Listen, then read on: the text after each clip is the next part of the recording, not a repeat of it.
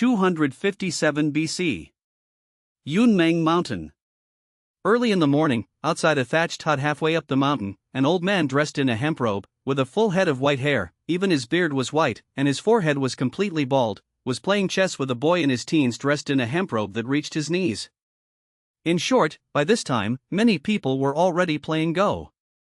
Master, you think too much before playing chess. Aren't you being a bit too indecisive? Damn it, while chess is all about the game, you always have to preserve your strength. The best strategy is to outmaneuver the enemy. The best strategy is to subdue the enemy without fighting, but the most crucial thing in chess is one's foundation. How can one have both? If I can injure the enemy by 1,000 while losing 800 of my own, then I am the victor. The young man's words were full of heroic spirit as he placed a black piece. In an instant, 5 white stones were played, but judging from the board, if the old man played one more white stone, the black stones would also lose 4. I told you long ago, chess is a microcosm of the world, and the pieces are the people of the world. What you're losing are living, breathing lives. The old man lectured the boy expressionlessly. The saying young people are silent is something that young people agree with. Seeing this, the old man sighed and said, "Alas, your temperament is similar to that of Chin, whom I once taught. You always think from the perspective of the big picture, but there is also the smaller picture. You should not sacrifice the smaller picture for the sake of the big picture." The big picture the old man spoke of was national affairs and world affairs, while the small picture was the common people of the world. Master, my temperament is unlike anyone else's, let alone that of a loser. I understand the reasoning you're giving, but I believe that if something is right for the future, then the sacrifice of 1 or 2 generations is worthwhile. Then why do you believe this will be the right thing to do in the future? The old man countered. Of course I know. Because I have thousands of years of memories, the boy thought to himself. The older man was named Gaguzi, a former prime minister of the state of Chu. Later, dissatisfied with his position, he went into seclusion in Yunmeng Mountain of the state of Wei. Gaguzi, whose original name was Wang Chan and also known as Wang Su, was the founder of the School of Diplomacy and a master of the School of Diplomacy, Taoism, Yin-Yang School, and Military School. Gaguzi had 4 unique skills. Firstly, mathematics, the celestial phenomena and astronomy are all at his fingertips, allowing him to predict the past and foresee the future, and his predictions are always accurate. Secondly, there is military science, including the 6 secret teachings and the 3 strategies, which are infinitely varied and unpredictable in terms of troop deployment and marching. Thirdly, one must be learned in speech, possess extensive knowledge and understanding, be able to discern principles and assess situations, and be able to eloquently and persuasively speak in a way that is unmatched by any other. The fourth is to transcend the world, cultivate one's true nature, cure diseases and prolong life, take elixirs and practice guided exercises, and ascend to heaven from the ground. Of course, the claim that his words were always accurate and that he could rise from nothing is just boasting. This means that Gaguzi was skilled in the 8 trigrams, proficient in military strategy, as well as the art of diplomacy and self-cultivation. There is a rumor that Gaguzi inherited Laozi's mantle in his early years. Zhang Wang asked Gaguzi about this and was reprimanded by Gaguzi. Laozi, Lier, and Gaguzi lived more than 100 years apart. Where could Laozi have passed down his teachings? Gaguzi taught many disciples, but the most famous of his disciples were the 4 friends of Gigu, Zheng Yi, Su Qin, Sun Bin, and Pang Wan. People like Shang Yang and Wu Qi were not disciples of Gaguzi. Bai Qi and Li Si were also given these titles by later generations to mythologize Gaguzi. There is no record of these individuals being disciples of Gaguzi. For any school of thought, whether it be Confucianism, Taoism, or other schools of thought, to grow stronger, it must first establish its own extensive system of transmission. Therefore, the scarcity of records from the pre-Qin period made it the best choice for later generations to fabricate their own versions. Although later generations exaggerated Gaguzi's life, he did indeed live longer than many others. As for the boy, named Zhang Wang, he was originally a sickly child who, by chance, awakened a soul from the future. Zhang Wang called Gaguzi master, and at that time, there were actually only 4 ways to address a teacher. Most people call him master, such as Confucius. At this time, fewer people called him master, but some still did. A teacher is one who imparts knowledge, teaches skills, and resolves doubts. The Guliang commentary states, if a child is bound in discipline to adulthood and does not study under a teacher, it is the father's fault. At this time, shifu means the same as shifu and shilayashi, mainly referring to someone who imparts knowledge, teaches skills, and resolves doubts. People at this time also sometimes called shifu shitsi. Therefore, during this period, teachers could also be called xianxing, but did not entirely represent teachers. Could also refer to older and more learned individuals. The fourth type is simply the word master, which is also very common. Master, Wang, the food is ready. Just as the master and apprentice were playing chess, a young man who was a little older than Jiang Wang walked over. The young man was named Su Fu, and he was also a disciple of Gaguzi.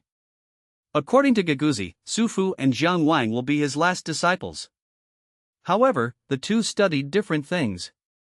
If Pang Wan and Sun Bin studied military strategy, which was mainly based on military tactics. Su Qin and Zhang Yi, one vertical and one horizontal, studied the art of persuasion, mainly based on the strategies of the school of diplomacy. Su Fu learned some techniques and doctrines from the Yin-Yang school and Taoism, and was devoted to alchemy and medicine making. As for Jiang Wang, he was unconventional and did not completely follow Gaguzi's teachings. Because Gaguzi was proficient in Shimen Duanjia and Bagua, if you want to learn this kind of thing, you need to have some knowledge of the Mahist mathematics. In addition, the influence of the internet in his later years made him know a little bit about everything and have his own unique understanding. Gaguzi once advised Jiang Wang to only study one subject, since a person's energy is limited.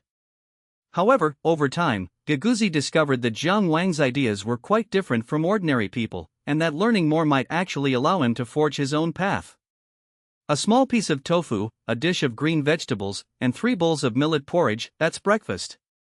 At this time, people ate 2 meals a day, with dinner eaten after sunset. In the north, millet was the staple food, while in the south, rice was the staple food. It was Jiang Wang who invented tofu, otherwise, tofu wouldn't exist in this era. When Jiang Wang first transmigrated, he even wanted to die and go back, not only because he had relatives in the future whom he couldn't bear to part with, but also because ancient times were too harsh. Not only are there no entertainment facilities here, but the food is also bad. It's nothing like the life in later generations where you can eat meat and fish whenever you want, and you can take a taxi as soon as you step out the door. You can see countless concubines dancing on Douyin, TikTok. Master, I went down the mountain to buy rice and heard that Qin General Bai Qi has died, Su Fu said after finishing a bowl of porridge. This butcher has suffered a backlash, Gaguzi said with an expression that seemed to confirm his expectations. Jiang Wang sighed, he was dead after all. What a pity for this great Qin war god. If Jiang Wang thought Bai Qi's death was a great pity before he started learning from his master, then now he believes that Bai Qi's death was almost inevitable, and no one could save him. First of all, Bai Qi's achievements overshadowed the king's, and he disobeyed the king's orders. Even if he destroyed the Zhao state, he would still die. More than half of the generals in the Qin army were Bai Qi's men, and no leader would be at ease with that. Later, King Zhaoxiang of Qin, Yingji, promoted many young people, which aroused Bai Qi's dissatisfaction. This may be one of the reasons why Bai Qi was upset. Bai Qi's demise had nothing to do with right or wrong, because emperors only cared about benefits and risks. Bai Qi may have been a loyal minister, but if the emperor felt he was at risk, he had to die. That's the art of ruling. Many things in the world are like this, there is no right or wrong, only advantages and disadvantages. Even if Bai Qi wanted to retire and return to his hometown, those in power would not let such a person go, just as Liu Bang would not let Han Xian go and Li Shimin was not at ease with Li Jing. They were all too good at fighting. Secondly, more than 2.6 million people died in the Warring States period, and Bai Qi alone killed 1 million of them, including all the adults over the age of 16 in Zhao.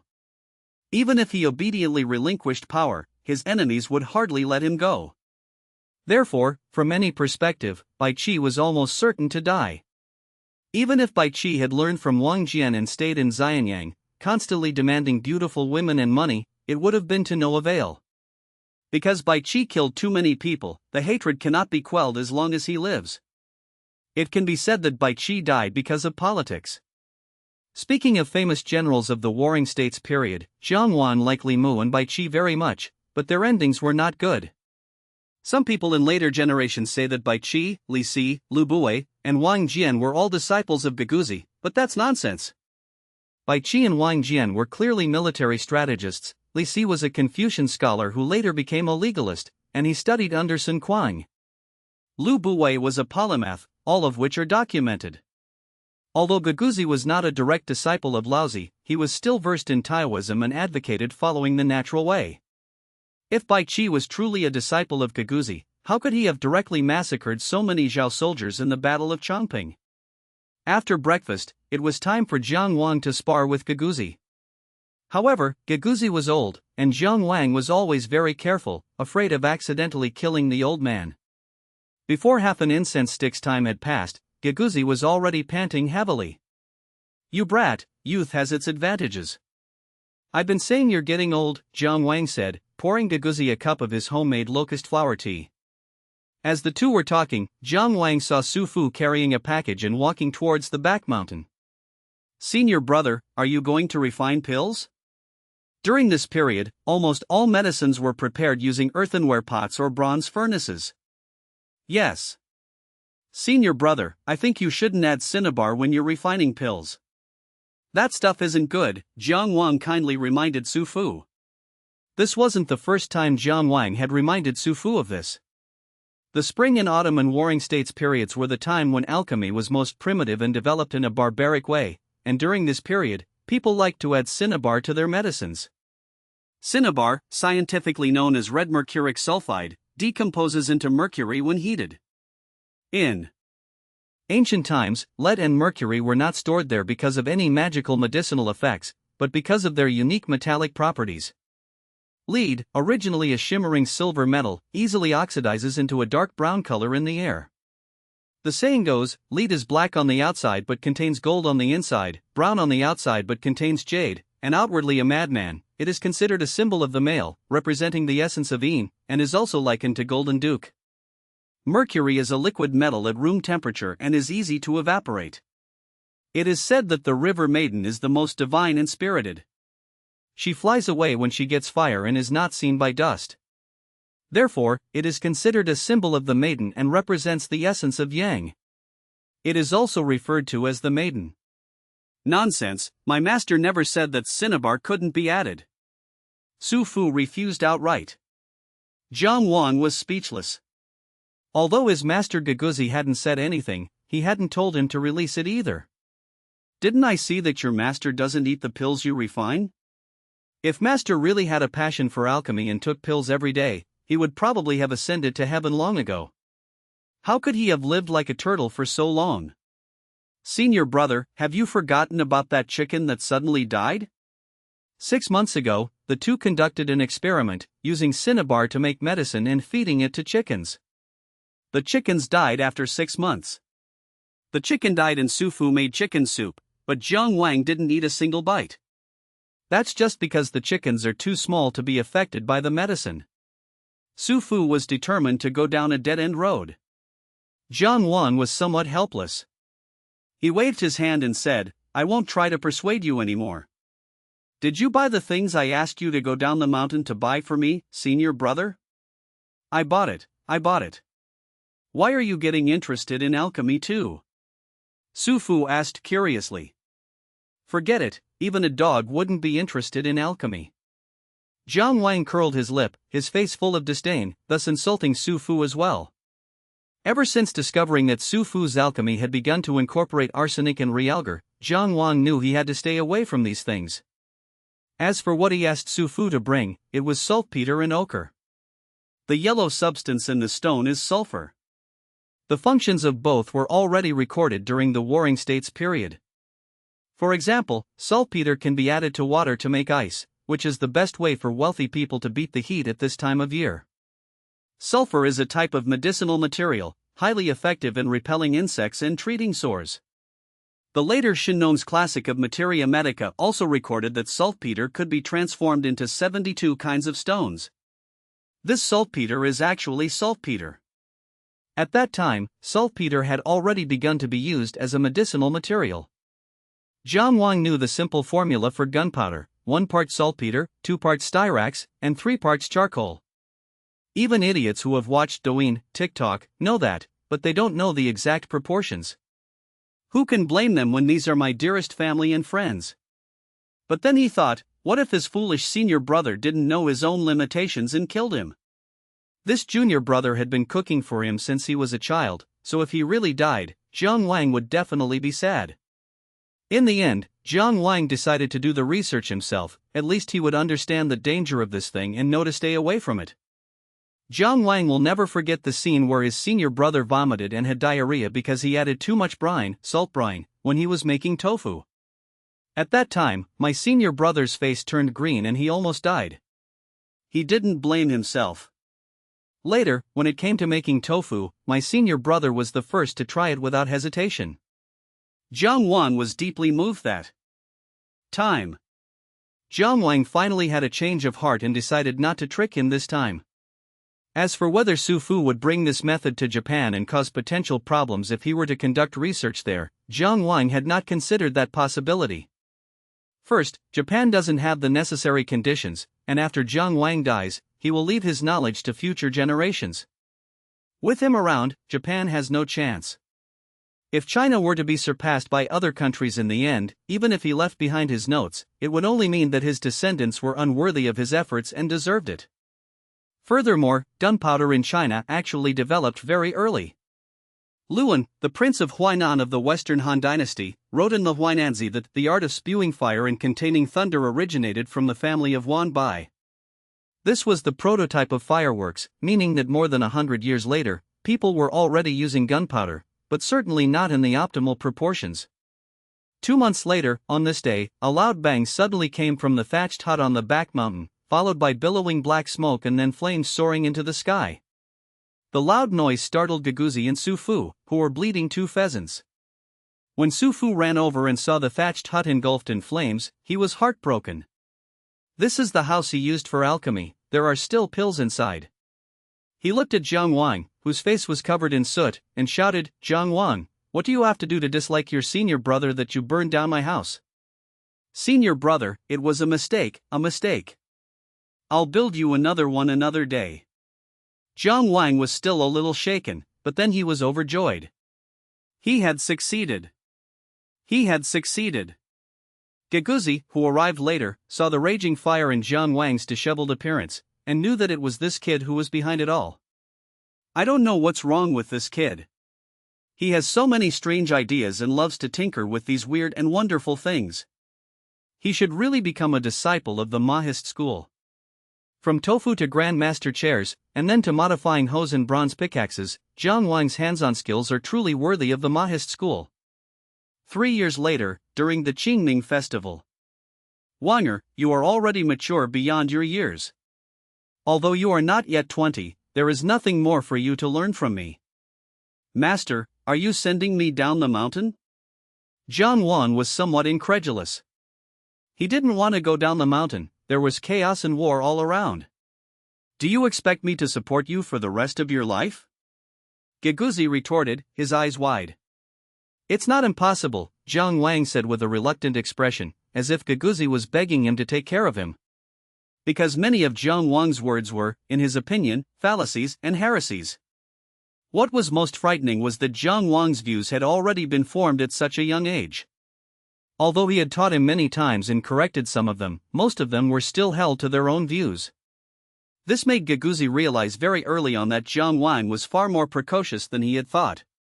There's no way around it, the soul inside Jiang Wang's body is that of an adult, and his worldview, outlook on life, and values have long been established, so they can't be changed so easily. Gaguzi's face darkened. He reached out and took out a rattan cane, glaring at Jiang Wang with a menacing look. You must leave tomorrow. If you don't, you'll face the consequences. Fine, I'll leave then. How old am I? You still want to hit me? Jiang Wang felt a chill run down his spine at the sight of the rattan cane. It had been a while since the old man had hit him. As night fell, Jiang Wang tossed and turned, unable to sleep. When he finally drifted off, a series of dreams flooded his mind. In my dream, I saw my parents from a past life whom I hadn't seen for many years, as well as my girlfriend from that past life. My father's advice and my mother's nagging echoed in my ears once again. I guess she's already remarried. I wish her happiness. This is the best outcome. A tear rolled down Jiang Wang's cheek. After so many years, these memories had long been buried deep in his heart, but they would always suddenly surface on some night. Jiang Wang silently opened his eyes. He listened to the rustling sound of the leaves in the early spring wind, and all sleepiness vanished. Jiang Wang would write down whatever came to mind, using only pinyin. They're just taking advantage of the fact that people in this era can't understand pinyin. At this time, there was no paper. In order to make writing easier, Jiang Wang peeled the bark of tree branches, smashed them, soaked them in water in a large pottery jar, and then steamed them over a fire after the water changed color. After the water changes color further, it is filtered through a cloth to remove the largest impurities. What remains on the cloth is the worst paper.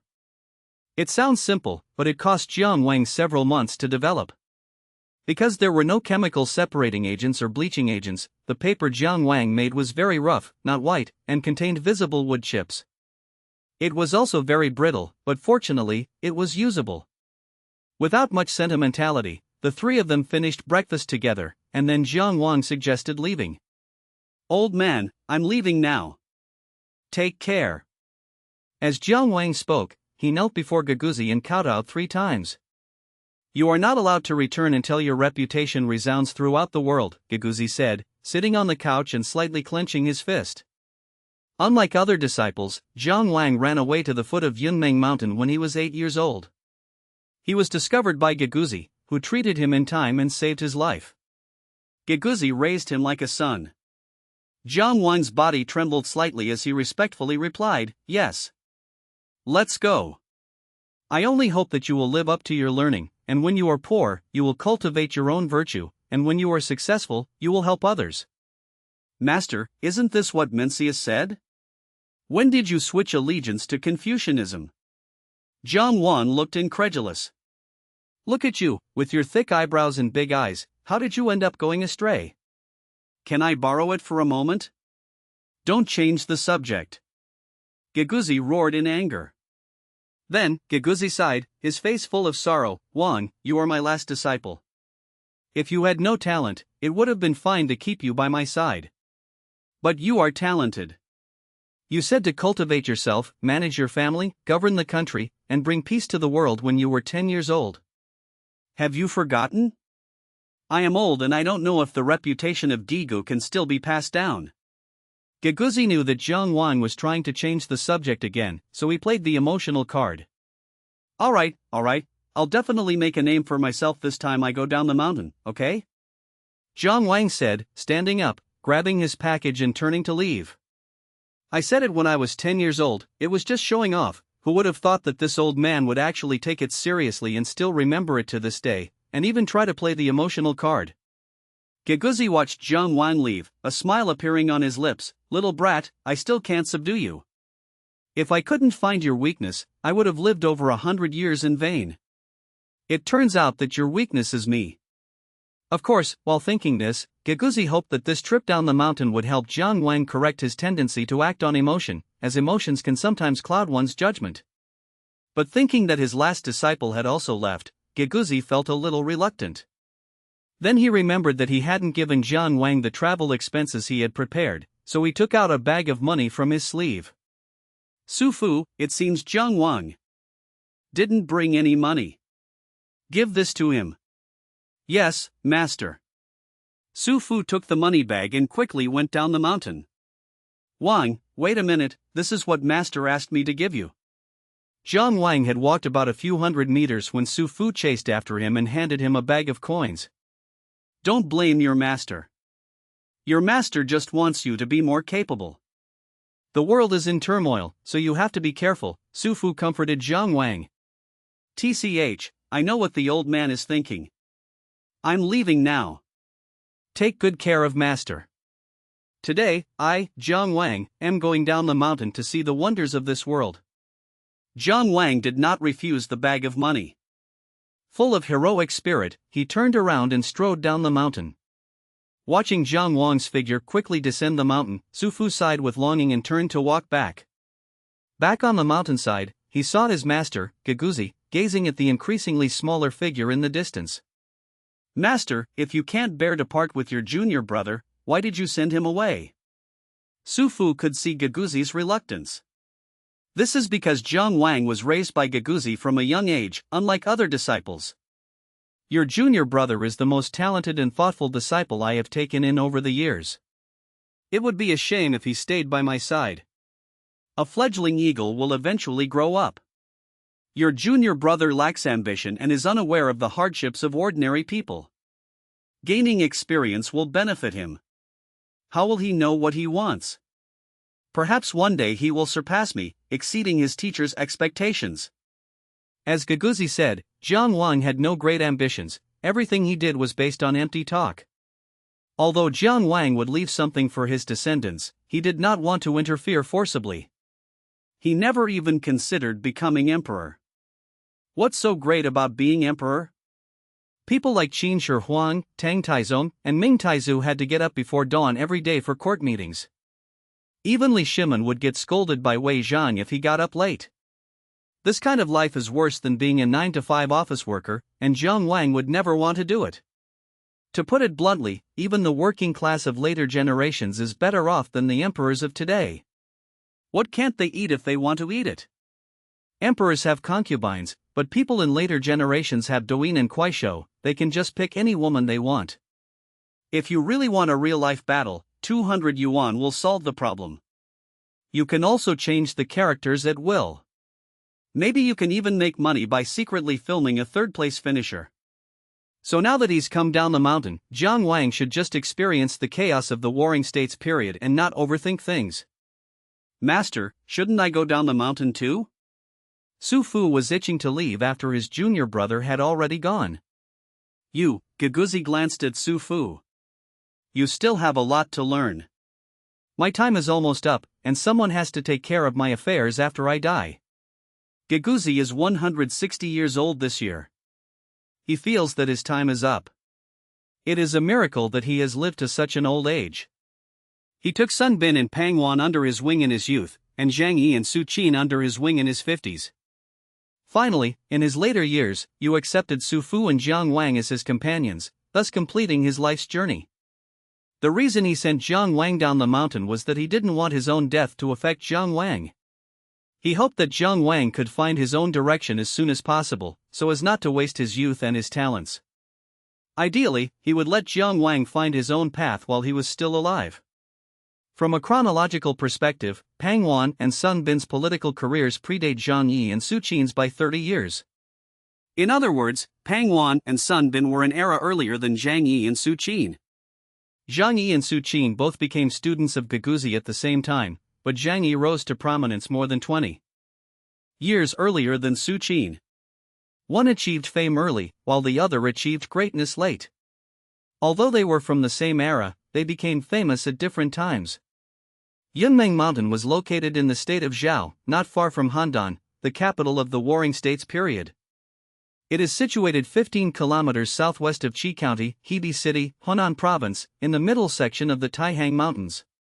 According to the map provided by Gaguzi, to the west was the state of Han, further west was the state of Qin, which was eyeing the Central Plains, to the north was the state of Zhao, to the south was the state of Wei, and to the east was the state of Qi. Jiang Wang was somewhat confused about where he should go. First of all, we definitely can't go to Wei. The state of Wei was a battleground that was fought in 3 wars. Its most glorious moment was in the early Warring States period when it relied on the Weiwu soldiers trained by Wu Qi to attack Qin, defeat Qi, break Zhao, and destroy Zhongshan, making Qin, Qi, and Zhao cry out in despair. They even created a legendary victory of 50,000 Wei soldiers defeating 500,000 Qin soldiers, nearly driving Du Kui of Qin to despair. However, after a large number of Weiwu soldiers died and the ranks couldn't keep up, they were finished and began to be frequently bullied by those around them. There's a saying that goes like this: the state of Wei was defeated by Qi in the east, lost more than 700 li of land to Qin in the west, and was humiliated by Chu in the south. It was basically a submissive state that only got beaten up. Therefore, before even reaching the foot of the mountain, Jiang Wang decided that he definitely could not go to the state of Wei. In recent years, the state of Wei has been conscripting able-bodied men. Jiang Wang cultivates methods of health preservation, and because he often hunts animals in the mountains, his body is generally stronger than that of ordinary people. He is an excellent able-bodied man, so he must not be left in the state of Wei. If they were conscripted, it would be dangerous for them to fight against the Qin state. A wise man does not stand under a crumbling wall. On the battlefield, swords have no eyes, it would be a great pity to die. Although Jiang Wang disliked life in ancient times, there was no need for him to contemplate suicide. Thinking about it, he realized that South Korea to the west was no longer an option, as it was the first of the 6 kingdoms to be destroyed. That leaves only the Qin state further west, as well as the Zhao and Qi states. Qin won't do. Qin's laws are too strict. I don't have the travel permit and identification from there. If I get arrested, I'll be sent to build roads. Jiang Wang was the first to give up on Qin. The state of Qi did have a Jixia Academy, but it has declined in popularity. However, it is still worth visiting. Okay, then it'll be the states of Zhao and Qi. The old man insists on making me do something. Fine, let's go to Handan first, meet those famous people, and if we're lucky, we might even run into the young Zhang. The heyday of the Jixia Academy coincided with the heyday of the 100 schools of thought. Now, the decline of the 100 schools of thought is a foregone conclusion. Today, only a few schools remain active: the military school, the legalist school, the Confucian school, the Mahist school, and the Taoist school of Yangzhou. After descending the mountain and walking for more than 10 miles, Jiang Wang arrived at a town he was familiar with. On Yunmeng Mountain, Jiang Wang and the others planted crops, but they still needed to go down the mountain to get necessities. Jiang Wang often went down the mountain with Su Fu to buy goods, so he was very familiar with the area. Jiang Wang bought 8 millet cakes, a raincoat, and a straw hat from Granny Li for 4 yuan. He didn't stay long and left the town directly. It rains a lot during the Qingming festival, so it's still important to take precautions against the rain. During this period, there were no umbrellas. The oiled paper umbrella was invented in the Northern Wei dynasty. Besides a raincoat, the only other thing to keep out of the rain is a bamboo umbrella, dang. The dang is that pavilion-like thing on a carriage. Wealthy people would have their servants hold it up to shelter them from the rain. As for currency, there is no unified currency at present. In the Zhao state, cloth coins and knife coins are the main currencies, while the round coins from the Qi state also circulate here. The round coin is the ancestor of the later square-holed coin, and it was invented by the state of Qi. Walking on the solid dirt road, Jiang Wang looked at the azure sky and took a deep breath. Although he was in Yunmeng Mountain, he was playing chess with the old man and chattering away. However, this was the first time I had gone out alone since becoming an apprentice. Hilarious. Jiang Wang had foresight. It rained the day after he left. Wearing a raincoat and a bamboo hat, Jiang Wang hurried along the way. By afternoon, the sky had cleared, and he arrived at the Anyang River. Once you get here, there are significantly more people to see. After crossing the Anyang River, you will soon reach Wuqing and the Zhaonan Great Wall. After crossing the southern Great Wall of Zhao, we will soon reach Handan, the capital of the Zhao state. Guest, would you like a bowl of hot soup to warm yourself up? An old man wearing a short-sleeved shirt, a belt around his waist, and trousers tied at the ankle greeted us with a smile at Anyang River. During the Warring States period, people generally wore long robes that extended past their hips, except for the people of Zhao who wore short robes. This was because King Wuling of Zhao adopted the Hu-style clothing in mounted archery, shortening his clothes and narrowing his sleeves. Otherwise, riding a horse would be uncomfortable, and the wide sleeves would hinder his battle. Jiang Wang wore a knee-length robe, his long hair was tied up with a straight wooden hairpin, and his skin was fair, making him look different from ordinary fishermen and farmers. Okay, a bowl of hot soup and a bowl of rice porridge, please. Jiang Wang stepped into the food stall. All right, please wait a moment. Soon, a large bowl of hot soup and a bowl of rice porridge were served, and the old man also brought a plate of vegetable leaves. Guest, these are poplar leaves that my wife brewed herself. Please enjoy them. Thank you. Pickled vegetables with porridge is not bad, and Jiang Wang also took out his leftover millet cakes. The poplar leaves had only a faint salty taste and could hardly be called pickled vegetables, but Jiang Wang was quite satisfied. Salt has always been the most important commodity for ordinary people, and every ordinary family is very frugal with it. But this does not include the wealthy, who do not lack salt. Salt, also known as brine, was produced in the state of Qi. The Qi state invented the method of boiling seawater to produce salt, which made the country rich and powerful, thus creating the wealthy state of Qi. Han Fei, I really didn't expect you to come to Sun Quan's birthday celebration this time. It's Master Sun's birthday, so of course I should come. Also, I have some questions that I need to ask Master Sun. I didn't expect that Mr. Kongshin would also be going to celebrate Master Sun's birthday. I was just passing through while traveling with my child. As Jiang Wang was drinking porridge, eating pickled vegetables, and watching people come and go around him, 5 people walked in together. Hearing the conversation, Jiang Wang looked at the 5 people. Of the 5 men, 2 were wearing short shirts, clearly indicating they were followers or guards. Both of them wore long swords at their waists, but both were dressed in long robes. Han Fei? Jiang Wan's attention immediately fell on the stuttering young man who looked to be around 27 or 28 years old. 5 people walked in. The small shed only had 4 small wooden tables that resembled small desks, but people were already eating there. Seeing this, the man surnamed Kong frowned slightly and was about to leave when the old man walked over with a smile. Distinguished guests, there are no seats available. Would you mind sharing a table with other guests? Han Fei smiled and said, "All right, I'm hungry. I've been hungry all the way, let's fill our stomachs first." As he spoke, he glanced around and walked straight toward Jiang Wang. There was no other way, there were 4 tables, and the other 3 tables were crowded with people, all of whom looked like rough, uncouth men. There was only one person at Jiang Wang's table. Jiang Wang was a refined and cultured man.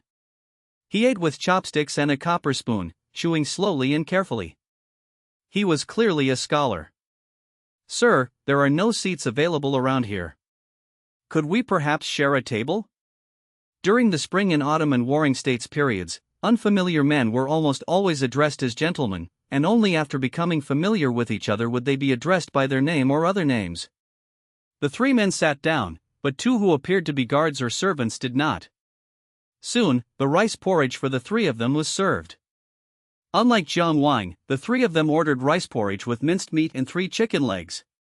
During this period, China had 6 domestic animals: horses, cattle, sheep, chickens, dogs, and pigs. All 6 of these species can be farmed and were the main source of meat for people during the warring states period. Horses were mainly used for service, while cattle and sheep were mostly killed for food when offering sacrifices to gods and spirits. Dog meat was more precious than pork and was unaffordable for ordinary people.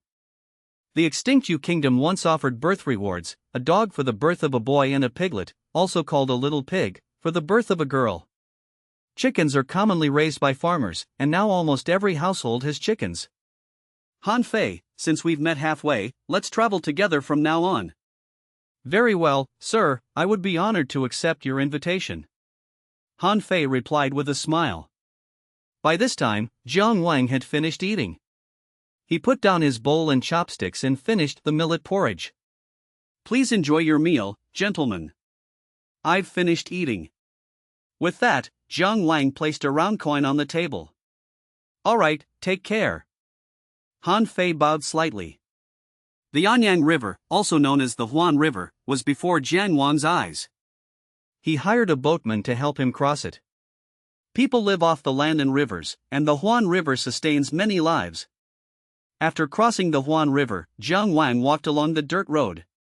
He walked until evening, and his feet ached from walking so much. "Drive!" Just then, the sound of horses neighing came from afar behind them. Jiang Wang glanced back and continued walking. He needed to find a village to stay in before dark, as it was too dangerous for him to be alone in the wilderness at night. The carriage behind Jiang Wang quickly arrived, but a voice came from behind. "Sir, where are you going? Where are you going?" Jiang Wang turned his head and realized that the people in the carriage were Han Fei and the Confucian scholar Kongshan. Because it was dark and the distance was far, Jiang Wang hadn't been able to see them clearly. I am going to Handan. Handan, we're going the same way. If you don't mind, you can ride with me. Seeing Jiang Wang's appearance, Kongshan assumed he was a Confucian scholar and extended an invitation. Jiang Wang looked at the three people sitting in the open carriage, hesitated for a moment, and then nodded. It would be my great honor. The main problem was that the soles of his feet were really sore. Judging from your gentlemanly attire, are you a Confucian scholar? Kongshan asked after getting into the carriage. No, my name is Jiang Wang. I studied under Gigu of Yunmeng Mountain, so I am a miscellaneous scholar. Jiang Wang introduced himself with a smile. To be honest, he really was a polymath. Although the Gigu school calls itself the School of Diplomacy, Giguzi always taught according to aptitude. Sun Bin and Pangwan were military strategists, Zhang Yi and Su Qin were strategists, and Su Fu was a yin-yang master and a Taoist. Therefore, Jiang Wangru had a little knowledge of the Confucian school, the Taoist school, the Mahdist school, the legalist school, and also had some knowledge of Chimanduanjia, the military school, and the Mahdist agricultural school. What else could this be but a polymath? If he weren't uninterested in the art of diplomacy, Jiang Wang would also know about it. He mainly dislikes political maneuvering. What's the point of just talking big? He prefers stirring up trouble. If there was one school of thought among the 100 schools of thought that disliked the unification of the world the most, it would definitely be the school of diplomacy. Once the world was unified, there would be no need for the school of diplomacy. This is why Jiang Wang dislikes the alliances and rivalries. Just like in school, once you dislike a subject, you won't do well in that subject. Upon hearing Jiang Wang claim to be a polymath and a disciple of Giguzi, Kongshan's enthusiasm cooled considerably, and he merely offered a polite remark in his heart. So he was a disciple of Giguzi. Although the Gigu school has a considerable reputation, it is only a small sect. After all, it has few members. At this time, the eclectic school was just beginning to develop its ideas, and historically, the only notable figure from this school was Lu Buwei. For Confucian scholars, everyone except Confucianism was a potential enemy. Kongshan even considered Confucianism to be the most important, and himself to be second only. He even addressed Sun Quan by his given name, let alone others. If Kongshan had known earlier that Jiang Wang was a master of the Gigu school, he probably wouldn't have invited Jiang Wang onto the bus. Furthermore, seeing that Jiang Wang was not very old, Kongshan did not really believe Jiang Wang's words. Perhaps he was just bragging. Han Fei, on the other hand, looked at Jiang Wang with some surprise, pondering the truth or falsehood of Jiang Wang's words. Han Fei, you just said that Shiha Academy will also send people? Didn't Sun Quan break with Shiha? Kongshan continued the conversation that had been interrupted by Jiang Wang. I don't know the specifics, I just encountered it on the way here, Han Fei said. There are 8 schools of Confucianism, which are further divided into the School of Rights and the School of Benevolence. Zixia, a disciple of Confucius, was a famous follower of the School of Rights, and he was also the first disciple to question Confucius. After Confucius passed away, Zixia founded the Shiha Academy. He and Xuanzi were both representatives of the ritual school. Both men valued systems and emphasized rules, which was also part of the legalist school's Enlightenment thought. The Ren school, one of the 8 schools of Confucianism represented by Zizi, Yan, and Meng, advocates benevolence and uses benevolence, virtue, and sincerity to educate people. It also advocates the restoration of the Zhou dynasty's enfeoffment and well-field system.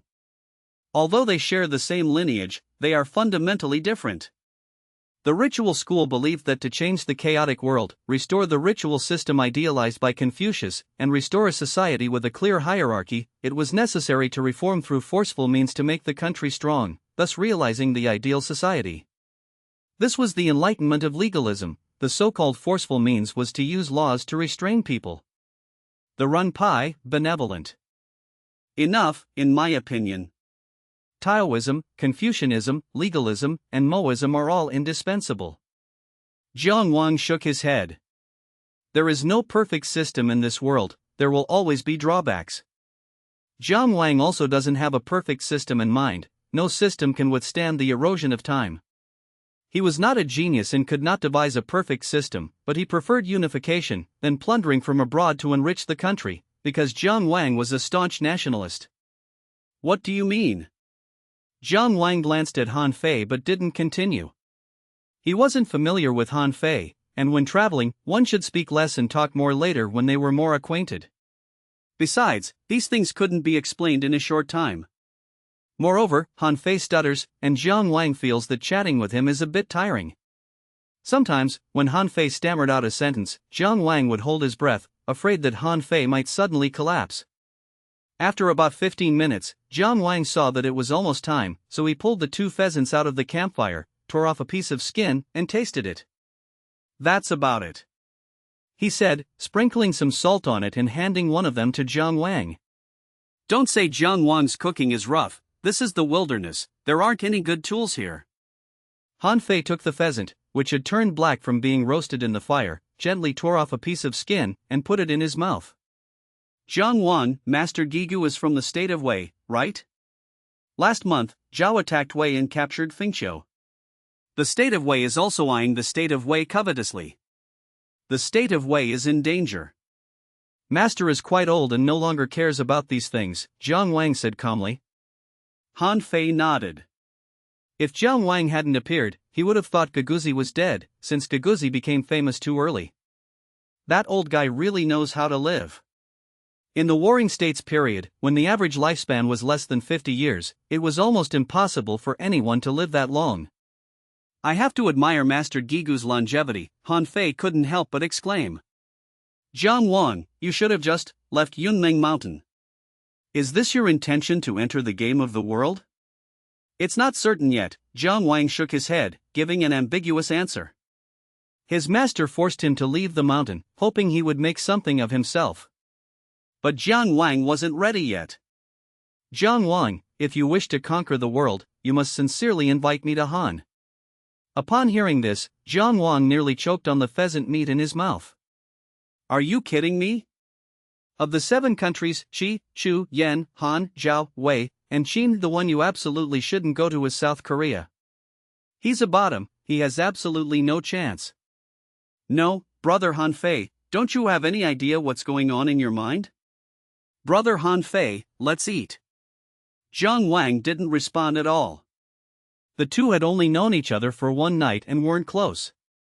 It's best not to have too much talk with someone you don't know well, so he wouldn't say anything like, "You Koreans don't have a chance." The 2 pheasants were quickly eaten, and the 2 men refilled their water bottles and continued on their way. The 2 traveled together to Wuchang, crossed the southern Great Wall, and arrived in Handan after 5 days.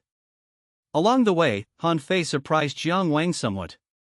Han Fei was a prince of the state of Han, born into the royal family of Han, and surprisingly, he was also very hardworking. In the past few days, the 2 have become much more familiar with each other and have had more to talk about. "Brother Han Fei, all good things must come to an end. It's time to part ways." Upon arriving in Handan, Jiang Wang took his leave. Han Fei was somewhat reluctant to part with him. He had been chatting with Jiang Wang for the past few days. Although Jiang Wang didn't talk much, he could still tell that Jiang Wang's knowledge was amazing. Sometimes, a casual remark. Wooden platform. Now that he had left his master Giguzi, Jiang Wang had to fend for himself.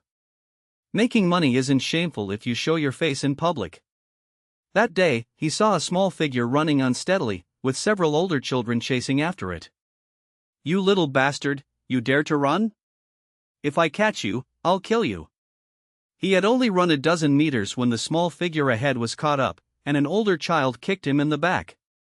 With a scream, the small figure collapsed to the ground. The small figure struggled to get up, and seeing the several older children surrounding him, he knew he couldn't escape. He glared angrily at the one in the lead. "Zhao Yan, what do you want?" "Oh, Ying Zhang, I don't like the look in your eyes. You dog who doesn't want her father and whose mother is a prostitute."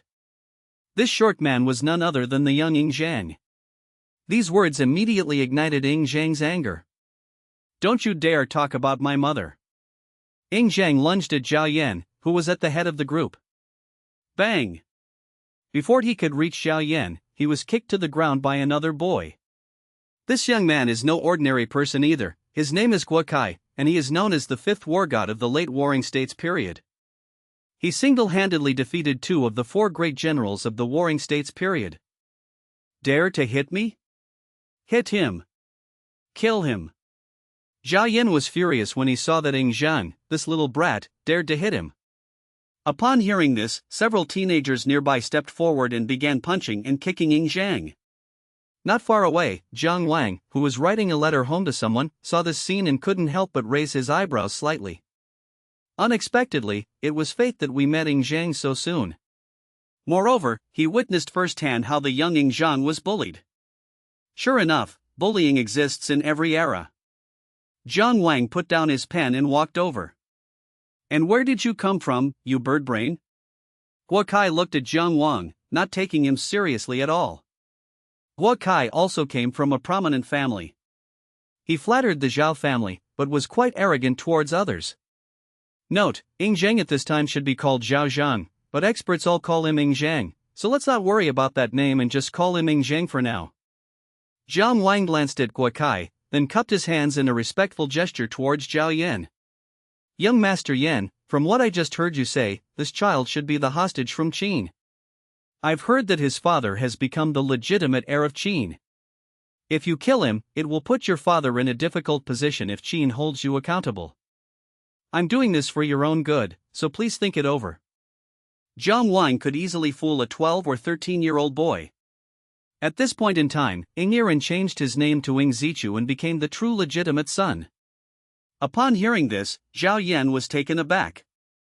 He had 2 older brothers, so he had always been a nobody. 2 years ago, his eldest brother died, and his father made his second brother, Zhao Yu, the crown prince, but Zhao Yan remained a nobody. Zhao Yan dared not imagine what kind of punishment he would receive if he angered his father because of this.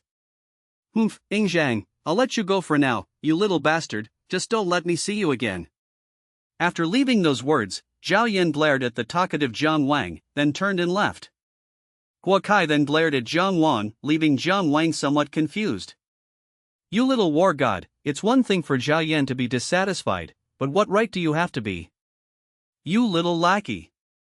Watching Zhao Yan and the others leave, Jiang Wang's gaze fell on the little Ing Zhang, who was lying on the ground, curled up, protecting his head. They've all learned from experience and know to protect their heads and curl up. How are you feeling? The gentle voice made Ing Zhang slowly open his eyes. What came into view was Jiang Wang's gentle face and her hair, casually draped on both sides. Jiang Wang often secretly trims his hair. Sometimes he puts his hair up in a bun, and sometimes he just ties it up casually with a cloth rope at the back of his head, while the hair on both sides is left loose. Thanks. Ing Zhang tried to get up, but felt a sharp pain in his arm and fell to the ground again. Upon seeing this, Jiang Wang frowned slightly and reached out to grab Ing Zhang's arm. The intense pain caused Ing Zhang to hiss involuntarily. It seems your shoulder bone is dislocated. I'll take you to see a doctor later. Just then, an impatient shout came from not far away. Hey, are you going to write or not? I'm waiting. They've arrived, Jiang Wang replied, then turned to Ing Zhang and said. Bear with it for a moment, I'll go write a letter home first. I've already promised. After saying that, Jiang Wang quickly walked to his wooden table and wrote a letter home on the wooden board as fast as he could. He then accepted a cloth coin and turned to look at Ing Zhang, who was sitting on the steps. Let's go, I'll take you to get your bones set. No need, I don't have any money. Consider it my treat. If you don't accept, you'll become deformed over time, Jiang Wang said with a smile. He took Ing Zhang to the nearest clinic and set Ing Zhang's bones. The two walked one in front of the other without saying a word. Perhaps in Jiang Wang's eyes it was a simple favor, but in Ing Zhang's eyes it was different. He was abandoned by his father at birth and suffered all kinds of bullying. Most importantly, in the entire Zhao state, apart from his close friend Yan Dan and his master Jihao, everyone else rejected and hated him. This was due to the hatred sown by the Battle of Changping. It can be said that Bai Qi's massacre brought endless suffering to Ing Zhang. What's your name? Are you from Qin? Ing Zhang asked with a hint of doubt as he left the clinic. In his mind, perhaps only the people of Qin would help him. My name is Jiang Wang, and I'm not from Qin. Jiang Wang smiled and shook his head. No? Ing Zhang was even more puzzled. If not, why would he help him? At this time, Ing Zhang was only 6 years old, or 7 years old by the traditional Chinese age reckoning. At his age, being able to think about why Jiang Wang helped him already shows he's quite mature. So many children are still playing in the mud when they're 7 or 8 years old. What? Just because someone isn't from Qin doesn't mean I can't help you? Jiang Wang noticed Ing Zhang's confusion and asked with a smile. Do you know who I am? They call you Ing Zhang. You must be a hostage left in the state of Zhao. Hearing Jiang Wang's words, Ing Zhang felt somewhat disappointed. He was not a hostage at all, he was abandoned by his own father and was a discarded child. The master said I am not a hostage, but a discarded pawn. I may have to stay in Handan for the rest of my life. The master said that a discarded pawn is like a worn-out shoe. Do you know the saying hidden dragon should not be used? Jiang Wang asked as he walked forward. Hidden dragon, do not act, what does this mean? Life is full of ups and downs. There are valleys and peaks. You are currently in a valley. The best way to deal with this is to calm yourself down and wait for the opportunity to soar to new heights. This is the meaning of a hidden dragon should not be used. Remember, everything that happens is for my benefit. Everything has two sides, good and bad can transform into each other. What you are experiencing now may be preparation for the future. Mencius said, when heaven is about to place a great responsibility on a person, it will first test his mind, strain his muscles and bones, and starve his body. So, don't accept your fate. Where is my desk? He went around looking for it, and it took him a while to confirm something. His desk was gone, but he still had his writing brush and inkstone with him. He was robbed. Damn it, you even steal from me. Is there no law left in Handan? Jiang Wang was furious and roared to the sky. The clinic wasn't far away, and he thought it would be fine to leave it there. That's only 10 or 8 minutes, that's incredibly fast. It's all my fault. Ing Zhang felt guilty upon seeing this. It has nothing to do with you. It's just that the rights in music have collapsed and people's hearts have become corrupted. Sigh, I'm so angry that I'm hungry. It's fate that we met. Let's have a meal together. Jiang Wang waved his hand helplessly. Surprisingly, Ing Zhang at this time was somewhat insecure. In fact, the two were truly destined to meet. Even though Jiang Wang wanted to see the young Ing Zhang, he didn't expect to encounter him so soon. Seeing that Ing Zhang was thin and small, Jiang Wang felt that he was not eating well, so he thought of taking him to eat something better. Eat here? Ing Zhang was somewhat surprised to see that Jiang Wang had led him to a restaurant. How about we go? Jiang Wang pulled Ing Zhang into the restaurant. We ordered a chicken, a pot of chicken cake, and 2 large bowls of millet rice. When the chicken entered his mouth, Ing Zhang showed an expression of enjoyment. Unlike others who hadn't eaten meat in a long time, Ing Zhang didn't eat it in large bites. Instead, he took a bite and began to savor the taste. Thinking about the series of humiliations he had suffered recently, and then about the kind person in front of him, Ing Zhang suddenly felt a little wronged, and his eyes reddened instantly. Seeing that Ing Zhang's tears were about to fall, Jiang Wang sighed silently in his heart. Soon, 2 bowls of millet rice were gone, and a chicken was almost finished as well. Looking at the remaining chicken neck, wing, and innards, Ing Zhang hesitated for a moment and asked, Brother Jiang Wang, may I take these back to my mother? Having grown up relying on each other, Ing Zhang still deeply missed his mother, Zhao Ji. Zhao Ji now has to dance every day to support Ing Zhang, which is no easy feat. Why not? But since you've eaten all of these, sir, could you have another chicken? Jiang Wang saw that Ing Zhang was extremely filial, and since filial piety has always been the most important virtue, he was willing to fulfill this filial duty. As a weak woman, Zhao Ji not only had to protect Ing Zhang's life but also raise him to adulthood, which shows how difficult it was for her. The saying "a mother's love makes her strong" is perfectly embodied in Zhao Ji. Before she met Lao Ai, Zhao Ji was admirable. Of all virtues, filial piety is the most important. "This is your reward," Jiang Wang said, handing the chicken to Ying Zhang. The two walked out of the food stall. Jiang Wang's residence was closer, so he arrived first. "Ying Zhang, may we meet again someday?" Upon hearing this, Ying Zhang glanced at Jiang Wang with some reluctance. "Brother Jiang Wang, may I come visit you sometime?" For Ying Zhang, he desperately needed friends, and in the entire city of Handan, only Prince Jidan of Yen was a true friend. Although Jiang Wang was much older than him, no one had ever treated Ying Zhang so well, so Ying Zhang instinctively wanted to grab Jiang Wang. Although Ying Zhang was destined to become the greatest emperor of all time, he was still human and had human weaknesses. "If I were in Handan, you could come any time," Jiang Wang said, after a moment of surprise. Upon hearing this, Ying Zhang smiled. "Then we'll meet another day." With these words, Ying Zhang waved goodbye to Jiang Wang. "This little thing isn't trying to freeload off me, is it?" Jiang Wang wondered, watching Ying Zhang leave. However, he shook his head, pushed open the door, and walked back into the yard. "Jiang Wang, you are back." As soon as I entered, I saw Han Fei sitting in the courtyard, sharpening his knife. "You're back just in time. Today I bought a dog. I'll make you a special. A treasure dish. This dog, a little puppy, it's not even grown up yet and it's already being eaten?" Jiang Wang's gaze fell on a half-grown black mongrel that was tied up. "I broke my leg, and a man was selling things to me. I saw him and bought some." Upon hearing this, Jiang Wang understood. If a dog's leg is broken, most people would simply give up because treatment would cost money. Let alone dogs, many poor families would abandon even babies born with disabilities, leaving them to fend for themselves outside. In this era, almost every village had a dead child ditch nearby. The dog that Han Fei brought back seemed to be quite intelligent. It knew that the knife sharpener was a heartless man, and its teary eyes silently watched Jiang Wang. Jiang Wang walked over and saw that the small dog was only a size bigger than a rabbit. He grabbed it by the neck and lifted it up, while also checking whether it was male or female.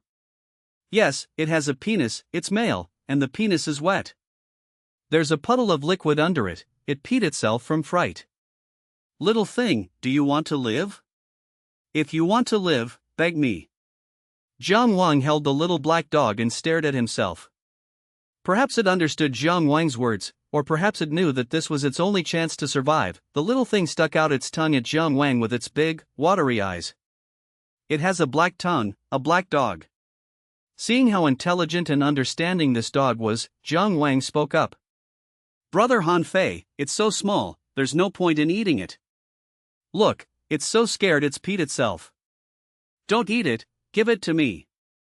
So what are we having for dinner tonight? I've already bought some alcohol. Tonight, I'll show you something. I'll take it to see its leg first." With that, Jiang Wanti left the little black dog and walked out. "It's just a dog, you need money to treat it. This dog is destined for me." Jiang Wang laughed and carried the dog out the door. Jiang Wang wasn't a saint, it was just that for him, doing such trivial things was entirely a matter of mood. Han Fei opened his mouth, then shook his head helplessly. Jiang Wang took Ying Zhang to the clinic today, and this evening he took a dog there as well. When they returned, the dog's hind legs had been tied with 2 wooden sticks. When he returned, Han Fei was sitting on the threshold, waiting for Jiang Wang like a statue waiting for its husband. After Jiang Wang returned, he placed the dog near the kitchen stove. "Little Blackie, let me tell you, I spent 5 yuan to heal your leg. If you run around and hurt your leg again, I'll cook you." Wu little Blackie whimpered softly. This child is teachable. Jiang Wang took it as Xiao Haizi's agreement and turned around to scoop out the leftover millet rice from the morning. Light the fire in the stove pit, and once the pot is hot, add lard, scallions, and eggs. Remove the eggs, then stir-fry the millet rice, and finally add the eggs and salt. After that, 2 bowls of fried corn rice with eggs were served.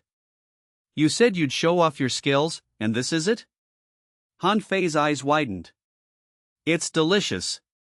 Mill it with wine, the more you drink, the better. Come on.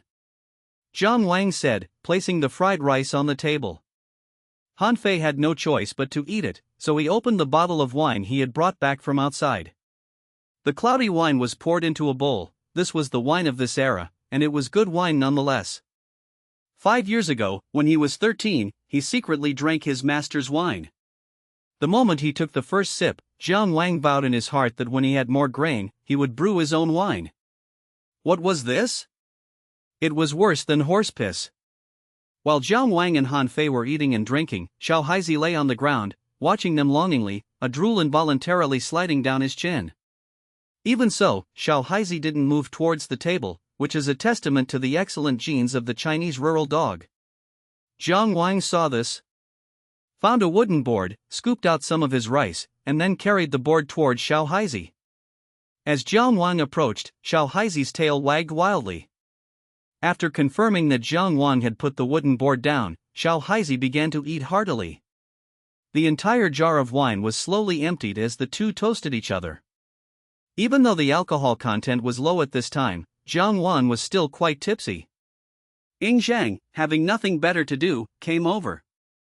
Ying Zhang, you said yesterday that you had a teacher to instruct you, didn't you go to class?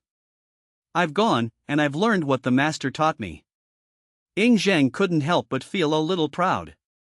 Ying Zhang's mentor was named Ji Hao, an eccentric scholar whose historical records are scarce. Later, a TV series called The Great Qin Dynasty was filmed, in which there was a bodyguard of Ying Zhang named Xinyu, whose prototype was Ji Hao. What did your teacher teach you today? Jiang Wang asked with some interest. In ancient times, early childhood education began at the age of 3 or 4, much like kindergarten in later generations. It started with recognizing characters, and the amount of learning each day was not much. It wasn't until they were 7 or 8 years old that their workload began to increase. Today, Master is teaching the Zhuozhuan, the chapter on Duke Zhao. It says, if you want something from someone, you should first humble yourself. This is a good thing according to propriety. Ying Zhang's memory was quite good. Today, Master is teaching the Zhuozhuan, the chapter on Duke Zhao. It says, if you want something from someone, you should first humble yourself. This is a good thing according to propriety. Ying Zhang's memory was quite good. What do you mean? Upon hearing this, Ying Zhang couldn't help but feel a little awkward. What this means is, it means that if you need something from someone, you must treat them with courtesy. If someone is kind to me for no reason, it must be because they want something from me. Listening to Ying Zhang's explanation, Jiang Wang had the urge to draw his sword and kill Ji Hao, that scoundrel. What did you learn yesterday? Jiang Wang asked through gritted teeth and a smile. Zhuangzi, the mountain tree, says, therefore, its ranks are not rejected, and outsiders cannot harm it, thus avoiding trouble. Straight trees are felled first, and sweet wells are dried up first. Yesterday I was teaching you Zhuangzi, and today I'm teaching you Zhuozhuan? Did you tell him about me? Jiang Wang raised an eyebrow. Ying Zhang probably couldn't help but tell Ji Hao about Jiang Wang's kindness to him yesterday, and that old scoundrel Ji Hao used the Zhuozhuan, commentary of Zhua, to teach Ying Zhang to be wary of others. That old rascal really knows how to adapt to local conditions and teach according to individual aptitude.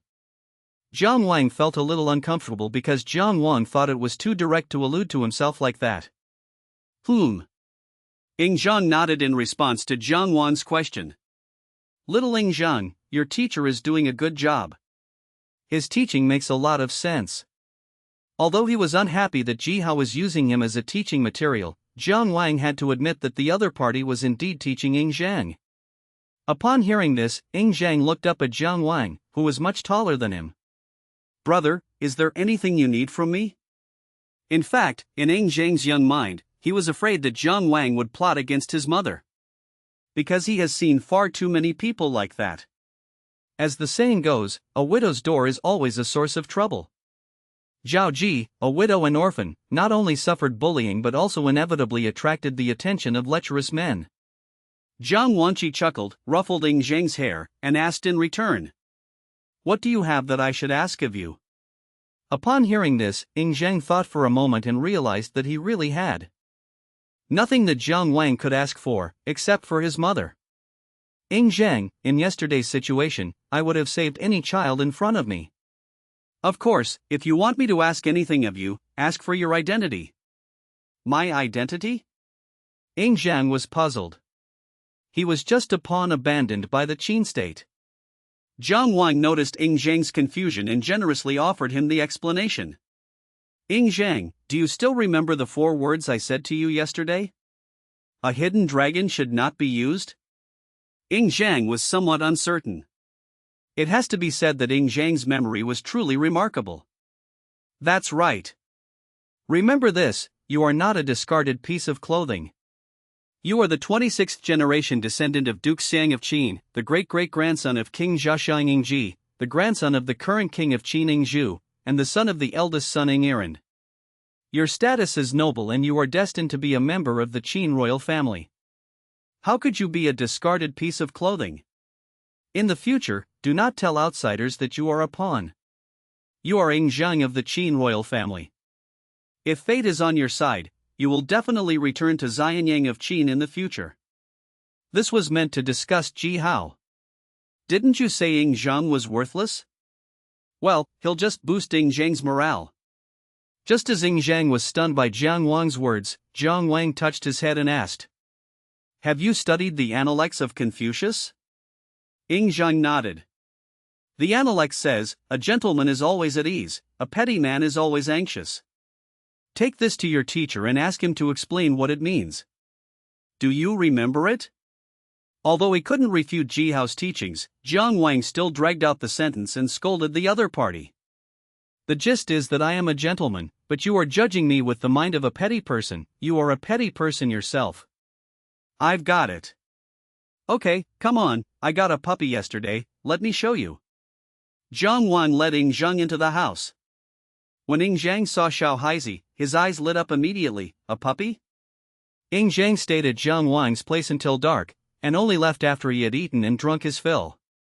Watching Ying Zhang leave with his pregnant belly, Jiang Wang inexplicably felt that the little thing was eating his enemy's food. When she got home, Zhao Ji was still not back. It wasn't until the moon was high in the sky that Zhao Ji dragged her tired body home. Zhenger, mother has brought you some flatbread. Mom, I've finished eating. Finished eating? Yes, I ate at brother Jiang Wang's place. Zhao Ji knew Jiang Wang. Yesterday, Ying Zhang brought back a chicken and mentioned this man. Shouldn't you have gone to Master Ji's place today? Why didn't you go? Zhao Ji's face darkened, and she was about to reprimand Ying Zhang. It must have been incredibly difficult for her to finally find a teacher in Handan willing to instruct Ying Zhang, after going through countless hardships. Mother, I'm going. I've memorized what the teacher taught me. Immediately, Ying Zhang recounted what Ji Hao had taught him. Upon hearing this, Zhao Ji's expression softened. Mother, brother Jiang Wang said that I am not a discarded child, nor a worn-out shoe. He said that I am the 26th generation descendant of Duke Xiang of Qin, the great-great-grandson of King Zhaxiang Yingji, the grandson of the current king of Qin Yingzhu, and the son of the eldest son Ying. He said that you will definitely return to Xianyang of Qin in the future. Ying Zhang said excitedly. Don't doubt the maturity of the ancients. In ancient times, many children were called little adults when they were over 10 years old. Zhao Ji was very surprised. He really said that? Oh, right, brother Jiang Wang also has a little dog, a black one. Only in front of his mother would Ying Zhang show the innocence of a child. Zhao Ji was thinking about Jiang Wang's words. At this time, Zhao Ji had no illusions about returning to Xianyang, the capital of Qin. She and Ying Zhang were indeed considered pawns at this point. No one cares, perhaps it has long been forgotten. Jiang Wang's words, however, stirred a hint of doubt, or rather, longing, in her heart. Why did he say that Zhenger would return to Qin? Is it really possible for him to go back? When she gave birth to Ying Zhang, Zhao Ji still held on to the hope that one day she would return to the Qin state. Because Ying Yiren had promised her, and Lu Buwei had also promised, that they would come to pick her up one day. At that time, she longed for the two men to take her and her child out of the hellish place of Handan as soon as possible. But now Ying Zhang is 7 years old, and there is still no news of Ingyiren and Lubue. Zhao Ji waited and waited. Ever since she started showing her face in public to dance and earn money, she had already lost faith in Ingyiren and Lubue. Ever since the Battle of Qinping, her life with Ing Zhang was worse than that of a dog. They were constantly on the run and nearly killed several times. At this moment, Jiang Wang's words stirred up Zhao Ji's emotions again. She even suspected that the Jiang Wang mentioned by Ing Zhang was sent by Ingyiren. Otherwise, why would Jiang Wang be so kind to Ing Zhang, not only saving him but also buying him chickens to eat?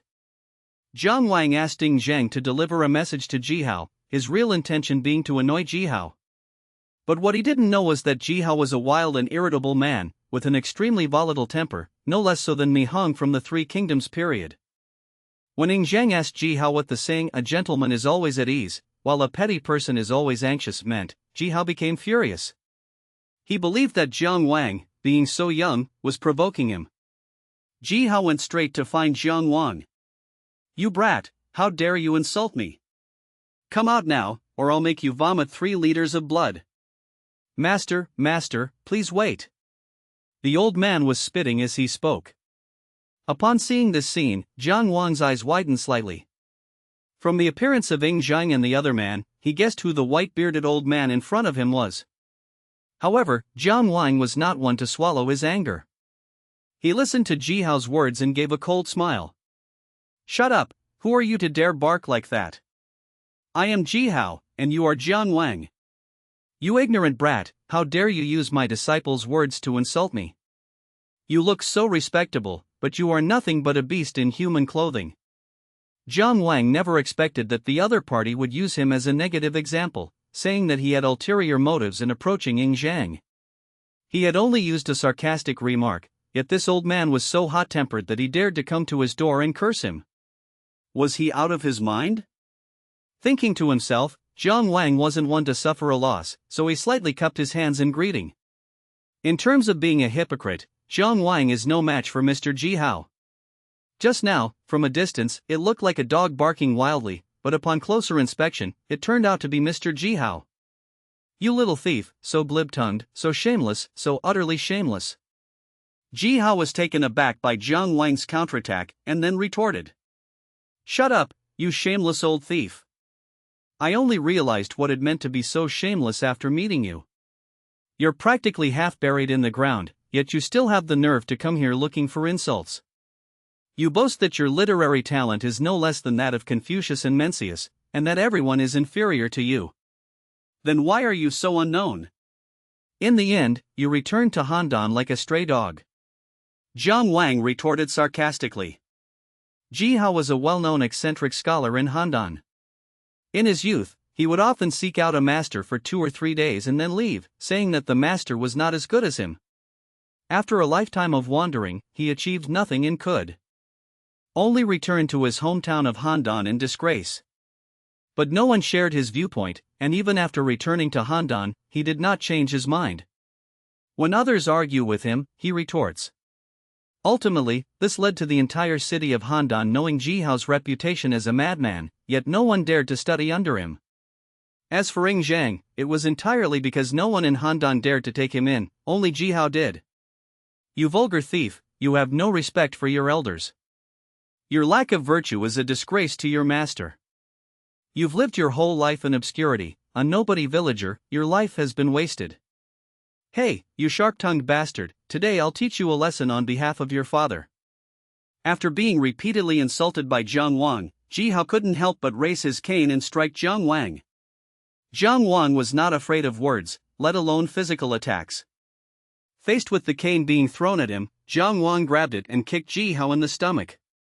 This kick sent Jihao sprawling to the ground. Then, he kicked Jihao, who was lying on the ground, several times. Brother, no! You can't hit the teacher." Upon seeing this, Ing Zhang grabbed Jiang Wang's leg. "Get out of here. Haven't you heard? Jiang Zi said, if you can use your hands, try not to use your mouth." Jiang Zi also said, actions speak louder than words. Despite saying that, Jiang Wang didn't dare to go too far. Jihao is not young anymore, if he gets seriously injured again. Faced with Jiang Wang's humiliation, Ji Hao had just sat up from the ground when he heard Jiang Wang's words. He could no longer bear it, his vision went black, and he collapsed. "Ah, master, what should we do about my brother?" Ing Zheng panicked when he saw Ji Hao fall down. "What's the panic?" Jiang Wang said, squatting down to check. He guessed it was Ji Hao. Whether he had cursed or hit him, he was overwhelmed with shame and indignation, or perhaps he felt embarrassed and pretended to faint. But Jiang Wang still carried him back into the house. About half an incense stick's time later, Ji Hao couldn't stay in bed any longer and woke up. "You're awake, are you still going to curse?" Jiang Wang asked, looking at the other person.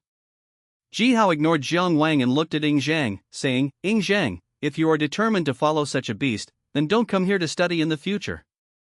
After leaving those words, Ji Hao turned and left. Master, Ing Zhang was a little confused. The young boy looked at his master, then turned to look at his older brother whom he had only known for 2 days. He didn't know what to do for a moment.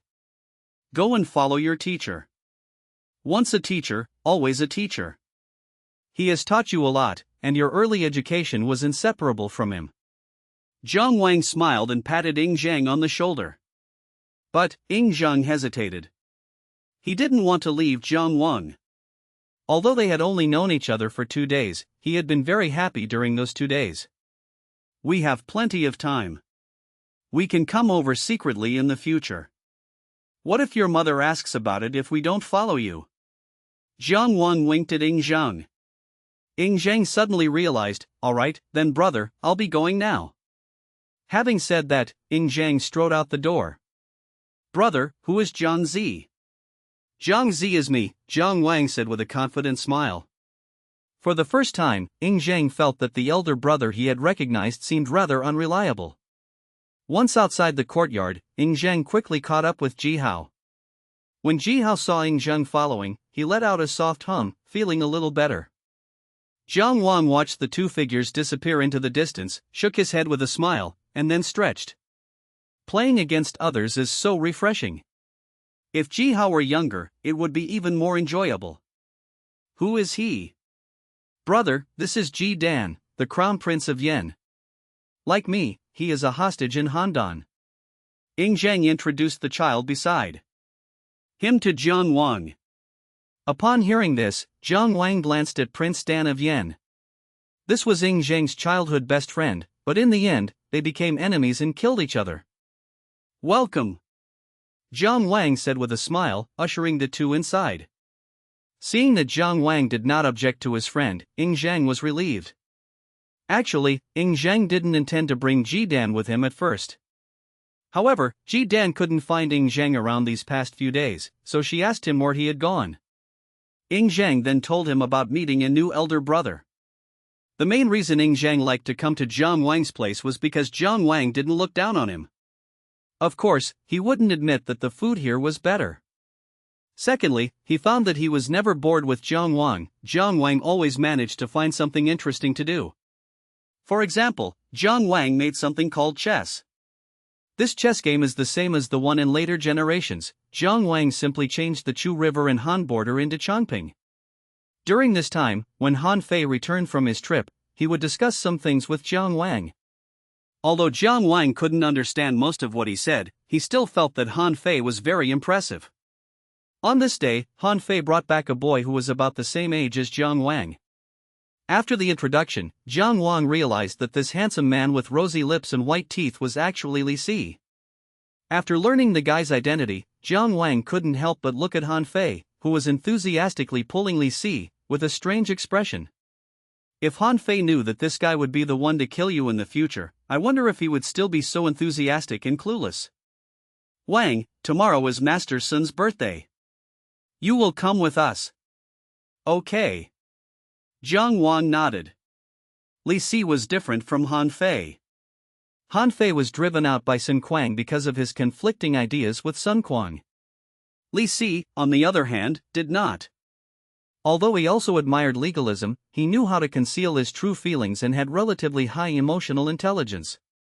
During this time, Li Si asked Jiang Wang questions from time to time, testing Jiang Wang's abilities.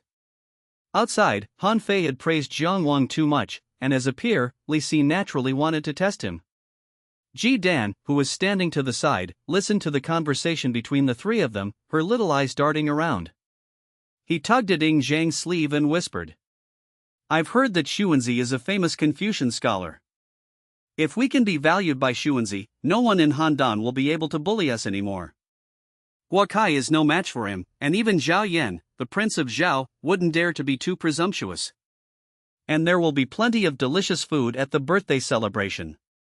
Upon hearing this, Ying Zhang was momentarily moved, but then shook his head. No, brother Jiang Wang was also invited. "This is a great opportunity," Ji Dan said anxiously. If Ying Zhang, at the age of 7, already had his own ideas, then Prince Dan of Yen, who was 2 years older than Ying Zhang, was even more mature. Just as Ying Zhang was about to speak, Ji Dan had already walked towards Han Fei. "Sir, I have long heard of Xuanzi's name. Tomorrow is Xuanzi's birthday, and I would like to pay my respects to him."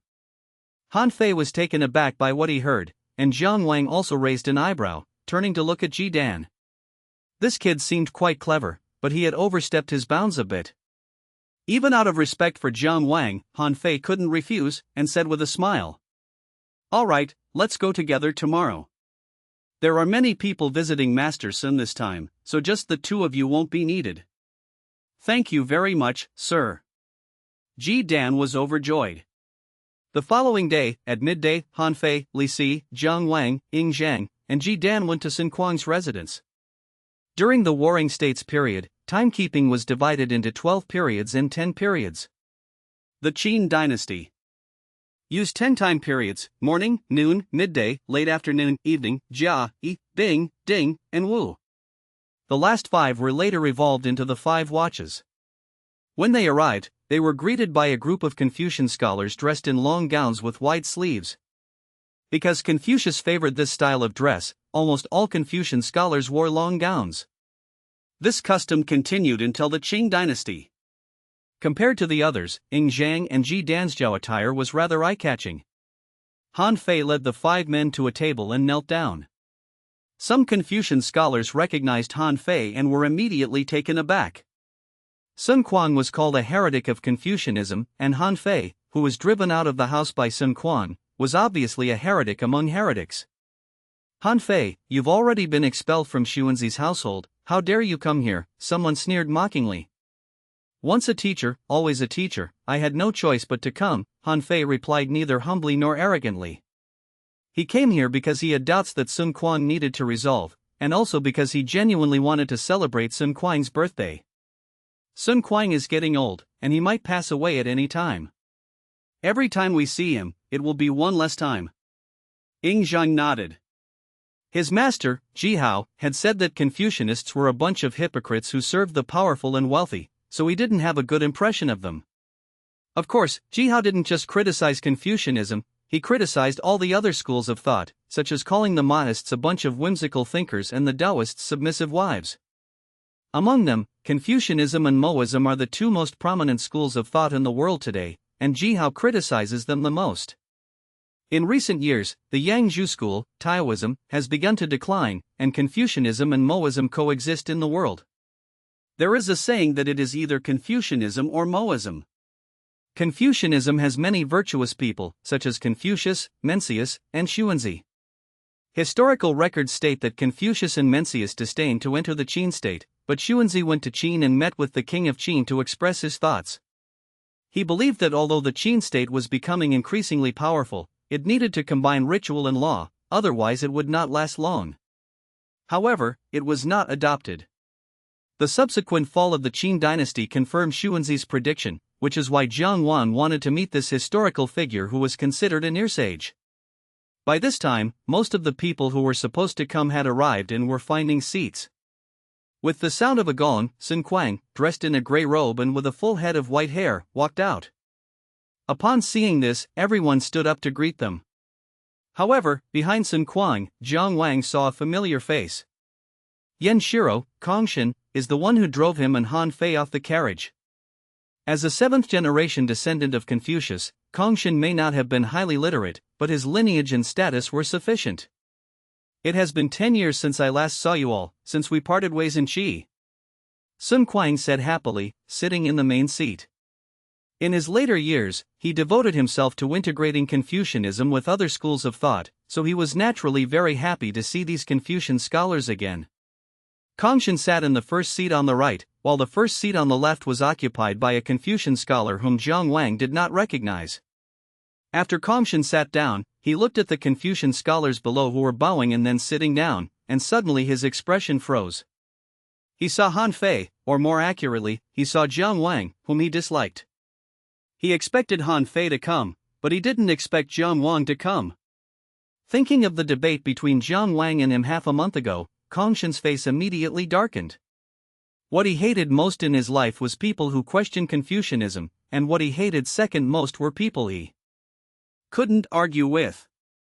Jiang Wang, that young brat, used sophistry to argue that he was angry and ashamed, pointing out the contradictions between Confucius and Mencius. That's right, all the arguments Kongshan couldn't win were sophistry. This anger had been stuck in my heart for a long time, and seeing Jiang Wang today, I naturally wanted to vent it. Isn't this a disciple of Giguzi? When did disciples of Giguzi start getting involved with Confucianism? Are they trying to steal his teachings? After Sun Quang finished speaking, Kongshan looked in Jiang Wang's direction and made a sarcastic remark. Damn it, what a petty person. Jiang Wang never expected that Kongshan's mind was so narrow, like the eye of a needle. How could such a person be called a great Confucian scholar? Despite his inner anger, Jiang Wang remained expressionless and said, Today is Xuanzi's birthday. I only wanted to see what he was learning. You accuse me of stealing his teachings? You openly slander others. Is this the family tradition of your Confucius family? One sentence instantly made Kongshan's face turn red with choke. The main problem is that Jiang Wang's words really hit people where it hurts. Look at your posture. Does Giguzi only teach you sophistry and not etiquette? Or is it that your entire Gigo school is like this?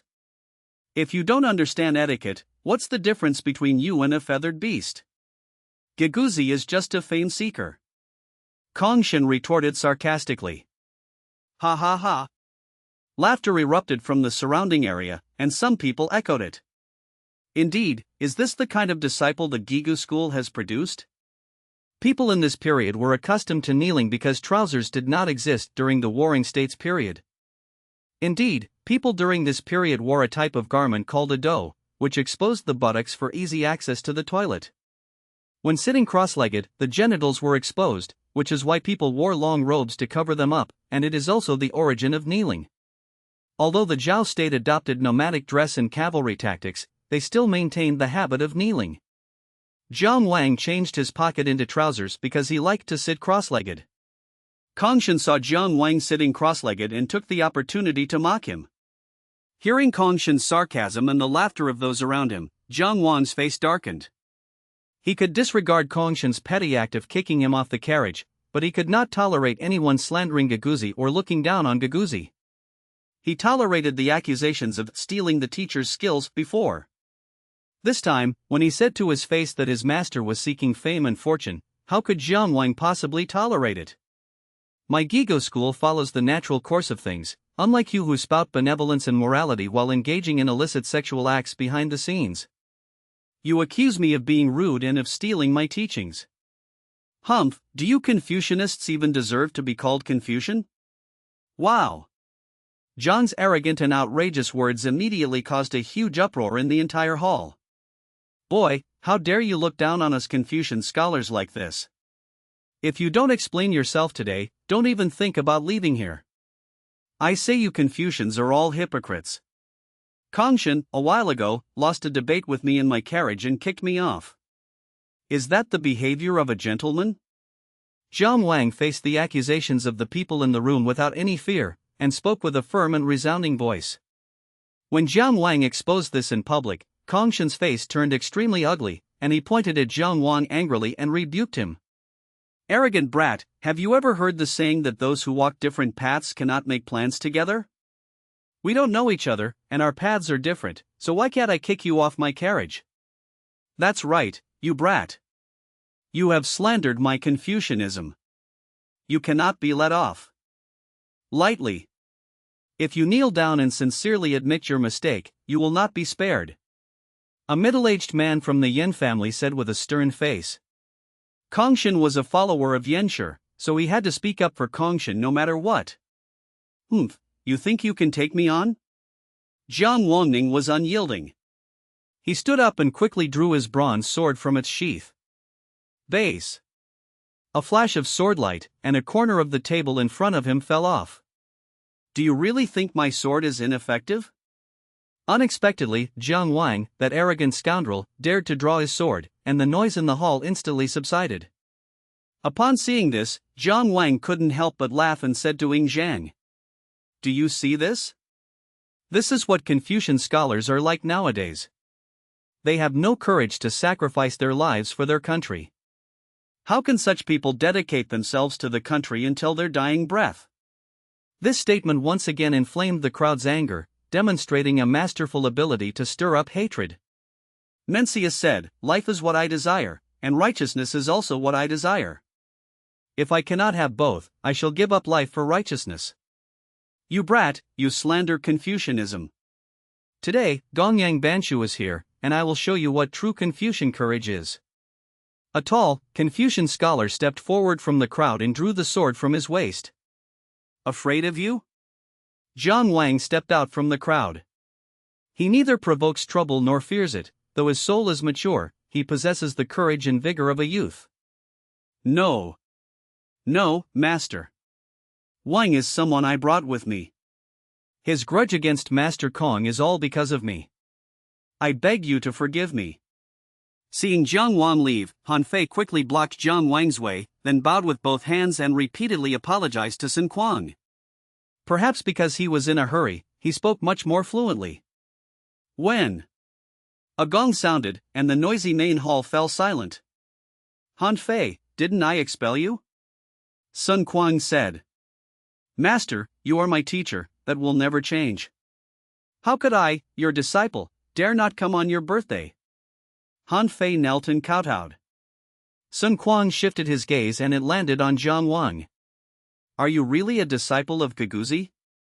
Genuine or genuine? Fine, judging from your expression, you have a lot of opinions about Confucianism. No, I just look down on those pedantic scholars who advocate restoring the old system and clinging to ancient rules, Jiang Wang said calmly, glancing around at his surroundings. Whoosh! This statement is aimed directly at the Confucian school of benevolence. Immediately, the benevolence faction among the 8 schools of Confucianism became restless, because they were the ones who most thoroughly inherited Confucius's theories and advocated restoring the well-field system and the Zhou rights. You child is talking nonsense. The Zhou dynasty governed the world with rights and the well-field system, and the world was at peace. But the Zhou rights and music have collapsed. Look at the world now. There are small battles every 3 days and big battles every 5 days. Only by restoring the Zhou system can the world be expected to be stable. Jiang Wang scoffed at these words. What a joke! The Zhou dynasty existed for 800 years, and the feudal lords fought each other for 800 years. Are you blind? Can't you see that? If the Zhou rights in the well-field system had truly been effective, there would have been no centuries of war between Qi, Chu, Yan, Han, Zhao, Wei, and Qin, no division of Jin into 3 states, and no Tian family replacing the Qi family. That's because they don't know about benevolence and propriety, and they need to be educated, a Confucian scholar said. Doesn't Confucianism advocate education? We can go to the Xiongnu to educate them. As long as they have the courage to go, I, Digu Jiang Wang, am willing to bow and express my admiration, and offer all my travel expenses so that they can reach the Xiongnu territory smoothly. Does anyone dare to go? Looking around, no one dared to interfere. If someone dared to go but then didn't, their reputation would be ruined. Confucianism is meant to educate the people of China, not to enlighten uncivilized barbarians like the Xiongnu, a young Confucian scholar said. Upon hearing this, Jiang Wang burst into laughter, his laughter filled with sarcasm. The others' faces darkened, some blaming the young scholar for speaking recklessly. The young scholar realized he had said the wrong thing and immediately lowered his head in shame. There are many uneducated people in my Central Plains. When the Central Plains is at peace and people live in peace and prosperity, we, the Confucian scholars, will go elsewhere to carry out the work of educating people. The great Confucian scholar who had been sitting to Sun Quan's left spoke up, his words resounding. Empty talk, what a fine empty talk about the great way. I think you Confucian scholars are only good at being high and mighty and exaggerating. How many of you have truly experienced hunger? How many of you have truly experienced the lives of ordinary people? If ordinary people can't survive and can't even get a bite to eat, who will care about your benevolence and propriety? This rhetorical question is similar to the one Zixia used to ask his teacher Confucius. Zixia once questioned Confucius in the same way. Let's put aside empty talk about education for now, and talk about the 3 cardinal guides and 5 constant virtues, the relationship between ruler and subject, and the relationship between father and son. Confucius meant that a ruler should act like a ruler before a subject can act like a subject, and a father should act like a father before a son can act like a son. How do you explain this here? When did it become a matter of if the ruler commands the subject to die, the subject has no choice but to die, if the father commands the son to die, the son has no choice but to die? Jiang Wang's sharp words left the scholars present speechless, and they looked at each other. Because Confucianism is divided into 8 schools, they were unsure how the other 7 schools taught. During this period, the 3 cardinal guides and 5 constant virtues still emphasized dual responsibility and did not advocate unilateral obedience. It was not until later that the Gongyang school emerged, which changed the interpretation of Confucianism. The Gongyang school is the same school as Dongzhongshu. You need to have evidence to back up your words. I, Yen Shiru, would never educate my disciples like that. This is how I, a Confucian scholar of the Meng family, am. I, Shi Diao, am the same. All 7 schools of Confucianism present expressed their opinions, except for Zizhang because Zizhang was not present today. Zizhang was called a lowly Confucian by Xuanzi, so naturally he would not invite those lowly Confucian scholars to his birthday celebration. Confucius's words cannot be interpreted in one family. If the ruler wants the subject to die, the subject must die. If the father wants the son to die, the son must die. One advocates loyalty, and the other advocates filial piety, and there is nothing wrong with that. Now, Qin, Zhao, Qi, and other states have all incorporated this into their laws, which is enough to show that it is correct. Today, the states of Qin, Zhao, and Qi have all incorporated this viewpoint into their laws. During this period, filial impiety was a serious crime. If a son was unfilial more than 3 times, it was considered an extremely heinous crime, and the father could directly appeal to the government to have the son killed. This practice was especially prevalent in the Qin state. This elevates morality to the level of law and rules, thereby severing filial impiety and deeply embedding loyalty and filial piety into one's very being. Of course, Jiang Wang didn't mean he was against loyalty and filial piety, he was against blind loyalty and filial piety. Alright, this scholar believes that if the ruler commands the subject to die, the subject must die. If the father commands the son to die, the son must die. That's correct. I have nothing to say. Jiang Wang didn't want to argue with this viewpoint, because everyone has their own reasons, and in the end, he might be labeled as disloyal and unfilial. However, I have another question. Confucius advocated benevolence, starting with loving oneself, then one's parents, then relatives and friends, and finally extending to everyone. In other words, love yourself more, then your parents less, then your relatives and friends, then your fellow villagers, and finally strangers. My question is, does Confucianism advocate distinguishing between close and distant relationships? If Confucian scholars were to establish themselves in a particular country in the future, would they form factions and cliques? No, you must love yourself and your loved ones before you have the energy and ability to love more people. Answering questions irrelevantly and showing different levels of love are selfish thoughts that prioritize oneself over others. This will inevitably lead to a situation where human feelings override public principles. Haven't you all considered this? Beginning with the reign of Emperor Wu of Han, Confucianism flourished, and the rudiments of factionalism emerged, gradually growing stronger and eventually evolving into the massive aristocratic groups. Among them, the practice of kinship concealment was a particularly malignant tumor, which eventually spread to the Ming dynasty and became one of the triggers for its demise. However, this situation is unavoidable. From a human nature perspective, it is simply impossible to completely eliminate it. If education is done properly, and everyone follows the ways of a gentleman and knows benevolence, righteousness, and morality, then what you are talking about will no longer exist. Therefore, education is fundamental. Yen Shiro said with a righteous expression. You talk about benevolence, righteousness, loyalty, and filial piety in governing the country, but you are just making a mess of the law and fooling the people. You divide people into different classes and use the patriarchal system to divide sons into legitimate and illegitimate children. Even though they are all the same country, you divide the feudal lords into dukes, marquises, earls, viscounts, and barons. Your Confucian system has deeply imprinted inequality in everyone's hearts. Because of this inequality, the small want to become the big, and it is only natural for the big to bully the small. Therefore, it is the Confucian scholars who bring chaos to the world. You are nothing but grasshoppers serving those in power. Jiang Wang's words opened up a new way of thinking, and they struck a nerve with the Confucian scholars present, because after thinking about it, they realized that what this rascal said actually made some sense. A glint flashed in the eyes of Han Fei and Li Si, who were standing to the side. Jiang Wang's words had opened a door in their hearts. Sun Quan's eyes also showed a look of great interest. What this disciple of Digu said was quite interesting. Sun Quan was always willing to criticize the various schools of thought, and he even criticized himself. Nonsense! How dare you slander our Confucian scholars like this? Kongshin broke down, pointing at Jiang Wang and cursing angrily. Jiang Wang looked at the group of Confucian scholars but did not retaliate. He could tell that the atmosphere seemed a bit off. He bowed slightly to Sun Quan, who was at the very front. I had intended to discuss the theory of human nature as evil with Master Sun today, but I did not expect these things to happen and disturb your birthday celebration. I apologize for my rudeness and will take my leave now. Jiang Wang largely agrees with the view that human nature is inherently evil, and that the power of genes is immense.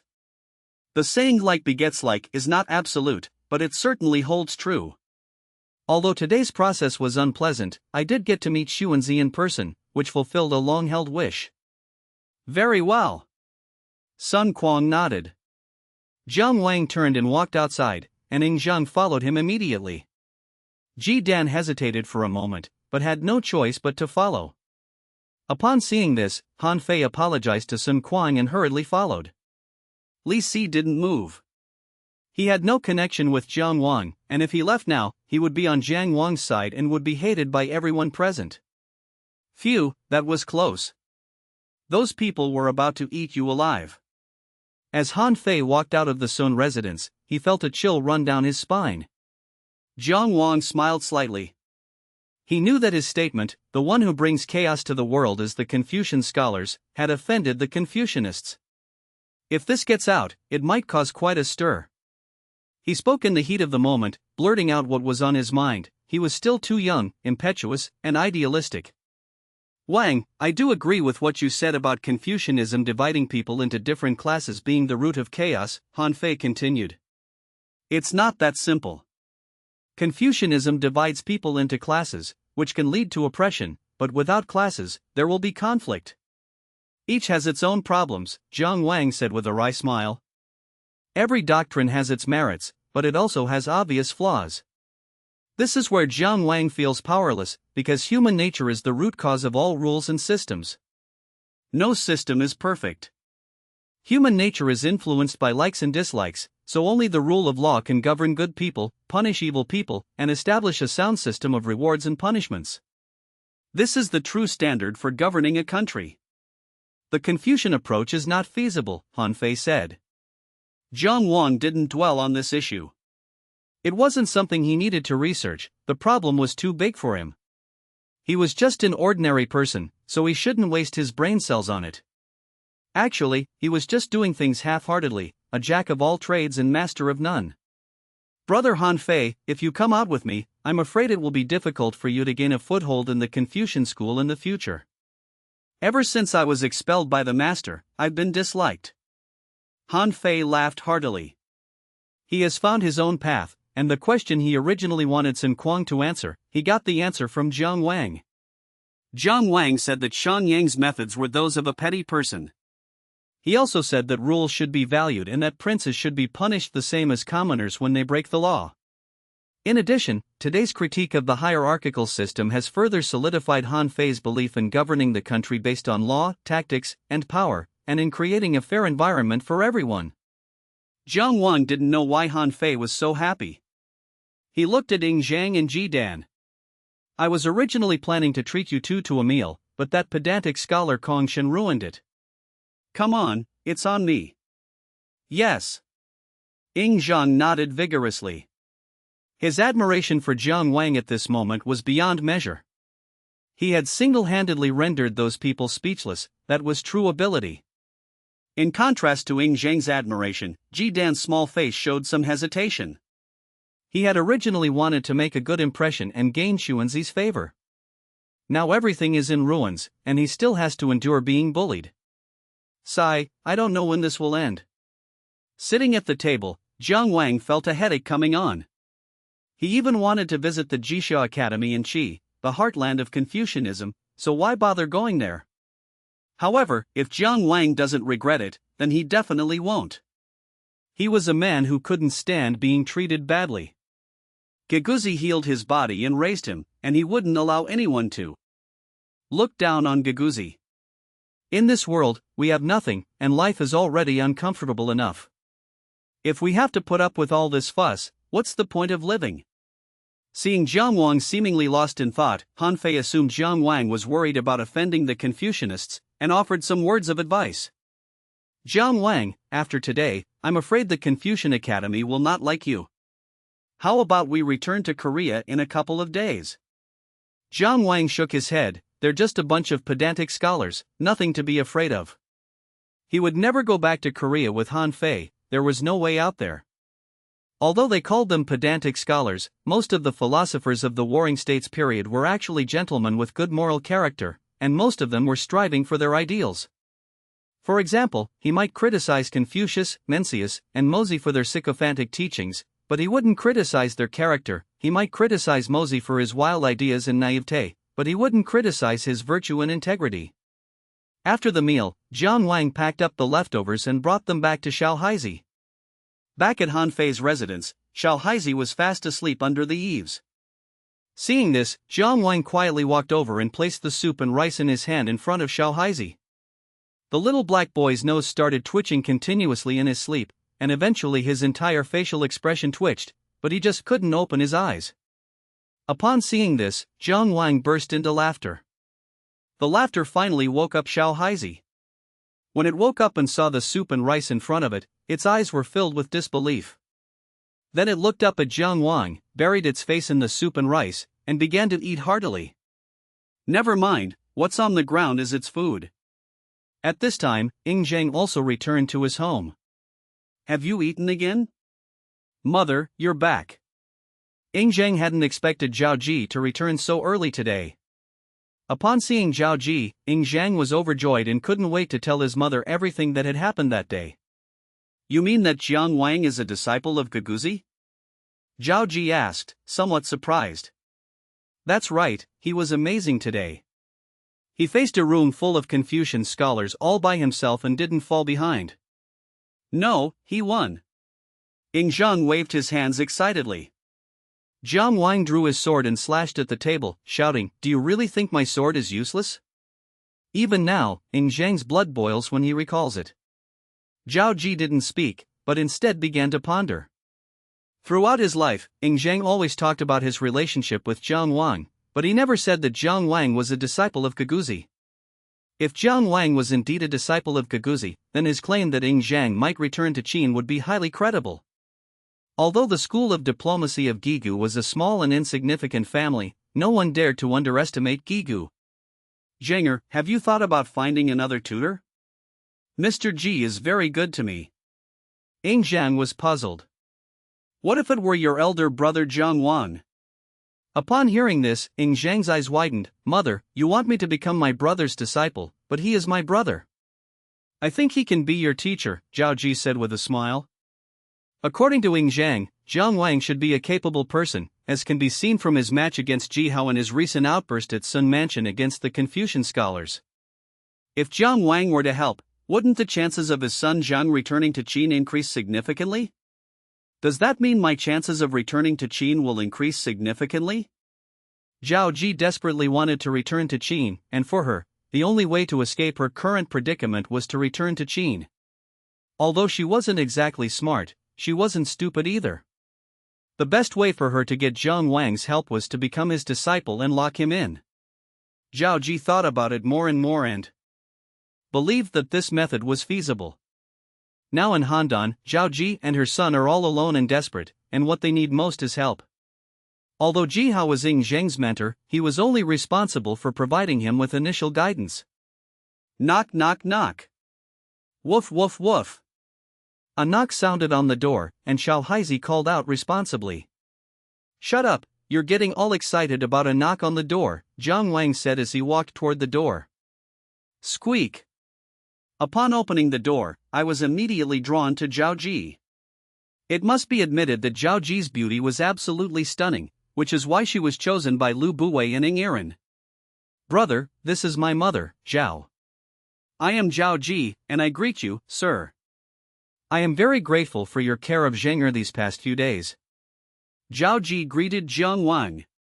Although Ing Zhang had always boasted about his elder brother Jiang Wang, Zhao Jipu was indeed impressed upon meeting him. He was a dragon among men with extraordinary bearing. Her hair was casually gathered at the back of her head, with some loose strands on either side. Her face was fair, and she was in no way inferior to those young masters. Sir, you are too kind. Please come in. Jiang Wang led the two into the house. Upon entering the house, Jiang Wang chatted with Zhao Ji for a few moments, after which Zhao Ji revealed the purpose of their visit. I have heard that you are a disciple of Giguzi.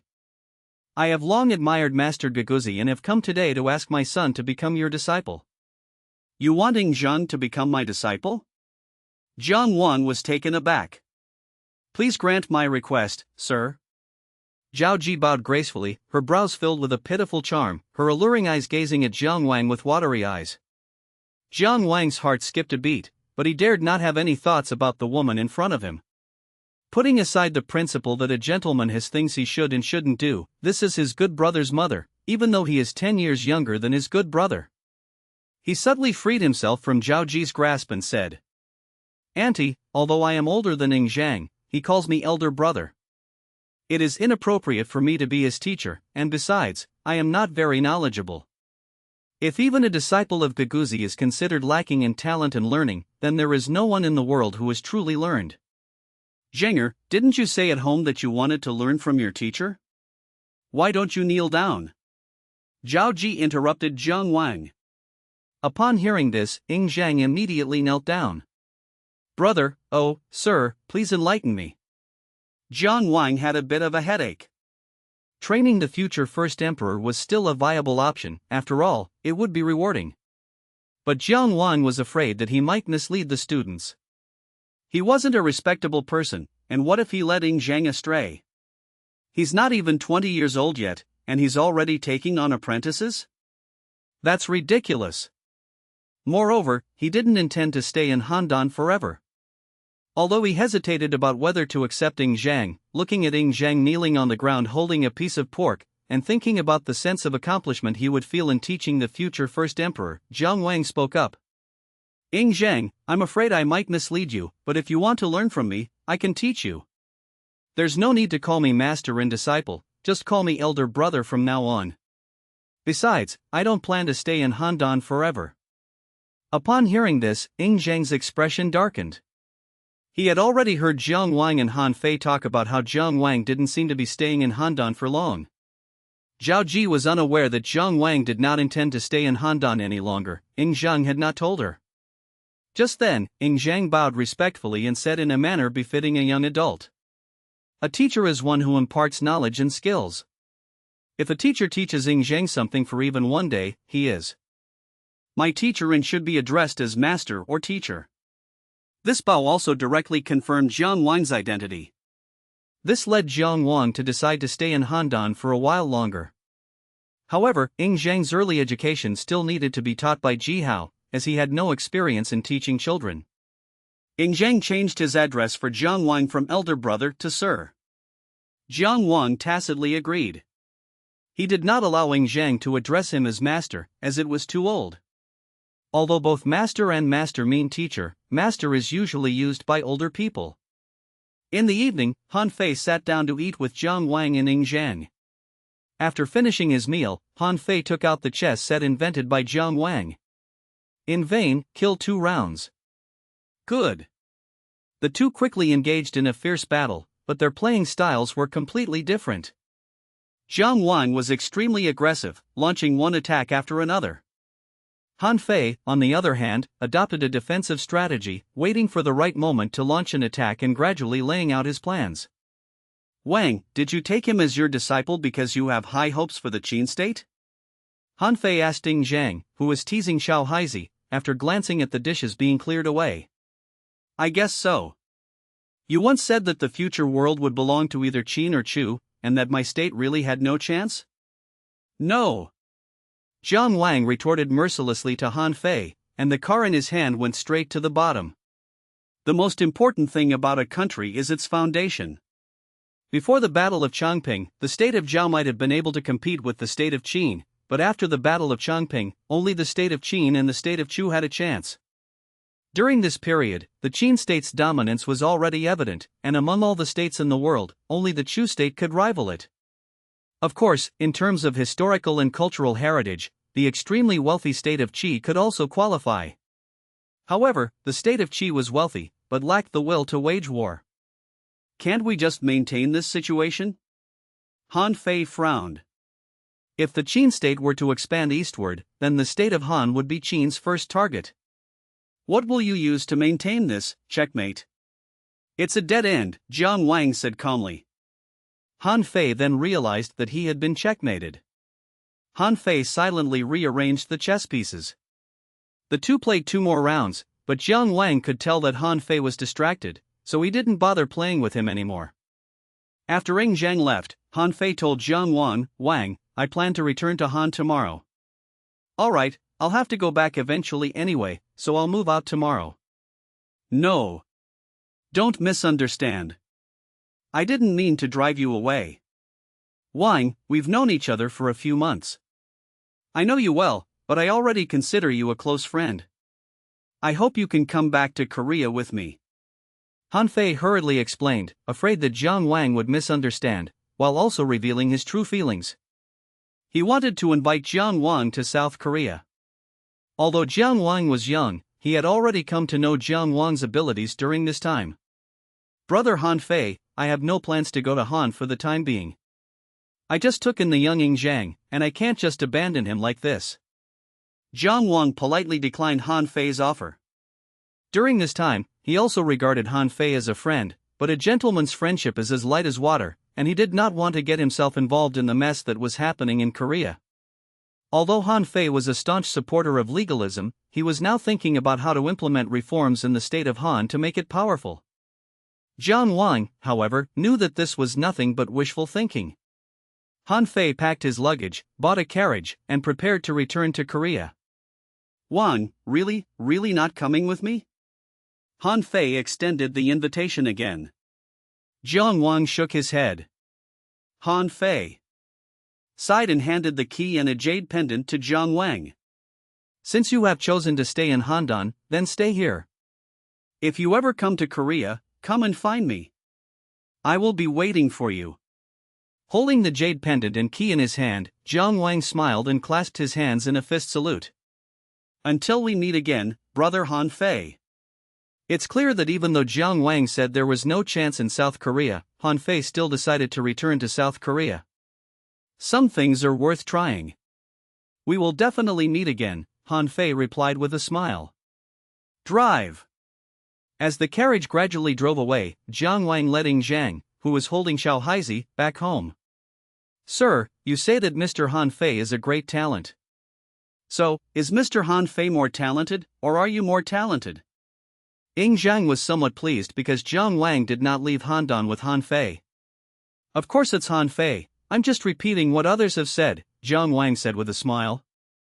For example, Han Feizi proposed concepts such as centralized power, monarchical autocracy, rule of law, emphasizing agriculture and suppressing commerce, and thought control.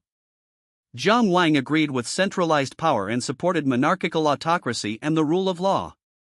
However, they do not agree with prioritizing agriculture over commerce, nor do they agree with thought control. Thought control only leads to the gradual ossification of people's minds, causing endless harm. Thoughts can be guided, but not suppressed. In Jiang Wang's view, the people are the most important, and the ruler is the least important. In other words, as long as the Chinese nation is strong, it doesn't matter who is the emperor. However, Han Fei believed that the ruler was the most important. Moreover, Han Fei's greatest dream in life was to fight for the survival of the state of Han. However, Jiang Wang believed that unification was the right path and the most beneficial to the people. Therefore, although the two are confidants and friends, they are not on the same path. Sir, when do you think I will return to Qin? Ying Zhang asked the question that had been on his mind. It's not the right time yet. Whether you can return to Qin depends on your father's status in Qin. Only if he advances further will you have a chance to go back. Hearing Jiang Wang's words, Ying Zhang nodded in bewilderment. Han Fei's departure deprived Jiang Wang of his free meals, forcing him to set up a stall during the day and write letters home for others, returning home at night. Ying Zhang would go to Ji Hao's place in the morning and come to him in the afternoon. During this time, Prince Jidan of Yan learned that Ying Zhang had become a disciple of Master Jiang Wangwei, and he too became interested in him. Although Jidan had many ulterior motives, Jiang Wang did not refuse, but simply told him that he could come with Ying Zhang whenever he wanted. Jiang Wangkai was so young and had no experience in teaching people. He taught whatever came to mind, including martial arts and the sayings of various philosophers. During this period, Ying Zhang's condition did not improve, and he was still often bullied. Did you get beaten up again today? Jiang Wang asked, glancing at Ying Zhang, who was covered in dust and had a bruised face. Ying Zhang sat to the side, somewhat annoyed, and nodded. It was Li Quebec. I really want to kill them. Ying Zhang was filled with hatred and gritted his teeth. A wise man keeps his talents hidden until the right time to act. If you want to turn the tide, you must know how to lie low. You need to be patient now. Jiang Wang stroked the little black dog beside him to comfort Ying Zhang. How long do we have to endure this? Ying Zhang asked, somewhat agitated. Those who achieve great things must first possess an unwavering will. If you cannot even endure this little bit of grievance, you are not worthy of being a member of the royal family of Qin. I have said that everything that happens is for my benefit. The suffering you endure today will become your most precious possession in the future. A sharp sword is forged through tempering, and the fragrance of plum blossoms comes from bitter cold. Jiang Wang didn't feel much empathy for Ying Zhang's anger. All he could do now was encourage Ying Zhang, saying that this was Handan, their territory, and they had to endure it. Sir, is it possible for us to secretly escape back to the Qin state? Ying Zhang asked quietly. Jiang Wang chuckled softly, don't be delusional. As a hostage, you and your mother are just two pawns of the Zhao state. You'll be watched wherever you go. Upon hearing this, Ying Zhang's hopeful eyes immediately lost their light. Spring passed and autumn came. In late autumn, a piece of good news arrived in Handan. Li Mu had defeated the state of Wei and returned in great victory. At this moment, Jiang Wang used a sickle to cut the millet ears in the yard one by one, and then had Ying Zhang use a stone slab as a stone mill to peel the husks. Leading by example and doing more than thinking has always been Jiang Wang's tradition. After arriving at Han Fei's place, Jiang Wang planted millet in the abandoned land in the front yard. Making Ying Zhang do chores was also intended to let him experience the lives of ordinary people, so that the government would treat them better in the future. It must be said that the yield during this period was quite low. Millet, also known as foxtail millet, now yields less than 2 sher per mu. Upon opening the door, one sees 2 messengers and a carriage. As early as the Shang dynasty, there were institutions for delivering family letters. Those delivered by carriage were called or, while those delivered by horse were called or. Generally, only high-ranking officials and nobles would use fast horses to deliver letters, as horses were too precious. Are you Jiang Wan? Exactly. Here is your share of mudu. After verifying his identity, the other party handed Jiang Wang a wooden tablet. Jiang Wang took the wooden tablet, glanced at it, and his expression changed drastically. The story of mudu was brought by Su Fu, who said that Giguzi was critically ill. Giguzi did not intend to tell Jiang Wang about his situation. For Giguzi, he did not want to make it too complicated, as he believed that after death he would just be a handful of yellow earth. However, Su Fu felt that if he didn't tell Jiang Wang about this, Jiang Wang might hold a grudge against him later, so he wrote a letter. Looking at the wooden tablet in his hand, Jiang Wang didn't delay. He gave Ing Zheng a few instructions and immediately headed towards Yunmeng Mountain.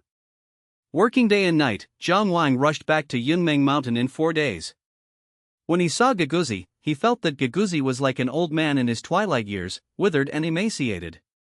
Master! Jiang Wang's voice trembled slightly. Upon hearing the sound, Giguzi turned around and looked over, somewhat surprised. Did Su Fu send you back? How could this be? Jiang Wan was somewhat incredulous. It had only been 8 months since they left. When he left, Giguzi was perfectly healthy. My lifespan has come to an end. Everyone must die. I have lived enough. Giguzi had a very open-minded view of life and death. It's good that you're back. You've been down the mountain for so long, staying in the state of Zhao. Have you seen how much the people of Zhao have suffered? It's bitter. Jiang Wang answered honestly. The Battle of Chongping wiped out all the adult men in the Zhao state. It was impossible for them not to suffer greatly. The people are suffering, and the world is in turmoil. I am not forcing you to accomplish anything, nor am I trying to perpetuate the name of Giguzi. It is just that in this chaotic world, a true man should wield his sword and achieve unparalleled feats, even if it is for the sake of those suffering people. Giguzi lay on the couch and spoke softly to himself, expressing his thoughts. It must be said that those who were able to create the 100 schools of thought during this period, whether it was Laozi, Confucius, Mozi, Yang Zhu, Mencius, Xuanzi, or Giguzi, all had great love in their hearts. You can question their theories, but you cannot question their character. Master, I think I have found my path. I will help the Qin state unify the world and bring peace to all generations. Jiang Wang said firmly as he looked at the weakening Giguzi. Jiang Wang said these words today, perhaps to put Giguzi at ease before his death, or perhaps it was Jiang Wang's subconscious thought. In any case, he finally made a decision for himself. Upon hearing Jiang Wang's words, Giguzi suddenly opened his eyes. He knew that one of his disciples had always admired the Qin state, and it seemed that besides Zhang Yi, this last disciple had also chosen the Qin state. That's good, it's good to have a choice. In the evening, Giguzi asked Jiang Wang to open the doors and windows.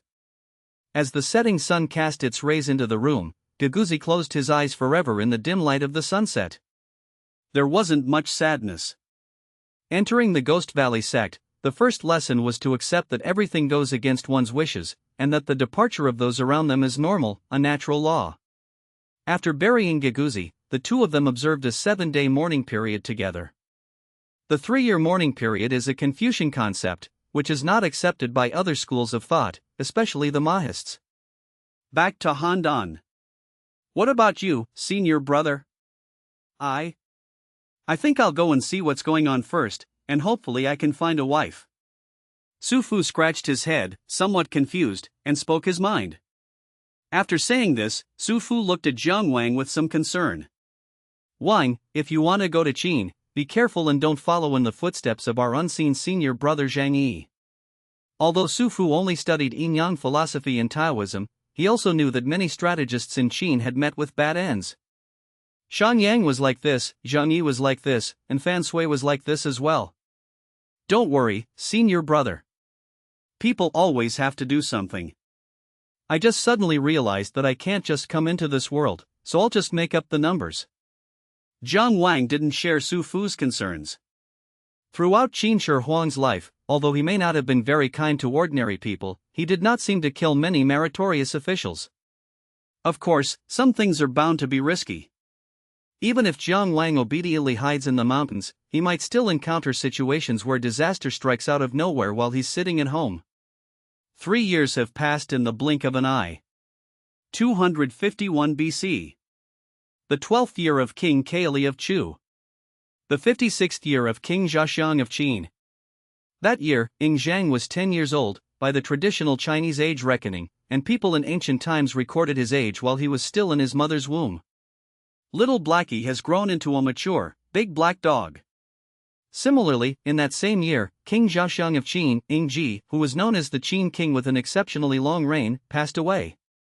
King Xiaowen of Qin, Ing Zhu, ascended the throne naturally, and his eldest son, Ing Yiren, Zichu, rose in status and was made crown prince. The royal palace of Handan, the capital of Zhao. Upon seeing the bamboo slips being delivered from below, King Xiaocheng of Zhaodan, let out a hearty laugh. "That old man is dead, that old man is dead. Quickly go and invite Lord Pingyuan, quickly go and invite Lord Pingyuan for me." For a long time, Ing Ji, the demon king with the longest standby time, has been like a Damocles sword hanging over King Xiaocheng of Zhao. Ing Ji lived an incredibly long life. He outlived many of the rulers of the 6 states, and the Battle of Changping completely destroyed the foundation of the Zhao state.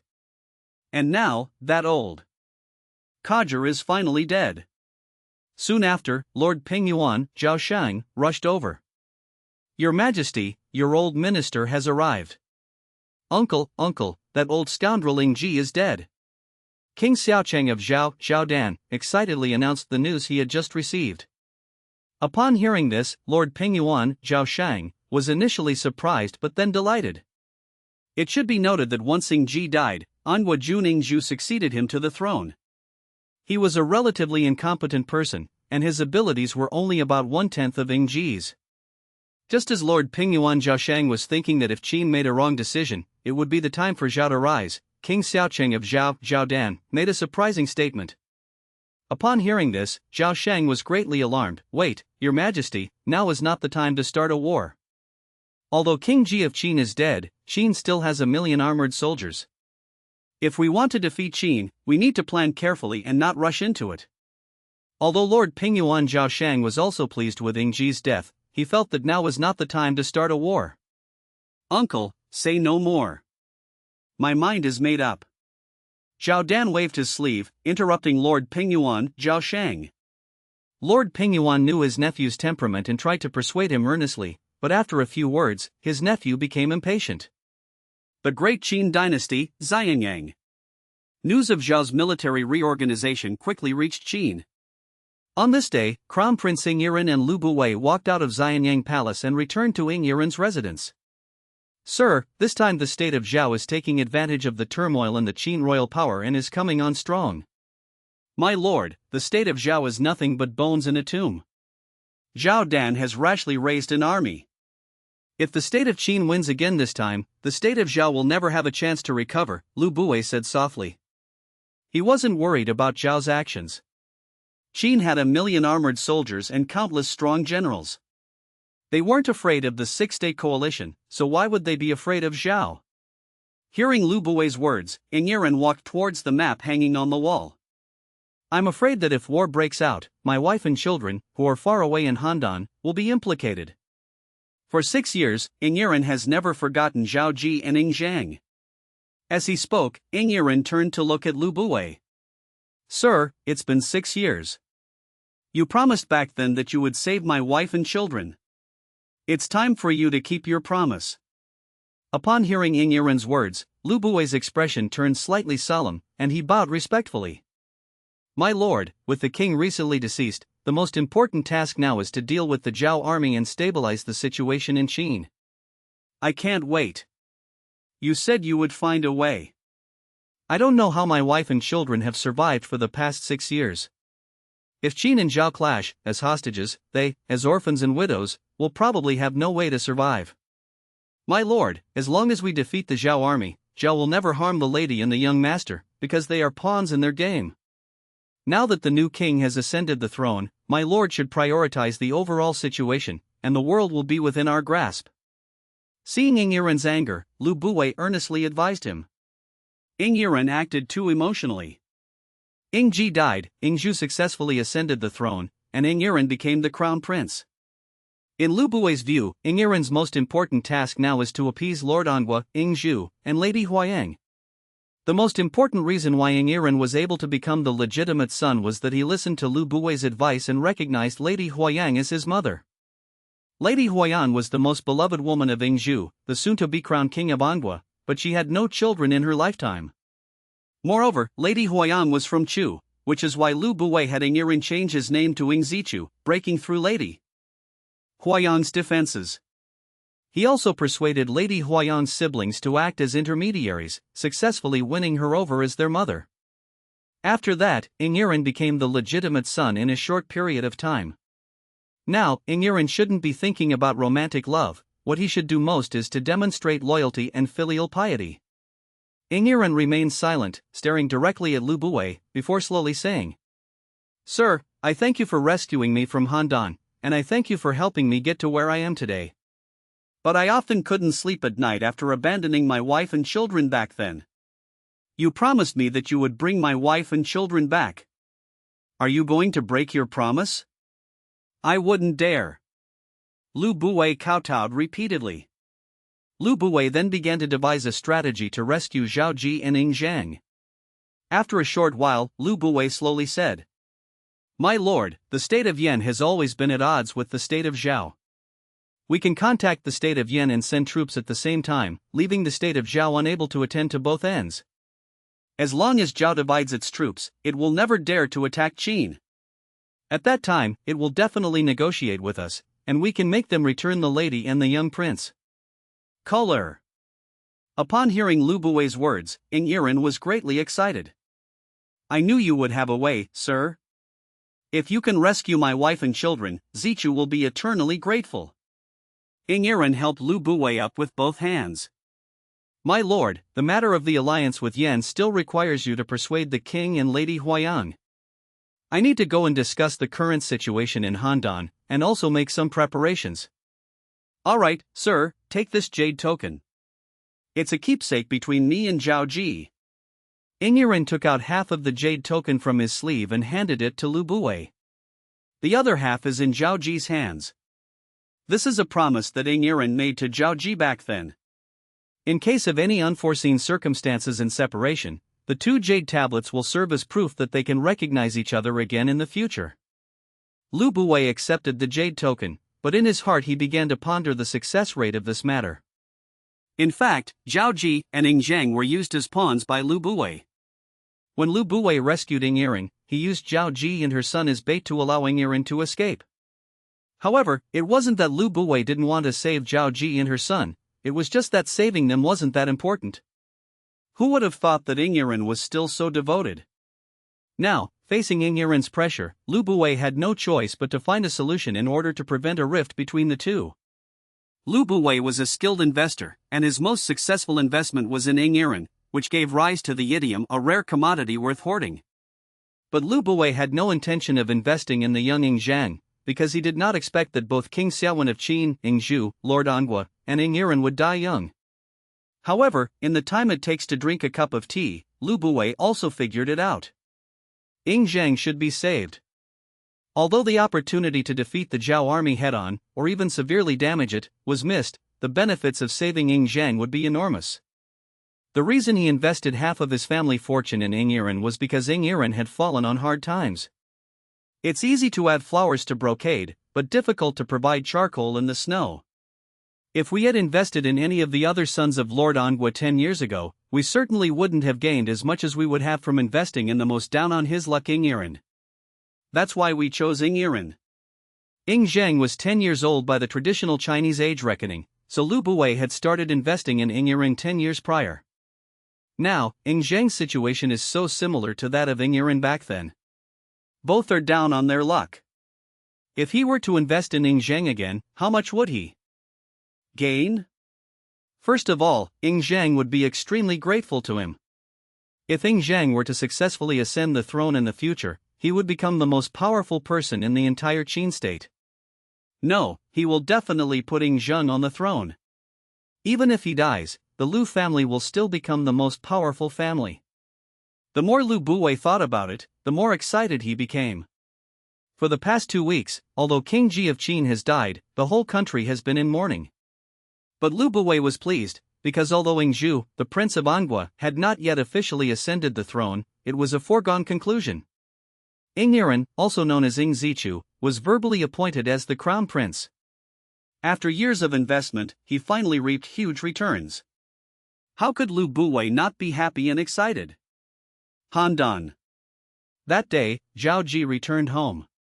As soon as she entered the house, a masked man emerged from the darkness. Lady! Ah! Zhao Ji was startled by the sudden appearance of the person. She took out a dagger from behind her back, looking fierce but actually weak. Who are you? Because she was constantly harassed, Zhao Ji always carried a dagger for self-defense. Madam, please don't be impulsive. I mean no harm. My master sent me to visit you. The masked man removed his mask. Owner? Indeed, my lord Lu Buwei. Retainers generally refer to their masters in 2 ways, either as master or lord. Upon hearing this long unheard name, Zhao Ji trembled with fear and almost lost her footing. Who are you talking about? My lord is Lu Buwei. The masked man then took out half of a jade tablet. Upon seeing the jade pendant, Zhao Ji hurriedly went back to her room and soon came out with another identical half of the jade pendant. When the two are combined, they form a complete jade plaque. The inscription reads, Inseparable, Zhao Ji, the principal wife of Prince Yiren of Qin, and her eldest son Zhao Zhang. That damned bastard, does he still remember me? Zhao Ji took the jade pendant, examined it carefully, tears welled up in her eyes, and she gritted her teeth. Madam, the crown prince and master have never forgotten you. This time, they have sent me to investigate the situation and then find an opportunity to take you away from Handan, said Lu Buwei's retainer respectfully. Just then, Ing Zhang, who had returned from Jiang Wang's place, came back and walked into the room. When he saw his mother's eyes filled with tears, he immediately thought the man in front of him was a thug, and his blood boiled. You scoundrel, how dare you plot against me in my own home? Ing Zhang said, snatching the dagger from Zhao Ji's hand and charging towards her. No! Zhao Ji exclaimed in alarm, grabbing Ing Zhang immediately. Zhanger, he's not a bad person. Upon hearing this, Ing Zhang looked at his mother with a puzzled expression. He was sent by your father, Zhao Ji explained softly. After saying that, she looked at Lu Buwei's retainers. How do you plan to save my child and me? These words carried a strong sense of expectation. She didn't want to stay in Handan for even a moment longer. This requires careful consideration. I am not aware of the specific plan, the retainer said hesitantly. He was just a gopher and had no idea what to do. This time, the main purpose is to fully investigate the situation. Upon hearing what the other party said, Zhao Ji immediately became anxious. When will that be? Madam, please wait a moment. The crown prince and master have already begun their plans, and it won't be long. Zhao Ji nodded, suppressing her restless heart. Afterwards, Lu Buwei's retainers inquired about Zhao Ji's situation and told her to prepare herself, as she might leave at any time in the near future. In addition, a bag of gold coins was left for the two of them. With this bag of gold ingots, at least Zhao Ji and Ing Zhang, mother and son, wouldn't have to live a hard life anymore. At least, Zhao Ji no longer has to go to work. Mother, is this the opportunity the master was talking about? The master is truly a divine man. After Lu Buwei's retainer left, Ing Zhang couldn't help but jump for joy. He saw hope, and at the same time, Jiang Wang's words were proven true. Zhanger, don't tell Mr. Jiang Wang about this for now, Zhao Ji said after thinking for a moment. Why? Ing Zhang asked, puzzled. This is a very important matter, and no one can be informed. What if word gets out? But, sir, you can be trusted. I told you, you can't tell Jiang Wang. Zhao Ji's expression hardened. All right. Ing Zhang could only agree, seeing his mother's growing anger, and added at the end. However, I think it would be better if you could come up with some ideas. These words made Zhao Ji hesitate. She had Ing Zhang become Jiang Wang's apprentice because she hoped that one day Jiang Wang might become an asset and help her and her son escape from prison. Let's wait and see. Zhao Ji thought for a moment and decided not to tell Jiang Wang for the time being. Ing Zhang, is something on your mind? No. No, Ing Zhang said against his will. Seeing this, Jiang Wang didn't ask any further questions. He could tell that Ing Zhang had something on his mind. Some people in Handan say that King Ji of Qin has passed away. These past few days, the state of Zhao has been mobilizing its troops, and it seems that Qin and Zhao are about to go to war. If your father, Iran, hasn't made a move before the war, you and your mother will probably have to find a way to sneak out of Handan. Although Jiang Wang was in Handan, as a roadblock for Qin's eastward expansion, the state of Zhao was very sensitive to any movement from Qin, and the news of King Zhaoshang of Qin's death had already spread in Handan. The Zhao state's large-scale troop mobilization was aimed at no more than 3 countries. Yan, Wei, and Qin were eliminated immediately after defeating Wei just 3 years ago. That leaves only 2 countries. King Ji of Qin has just died, and it's easy to see who Zhao's target is. Jiang Wan was not omniscient or omnipotent. He had no recollection of how Ing Zheng escaped back to Qin, except that Lu Buwei seemed to have rescued him. However, it is still unclear how it will be implemented. Hearing Jiang Wang's words, Ing Zheng thought for a moment, gritted his teeth and said, "Sir, actually someone found my mother yesterday. He said that my father and Lu Buwei sent him." Ing Zheng still chose to tell Jiang Wang the truth about what happened last night. Upon hearing this, Jiang Wang felt relieved. He had been worried that his butterfly effect might have changed the plan to rescue Zhao Ji and Ing Zhang. If that were the case, he would have to step in and find a solution. It's good that they've arrived. Did they tell you how to rescue you? No. Ing Zheng shook his head. Wait, trust your father, the extraordinary one. Jiang Wang said, then remained silent for a moment before adding. Ing Zhang, I will teach you another lesson today. Yes. Ing Zhang replied, taking a wooden stool and sitting down in front of Jiang Wang. Before Jiang Wang could begin speaking, Ji Dan's voice came from outside the door. Sir, I've arrived. Ing Zhang, why are you here so early today? Ji Dan asked, somewhat surprised. Both of them had to study with other tutors in the morning, but Ing Zhang and Ji Dan had different tutors, so they did not study together in the morning. I didn't go to Master Ji's place today, Ing Zhang replied. You're here, have a seat. Jiang Wang didn't hold back much when it came to Ji Dan, and let him sit down in front of him. After Ji Dan sat down, Jiang Wang looked at Ing Zhang. Ing Zhang, I once said that you have never been a worthless piece of trash. You are the eldest son of Ing Aaron, and the blood of the Qin people flows in your veins. If you return to Qin, you will face an even more cruel environment, and there may even be assassins trying to kill you. Because your father is the crown prince, the future king of Qin, and you are also the future king of Qin, the heir to the throne. This position will be coveted by many, so your path will definitely be very difficult. You will encounter many enemies, and even your closest relatives will betray you. Are you scared? I'm not afraid. Ing Zhang said with a serious expression. Upon hearing this, Jiang Wang wrote 5 characters for Zhao on the ground. Ambition, great unification. These 5 words are what I'm going to teach you today. I haven't taught you about aspirations before because I thought you were too young, but now I think it's time. Do you know these 5 words? My ambition is to unify the world. Ing Zhang uttered these 5 words. Indeed, the 5 hegemons of the spring and autumn period and the 7 warring states have caused chaos on the land of China for far too long. The people of the world have suffered for too long. If we want to end the centuries of war, we need someone to unify this world. A unified world that can accommodate all the descendants of Yin and Huang is called the Great Unification. Jiang Wang's words made Ing Zhang and Ji Dan's eyes widen. I've said it before, without ambition, one can achieve nothing in life.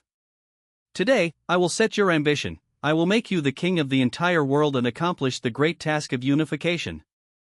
Jiang Wang said, his expression somewhat excited. He couldn't help but be excited. He wanted to put Ing Zheng on the throne, help him unify the six kingdoms, and make the Qin dynasty's fame resound throughout the world. "Sir, do you want me to destroy the six kingdoms?" Ing Zheng opened his mouth, only to find his throat dry. In the past 3 years, Jiang Wang had instilled the concepts of conquering the six states and unifying the country in Ing Zheng quite a bit, so Ing Zheng knew what it meant. "What are the six kingdoms?" Jiang Wang stood up abruptly. "This world is much bigger than you think. North of Yen, there is a vast field, no less than the granary of Shu. Further north, there is an even larger black soil that can feed countless people.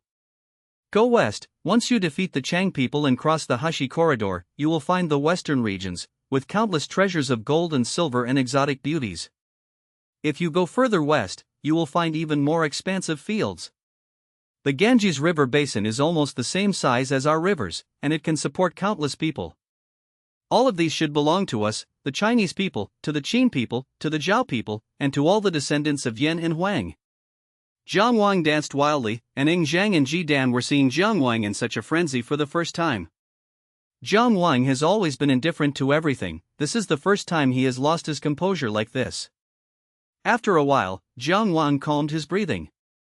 In just a few words, Ing Zheng's blood boiled, and he puffed out his chest and shouted, "Rest assured, sir, I will certainly live up to the blood of the great Qin dynasty." For example, Shan Yang said that the laws should be updated in real time, as each law has a time limit. During a break, Ji Dan found Ing Zheng. "Ing Zheng, will you really destroy the six states?" "If I were king of Qin, I would," Ing Zheng said without hesitation. "So you're going to destroy the Yin kingdom too?" Ji Dan's eyes widened. Ing Zheng remained silent. "We are good friends. Is it possible that friendship doesn't exist between countries?" Ji Dan asked excitedly. Faced with the questioning of his only good friend, Ing Zheng was somewhat at a loss. He remembered that Jiang Wang had told him that there was no affection between countries, only interests. But he didn't say that. Instead, he said reassuringly, "Perhaps there is friendship." The reason for saying this is that Ing Zheng did not want to lose Ji Dan, his only friend. "Let's make a pact, Qin and Yan will never attack each other." Ji Dan extended a hand upon hearing Ing Zheng's words. Snap! The two hands struck each other. Jiang Wang saw this but didn't think much of it. Knowledge has a delayed effect, what you learn may not be useful at the time, but as you grow up, you may suddenly remember it and gain insight. In Xianyang, just as Lu Buwei sent out his envoys, Ing Yiren also told his father, Lord Envoy Ing Zhu, about Lu Buwei's plan. Ing Zhu, whose father Ing Ji had just died, was not keen on fighting and readily accepted Lu Buwei's plan. After obtaining Ing Zhu's consent, he immediately dispatched his minister Yao Jia to contact the state of Yan. Under Lu Buwei's advice, Ing Yiren began to spread rumors that Qin would send 500,000 troops to attack Handan, vowing to conquer Handan and bring his wife and children back to Qin. Meanwhile, Lu Buwei spent a large sum of money to bribe Jia Fu, a minister in the state of Yan, and had Jia Fu report to King Shi of Yan, telling him that the state of Zhao was short of men and that it was a good time to destroy the state of Zhao. The king of Yan was fond of this man, who was ambitious and eager for success. Upon hearing Jia Fu's report, and with the persuasion of the Qin envoy Yao Jia, he was immediately tempted. This is tantamount to the destruction of the Zhao state, and King Shi of Yan certainly wants a share of the spoils. He then raised an army of 600,000, intending to ally with the Qin state to destroy the Zhao state together. When this information reached the state of Zhao, the ministers of Zhao were somewhat panicked. At present, the state of Zhao does not have many capable generals. One is Li Mu, and the other is Lian Pa. Li Mu guarded the northern Great Wall to defend against the Xiongnu. King Xiaocheng of Zhao then prepared to send Lian Pa to attack the Qin state. If the state of Yan were to attack again at this time, the state of Zhao would be in grave danger. Your Majesty, there's no smoke without fire. If the Yan state really makes a move, we must be cautious, Lord Pingyuan, Zhao Sheng, advised. The lands of Yan and Zhao are home to many generous and tragic heroes. When faced with the threat of the Xiongnu, many people from these two regions would spontaneously head north to fight against them. Now, when people say that the lands of Yan and Zhao are full of generous and tragic heroes, the people of Yen say they are generous, and the people of Zhao say they are tragic. The people of Zhao say they are generous, the people of Yen sing tragic songs. In fact, the two sides did have a honeymoon period. At that time, Qi was powerful, and Yen and Zhao banded together for mutual support. However, later on, the state of Qi declined, and both Yen and Zhao had the need to expand their territories, so the once close allies gradually became distant. Afterwards, the Qin state adopted a policy of befriending distant states while attacking nearby ones, constantly sowing discord between Yen and Zhao, ultimately turning the two states into sworn enemies. Note, the ancient Yan and Zhao region also included parts of Beijing, Tianjin, Liaoning, as well as parts of Shaanxi, northern Hunan, southern Inner Mongolia, and northern Korea. Your Majesty, there's no smoke without fire, we should proceed with caution. Yes, Your Majesty, please be cautious. With Lord Pingyuan taking the lead, the other ministers followed suit. King Xiaocheng of Zhao waved his sleeve impatiently, then thought for a moment and said, "Go and investigate. I need to know the latest intelligence about the Yin kingdom." After leaving the palace in Handan, Lord Pingyuan, Zhao Shang, arrived at a courtyard in Handan. This was the residence of Lord Xinling, Wei Wuji. Because his brother suspected him, Wei Wuji had no choice but to hide in Handan. As one of the four lords of the Warring States period, Lord Pingyuan Zhao Shang and Lord Xinling Wei Wuji were close friends. What brings you here today? Wei Wuji glanced at Zhao Shang, who had just entered, as he sprinkled millet into the yard, feeding the pigeons. Zhao Shang sighed and recounted the current situation of the three states of Qin, Zhao, and Yen. You mean to letting Zichu's wife and children go? Zhao Shang wasn't stupid, he immediately guessed Wei Wuji's thoughts. That's right. To be precise, it's about using Zichu's wife and children as bargaining chips in the negotiations. Zhao Ji and her son are pawns. Since they are pawns, they should play a role, shouldn't they? Wei Wuji countered. Zhao Shang nodded. As long as Qin is appeased, with General Lian Po's abilities, there is no need to fear Yen, however. What? Wei Wuji asked, puzzled. However, Zhao Ji's son hangs out with Jiang Wang of the School of Diplomacy every day, and I wonder how much he has learned. Zhao Shang was a little afraid of letting the tiger return to the mountain. Although the Gigo lineage was small, each person's birth caused quite a stir. As a hostage, the leaders of Handan did not prohibit others from bullying or humiliating Ing Zhang, but they were always aware of the situation of Ing Zhang and his mother. Jiang Wang? The madman you mentioned? Wei Wuji thought for a moment before remembering this person. Jiang Wang's fame spread like wildfire after he single-handedly defeated a group of Confucian scholars at Xuanzi's residence. There were too many people in the Sun family at the time, and not all of them were Confucian disciples, so it was impossible for the events of that day not to be spread. The saying, "the one who brings chaos to the world is the Confucian scholar," also spread. At that time, Wei Wuji also developed an interest in Jiang Wang. Yes, that arrogant guy. I remember Zhao Ji's son is not even 10 years old yet, right? Just a child. Wei Wuji chuckled. In ancient times, children under 10 years old were called children. A week later, intelligence was relayed back to the Zhao state, confirming that the Yen state was indeed assembling a large army. Moreover, the Yen army assembled at an extremely fast pace, with its vanguard already capturing Anhui city and advancing directly towards Anping and Wusui. When the news reached him, King Xiaocheng of Zhao, Zhaodan, roared in fury, and at the same time knew that attacking Qin was definitely not an option. Uncle, what do you think we should do now? At this point, Zhaodan began to ask for the opinion of Lord Pingyuan, Zhao Shang. Didn't Ning Yiren boast that he would invade Handan and take his wife and children? We can talk to Qin. I am willing to take Zhao Ji and her children as envoys to Qin. In addition, we can send General Lian Po to Wusui to defend against Yen. As long as we defeat Yen, we will have no shortage of land to take over, Zhao Shang proposed his idea. Zhao Dan thought about it and then agreed. Very well, in that case, I'll trouble you, uncle. Please go to Xianyang as soon as possible and stabilize the Qin state.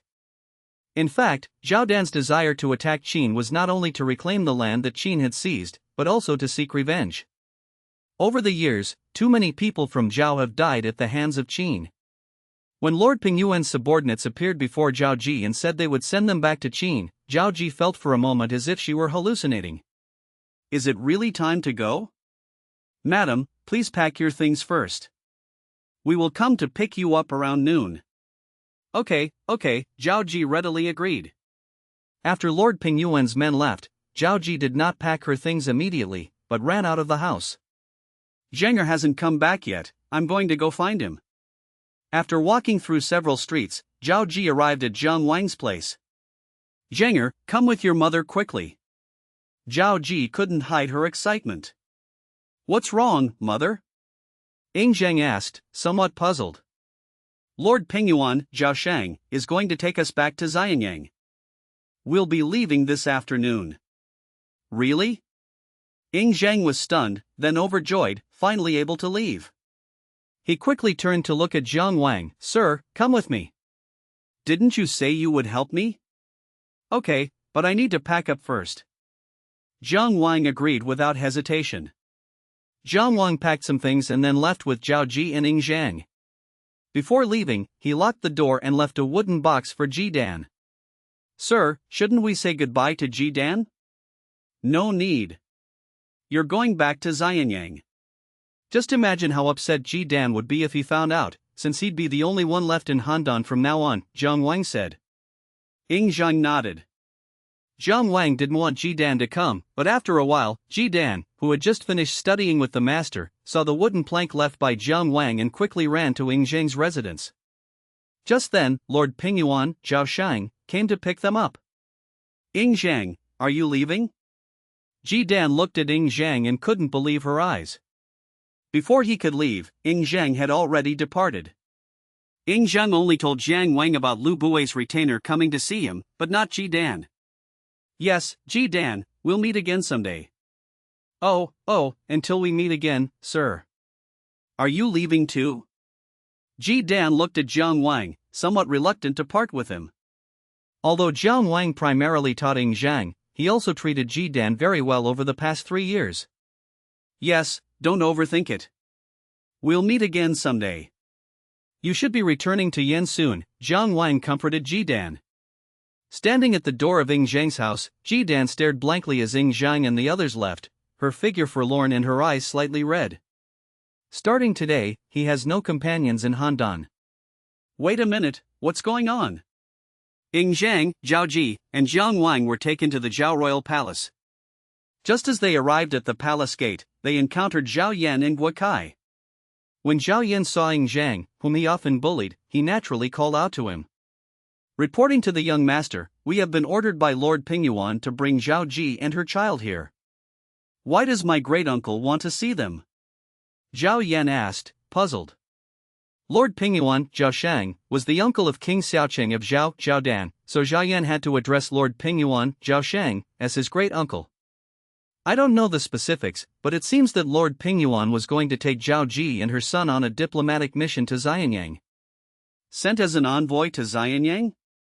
Zhao Yan was taken aback for a moment, then realized that the initial mission to Xianyang was to take Zhao Ji and her son with them. Was this to send Ying Zhang back? Who made this decision?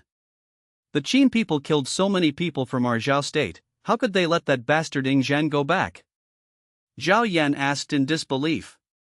Hearing Zhao Yan's words, Ying Zhang clenched his fists and stared intently at Zhao Yan. He will never forget the humiliation that Zhao Yan and Guo Kai brought him. Just wait, when I come again, it will be the day you, Zhao Yan, die without a burial place. No, all those who have wronged him must die. Zhao Yan noticed Ying Zhang's gaze and felt a chill run down his spine. Young master, I am only acting under orders, please do not make things difficult for me. Upon hearing Zhao Yan's words, the soldier responsible for escorting Zhao Ji and her son bowed in greeting. Bang! Zhao Yan kicked the Zhao soldier, but Zhao Yan was only 15 years old and his strength was still small. The soldier staggered, but did not fall down. Yener! Just then, a deep, resonant voice came from behind. Zhao Yan turned his head and saw that the person who came was none other than Lord Pingyuan, Zhao Shang. Grand uncle, you've come at the right time. Are you taking Ying Zhang on a diplomatic mission to Qin? Zhao Yan asked upon seeing Zhao Shang's arrival. That's right, it was your father's decision. No one could bring up the fact that King Xiaocheng of Zhao Dan, was effective. Lord Pingyuan, Zhao Shang, bypassed Zhao Yan and invited Zhao Ji and her son onto the carriage that had been prepared beforehand. Glug glug. The wooden wheels rolled on the rammed official road, making a dull thud. As Ying Zhang looked at the city of Handan behind him, which was gradually shrinking, he felt as if he were in a dream. For him, Handan City was like a prison, and he had dreamed of escaping from it since he was a child. Sir, has he really come out? Ying Zhang murmured. Relax, from now on you'll be free as a bird in the sky and a fish in the sea, Zhang Wang comforted him with a smile. Zhao Ji, standing to the side, could not contain her excitement either. She could finally return to Qin. He even began to fantasize about returning to life in the Qin state, where he would no longer have to wash clothes for others, dance for others, have to read people's faces, or be bullied. The Great Qin Dynasty, Xianyang. The Crown Prince's Harem. Whoosh! Madame Han slammed the bronze kettle onto the ground. My beloved husband actually wants to bring back that slut from Handan? Lady Han was Ying Yiren's second wife. She was from the state of Han, but it was rumored that she was a cousin of Lady Huayang. She gave birth to Ying Yi's second son, Cheng Jiao. Seeing the furious Madame Han, the messenger who had brought the news felt a chill, but still tried to persuade her. Madam, judging from the timeline, Zhao Ji and her son have probably already left Handan. Mrs. Han did not speak, but her tightly clenched fist made her entire hand turn deathly pale. She knew that her beloved had never forgotten Zhao Ji. But now that he wants to bring Zhao Ji back, Lady Han realizes that she has gained another enemy. What do you think we should do, Han Jun? After a long while, Madame Han calmed down and spoke. Madam, Zhao Ji is not the scary one is Ying Zhang. He is the eldest son. If Zhao Ji is favored, she might even become the legitimate eldest son, said the man named Han Jun below. Some things don't need to be said too explicitly. If Ying Zhang were to become the eldest son, or even if he were not, the status of the eldest son would still be very important, and this would be a stumbling block for his son Cheng Jiao. Hanjin, you may leave now. Although she understood what Hanjin meant, Madame Han did not say anything more. Upon hearing this, Hanjin cupped his hands in greeting and then walked down. Sitting in the room, Lady Han thought a lot before finally getting up and going out to the palace to see Lady Xia. In the Qin state's harem today, there are only two factions, one of which is led by Lady Huayang. Another relatively less powerful figure was Xia Ji, the future Empress Dowager Xia. Xia Ji was Ying Yiren's biological mother, that is, his biological mother, and Ying Zhang's biological grandmother. Xia Ji was from the royal family of Han. She was the one who arranged for Lady Han to marry Ying Yiren. During this period, the bride's family had a tradition of arranging marriages for their sons or grandsons. Moreover, most of the women selected were from their own country. For example, Empress Dowager Huayang, who came from the state of Chu, found Ying Zhang a noblewoman from Chu as his principal wife, and they eventually had a child named Fusu. Xia Ji was very clever. She knew that her power was insufficient. After all, her maternal home, the state of Han, was relatively weak. Moreover, her power only grew after Ying Yiren became the eldest son in the past 6 years, and she still relies on Ying Yiren. And who did Ying Yiren rely on? It was Lady Huayang. Therefore, she never competed with Lady Huayang, who was also the wife of Lord Anyang, for his affections. Instead, she treated her as a good sister and tried to please Lady Huayang in every way. Similarly, Lady Han, who was also from Korea, was very clever. She not only flattered Xia Ji, but also showed great care for Lady Huayang. Therefore, both Xia Ji and Lady Huayang like Lady Han, their daughter-in-law, and her grandson Qingzhou very much. Lady Huayang was remarkable not because of the favor shown to her by King Yingzhu of Angua, but because she had the powerful state of Chu behind her. Because her family was powerful, Lady Huayang was assertive and could even directly refute Lord Angua, Yingzhu, sometimes to the point that Lord Angua had to give her face. As Jiang Wang mentioned before, the Zhao state has declined, and now, in terms of war potential, only the Qin and Chu states have the potential to conquer the world. When Lady Han arrived at the inner palace, she immediately knelt down before Xia Ji. Auntie, you must stand up for me. During the pre-Qin period, mothers-in-law were often addressed as Egu, Sigu, or Jungu, while Liangrun was the term used to refer to one's husband. What's wrong? Xia Ji asked, puzzled.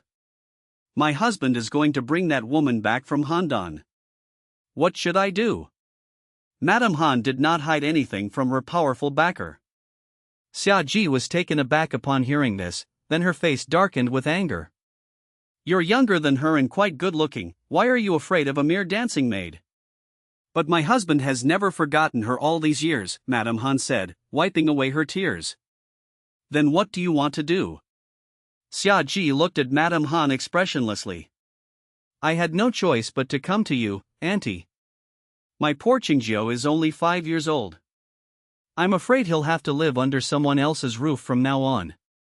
Madame Han continued to cry, but then she brought out her trump card. This trump card is Cheng Jiao. Both were grandsons, but Xia Ji had watched Cheng Jiao grow up from childhood, while she had never even met Ing Zhang. The relative importance of each factor is immediately apparent, and even family ties need constant maintenance. Most importantly, Cheng Jiao has half Korean ancestry. Xia Ji had also thought of these things, and she hesitated for a long time before slowly speaking. Do whatever you want. Take this and go find someone named Tooth. He's trustworthy.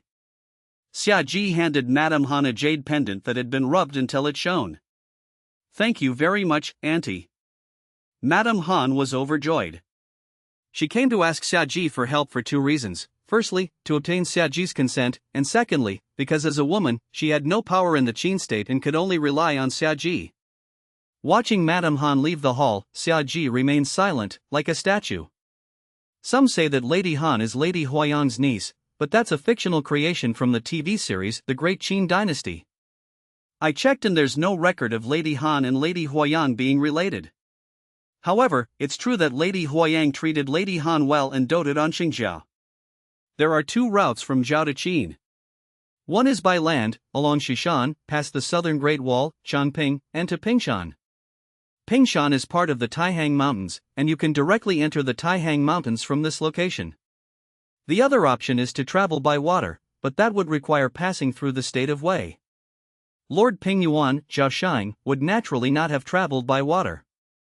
Speed is of the essence in war. For chariots and 5 squads of soldiers quickly left the state of Zhao and headed straight for the territory of the state of Qin. Upon arriving in Qin territory, Jiang Wang discovered significant differences from those in Zhao. First, there's the matter of appearance. The Qin people are different from the Zhao people. The Zhao people have casual hairstyles, but the Qin people mostly tie their hair up in a flat, round bun or wear a single-piece long crown, just like the ones on the terracotta army. Moreover, although the Qin state revered black, the people wore clothes of all colors, not just black. They also retain the custom of wearing long robes that reach all the way to their knees. What surprised Jiang Wang the most was Qin's post-station system.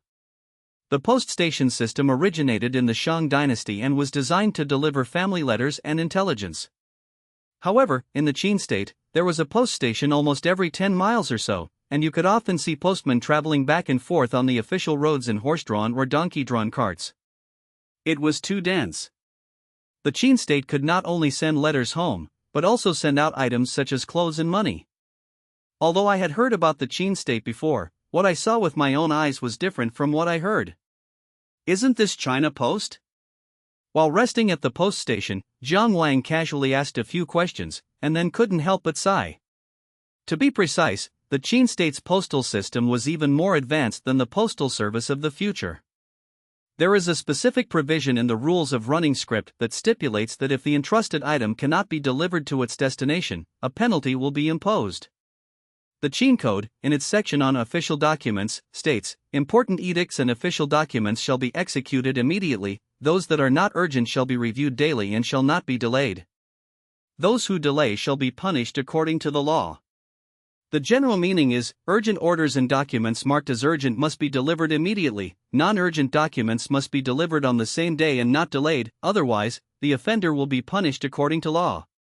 If any items are lost or other problems arise, they must be reported immediately. Therefore, in almost any part of the Qin state, goods could be delivered precisely to one's doorstep. This happened more than 2,000 years ago. Palo, present-day northeastern Linfen, Shaanxi. Jiang Wang and his group came from Pila town and headed straight for Tsuwa. Ani was the most important city in northern Qin, located in today's Yanhu district of Yunqing City, Shaanxi province. It was a strategic location in northern Qin and the hometown of Queen Dowager Xian, the mother of King Zhaxiang of Qin. Yes. Before the camp was even set up, raindrops began to fall from the sky. The first tent naturally belonged to Lord Pingyuan, Zhao Ji, Ying Zhang, and others. This late autumn rain is the most harmful. Have someone light a fire to warm the lady, Zhao Shang said, kneeling inside the tent. If this were in the old Handan, Lord Pingyuan wouldn't have paid any attention to Zhao Ji, let alone treated her with such kindness. But now the situation is different. In order for the journey ahead to go smoothly, he has to treat Zhao Ji better. As long as Zhao Ji doesn't cause trouble when she sees Ying Zichu, that's fine. Thank you, Lord Pingyuan. Sir, it's chilly today, and I'd like to eat oil-splashed noodles. I still have some wheat flour from home, Ying Zhang asked softly, sitting cross-legged beside Jiang Wang, his eyes filled with longing. Okay, go and knead the dough. Jiang Wang nodded in agreement. As modern people, if there's one thing that was most unbearable in ancient times, it would definitely be food. Jiang Wang wasn't a picky eater, he could survive well even in Hangzhou, a food wasteland. But even someone like him couldn't adapt to ancient food and would treat himself to something special every 3 to 5 days. For example, fried rice, oil-splashed noodles, and beggar's chicken are all dishes he researched. Ying Zhang, having been by Jiang Wang's side, enjoyed plenty of good food and drink, and naturally became arrogant as well. As for noodles, they are made from wheat. Although millet is the staple food in the north, wheat is considered the second staple food. During this period, there was no such thing as a gentleman keeping away from the kitchen. The saying "a gentleman keeps away from the kitchen" comes from the King Hui of Liang chapter of Mencius. Its true meaning is that all things have a spirit, and a gentleman should have a benevolent heart and not commit indiscriminate killing. It was an admonition to King Xian of Qi to practice benevolence. Therefore, the later saying that a gentleman does not cook is a misinterpretation. Ying Zhang skillfully took out a bronze basin, poured in water and kneaded the dough. Finally, Jiang Wang took over, rolled the dough thin by hand, and then took out his bronze sword to cut it into strips. In Lord Pingyuan's view, this was truly not the act of a gentleman. How could a murderous sword be used for cooking? Because it's raining now, the firewood we found is a bit damp, but the ancients weren't fools, they already had a solution. Oil, or kerosene refined from tree sap, is a good fuel for starting fires. A campfire was quickly lit inside the tent, and a basin of water was boiled before noodles were added. Jiang Wang then took out winter scallions, Sichuan pepper, and dogwood from his treasure chest-like bag. Winter scallions are what we now call green onions, and Sichuan peppercorns are called rongjiao. During the reign of Duke Quan of Qi, more than 400 years ago, Duke Quan of Qi led a northern expedition against the Shanrong and obtained these 2 items. After returning, he cultivated them on a large scale, and they quickly spread throughout the world. Cornelian cherry, also known as Chinese chili pepper, has long been used in humid regions such as the South. Originally, dogwood was used in the South for sacrificial rites. Later, people discovered that it could dispel cold and had medicinal value, which led to its rapid promotion.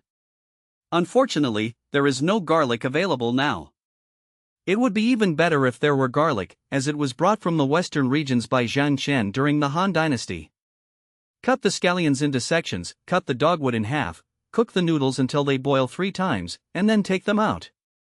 We don't have enough bowls, Prime Minister Zhao. Please lend us a wine vessel, Jiang Wang said.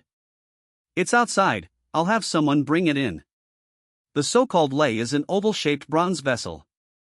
When opened, it contains several bronze bowls, plates, ear cups and other tableware, arranged like a nesting doll.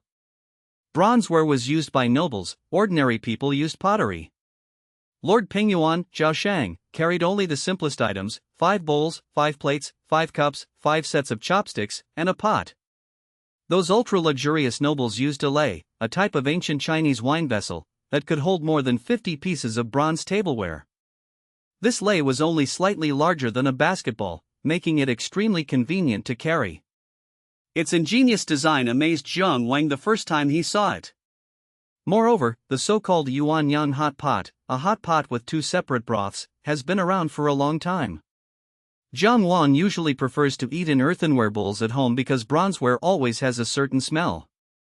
Place the noodles in a copper bowl, drain the water, put a piece of lard in a pot, and once the lard has melted, pour it directly over the noodles sprinkled with dogwood and chopped green onions. Sizzle! Instantly, a strong fragrance began to spread throughout the tent. The aroma was so enticing that not only Zhao Ji but even Zhao Shang felt hungry, and his throat moved involuntarily. Prime Minister Zhao, please have some. Jiang Wang first served the dish to Zhao Shang. Then came Zhao Ji, and finally him and Ing Zhang. Lord Pingyuan, Zhao Shang, picked up his chopsticks, heated up a mouthful of noodles, and put it in his mouth. Mother, the master's oil-splashed noodles are absolutely amazing. I can't even get to eat them normally. You should try them, Ing Zhang said to Zhao Ji with a hopeful look. Okay, then I'll try Mr. John's cooking. Zhao Ji picked up her chopsticks, tried to pick up a piece and put it in her mouth, and then her eyes lit up. This little rascal, it's so delicious, why haven't I brought any home in the past 3 years? While mentally berating Ing Zhang, Zhao Ji quickly began to eat. For a moment, only the sound of eating noodles could be heard inside the tent.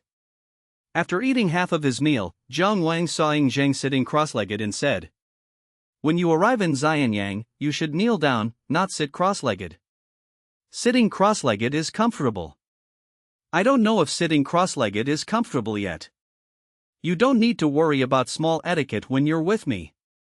But once we get to Xianyang, you will be Prince Shang, a prince. Any mistake you make will be magnified and become a point of attack against you. The people of Qin still wear hooded pants, which are open-crotch pants. Sitting cross-legged is considered impolite, as it can easily expose parts of the body that shouldn't be exposed. Although Ing Zhang and Jiang Wang followed the example of the Zhao people and now wear trousers without a crotch, they are still criticized by some people. Isn't the gentleman also sitting cross-legged? Can you compare to me? I'm a free spirit, detached from worldly affairs. What right do they have to tell me what to do? Even if I'm unrestrained, it's none of their business. Jiang Wang was practically saying that even if he were to run naked, it wouldn't matter to outsiders, since he didn't care about his reputation anyway.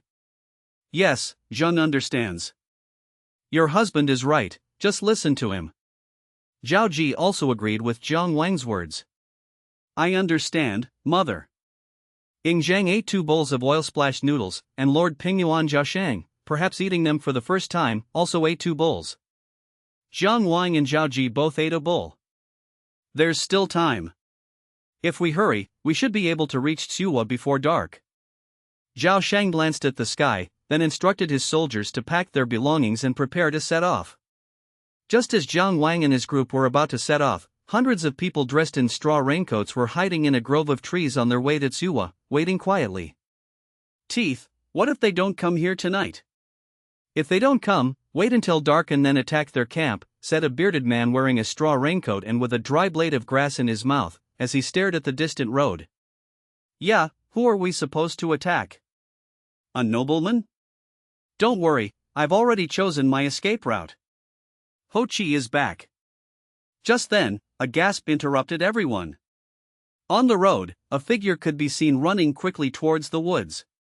Brother, they've broken camp and are heading this way, said Ho Chi, panting. Upon hearing this, everyone was shocked. Have the brothers get ready. Remember, we are now the Taihang Mountain Bandits. If we get separated after the mission is accomplished, we will meet at Pingshan, yet instructed in a low voice.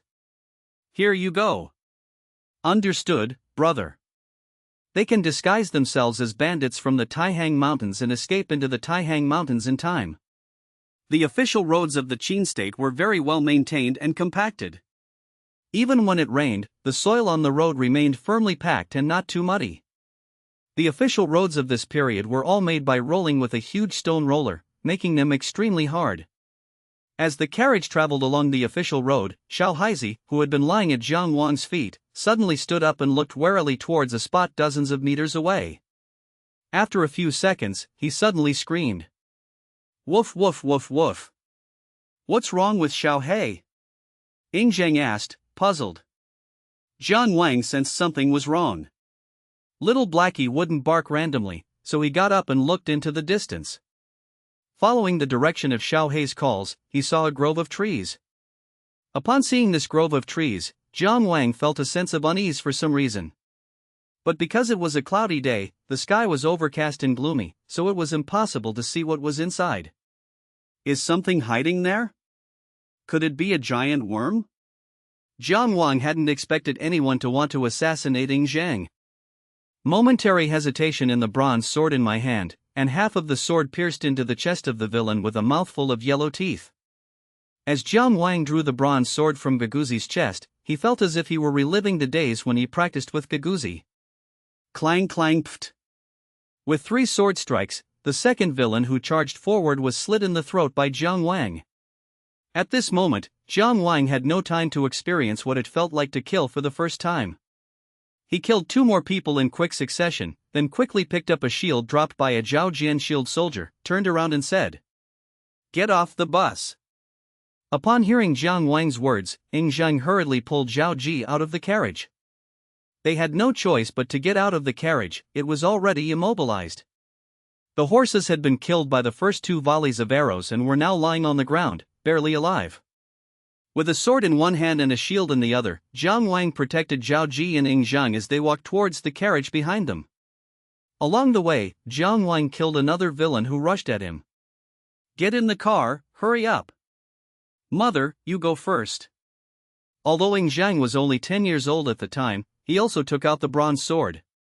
It is not hard to see from this that Ing Zhang truly possessed the inherent courage and spirit of the Qin royal family. Under the cover of Jiang Wang and Ing Zhang, Zhao Ji crawled toward the carriage, but the more anxious she became, the less her legs would obey her commands. Seeing Zhao Ji's clumsiness, Zhang Wanxin became anxious. Holding the sword, he used the back of his hand to support Zhao Ji's buttocks and pushed her onto the carriage. But this delay allowed the man named Shi to surround them with his men. "Go up quickly," Jiang Wang said with his back to Ing Zhang, raising his shield to his nose and resting his bronze sword on the shield with his right hand, his eyes fixed on the 4 people surrounding him. "Kill." The villain on the far right was the first to strike, stabbing Jiang Wang with a spear. When Jiang Wang deflected the spear with his shield, and before he could retaliate, Shi Yijian thrust his sword at Jiang Wang. Clang! Jiang Wang swung his sword to deflect the attack, but the attacks from the other 2 men arrived as well. Before Ing Zhang could even get on the carriage, Jiang Wang had nowhere to hide and was accidentally stabbed in the right side by a spear. Taking advantage of the situation, Jiang Wang used his right arm, which was holding the bronze sword, to clamp the spear, and his left hand, which was holding the shield, to block the attacks of the other 3. He suddenly took 2 big steps forward and swung the bronze sword fiercely. Put! As the sword flashed, the villain wielding the spear froze for a moment, then widened his eyes and clutched his neck. Well! Seeing this, Shi's eyes turned bloodshot, and he frantically swung the sword in his hand like a madman. Huff! Suddenly, the elusive little black cat bit Shi's leg. She winced in pain and glanced at the dog. In that moment of distraction, Jiang Wang swung his left arm, smashing the villain on his right with his shield, and rushed forward. Before she could react, he plunged the sword in his hand into the villain's chest. Second brother Shi. This scene threw the remaining 2 into disarray, for Shi was, besides Ya, the strongest among them. In battle, the most important thing is courage. Once courage is gone, it's all over. Jiang Wang quickly killed the other 2, and only then did he realize that his whole body was trembling slightly, and his back was damp and cold. Good dog. Jiang Wang didn't forget to praise Xiao Haizi before gesturing for Ing Zhang to get in the carriage. Just as Jiang Wang was fighting with all his might, 2 carriages came galloping from afar and rushed into the battlefield. In the blink of an eye, wherever they passed, men and horses fell. Over. Then 4 wandering knights dressed in cloth and carrying bronze swords got off the carriage. "Madam and young master, do not be afraid, we are coming." Faced with this new group of people, Jiang Wang merely glanced at them. Once Ing Zhang had boarded the carriage, he tossed the shield to him. "Protect yourself." After saying this, Jiang Wang stepped onto the carriage and picked up the reins. Drive! With an A, Jiang Wang started driving the third carriage. He didn't have time to verify which side the other 4 people belonged to. At this point, he couldn't trust anyone. Clang! This carriage, though not a war chariot, was driven by Jiang Wang as if it were one. Along the way, a soldier named Zhao and a villain blocked the road, and Zhao was knocked to the ground. There were 2 types of carriages during this period, one with a carriage body and the other as a war chariot. Little Blackie, keep up! Jiang Wang shouted. He figured he couldn't rely on anyone else, so he decided to leave and taking Zhang with him. He was betting that there were no more ambushes ahead. This group fought without any strategy, and they looked like those idle wandering knights who didn't do their jobs properly. It's highly unlikely that such people could use a series of complex tactics.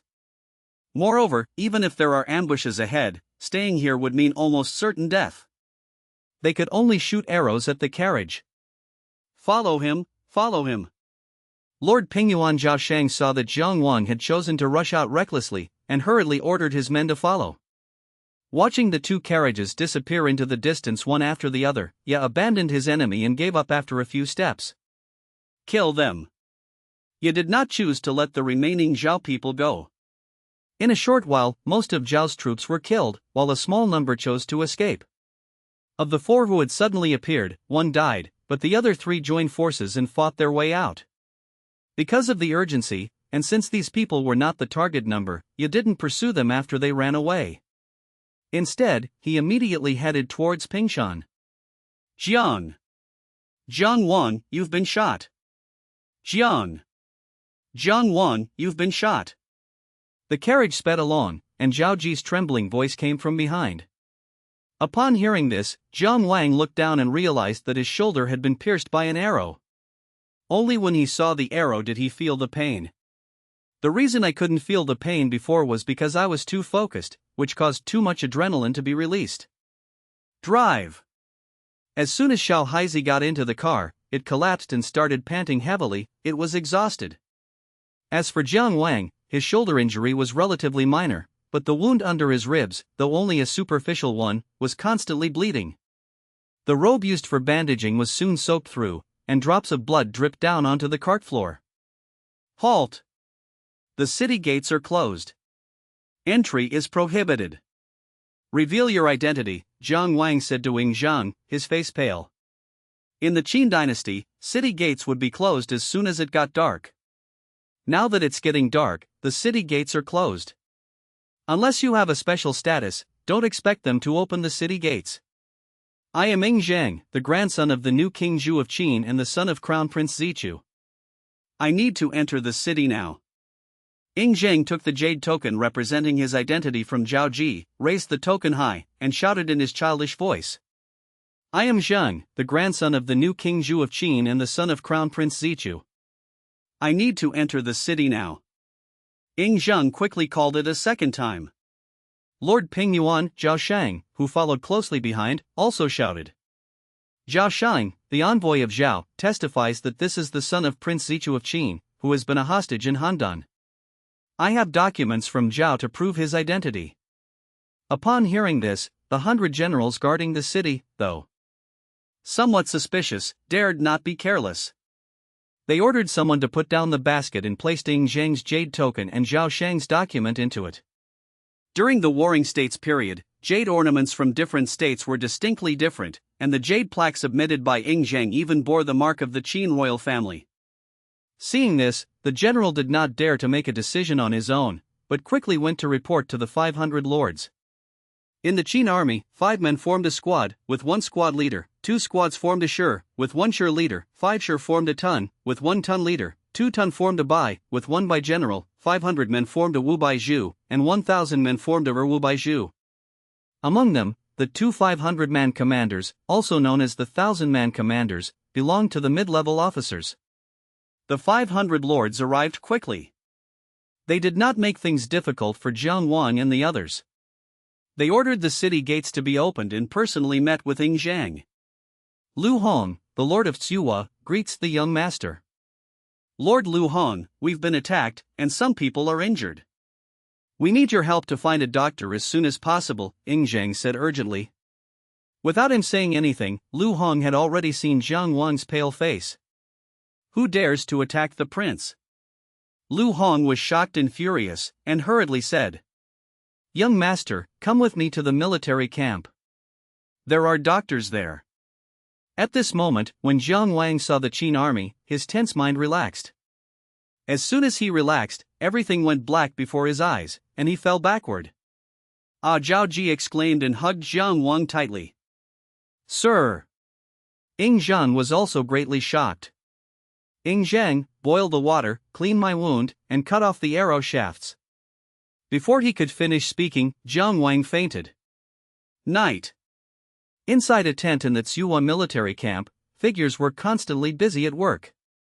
Lu Hong brought in the best doctors in Tsuwa to treat Jiang Wang.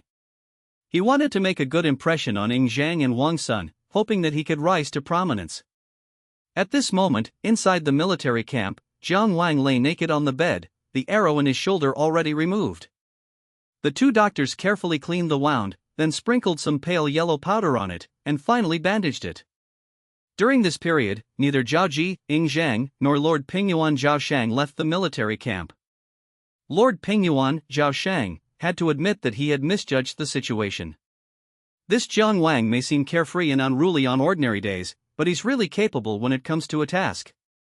At this moment, Xiao Haizi lay not far away, looking downcast, his eyes filled with worry as he gazed longingly at Jiang Wang on the bed. At that time, there was no concept of more people, more bacteria in medicine, which is why so many people gathered in tents. Young master, Master Wu, the wound has been bandaged, but he has lost too much blood. We can't guarantee when he will wake up.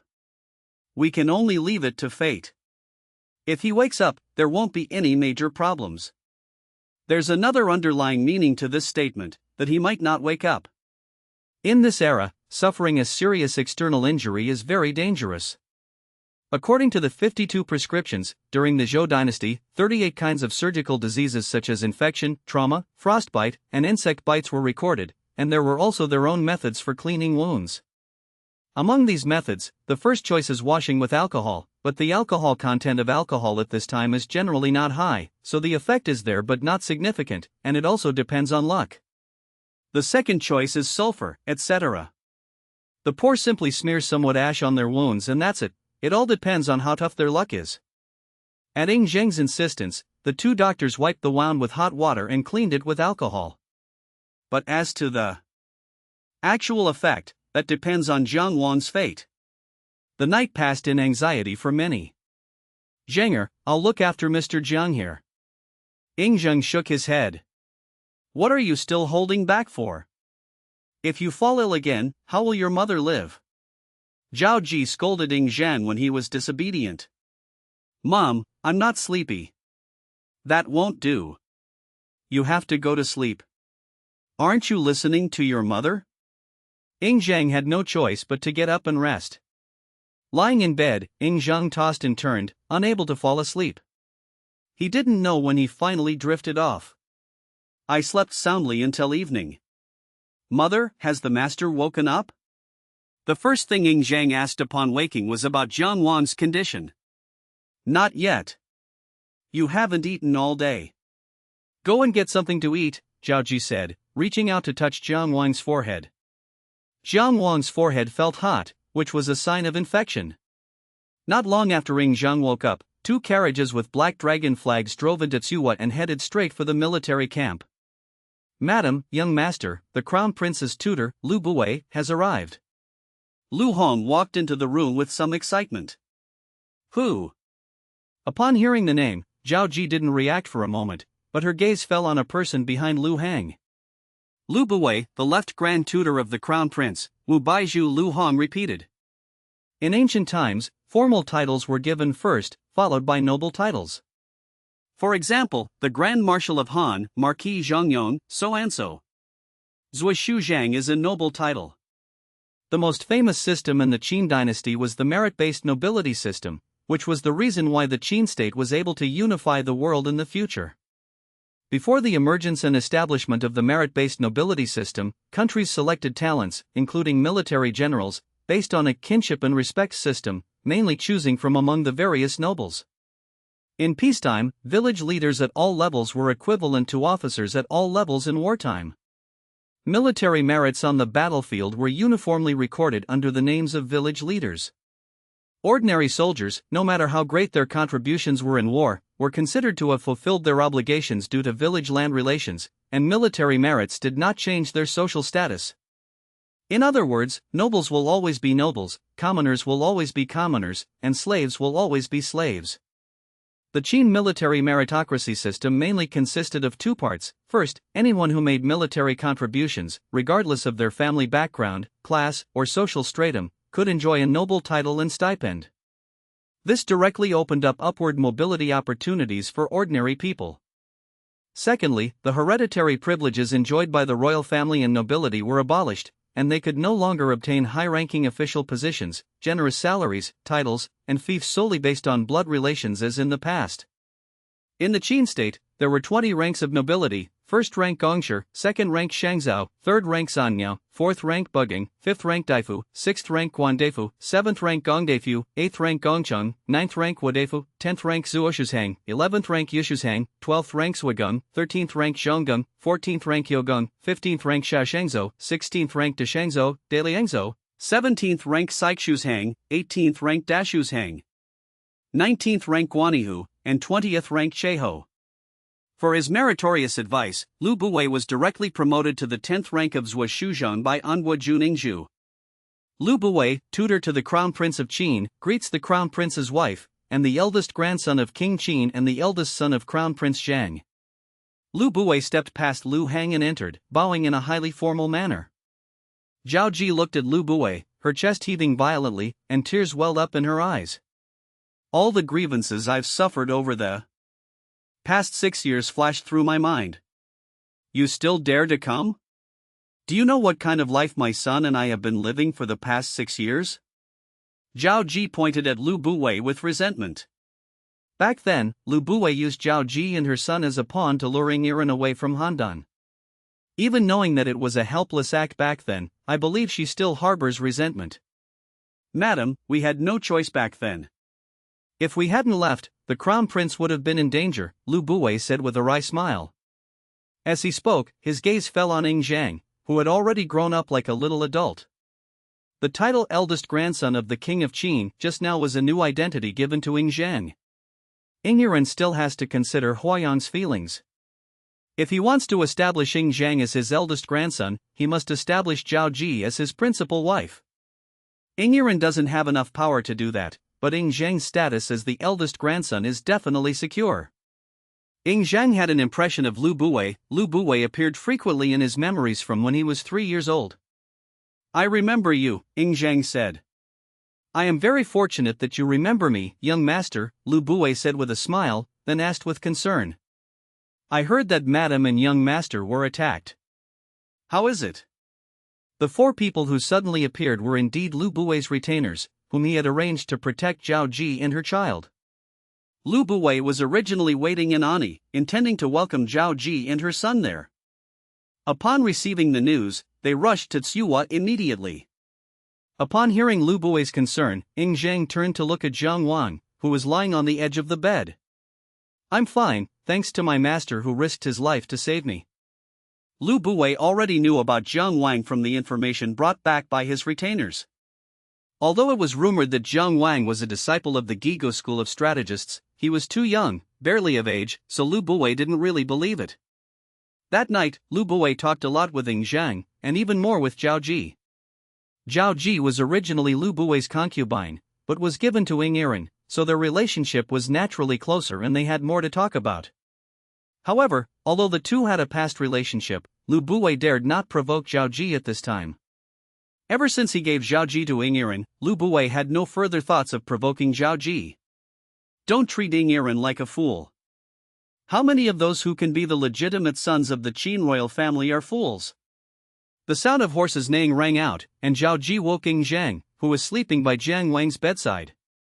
Zhanger, it's time for us to set off. Depart? Where to? Ying Zhang looked completely bewildered. Of course we're going back to Xianyang.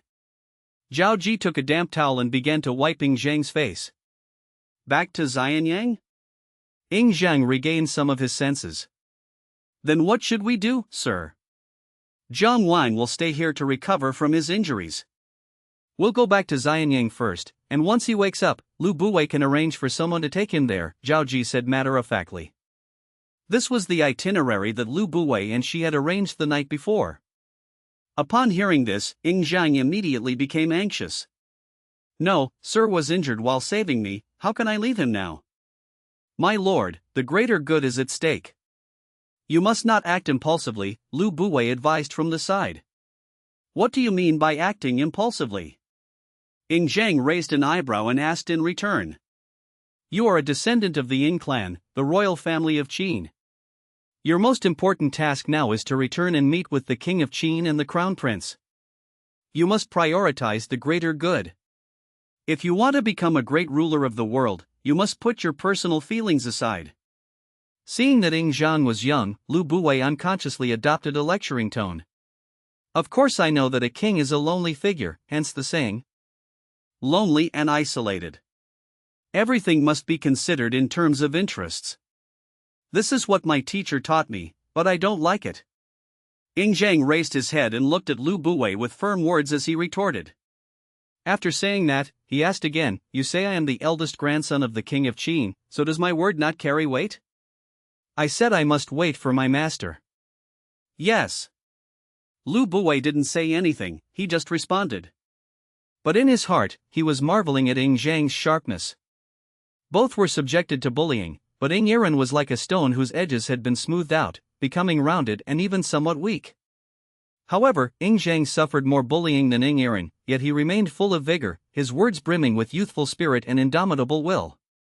Despite being father and son, their personalities are vastly different. Of course, this is also due to age, things may change a lot as one grows up.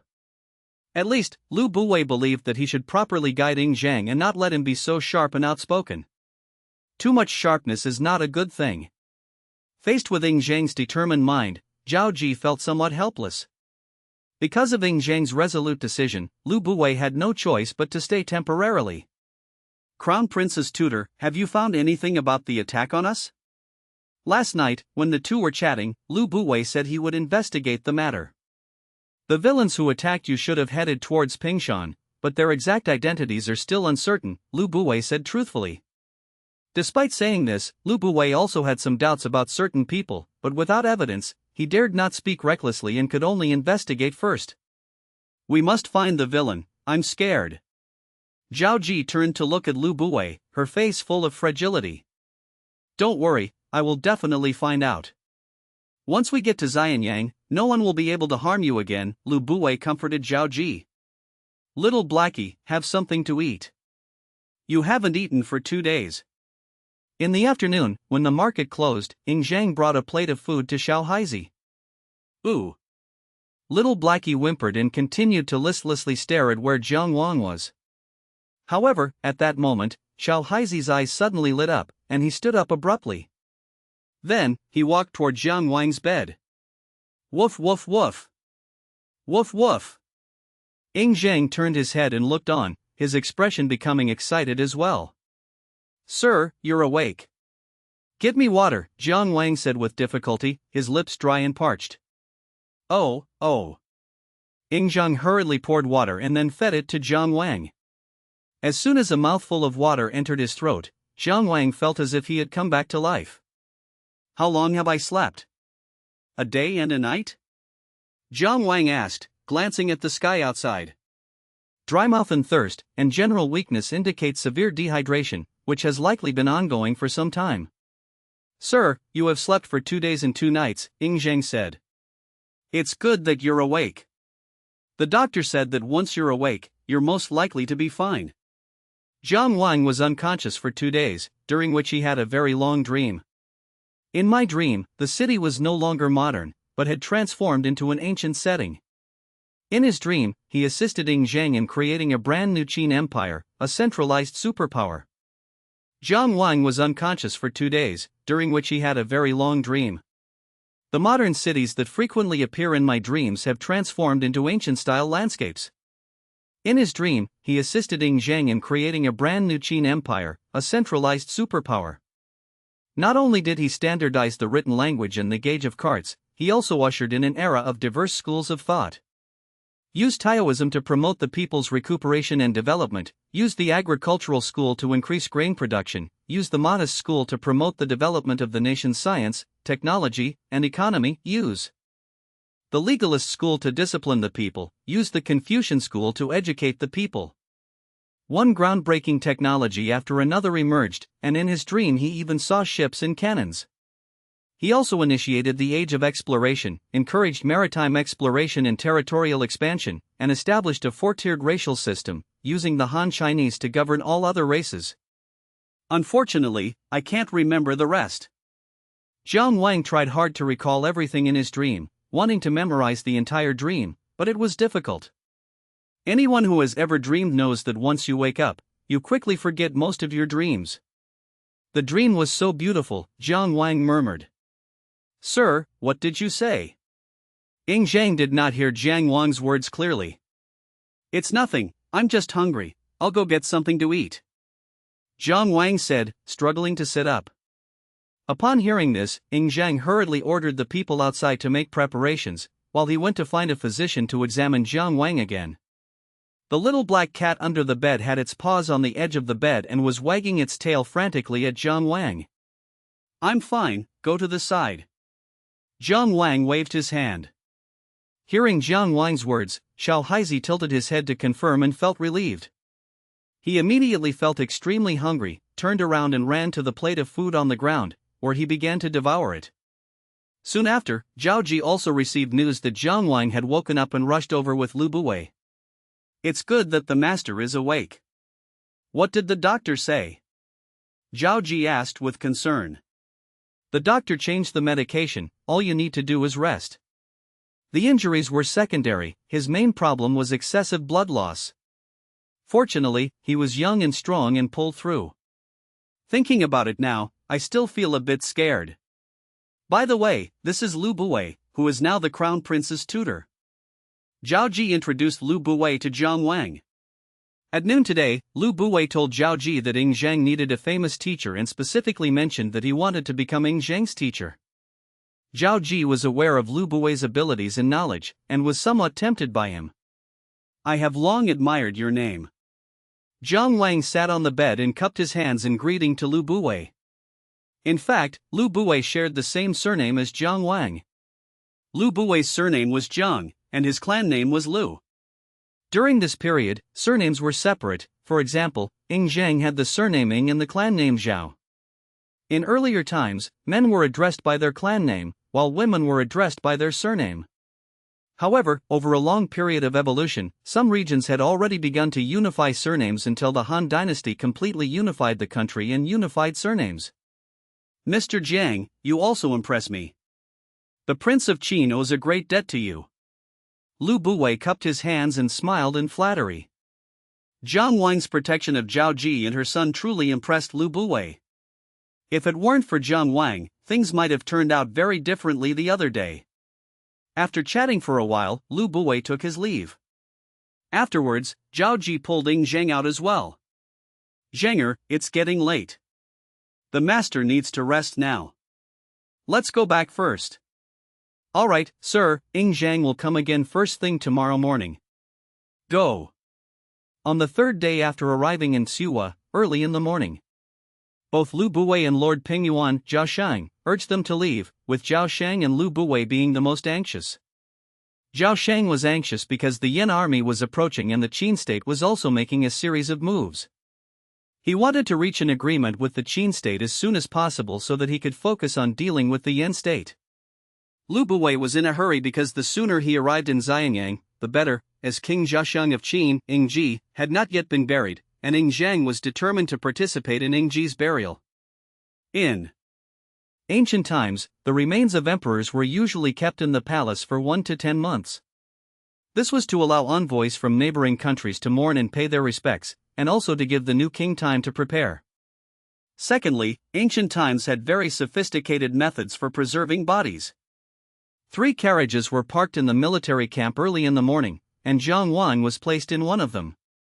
Lu Buwei, Zhao Ji, and Ying Zhang rode in one carriage, while Lord Pingyuan, Zhao Sheng, rode in his own.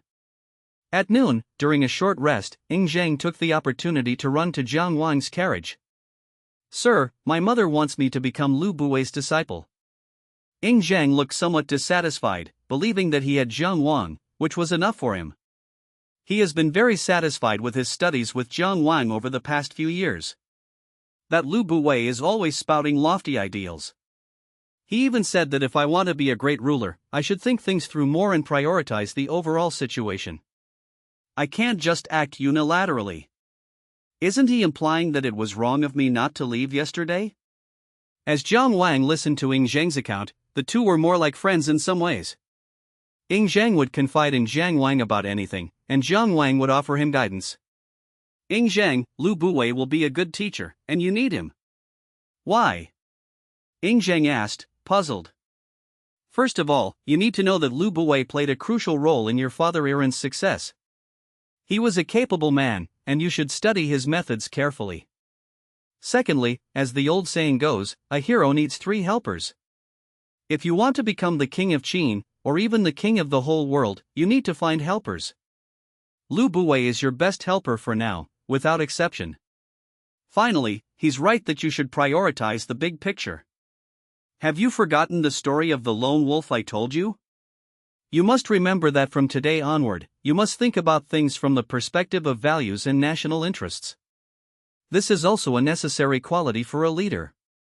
Jiang Wang did not object to Ying Zhang becoming Lu Buwei's apprentice. On the contrary, he was very supportive, and had to admit that Lu Buwei was a capable person. Jiang Wang asked himself if he was just a half-baked amateur, not as good as Lu Buwei.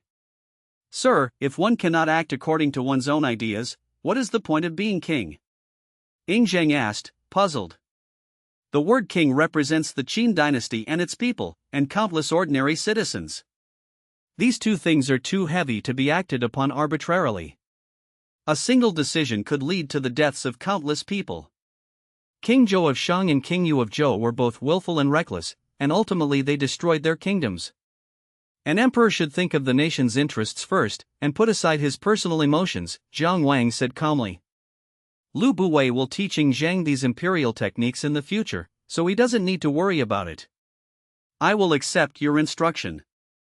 Ying Zhang listened to Jiang Wang's words very well, because during the 3 years he lived in Handan, Jiang Wang had given him the warmth of both a brother and a father. "Sir, do you remember when you taught me the meaning of the 3 words great unification some time ago? You said that this path would be fraught with difficulties and dangers, even assassinations and killings. Am I already on this path now?" Ying Zhang asked, thinking about the attack the day before yesterday. "I guess so." "Actually, I didn't expect something like this to happen so quickly," Jiang Wang said with a wry smile. He really hadn't thought of that, otherwise he would have advised Lord Pingyuan to bring more people. Who wants to kill me? At Ying Zhang's age, there are many things he cannot fathom. If you have a suspect but no evidence, once you get to Xianyang, you can't trust anyone, including the people around you. "Sir, who do you suspect?" Ying Zhang pressed. "I suspect whoever benefits the most." Jiang Wang did not say it explicitly, firstly because he had no evidence, and secondly because he could not say it explicitly. Ying Zhang was still unable to conceal his emotions. If he saw the target Jiang Wang suspected in Xianyang and showed hostility, it would be bad and he might alert the enemy. Upon hearing Jiang Wang's words, Ying Zhang gave him a look that said, "Do you think I'm an idiot?"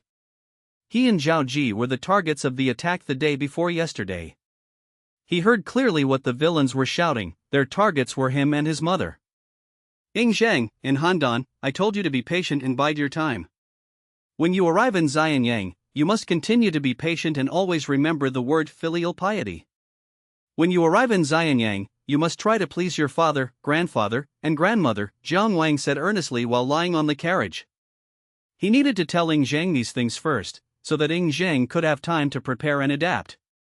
Ying Zhang is clearly someone who responds better to gentleness than force.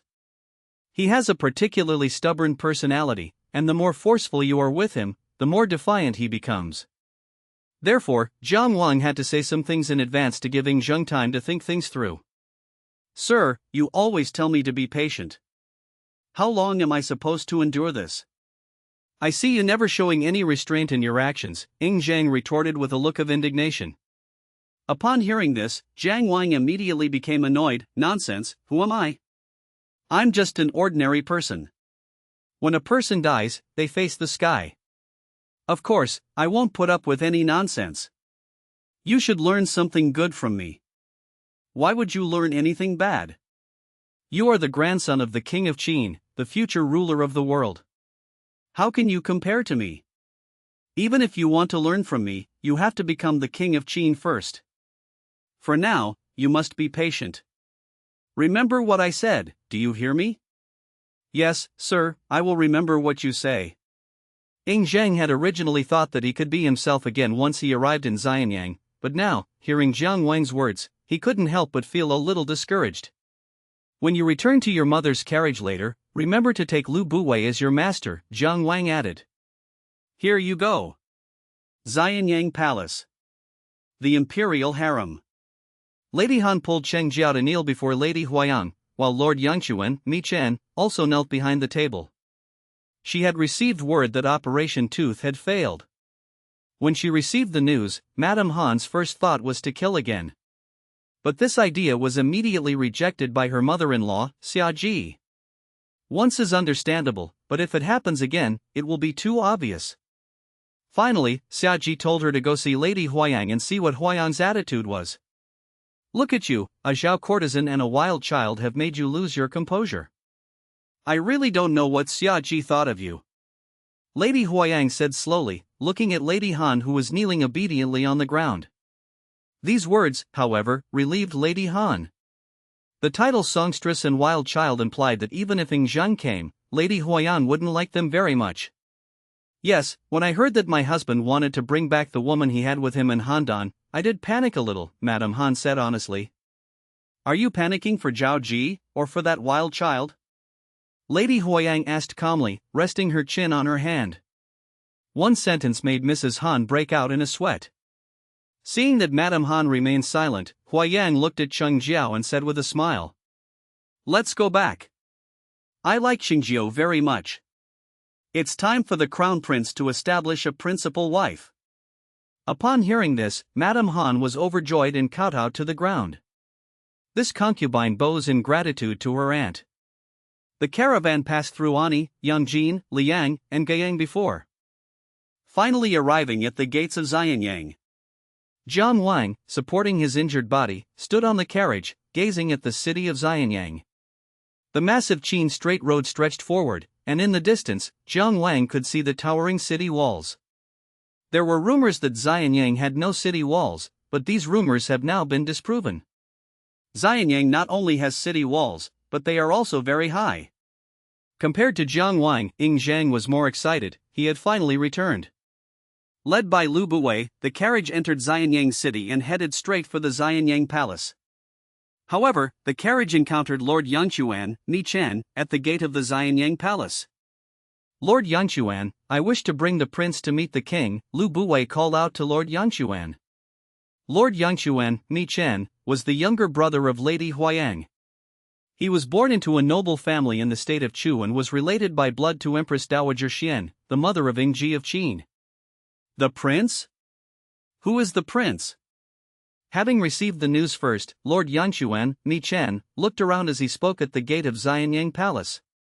This gentleman beside me, Wang Sun Zhang, is the son of Crown Prince Zichu when he was in Handan, the capital of Zhao. Lu Buwei introduced Ing Zheng to Mi Chen. Your Highness is joking. At this time of national mourning, you bring a wild child of unknown origin and claim him as the Crown Prince's child. Isn't that too presumptuous? Lord Yangchuan, Mi Chen, said calmly, his hands tucked into his sleeves.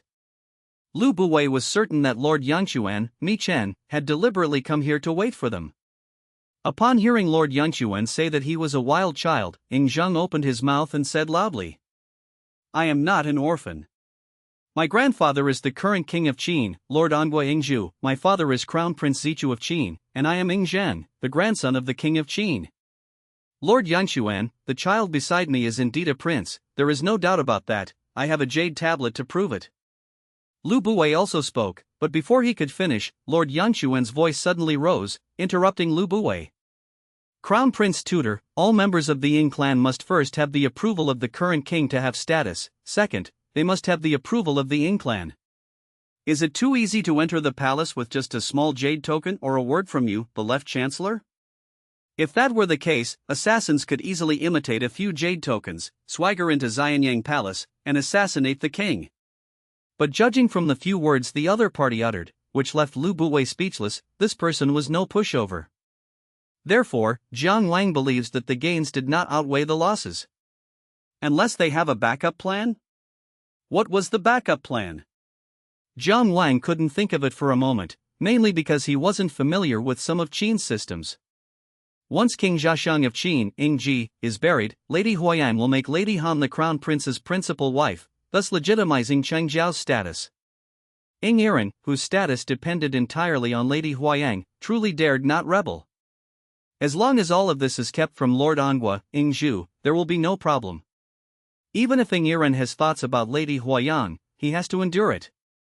Unlike Jiang Wang, Lu Buwei understood this point, so he quickly thought of a solution. Seeing that Lu Buwei was frowning in thought and had nothing to say, Lord Yangshuan continued. Crown Prince's tutor, during the period of national mourning, foreign officials are not allowed to be summoned or enter the palace. You are aware of this rule, right? The Qin state did indeed have this custom, precisely to prevent ministers from taking advantage of the king's death to cause trouble. According to Lord Yangshuan, Lu Buwei could only stay outside the Xianyang Palace with Ying Zhang until Ying Yiren came out. At this moment, although Jiang Wang couldn't understand Yangshuan Jun's purpose in doing this, he didn't have a good way to counter it. Are you suggesting we let Ying Zhang storm the palace? Don't be ridiculous, what if he gets shot? Do you really think the guards of Xianyang Palace are just sitting around doing nothing? The laws of Qin were strict. If Ying Zhang were to break in, the guards would be guilty of dereliction of duty and would all lose their heads. What if they won't let us in? Zhao Ji asked Lu Buwei, somewhat panicked. She returned to Qin, never expecting things to turn out this way. Wait for Crown Prince Zichu, Lu Buwei said with a stern face. But he knew Ying Zichu well, faced with the pressure from Lady Huayang, Ying Zichu really had no choice. After all, although he is now the Crown Prince, his power comes from Lady Huayang. Perhaps Ying Zichu could only hide Zhao Ji and Ying Zhang. This contradicts Lu Buwei's plan for a second rare commodity to hoard. So, in the final analysis, the goal is to let Lord Anghua know that he has such a grandson. Thinking this, he looked at Lord Pingyuan, Zhao Shang. Prime Minister Zhao, you sent your wife and Ying Zhang back to Xianyang for the sake of harmony between Qin and Zhao. Please meet with the King of Qin, explain your purpose, and also tell him that he has a grandson. That's natural, said Lord Pingyuan, Zhao Shang, bowing respectfully. Once Lord Anghua, Ying Zhu, learns of this grandson, he will likely summon Ying Zhang, at which point Lord Yangshuan's plan will fall apart. Lord Pingyuan, Zhao Shang, could help, firstly because Zhao Ji and Ying Zhang were his bargaining chips. Secondly, he was willing to see power struggles within the Qin state, and the more chaotic the Qin state was, the better. Regarding the question of whether Xianyang had city walls, firstly, Xianyang did have inner city walls, and the ruins have already been discovered. As for why no outer city wall was found, there are two explanations. First, what Jiang Wang saw at this time was the inner city wall of Xianyang, which later became part of Qin's unification of the world. It was probably built by Shang Yang at that time. The reason why no outer city wall was built was probably because Qin believed that no country was threatening Xianyang at that time. According to records, the first emperor's Xianyang palace covered an area of 83 li, which is an exaggerated number, giving you an idea of how large the city of Xianyang was at that time. Another theory suggests that the reason no outer city wall of Xianyang was discovered during archaeological excavations is because after Xiangyu burned it down, Liu Bang demolished the outer city wall to build Chang'an, which was very close to Xianyang, separated only by the Wei River. In the evening, they were greeted by Ying Yiren. My beloved. Upon seeing Ying Yiren, Zhao Ji immediately rushed over. Ying Yiren was also pleasantly surprised to see Zhao Ji. Zhao Ji, you're really back. Ing Yiren helped Zhao Ji, who rushed towards him, his face full of excitement and joy. What, do you know how I've spent these past 6 years? Zhao Ji sobbed, nestled in Ing Yiren's arms. It's good that you're back, Ing Yiren comforted. Ing Zhang, quickly pay your respects to your father, Lu Buwei reminded him. Ing Zhang looked at Ing Yiren, who still seemed to have some vague recollection of him, and walked over. Father. Good boy, come here quickly. Ing Yiren then turned his gaze to Ing Zhang. Father. Ing Zhang's eyes were slightly red as he called out and threw himself into Ing Yiren's arms. Blood is thicker than water, and for the first time, Ing Zhang felt as if he had a powerful backer. But this powerful backer soon disappointed him. My lord, why did you ask us to come back? We, mother and son, will only be humiliated if we return. We can't even enter the Xianyang Palace. Zhao Ji began to sob, lamenting her grievances. After listening to Zhao Ji's tearful complaint, Ing Yiren felt somewhat embarrassed. He thought for a moment and said, We'll talk about that later. Let me arrange accommodation for you first. That evening, Ing Yiren arranged for Zhao Ji and Ing Zhang to enter the Crown Prince's residence. Young master, what are your plans for Lady Zhao Ji and Ing Zhang? Lu Buwei asked Ing Yiren. The queen doesn't seem to like Zhao Ji and Zhang very much. Let's wait for grandfather's funeral. After the funeral, I will let Zhang meet his father. Fortunately, Zhao Ji and Zhang have finally returned and will no longer suffer in Handan, Ing Yiren said with a wry smile. Upon hearing this, Lu Buwei was certain that Queen Huayan was putting pressure on Ing Yiren. My lord, the queen has always favored Qingzhou. She wants to wait until after the late king's funeral, probably because she wants to establish Qingzhou as the legitimate son first, and then acknowledge Ing Zhang. Lu Buwei pointed out the key point. Ing Yiren paused for a moment and then said, Qingzhou and Zhang are both my sons, they are the same. This means that it doesn't matter who is the eldest son. But this was not in Lu Buwei's interest. However, Lu Buwei also knew that although Ing Yiren was kind and gentle, he was not stupid. He could not say too much, lest he arouse Ing Yiren's suspicion. 3 days passed in the blink of an eye.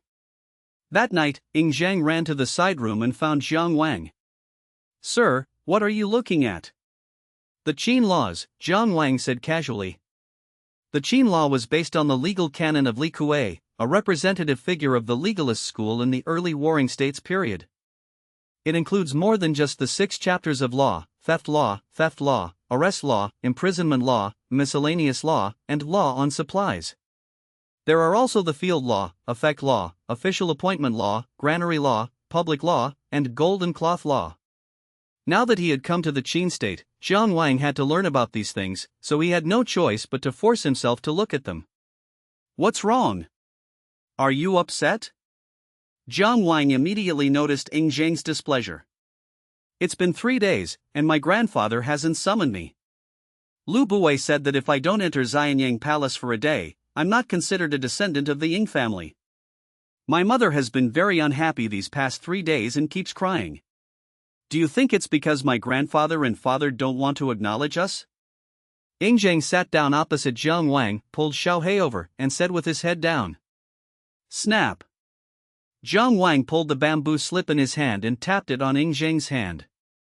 Don't rub little Blackie all the time, it's hiding from you now. After saying that, he calmly continued. Crown Prince Zichu did not refuse to acknowledge you. If he did, why would he have gone through so much trouble to rescue you from Handan? However, there are too many things involved here, and your father was not free to do it. Even now, Ing Zichu, also known as Ing Yiren, still needs to be mindful of others' feelings, which is understandable. Perhaps Ing Yiren hasn't even considered making Ing Zhang his heir yet, all he wants to do is bring him back. Cheng Jiao and Ing Zhang were both his sons, they were the same.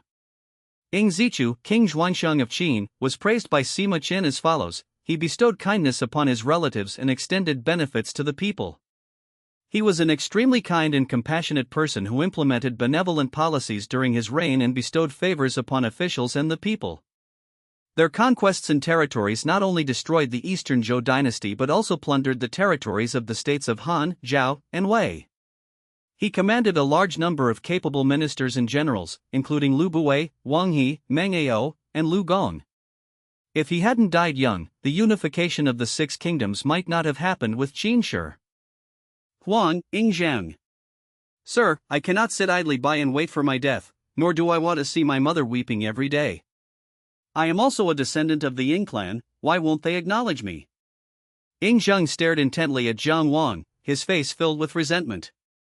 He wanted to be happy as a mother, and he also wanted everyone to know that he was a descendant of the Ying clan.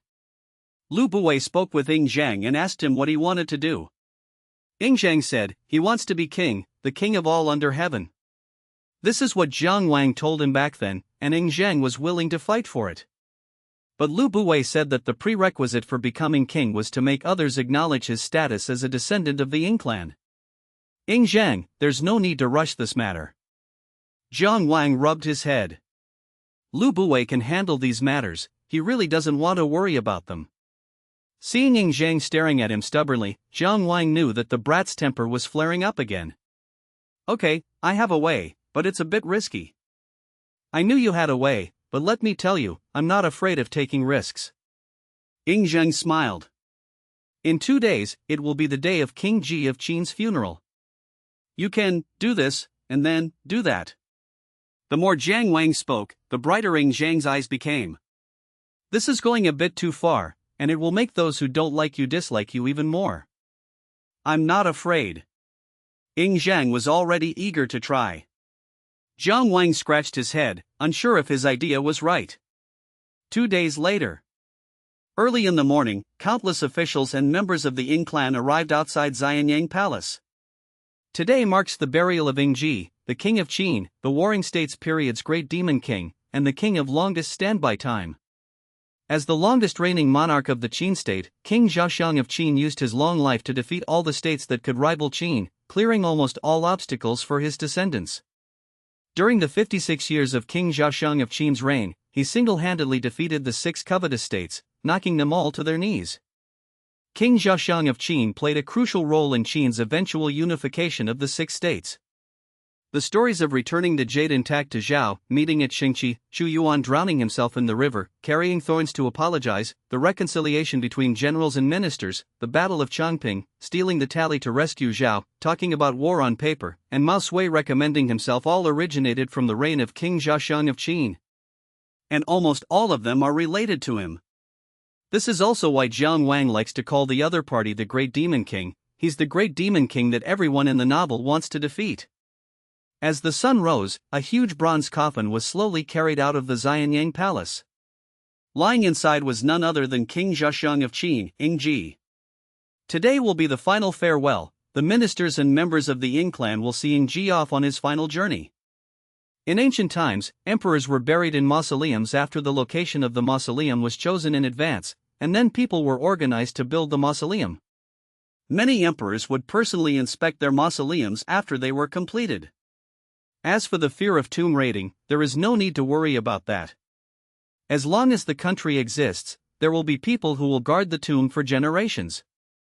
The enormous bronze coffin was slowly carried out of the Xian Palace, passed through the Zhongtai Palace, and finally exited the entire Xianyang Palace. Countless Qin officials wept upon seeing the coffin. Whether it was genuine or not, they had to show their attitude at this moment. However, just as the bronze coffin left Xianyang Palace, a childish voice resounded in front of the palace. Yingzhang, the great-grandson of the late King Xiaoxiang, the grandson of King Anguo of Qin, the son of the crown prince of Qin, and a descendant of Qin, has returned from Handan to bid farewell to his great-grandfather. He hopes that his grandfather will grant him permission. At first, the voice startled people, but then a clear and childlike voice came again. Yingzhang, the great-grandson of the late King Xiaoxiang, the grandson of King Anguo of Qin, the son of the crown prince of Qin, and a descendant of Qin, has returned from Handan to bid farewell to his great-grandfather. He hopes that his grandfather will grant him permission. Whose child is this?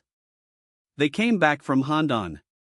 Does the crown prince still have children in Handan? Never heard of it.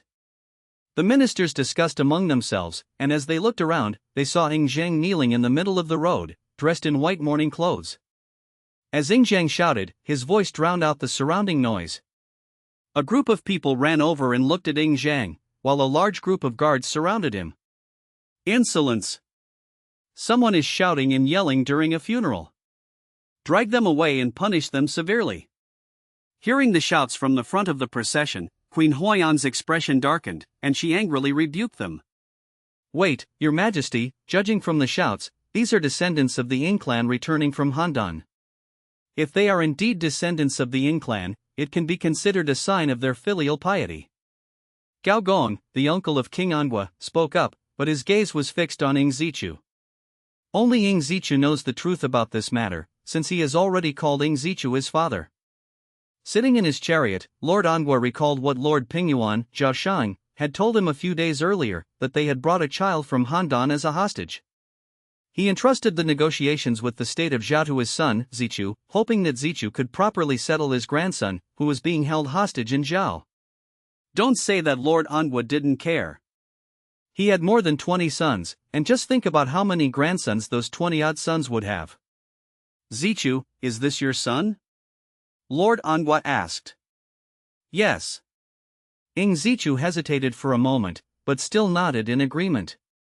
Upon hearing Ing Zichu's admission, Gao Gong, the leader of the Ing clan, raised an eyebrow. Since he's your son, why wasn't he included in the farewell procession? Just as Ing Zichu was about to explain, Queen Huayan, who was also sitting in the carriage, spoke up. It was my idea. What if this wild child who came back from Zhao doesn't know the rules and causes trouble? Just like now. Lady Huayang spoke slowly, but she was already angry. She never expected that this little brat Ing Zhang would dare to block her way. Your Majesty, the burial of the late king cannot be delayed. I will deal with Ing Zhang first, and then we will settle his transgressions after everything is over, Lord Yunxuan, Mi Chen, advised from the side of the carriage. Lu Che, a carriage used only by emperors in ancient times. Gao Gongzhang, who was standing to the side, was about to speak up in opposition, but Lord Angua waved his hand. The procession continues. Zichu, go and bring your son to me. The Chu noble line, led by Lady Huayang, has always been at odds with the Ing clan. If they were to argue, it's hard to say how long they would go on. The conflict between the Chu nobles and the Ing clan can be traced back to Empress Dowager Mi Bazi, the mother of the great demon King Ingji, who is now lying in his coffin. Empress Dowager Mi Bazi and her brother Wei Ran could be said to have controlled the Qin court for more than 30 years. Seeing that Lady Huayang is now showing signs of becoming a Mi Bazi, the Ing clan members absolutely do not want another Mi Bazi, so the two naturally cannot get along. After all, there are only so many positions in the imperial court. If the Chu faction occupies too many positions, then there will be fewer positions for members of the Ing clan. Upon receiving the order from Lord Angua, Ing Zichu glanced at King Huayang, then turned and walked down the aisle. He quickly arrived at the front of the funeral procession and found Ing Zhang kneeling on the ground, holding his identity jade tablet, his voice hoarse. You brat, do you know how abrupt your actions are? Ing Zichu scolded Ing Zhang as soon as they met. Ing Zhang paused for a moment, then repeated the words Jiang Wang had given him. Upon hearing this, a hint of joy appeared in Ing Zhang's eyes. Tell me, whose idea was this? Was it Lu Buwei? Ing Zichu asked as he walked. Ing Zhang paused for a moment, then shook his head. No? Then who is it? I just don't understand. I am clearly a descendant of the Ing clan. Why don't you acknowledge me? Ing Zhang was still very loyal and did not reveal his teacher.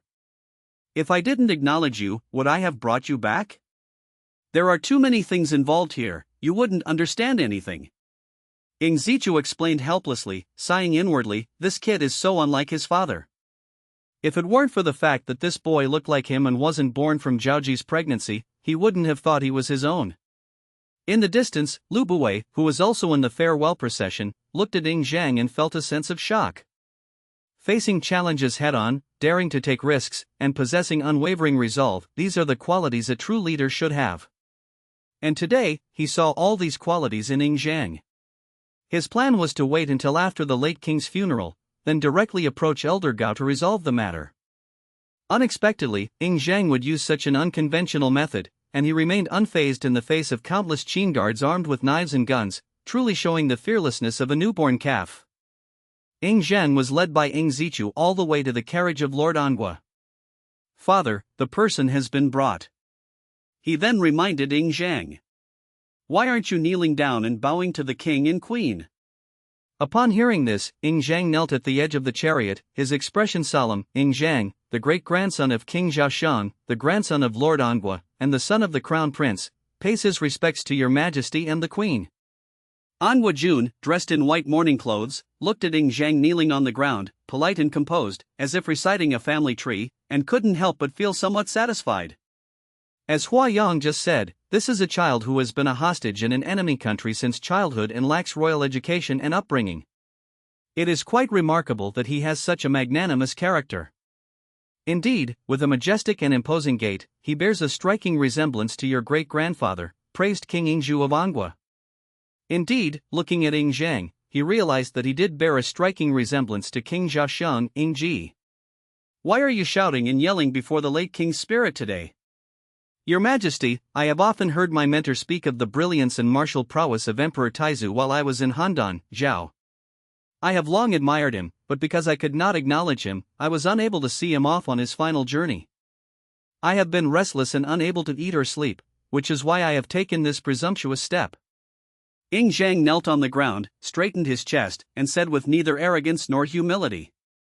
These words amazed Ing Zhu, the king of Angua. The group of Ing clan members standing nearby were secretly amazed. This doesn't sound like something a 10-year-old child would say. "You have a master?" "Yes, my teacher is a disciple of the Gigu school, surnamed Zhang, named Wang." Speaking of his teacher, Ing Zhang's words were tinged with admiration. The more Ing Zhu, the more he looked at Ing Zhang, the more he liked him. He was a very kind person and never thought of becoming the king of Qin when he was young. If it weren't for the death of Crown Prince Dao, whom Ing Ji had painstakingly nurtured, in another country, Angua Jun would never have had the chance to ascend the throne. He even became a disciple of the strategist Zhang Yi. The strategist Zhang Yi has produced another outstanding disciple. Lord Angua laughed heartily. He was very familiar with the strategist Zhang Yi lineage. After all, Zhang Yi had served the Qin dynasty. "My teacher said that the school of diplomacy is suitable for times of war, but not for times of peace. He did not teach me the school of diplomacy, but instead taught me the teachings of Taoism, legalism, Confucianism, Moism, agriculturalism, and military science." This surprised not only King Ing Zhang of Angua, but also Queen Huayang. Although this young man looked rough-skinned and not like a nobleman, he spoke with reason and evidence, and was indeed quite capable. However, even so, in Queen Huayang's heart, there was still only one grandson, 7-year-old Qingjia. Ing Zhang was, at best, the bastard child of Ing Zichu, who was stranded in a foreign land, and a wild woman who appeared out of nowhere. Kai, when you have time, let me meet your husband. Get up, Zichu. Since this is your son, he should attend the late king's funeral. Since it was a funeral procession, Lord Angua, Ing Zhu, didn't say much, but he was very satisfied with Ing Zhang, who looked like a descendant of the Ing clan. "Yes, father." Ing Zichu bowed.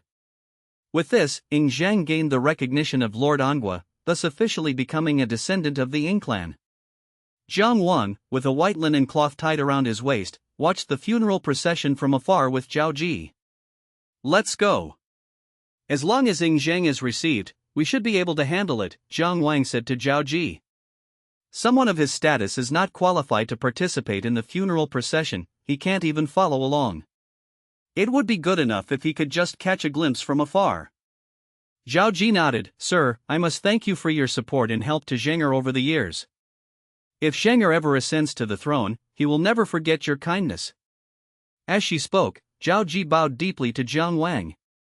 "You're too kind, madam. Let's go back." Jiang Wang reached out to help Zhao Ji up, but he was somewhat speechless. This Zhao Ji offered a piece of cured meat when she became an apprentice, and now they're giving her a free pie in the sky. Do they want to suffocate her? If I didn't have my own ambitions, would I be so foolish as to accept this huge offer from you? Do you really think I'm some greenhorn? However, one thing is certain, Lu Bue must have said something to Zhao Ji, and Jiang Wang saw the flames of ambition in Zhao Ji's eyes. As for what they were saying, it was nothing more than wanting to put Ing Zheng on the throne. As the saying goes, a mother's status rises with her sons. If Ing Zheng were to ascend the throne, Zhao Ji's position would naturally be secure. Back at the crown prince's residence, Jiang Wang returned to his room. Upon returning, he saw that the bamboo slips he had borrowed had all fallen over and were scattered all over the ground. He hurried over and picked them up one by one to check if they were damaged. If there is any damage, he has to repair it himself and report it. Since studying the Qin laws, Jiang Wang has come to understand why the Qin state was so powerful, but he also regrets coming here because it is too harsh.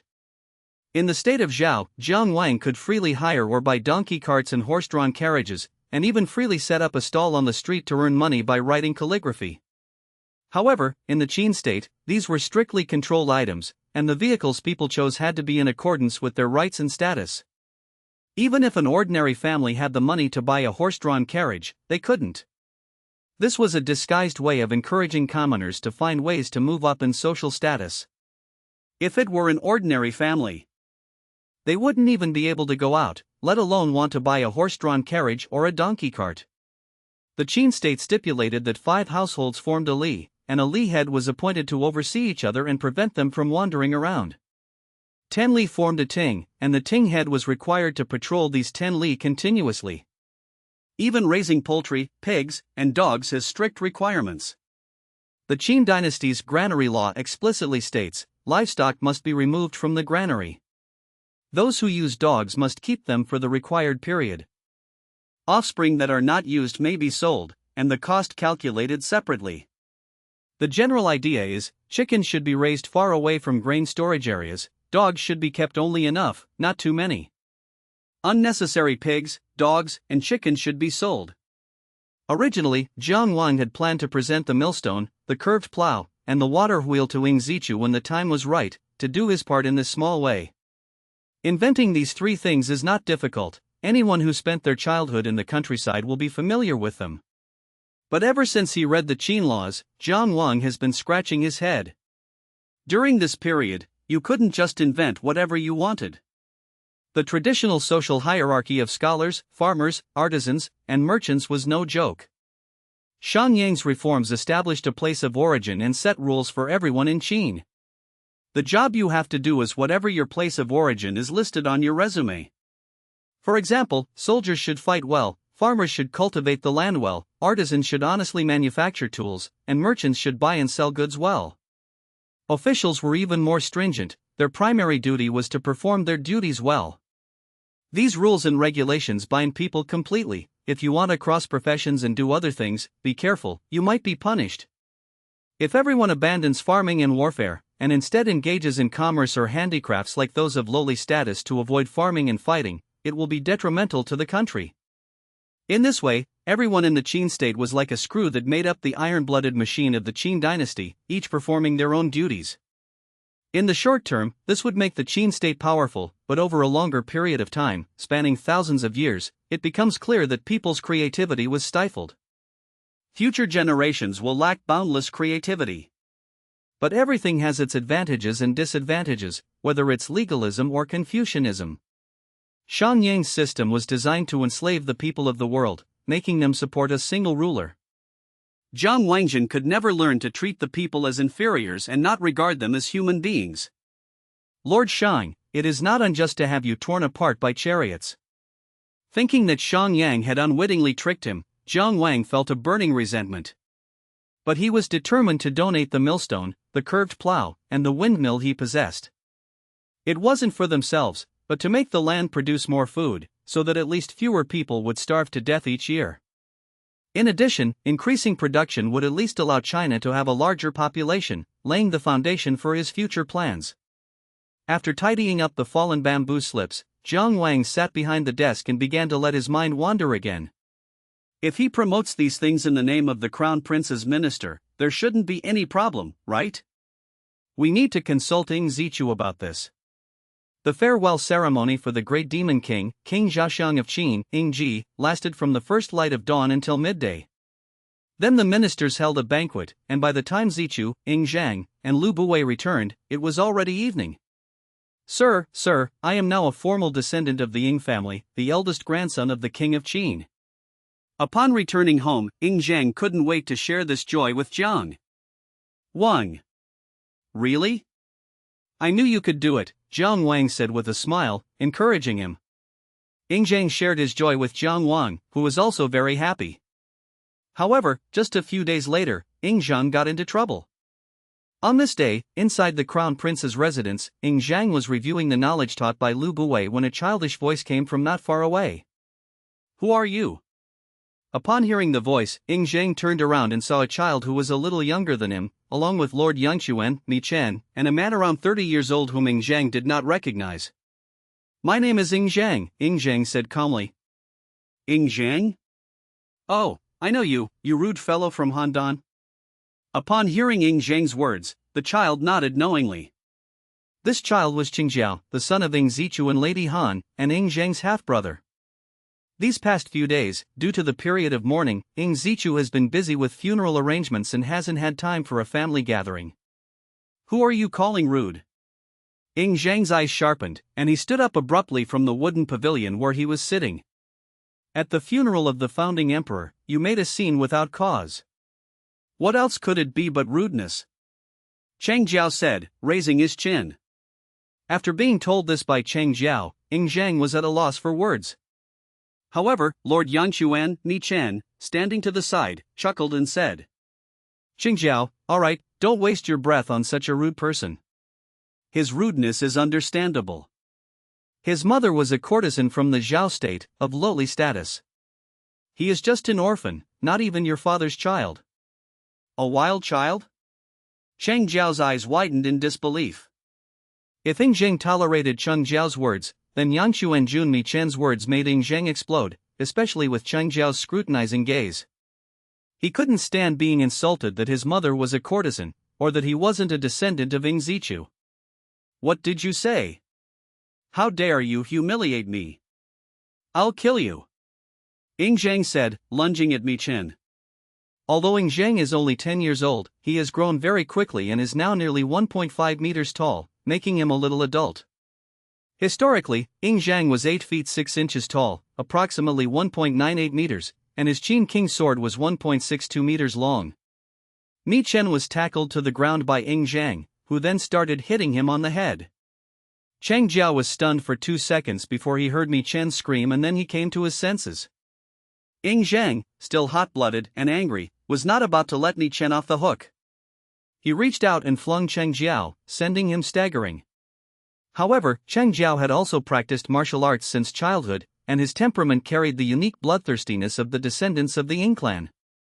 After being thrown off balance, he stepped forward again and grabbed Ying Zhang by the neck. This was a killing technique used by Qin Ji. If he weren't short in stature, he could have used his own strength to break Ying Zhang's neck.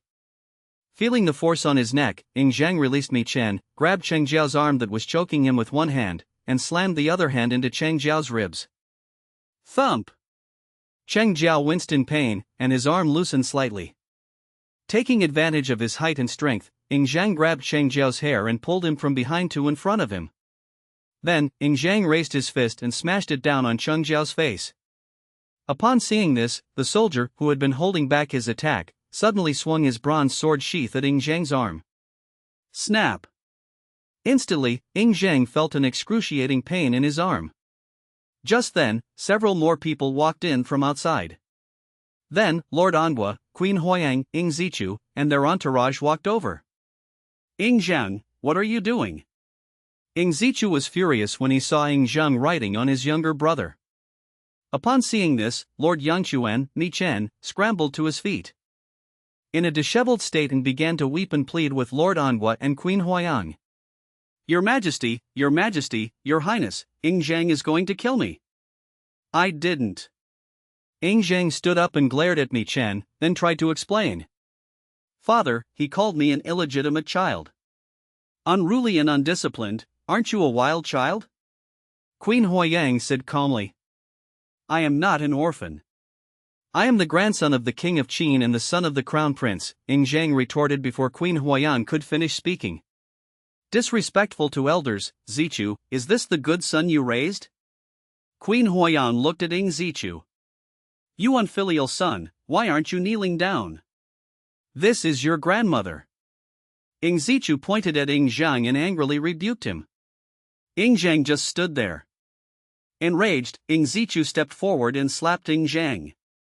Zichu, you beat up your maternal uncle and younger brother. What do you think should be done? Queen Huayang did not stoop to Ing Zhang's level, but instead asked Ing Zichu. This immediately put Ing Zichu in a difficult position, as he already felt indebted to Ing Zhang and his mother. But faced with Huayang's words, Ing Zichu didn't dare to say much, and instead brought up the Qin law. According to Qin law, if someone fights with another and causes bruises, they shall be sentenced to 1 month of hard labor on the city wall. The meaning of Wanwei Chengdan is to cut off the hair and beard of prisoners and punish them with hard labor, without injuring their limbs. This means that if someone gets injured in a fight but not seriously, their beard and hair should be removed, and they should be sentenced to 1 month of hard labor. However, this labor service generally involved helping with labor inside or outside the city. In ancient times, people believed that one's body and hair were gifts from one's parents, and cutting off one's beard and hair was considered a serious punishment. One point to note is that although Qin's laws were strict, there were very few cases of direct killing or beheading, most were just fines. To say that Qin's laws killed people at the drop of a hat is a slander. More serious cases involved tattooing or shaving the head, followed by being convicted and exiled.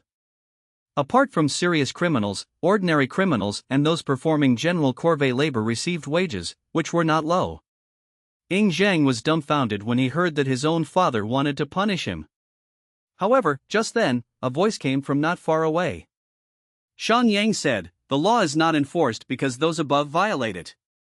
The prince, the heir to the throne, should not be punished.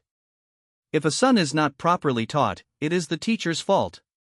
Ing Zhang acted impulsively because I failed to teach him properly, I should be punished in his place." These words, spoken by Shan Yang, essentially mean that if the prince's heir commits a crime, it is difficult to deal with, therefore, the teacher who taught him should be punished instead. As the voices were heard, Jiang Wang, dressed in a long, hemp-yellow robe, walked out from not far away. Upon seeing Jiang Wang, Ing Zhang couldn't help but feel excited. "Who are you?" Lord Yanquan demanded.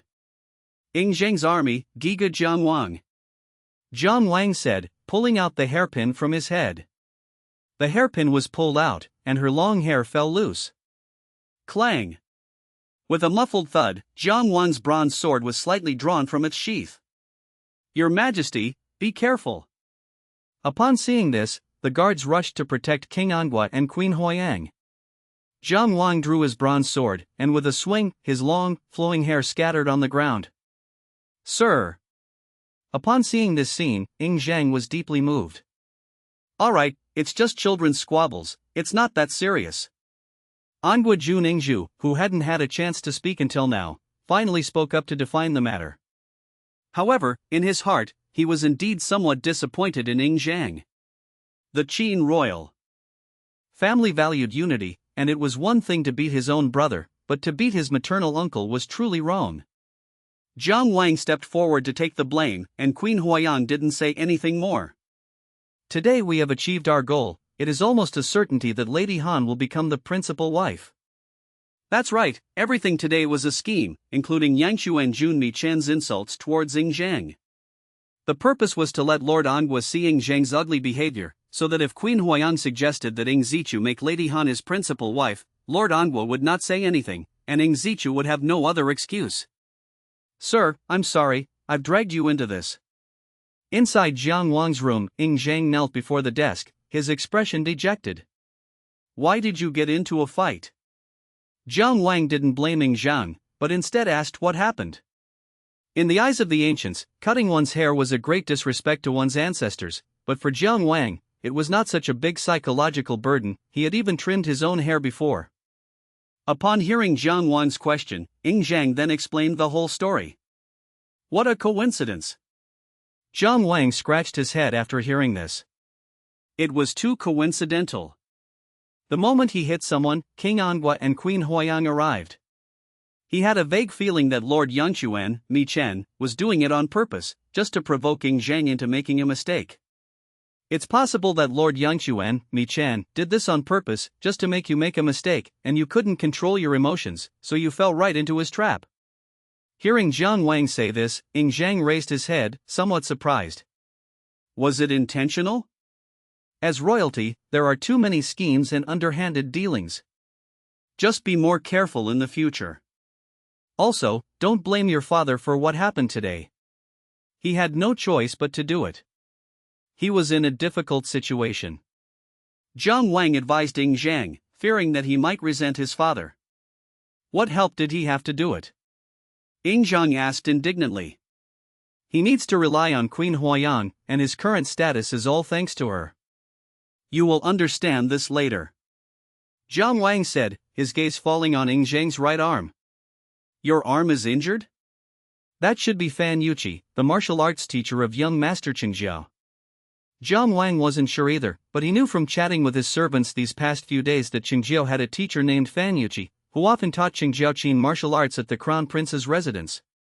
While Jiang Wang was chatting with Ing Zhang, Zhao Ji realized that her son had almost caused a disaster and rushed to Jiang Wang's side. In the afternoon, Lu Buwei also learned of these things and went to the Crown Prince's residence to see Ing Zhang. Sir, we are an orphan and a widow. We suffered humiliation in Handan, but we never expected to be humiliated again after returning to Qin. Zhao Ji said to Lu Buwei, feeling wronged. Lu Buwei sighed, offered a few words of comfort to Ing Zhang, and then gestured for Zhao Ji to come to another room to talk. Upon entering another room, Lu Buwei whispered, Madam, if you want to reverse this trend, you must capture the Crown Prince. Capture the Crown Prince? Zhao Ji asked, puzzled. Manipulate men like you would a man, so that the Crown Prince has only you in his heart, Lu Buwei explained softly. Zhao Ji was extremely skilled at this kind of thing. Even Jiang Wang was amazed when he first saw Zhao Ji. Moreover, she was naturally charming. If she didn't have outstanding qualities, Ing Zichu wouldn't have been so infatuated with her. Now the queen clearly prefers Qingjiao, not only because of their deep affection for each other, but also because Qingjiao is obedient and fits her interests. You and Zhenger have a weak foundation, and the only one you can rely on is the Crown Prince, Lu Buwei analyzed in detail. Zhao Ji nodded as she listened to Lu Buwei's plan. I will make time to teach him more in the future. As the tutor of the Crown Prince, Lu Buwei's main responsibility was to educate the Crown Prince. But in fact, he also had many things to do, and helping Crown Prince Zichu handle some affairs was something he often did. His current focus should still be on Ing Zichu, and he can only spare some time each day to teach Ing Zhang. As the Crown Prince, Ing Zichu was the key to Lu Buwei's success. Only when Ing Zichu became king would Lu Buwei's power and influence skyrocket. Yes, we owe a great debt to Mr. Jiang today, Zhao Ji said, mentioning Jiang Wang. Lu Buwei nodded. He was going to find Jiang Wang soon to have a good talk with him. Soon after, Lu Buwei bid farewell to Zhao Ji and went to the side room of the Crown Prince's residence. Is Mr. Jiang Wang home? Upon hearing the sound, Xiao Haizi immediately stood up and looked warily at the door. Who is it? Jiang Wang asked as he came out of the inner room. Lu Buwei. Squeak. Jiang Wang opened the door and saw Lu Buwei, who had a slight belly. So you are the Crown Prince's tutor, please come in. I heard that Mr. Jiang borrowed a set of Qin laws from the Crown Prince. What do you think of them? Lu Buwei asked casually. Good reading, Jiang Wang replied. He was not familiar with Lu Buwei. Although the two traveled back to Xianyang by carriage, they did not communicate much. Lu Buwei glanced around Jiang Wang's room, then looked at the small half of Jiang Wang's hair that was missing from one side, and raised his hands. Today, I must thank you again for helping Ing Zhang out of his predicament. I, Lu Buwei, express my gratitude. But now Ing Zhang's knowledge, including martial arts skills, almost all come from Jiang Wang. In addition, Jiang Wang stepped forward today, making him a teacher worthy of respect. Most importantly, the two are now on the same side. You're too kind, Crown Prince Tutor. Ing Zhang is my student. If I don't stand up for him, who will? Mr. Jiang, why did you take Ing Zhang as your disciple in the first place? It was a coincidence. I saw him being bullied and saw an indomitable will in him, so I wanted to help him. I think he has the potential to become a king." Jiang Wan looked at Lu Buwei with a smile. The underlying meaning of this statement is that if you, Lu Buwei, can hoard rare commodities, then I, Jiang Wan, can too. When it comes to investing, you should definitely invest in stocks with potential. Kai, I also see the qualities of King Cheng in Ing Zhang. Lu Buwei agreed with Jiang Wan's words. Therefore, we must work together for Ing Zhang. Very well, but I have no power or influence in Xianyang, and I will have to rely on the Crown Prince's tutor in the future. Jiang Wang adopted a very humble attitude. In the future, Lu Buwei will indeed need to make plans, and Jiang Wang is merely playing a supporting role.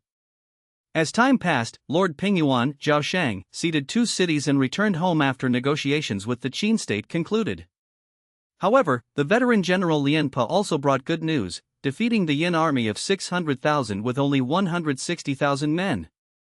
King Zhao was overjoyed upon receiving this news, but then regretted negotiating with the Qin state. If they had known this would be the outcome, the state of Zhao would have had ample time to finish off the state of Yan and then turn around to attack the state of Qin. Upon learning that Zhao Sheng had also agreed to cede 2 more cities, King Zhao was even more furious and berated Zhao Sheng in court for betraying his master for personal gain. Zhao Sheng was so angry that he vomited blood, and he died of depression not long after returning home. The 56th year of King Zhaoxiang of Qin. October 1st. Chinese New Year. The New Year festival is what we now know as the Spring Festival. However, in the Qin dynasty, the New Year was celebrated in October, and the entire month of that time was dedicated to the festival. After the New Year, the year will enter 250 BC, the first year of King Zhu of Qin. In the new year, King Yingzhu of Qin officially proclaimed himself king. Although he had actually been king for nearly half a year, the new year had only just begun. However, just 3 days after ascending the throne, King Yingzhu of Qin suddenly passed away. In just 6 months, 2 kings of Qin died in succession, plunging the court into chaos. Crown Prince Ing Zichu ascended to the throne in a time of crisis. During this period, the Qin state stabilized all its military forces, ceased its military operations, and no longer coveted the other 6 states.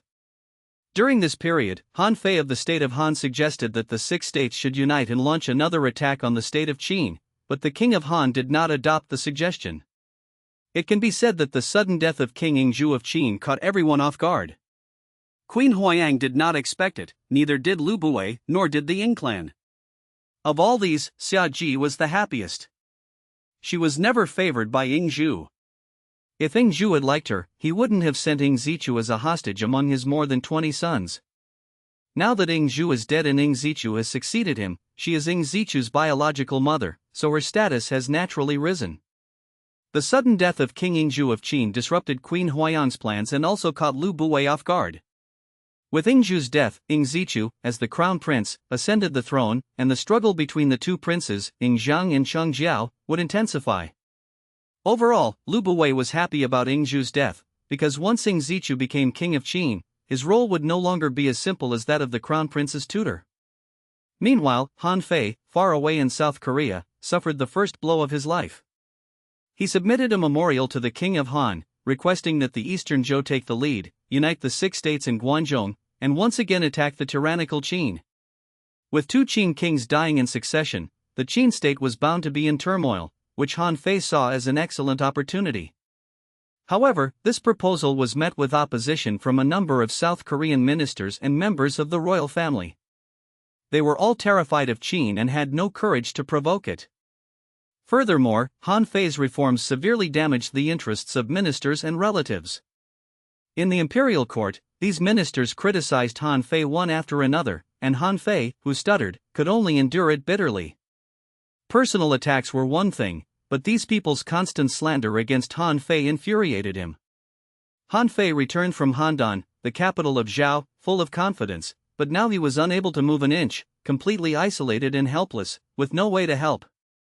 After sitting there for a long time, Han Fei regained his confidence and angrily wrote a letter of advice to his father, King Han. The calamity of large countries lies in the excessive power of their ministers, while the calamity of small and medium-sized countries lies in the excessive favor shown to their close advisors. Now, ministers hold absolute power, and the monarch is closed-minded, unaware that the country is already in crisis. Putting down his brush, Han Fei sat cross-legged on the couch, disregarding his image, and couldn't help but reminisce about his time in Handan. At that time, he and Jiang Wang talked about everything. Every time he put forward a point of view, Jiang Wang could accurately point out its advantages and disadvantages. Han Fei never imagined that someone would resonate with him so deeply.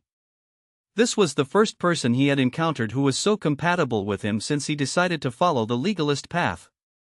Even his junior brother Li Si is not as good as him. I wonder how my brother Jiang Wang is doing now. Han Fei couldn't help but miss Jiang Wang. Xian Yang. Jiang Wang, holding Xiao Haizi's hand, walked with Ing Zheng on the street. The roads in the Qin state were wide and straight, and connected in all directions. Although they were not as good as the Qin straight road of later generations, they were better than those in the Zhao state. The environmental protection laws of the Qin state were quite strict. The Qin state implemented the ash disposal law. The discarding ashes punishment involved branding one's face if one carelessly threw ashes and dirt on the ground. Tattooing was a form of punishment where characters were tattooed on the face.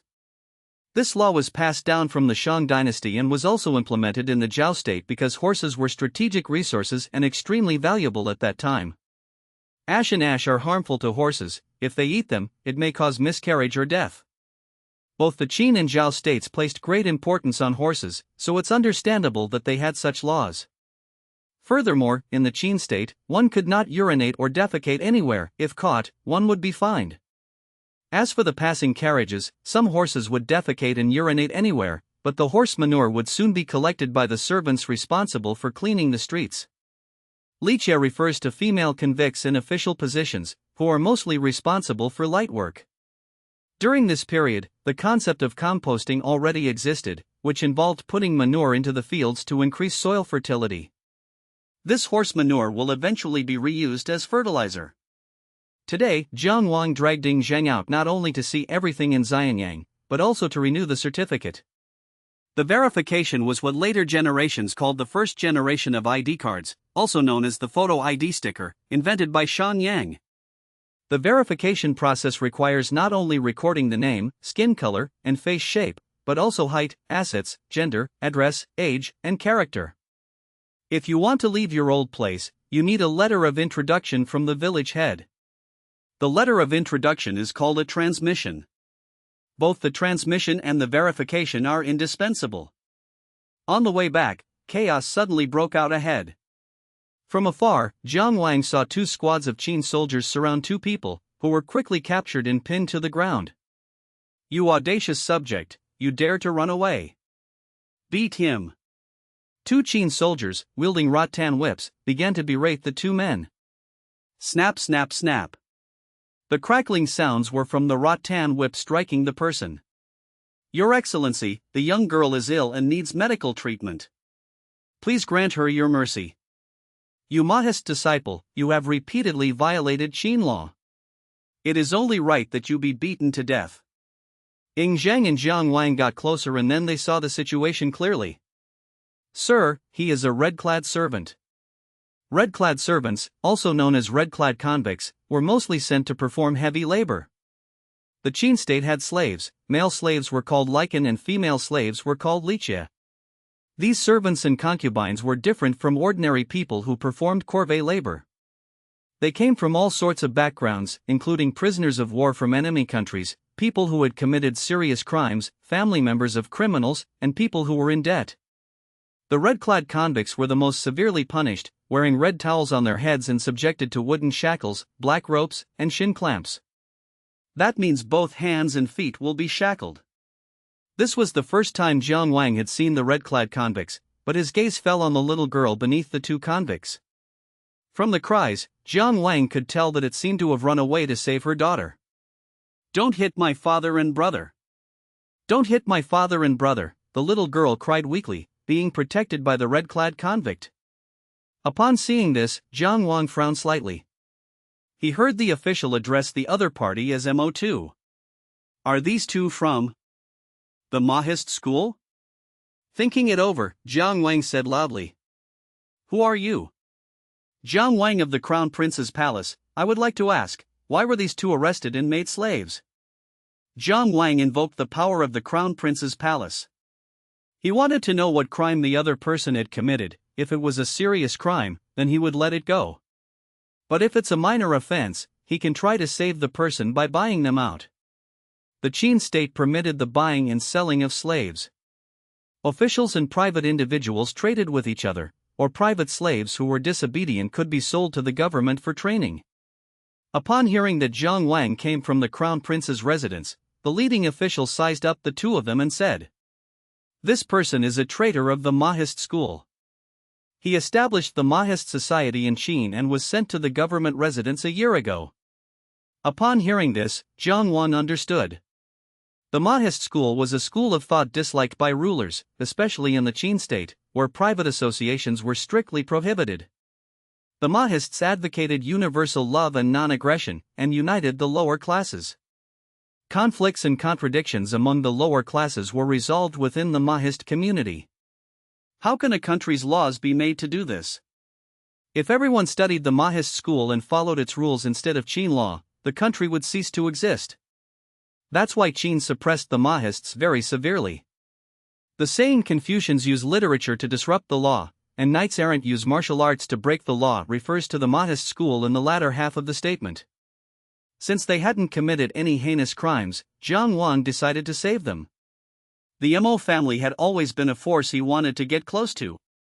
If you keep beating them like this, they won't be able to work for a while. Why don't you sell them to me? Jiang Wang said, cupping his hands in greeting. Sell it to you? That's right. Okay, I need to report this. The leader hesitated for a moment before nodding. Jiang Wang then walked toward the two prisoners in red. I want to buy you all, will you come with me?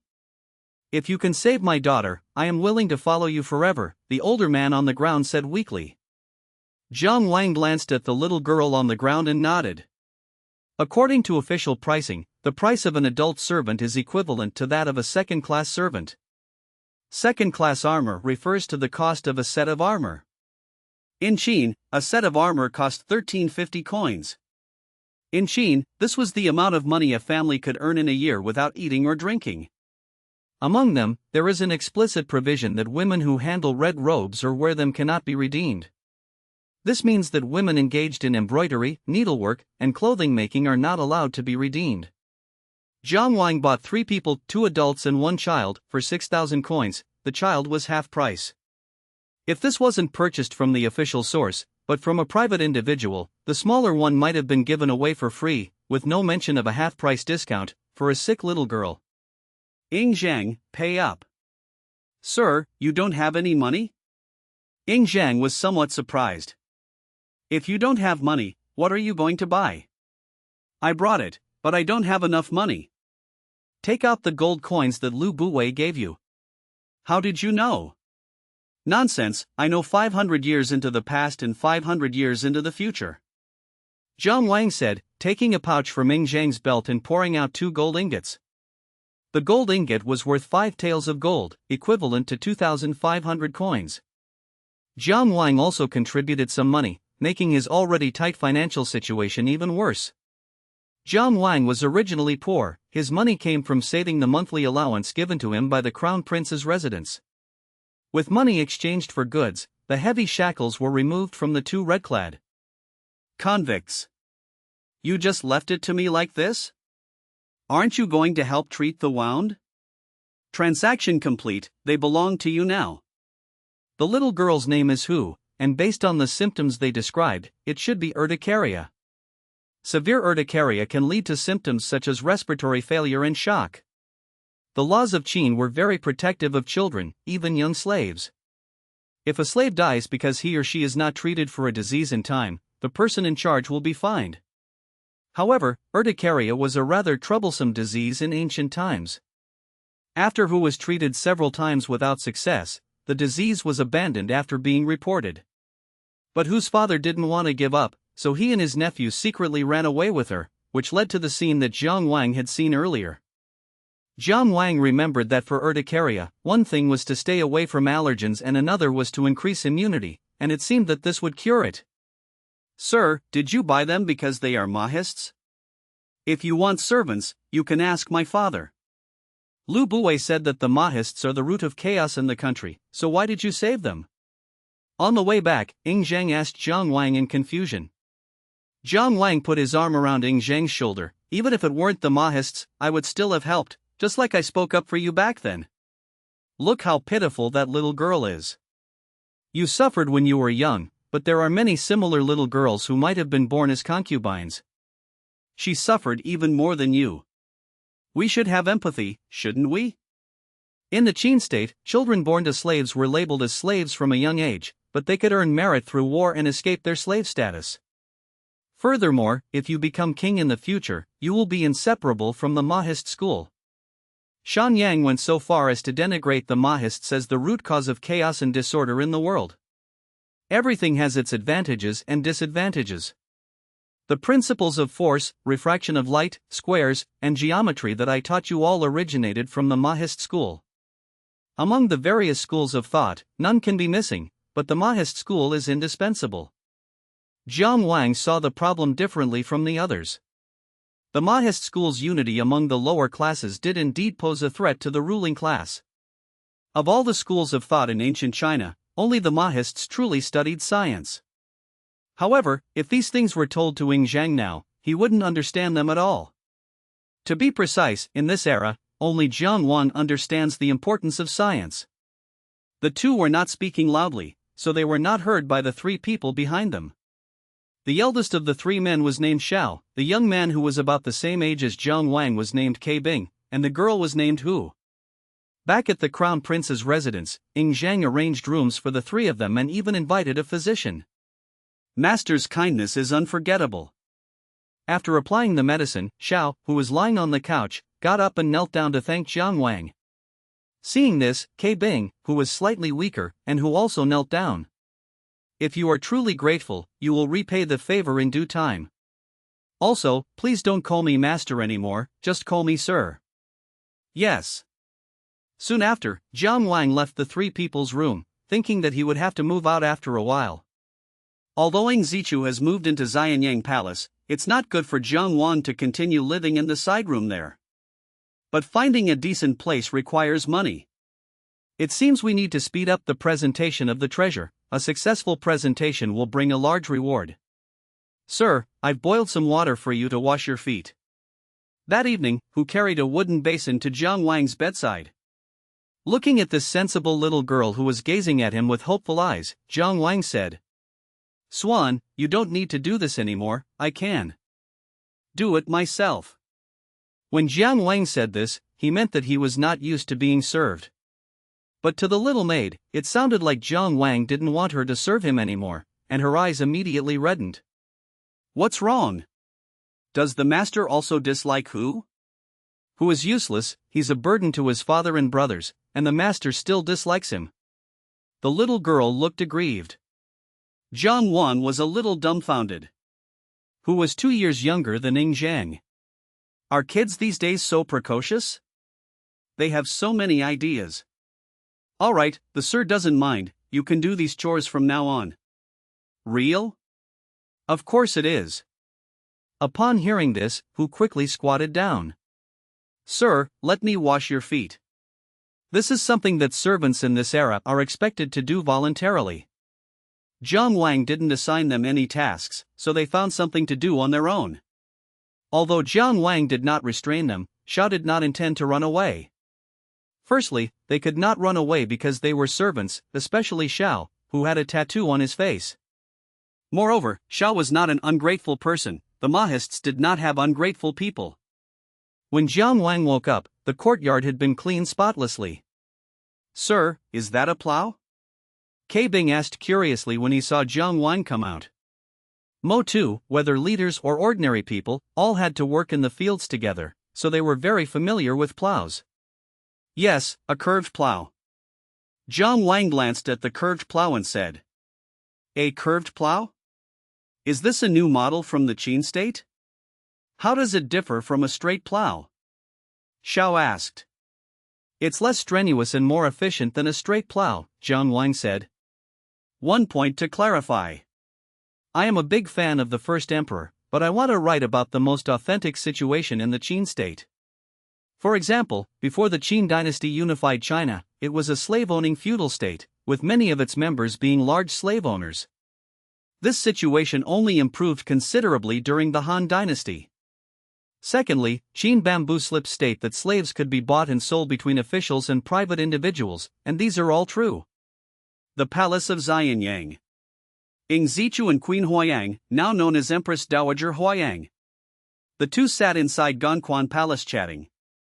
Your Majesty, with the deaths of 2 consecutive kings of Qin, the court is in turmoil. You should establish a principal wife to stabilize the court and reassure your ministers. Empress Dowager Huayang had brought up this matter 2 months ago, but Ing Zichu brushed it off. This time, Huayang brought it up again, and Ing Zichu knew he had to give an answer. Mother, the late king has just passed away, so let's postpone this matter for now. Your Majesty, you should know one thing, I put you on this throne, but without me, you wouldn't be able to sit on it securely. Empress Dowager Huayang stretched out her palm and turned it down, the meaning of which was self-evident. Upon hearing this, Ing Zichu felt a sense of humiliation. I had experienced a similar sense of humiliation back in the state of Zhao. Facing the powerful Huayang, Ing Zichu clenched his fist slightly inside his sleeve and bowed his head, saying, I have 2 wives. Which one do you think should be made my principal wife? In my opinion, Madame Han is a good choice. She is well-educated, polite, and comes from a prestigious family. She is suitable to be Ing Zichu's principal wife. These words left Ing Zichu no room for choice. However, some time ago, when Ing Zichu was in a good mood while having sex with Zhao Ji, he made a promise to her. Thinking of the debts he had owed to Zhao Ji and her son over the past few years, Ing Zichu remained silent for a few seconds before saying, I have noted down the Empress's suggestion. I will inform the Grand Master of the Imperial clan later. Firstly, because of his sense of obligation and also because of his affection for Zhao Ji, Ing Zichu did not want to break his promise. Secondly, Empress Dowager Huayang was too domineering, which caused Ing Zichu to develop a rebellious mentality. Therefore, he brought out the Imperial clan, as only the Imperial clan could barely resist the power of Huayang at that time. Despite his seemingly weak and submissive appearance, Ing Zichu possessed a stubborn streak stemming from his royal bloodline. Empress Dowager Huayang's face showed some anger as she listened to Ing Zichu's words. This is because he's become king and his wings have hardened. Very well, your Majesty can decide for yourself. Empress Dowager Huayang said, standing up to leave. Ing Zichu hurriedly got up to see him off. After Empress Dowager Huayang left, Lu Buwei emerged from behind. Lu Buwei, this time I have offended the Empress Dowager. Your Majesty, you are the Empress Dowager's eldest son. Your fates are intertwined. If your son has offended your mother, a little coaxing will calm her down, Lu Buwei advised, bowing deeply. Empress Dowager Huayang must understand that, given the current situation, Ing Zichu is her son. If Ing Zichu truly cannot become king, Empress Dowager Huayang's interests will also be harmed. Go apologize to the Queen Mother later. I am now the king, and Lu Buwei, you will be the Prime Minister of Qin. This was the promise Ing Zichu made to Lu Buwei. Upon hearing this, Lu Buwei knelt down and said, Your Majesty, I thank you. When one person attains enlightenment, even their chickens and dogs ascend to heaven. Past investments have finally yielded huge returns. There's no need for us to do this. Ing Zichu stepped forward and helped Lu Buwei up. Your Majesty, I fear there will be many obstacles to my becoming Prime Minister, especially getting past Lord Yangquan, Lu Buwei said after rising. It would be a lie to say that he didn't want to be Prime Minister, but holding on to the position wouldn't be so easy. After the death of King Anhua, Ingzhu, Lord Yangquan, Mi Chen, took over the duties of the Prime Minister.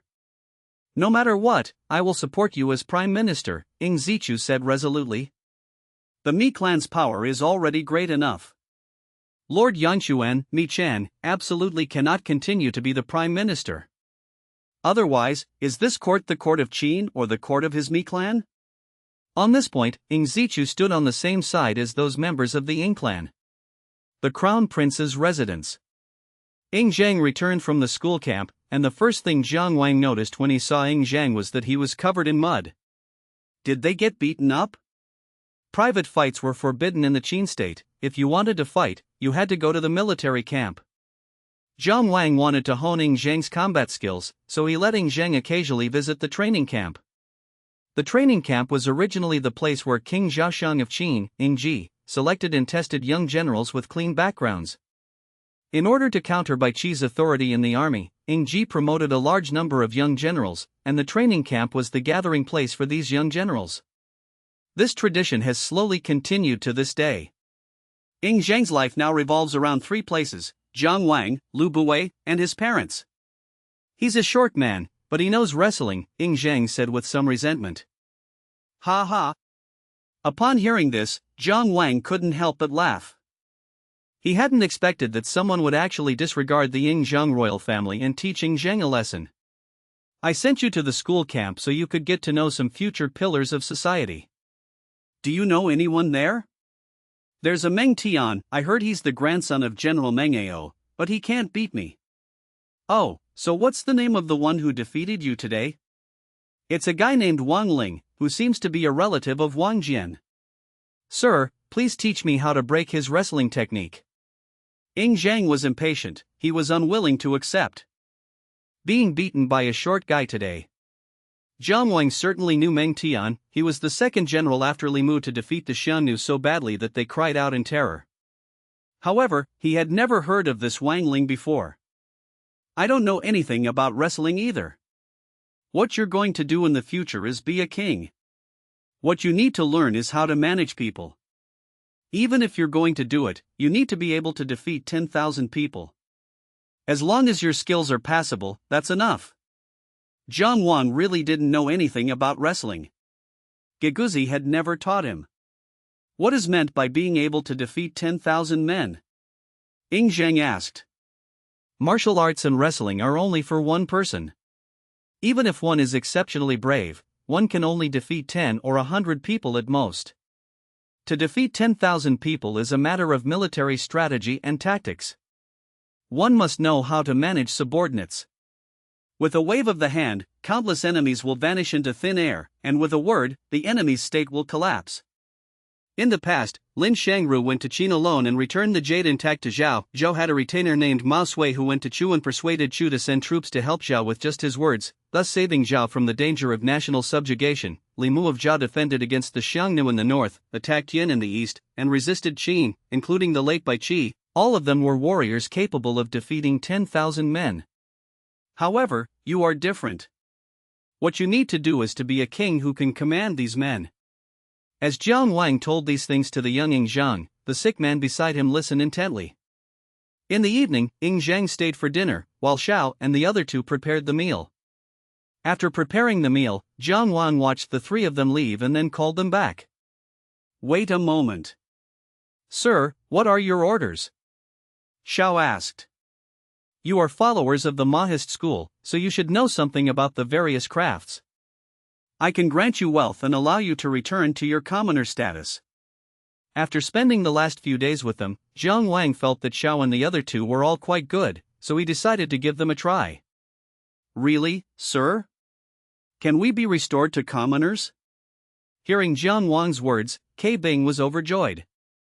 As subjects of the state, none of them wanted to be restored to their commoner status.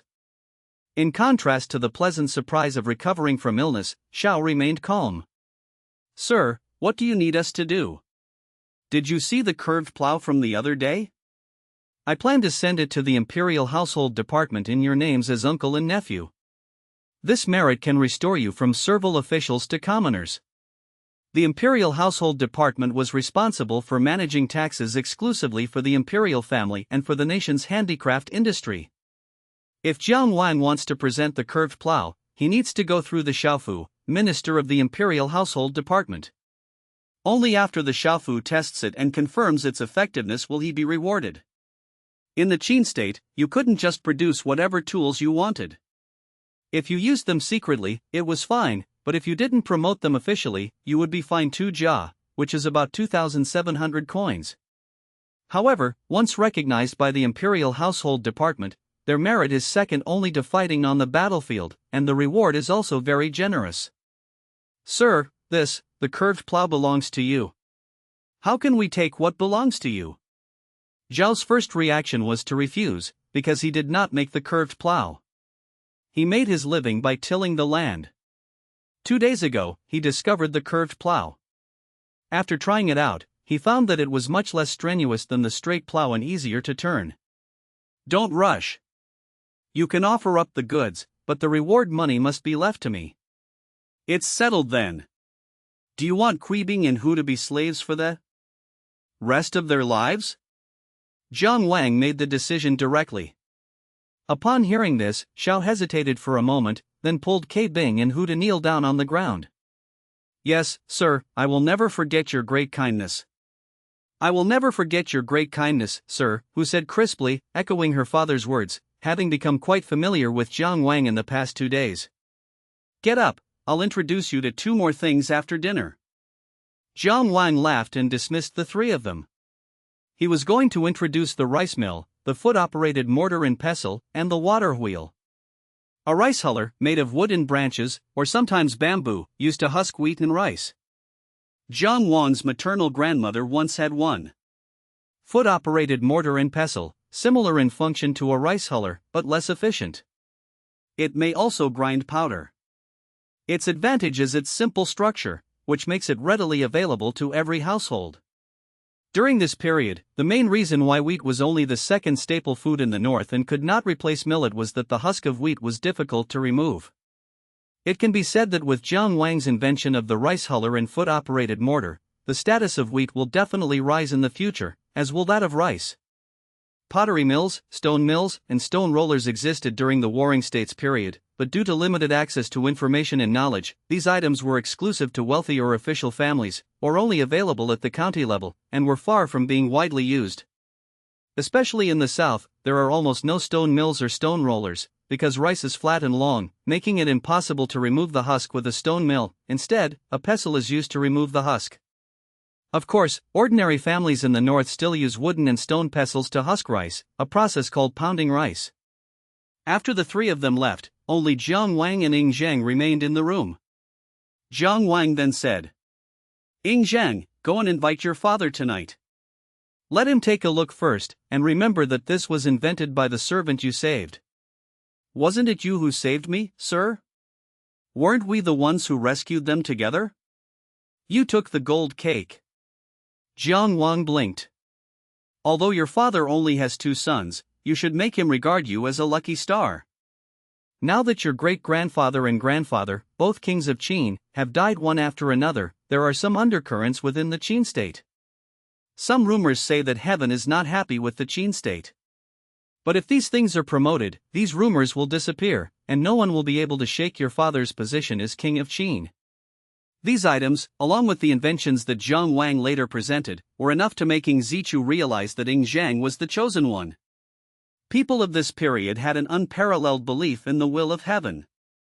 Even the Mahists believed in ghosts, while the Confucians believed in ghosts and gods but kept their distance from them.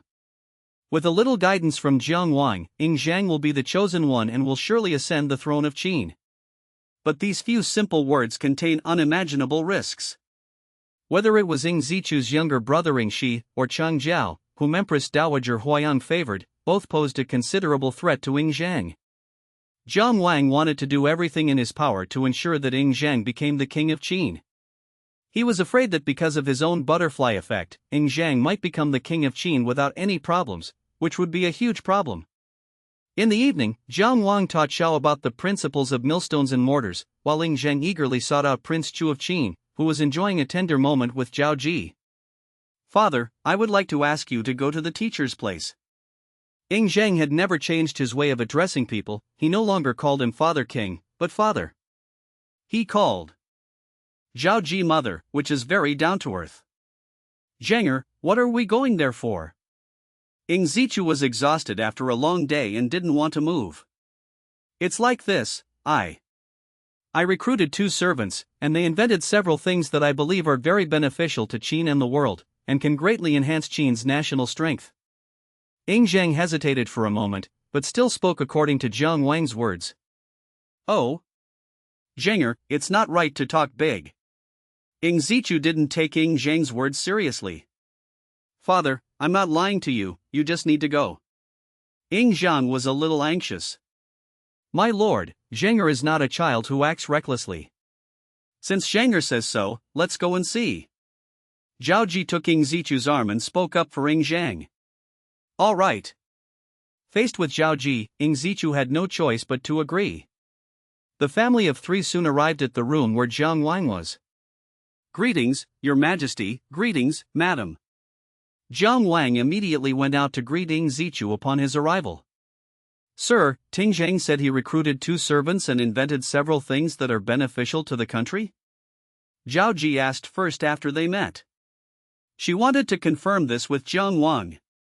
In her opinion, Jiang Wang was very reliable, and she needed to know if what Ing Zhang said was true. Indeed, Xiao, Kuibing, come out and see the king and his wife.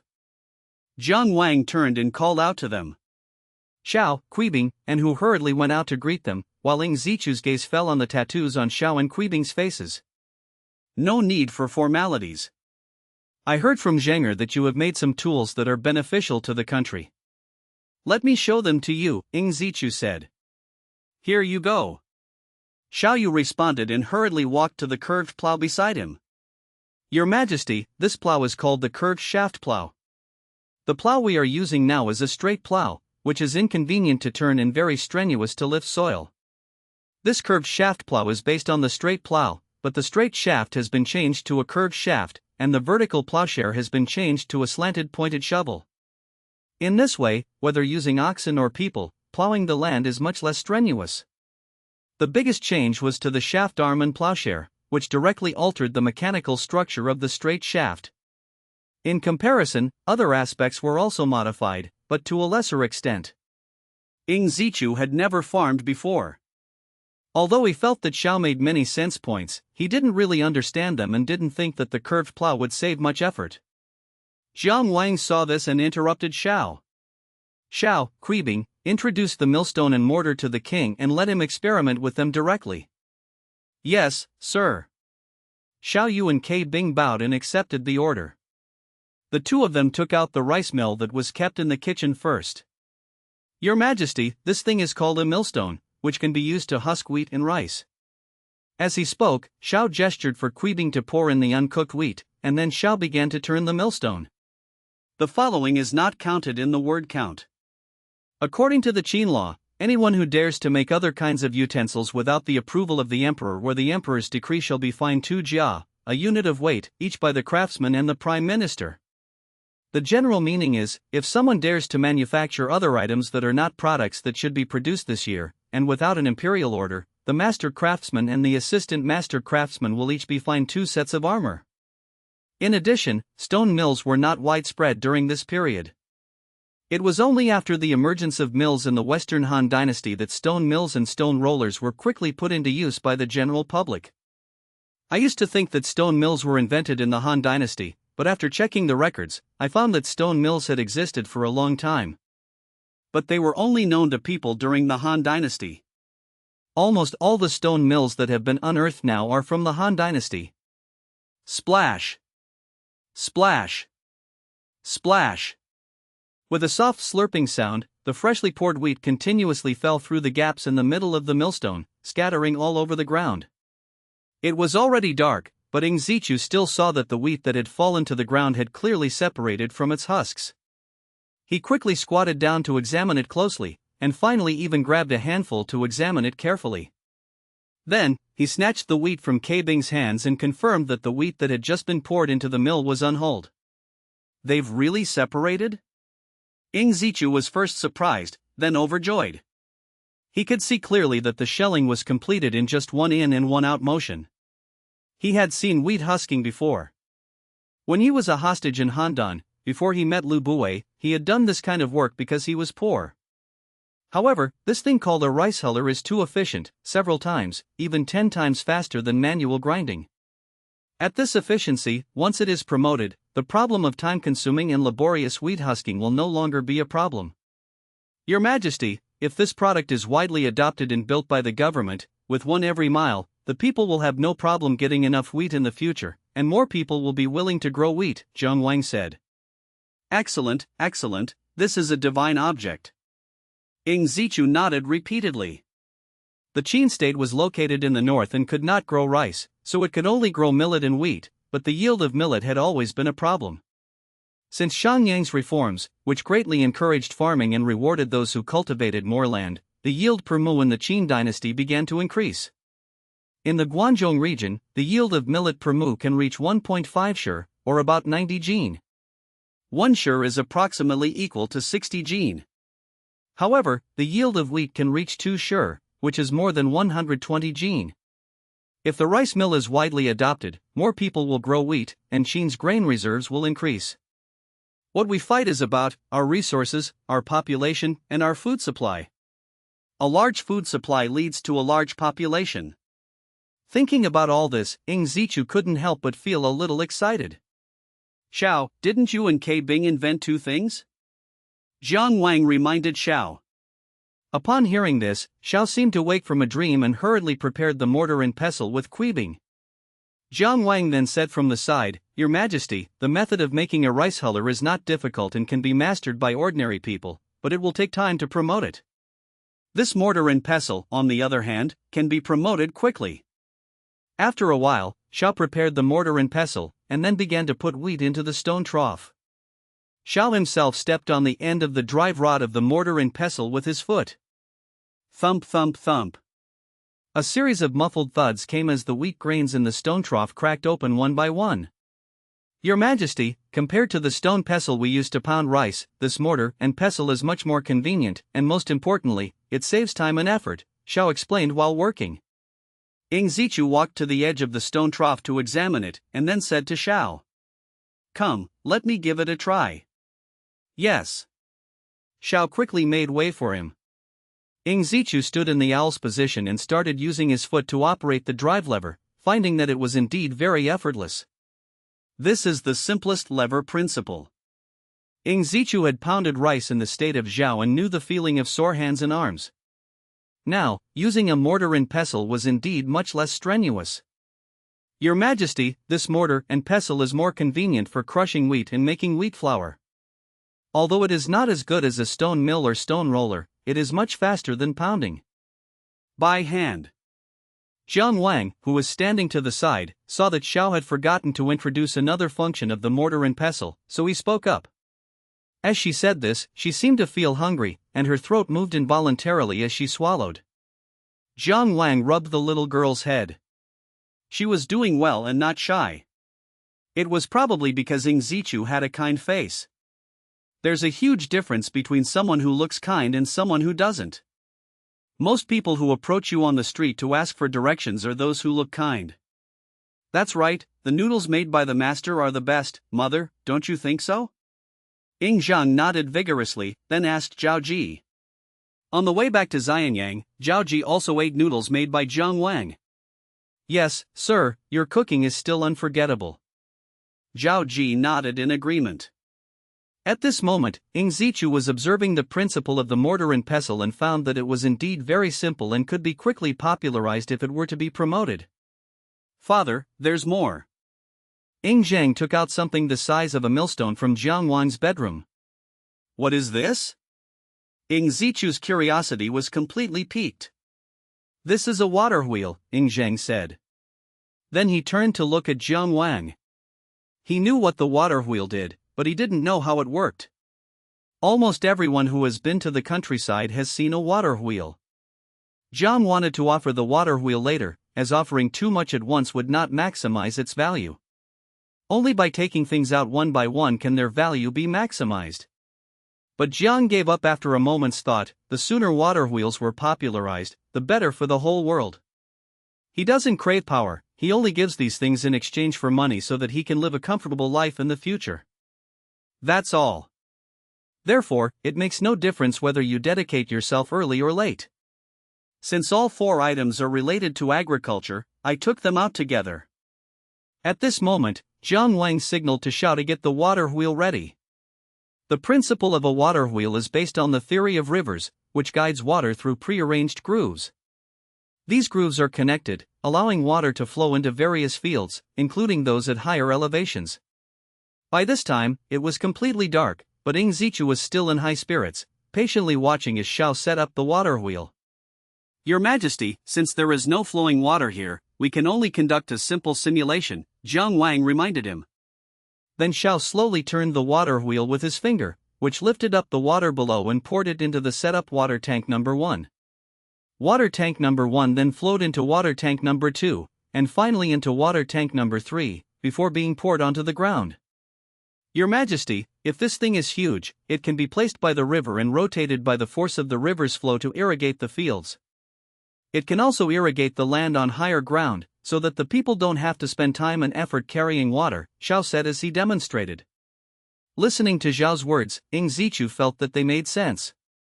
Although he was not knowledgeable about farming, he could still imagine some scenes with the actual objects in front of him. Good, very good. You must report these matters to the Minister of the Imperial Household Department tomorrow. Ing Zichu praised him twice, but the specific effect still needed to be tested by the Minister of the Imperial Household Department. Seeing Ing Zichu grinning, Jiang Wang spoke up at the opportune moment. Your Majesty, Ing Zheng unintentionally saved the two of them, but in doing so, he brought Qin such a powerful weapon that benefits the present and future generations. It is truly a blessing for Qin. With this, Qin's granaries will be full in no time. It is truly a blessing from heaven for Qin. This proves that Your Majesty and Ing Zheng are the chosen ones. Qin will surely sweep away the 6 states and pacify the world. Ha, that's right, Zhenger, you are a blessing to me and a blessing to the nation. Ing Zichu was overjoyed to hear Jiang Wang's words and hugged Ing Zheng to praise him. Hearing Ing Zichu's words, Zhao Ji, who was standing to the side, could not help but smile. The following is not counted in the word count. That is to say, the yield of millet per mu in the Guangdong region of the Qin state was 1.5 shur. In ancient times, rice and wheat were hulled using a pounding machine. The term chong refers to the process of removing the husks from rice using a stone mortar. Rice is placed in the mortar and pounded with a wooden or stone pestle to remove the husks. After husk removal, the larger chaff is removed using a bamboo winnowing basket, and the smaller chaff is removed using a sieve. After this, the rice is ready to eat. Later, the wooden pestle was modified, and it became the Jiangwang-style mortar and pestle, which was even more convenient and faster. Later, the method of using a millstone to crush the wheat ears to remove the husks, and then winnowing them with a wooden shovel, was adopted. This method has been used for thousands of years and is still used today. That night, Ing Zichu was very excited. Lying in bed, Zhao Ji could feel Zichu's excitement. My dear, why are you in such high spirits today? Is it because of those 2 people Zhenger recommended? Almost there. We just need to wait for the Imperial Household Department to confirm tomorrow. The rice hullers and mortars alone will be enough. Once they are widely adopted, the harvest will increase by more than 25%, Ing Zichu said, embracing Zhao Ji. This is an achievement of Ing Zichu. Most importantly, with such a convenient item, the Qin granaries will be filled more quickly, and the Qin army will have more confidence to march eastward. It seems that Zhenger is indeed a lucky star for good men. He casually saved 2 people and helped them so much. Zhao Ji lay on Ing Zichu's chest, gently tracing his chest with her fingers. She was constantly and subtly elevating Ing Zheng's status in Ing Zichu's heart. Zhenger is certainly my lucky star, but do you think this thing was made by those 2 servants? Ing Zichu chuckled softly. Isn't that right? He was rescued 5 days ago, and then he invented these 4 things. Is that possible? When that owl was introducing the items, he stammered and looked at Jiang Wang several times. I think this must be Jiang Wang's doing. Ing Zichu said with a smile. He just doesn't say some things, which doesn't mean he's stupid. But why doesn't Mr. Jiang offer it up himself? Zhao Ji asked, puzzled. Perhaps it's because of his status. But actually, he could have just come to me directly, without going through all this trouble, Ing Zichu said. However, Jiang Wang had his own considerations. Although he could go directly to Ing Zichu, he was afraid that it would give Ing Zichu an excuse. Given the severity of Qin law, even a prince who broke the law would be punished. If they can't punish the prince, they'll punish the teacher by cutting off his nose. If Jiang Wang breaks the law, it will give those who dislike him ammunition to criticize him. If it is really investigated, even Ing Zichu will not be able to say anything. A monarch cannot lead the way in defying the law, otherwise the authority of Qin law established over the past 100 years will be ruined. When it comes to matters of legal fairness, Duke Shao of Qin cut off his own brother's nose back then, so what about Jiang Wang? He's nothing but a fart. Thinking of Jiang Wang, Ing Zichu said again. Jiang Wang is truly talented. I now fully believe he is a disciple of Giguzi. I just didn't expect that Giguzi was proficient in more than just strategy and military tactics. My joy today is not only because I have acquired the millstone and mortar, but even more so because I have gained such a great talent. Ing Zichu valued the millstone and mortar, but he didn't know that the curved plow and water wheel were the true tools for lasting benefit. Although the Qin state had regulations that only officials of the rank of gongchang or above could use public carriages, this certainly did not include princes. As the person he recommended, how could we go to the imperial palace today without him?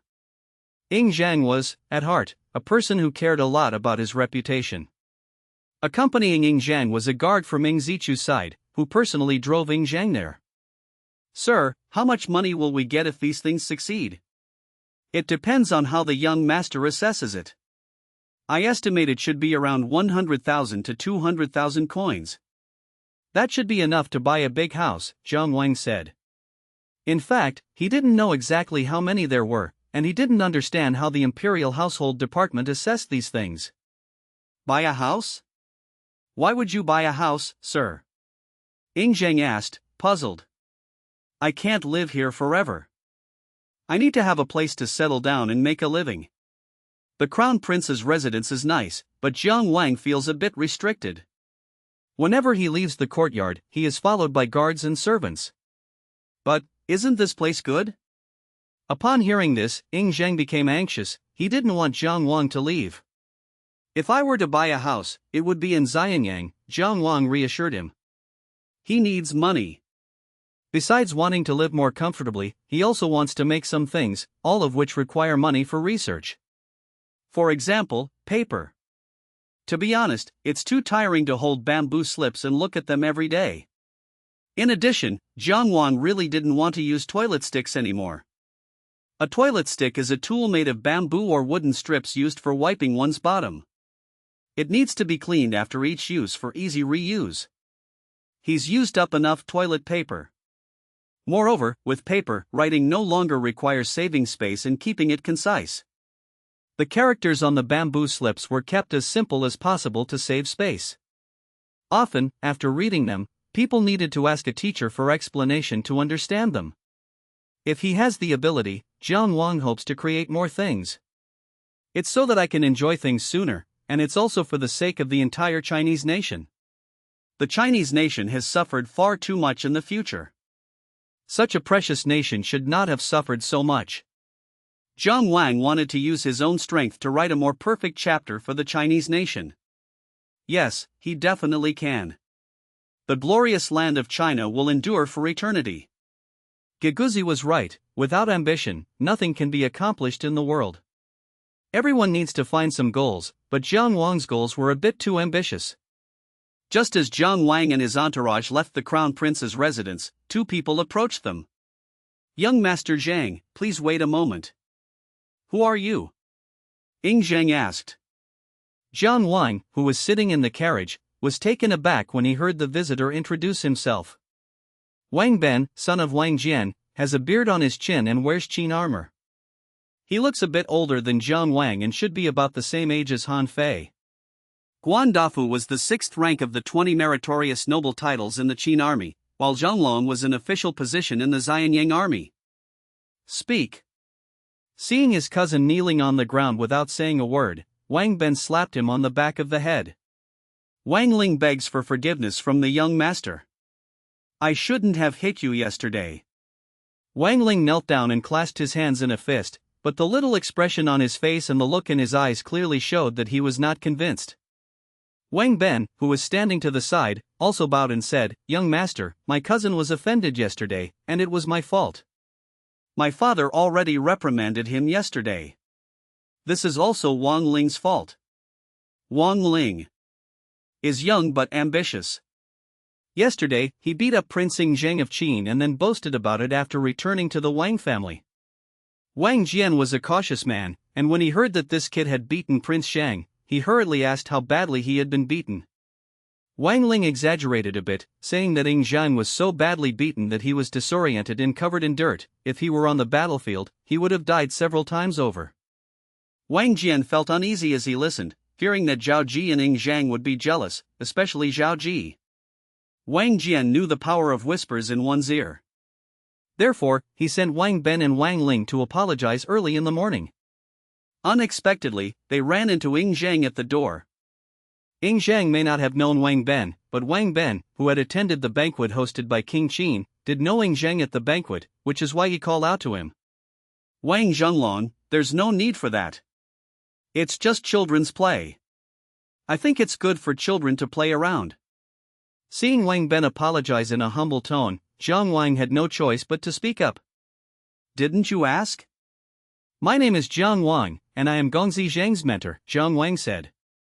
Wang Ben suddenly realized that at the New Year's banquet, King Yingzhu of Qin asked Zheng some questions about arithmetic and Confucianism and legalism.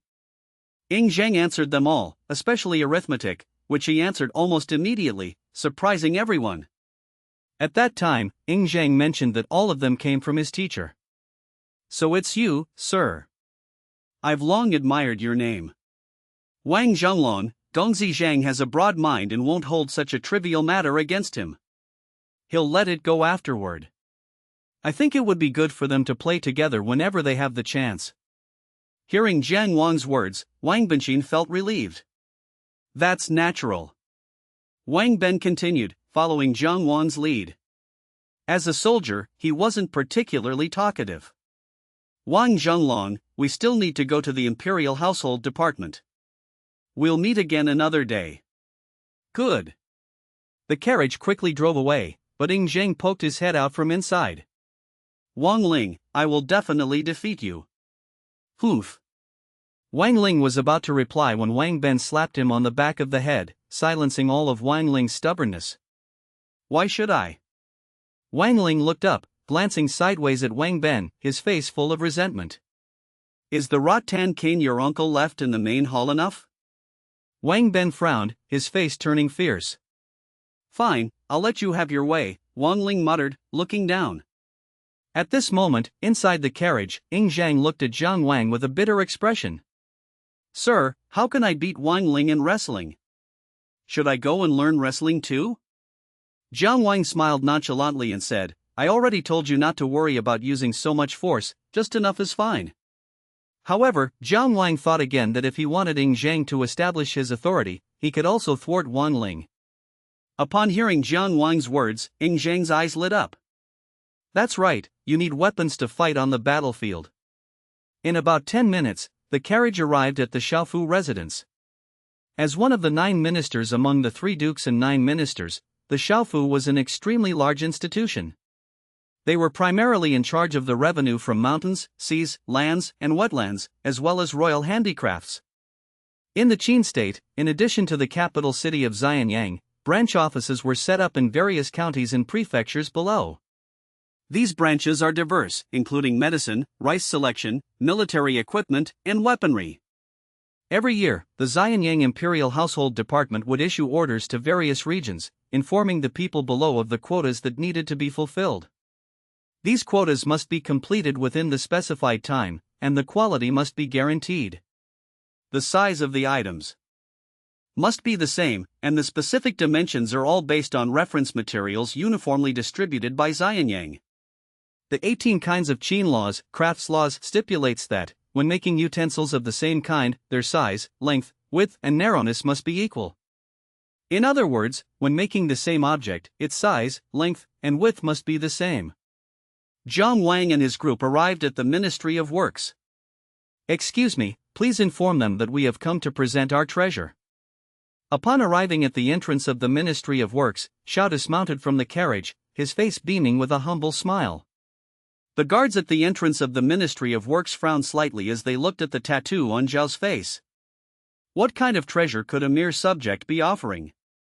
If you want to present a treasure, you need to have it evaluated by the local county or prefecture first. Only if it passes the evaluation can it be sent to the Ministry of Works. Those who wanted to present treasures were commonplace to the guards who stood at the gate every day, but most of them were just pretenders. "We are from Xianyang," Xiao said hurriedly. Just then, the guard from the Crown Prince's residence who was driving the carriage for Ying Zhang and Jiang Wang spoke up. "Didn't you see the Crown Prince's residence sign?" Prince Qin saw this and thought it was good, which is why he sent them here. "Go and report it quickly." The guards at the gate then noticed the Crown Prince's residence insignia on the carriage. They exchanged glances, and one of them gave a warning before running inside. Craftsmanship test, is someone else here to present their treasure?" "Where are you from?" asked Shu, the examiner. He thought they were people from neighboring counties, as other counties would send things over every year for assessment. The examination master was the head of all craftsmen and artisans in the country, and his duties included verifying the items offered and supervising the manufacture of machinery. "They're from Xianyang. They're in a carriage from the Crown Prince's residence. They say the Prince of Qin has already seen it first," the guard reported truthfully. Upon hearing this, the examiner stood up. "Let's go out and take a look." He did not doubt that the outsiders were lying and falsely claiming to be acting on the king's orders, which was punishable by law. Upon arriving outside, the examiner Chu glanced over and, sure enough, it was the Crown Prince's carriage. "I am Chu, the examiner of crafts. Who is it that wishes to present this treasure?" "Shangguan is me and my nephew," Xiao said hastily. He didn't know how to address Caogon, so he called him Shangguan. "Just call me Caogon, come in." Chu gestured for everyone to enter. "Yes," the two replied. Upon arriving at the Ministry of Works compound, Chu instructed his attendants to register first. This was the rule: even if the treasure offering was unsuccessful, registration was still required. The practice of keeping proof of identity was very common in the Qin state. Registration was a form of keeping proof of identity. "Take it out for verification," said the person in charge of recording. Upon hearing this, Xiao hurriedly took out his identification card. Jiang Wang, the young master of Xianyang, is a subject of the court. "The young master Jiang Wang of Xianyang is ill, so I am a servant." Zayashenti is a later term, now it's generally called yen, and it's shaped like a bamboo strip. This was the first and last ID card issued in the feudal era. This thing disappeared after the Qin dynasty fell. The verification of Xiao and Kuibing was reprocessed when Jiang Wang bought them. The identity is written as servant, and the name and master are clearly engraved. The person in charge of recording looked at the two people's tests and wrote down the information on them. After recording what he had in mind, the examiner ordered Xiao to bring out what he had offered. Xiao and Kuibing then brought out the curved plow, millstone, mortar and pestle, and small windmill. "These, are all of these?" Shu was somewhat surprised, there were quite a lot. "Exactly." Then, Xiao began to introduce the first thing he saw, the curved plow. After listing all its advantages, Xiao took the initiative to suggest. "Examine the craftsman. Is there any farmland here? If so, I can conduct an experiment on the spot." Have. The Ministry of Works had a large field in its side courtyard, which was used by the ministry to observe seed growth and to roughly estimate yield. Soon after, Xiao and Kuibing carried the curved plow to the side courtyard. Instead of using oxen, the owl was in front, straddling the traction rope of the curved plow with its shoulder, while the sick man held the plow steady. The two began to walk forward, the shovel of the curved plow embedding itself into the soil, turning up the fields wherever it passed. "Caogon, this is much less strenuous than a straight plow. You can let Caogon, who is knowledgeable in agriculture, try it himself. The effect will be more intuitive," Jiang Wang said when he saw Xiao and Kuibing foolishly taking the plunge. The main point is to let the examiners know how to save effort, so they need to experience it firsthand, otherwise, they won't understand. Xing, go and call Zhang Yu, the foreman, and the abandoned foreman over here, said Chu, the examiner. Zhang Yu and Qi were craftsmen under the jurisdiction of the Imperial Craftsmanship Bureau. The two arrived at the scene and, following the instructions of the examiner Chu, one of them put on the hemp rope at the front of the curved plow, while the other held the tail handle of the curved plow. The operation of the curved plow and the straight plow is almost the same, and there is no difficulty in learning. Zhang Yu was a specialist in agricultural work among the engineers. He originally used the same force as pulling a straight plow to pull a curved plow. But the sudden relief almost strained his back. Zhang Yu was surprised. He turned his head to look at the furrows carved out by the curved plow, and then stepped forward, finding it easier and easier to walk. Soon, a furrow was plowed out. Then, Zhang Yu and the two engineers worked together to plow another furrow. How is it? Is it effortless? Is it easy to turn? Asked the examiner, Chu. The test plow is very easy. It requires at least half the effort of a regular straight plow. No, it saves at least 70% of the effort, Zhang Yu said excitedly. Then, Qi behind said, Kaogong, turning is also very convenient. Upon hearing this, Chu became excited. If what the two said was true, then the amount of manpower and animal power saved would be enormous. Saving energy means you have the energy to do more, and doing more means you're more efficient, right? Prepare oxen, use them to plow this land, then abandon it. You'll be in charge, and record the time. Although Chu was excited, he wasn't blinded by his excitement. Instead, he wanted to try it out again with oxen. Yes, sir, the craftsman accepted the order. Afterwards, everyone returned to the main courtyard, where Chu began to inquire about the other three things.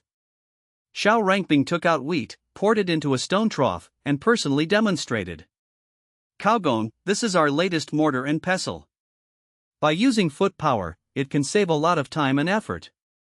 It can not only pound rice, but also process it into flour. The examiner glanced at it from the side, then gave the instructions. Zhang Yu, find someone to compare and see how much effort and time can be saved. As a test of craftsmanship, he immediately realized that this thing would definitely be faster than pounding rice by hand, but he still needed to test it to see how efficient it would be. Here you go.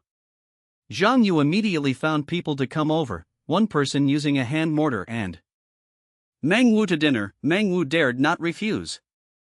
Upon hearing this, Meng Tian felt somewhat embarrassed. At this moment, his younger brother tugged at his sleeve. Brother, I want to eat venison. Meng Tian glanced helplessly at his younger brother, then cupped his hands and said, Okay, I'll go ask my parents. Watching the two leave, Ying Zheng asked in confusion, Sir, I didn't say I wanted to invite Meng Tian. A hero needs 3 helpers. These guys will be the pillars that help you rise to power in the future, and they are also the people you can trust the most, Jiang Wang explained to him. Besides, don't you think you have too few friends?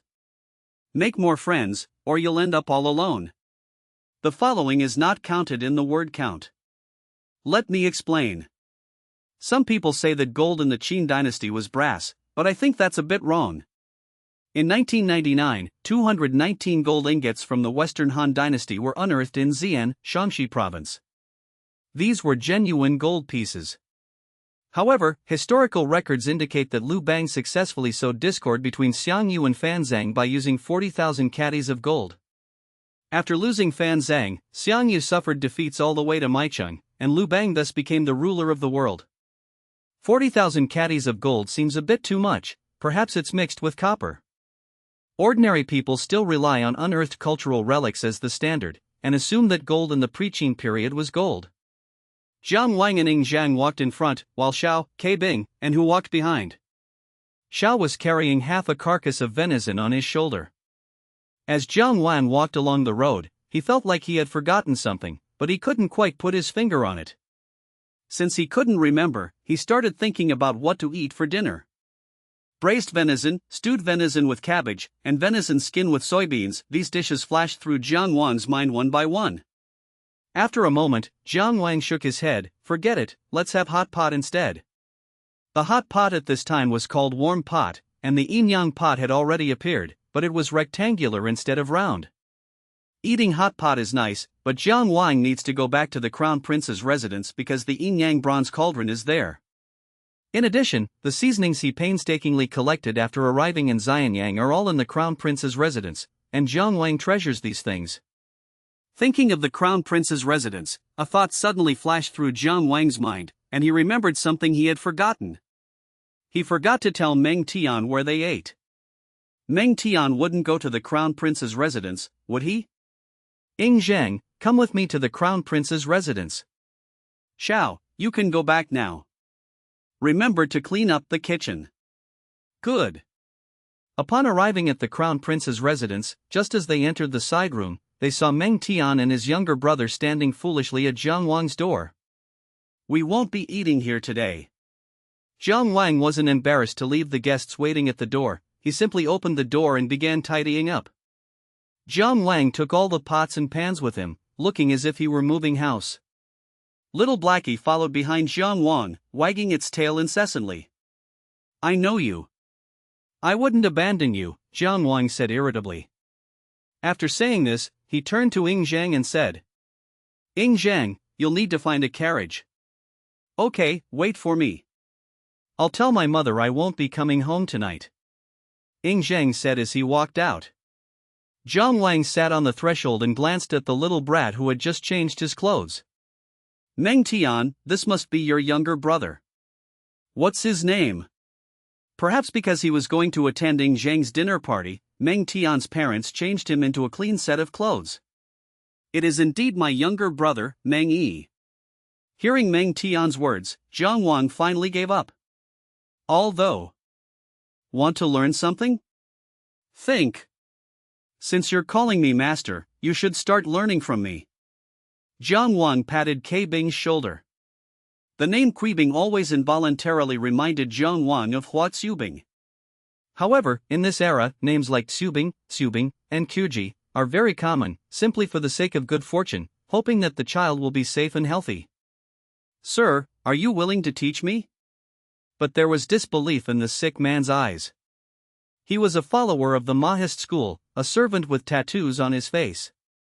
If you claim to be a follower of the Mahists outside, everyone will stay away from you because the Qin state suppresses Mahists. Secondly, once you have a tattoo on your face, even if you regain your commoner status, you will be looked down upon by others, and no one would willingly accept it. If you're willing to learn, I'm willing to teach. I have nothing else to do anyway, and I actually hope you'll become successful under my tutelage. Hearing Jiang Wang's words, he knelt down on the ground. Thank you for accepting me, sir. Get up. After breakfast, go to my room to read. Jiang Wang said as he returned to his room, took out his rather dull bronze sword, and began to practice. How long has it been since he last did his morning exercise? It seems like it's been about 4 months. Since my master died, no one has been keeping me in check, and I don't even know where my cheap senior brother went. As Jiang Wang practiced his swordplay, his thoughts wandered freely, drifting into wild imaginings. But then the sick man came up to Xiao, who was cleaning, and excitedly told him, Uncle, the master has accepted me as his disciple and will impart knowledge to me. Upon hearing this, Xiao was overjoyed. Really? Sir, you are truly righteous. Come, let me thank you. Uncle, I have already expressed my gratitude. Then I should thank you too. Xiao said, picking up a broom and heading to the main courtyard to find Jiang Wang. As the morning sun slowly rose during Jiang Wang's morning exercise, Ying Zhang also woke up. Seeing that Jiang Wang wasn't on the bed, they went to find him. Upon seeing Jiang Wang practicing in the morning, Ying Zhang joined in, followed by Hu, who had been exercising, but her exercise was different from Jiang Wang's and the others. Jiang Wang had her run and do aerobics, and taught Hu the breathing method of the Gigu school. Hu suffers from urticaria, which is caused by a weakened immune system. Eating more and exercising more will help. As for the breathing techniques of the Gigu school, Jiang Wang never considered them particularly valuable. His senior brother Su Fu knew them, he, Jiang Wang, knew them, and Ying Zhang knew them too. The three of them continued exercising until breakfast. Wash your face and rinse your mouth, tie your hair back up, and then eat breakfast. Xiao, you are a disciple of the Mo family. Do you know any powerful figures in the Mo family? Jiang Wang asked during the meal. What qualifies someone as a powerful person? In Zhao's mind, there was no clear definition. Well, I need someone who's good at handicrafts and knows a lot about them. Jiang Wang thought for a moment and realized that what he needed most was someone skilled in handicrafts. My elder brother's master, Yan, is a famous mahist in our area. The elder brother Xiao mentioned was Ke Bing's father. Where is he? I don't know. We dispersed after the king of Qin suppressed the mahists. Xiao shook his head, glancing at Ying Zhang at the end. If you encounter any members of the mahist school in the future, especially mahists, you can invite them to come here. I welcome them anytime, Jiang Wang said to Xiao. Yes. Xiao replied. Sir, why does the state suppress the mahists? Ying Zhang asked, puzzled. Because the mahists unite the surrounding villages and towns, forming small, caring communities. They don't punish people for their mistakes according to the law, but rather according to mahist rules. This threatens the stability of the country, which is why they suppress and arrest mahist followers, Jiang Wang explained simply. When ordinary people agree with the Mozi rules but do not accept the Qin laws, they will resist the Qin laws, which is the earliest prototype of gangs and underworld organizations. That's why there's the saying, a knight-errant uses martial arts to break the law. Of course, the mahists prioritized loyalty and also possessed a chivalrous romanticism, a romance unique to the Chinese people. Was it right or wrong to arrest them? Ying Zhang asked persistently. For the country, it is right. However, the mahists are not entirely wrong. What we need to do is absorb the essence of the mahists and discard their dross, Jiang Wang explained. Soon, after finishing breakfast, Ying Zhang returned to the Crown Prince's residence. After changing his clothes there, he went to the training camp. Today is the day he seeks revenge on Wang Ling. Sir, do you also think the mahists are wrong? Ke Bing asked after finishing cleaning the dishes at the Jian residence. I have always admired the mahist school. The saying, the greatest heroes are those who serve their country and its people, is very fitting for the mahists. While the mahists' advocacy of universal love and their exploration of the essence of things are not wrong, their rules should not be allowed to supersede the law. This is just Jiang Wang's opinion. After sitting for a while, Jiang Wang felt a bit uncomfortable in his back. He felt that he needed to get the table and chairs done quickly. He has tables and chairs in both Yunmeng Mountain and Handan, but he didn't have time to bring the one from Handan over. During his months at the Crown Prince's residence, he didn't dare to be too presumptuous. Without hesitation, Jiang Wang pulled Xiao to start making tables and chairs that very day, beginning with the tables, which were easier to make. School camp.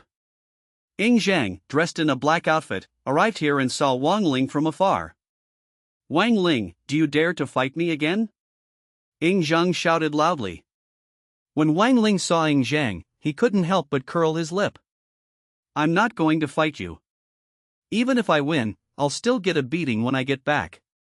If you don't tell me and I don't tell you, who will know? I'm a man of Qin, and I'll beat you until your face is covered in peach blossoms, then you won't know why flowers are so red. Ying Zhang said with a confident expression. The proverb he was using came from Jiang Wang. The kid was imitating Jiang Wang's way of speaking.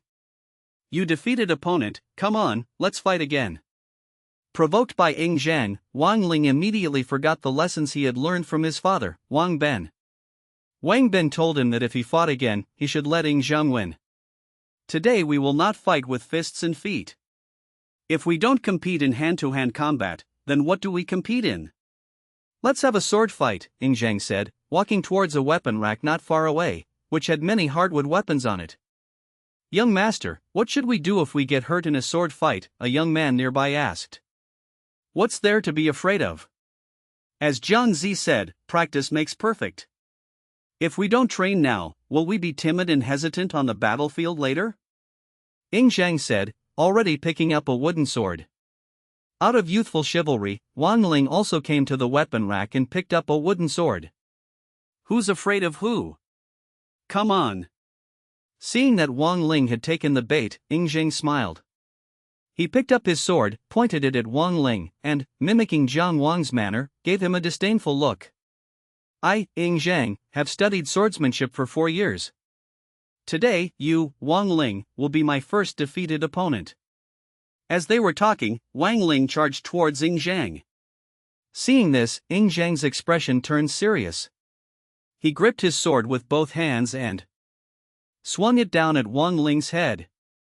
Wang Ling's speed wasn't fast enough to directly dodge Ying Zhang's sword, so he could only take the hit head-on. Bang! The two wooden swords clashed, and Wang Ling felt a sharp pain in his wrist instantly. This is hardwood, and the recoil force of hardwood is quite large. Wang Ling almost lost his grip on the wooden sword in just one strike. Before Wang Ling could catch his breath, Ying Zhang's second sword slashed down on him again. Bang bang bang. After 3 consecutive sword strikes, Wang Ling could no longer hold his sword and it fell to the ground. Wang Ling, you have lost. At this moment, Ying Zhang looked refreshed and invigorated. Wang Ling stared blankly at the sword on the ground. Although his family had told him to go easy on the sword, he was certain he hadn't. I'm not convinced, let's try again, Wang Ling said, looking up. Suit yourself. If I can lose to you once, I can lose to you again. Wang Ling stretched his arms, picked up the wooden sword again, and this time he was very careful, staying close to Ying Zhang and not rushing to attack. But Ying Zhang chose to attack first. With cleaving, slashing, cutting, and stabbing, Ying Zhang, taking advantage of his tall stature, gave Wang Ling no chance to get close. Just as Jiang Wang said, as long as they don't get close, Wang Ling's wrestling skills are useless. As for swordsmanship, Ying Zhang inherited Jiang Wang's skills and, with his brute force, could easily defeat Wang Ling. Bang! The second time, Wang Ling lost his grip on the sword and it fell to the ground. Do you submit or not? I disagree. Okay, let's do it again. You've arrived so early. Oh, young Master Zhang is here too. Meng Tian arrived at the school camp with his little tag-along, Meng Yi. Meng Tian, you're here.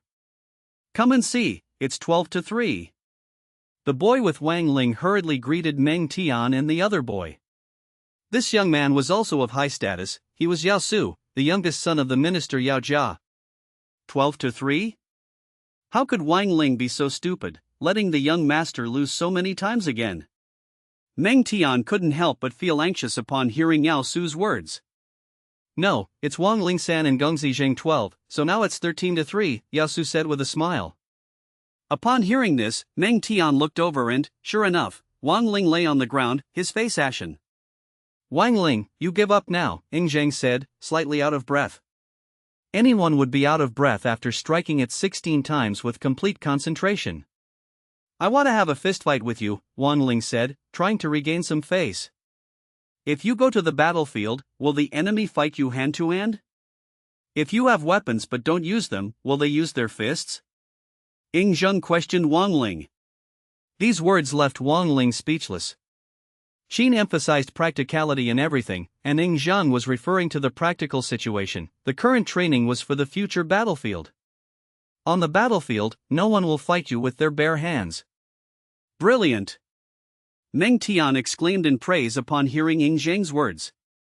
He then said, Wang Ling, a loss is a loss. Can't you accept defeat?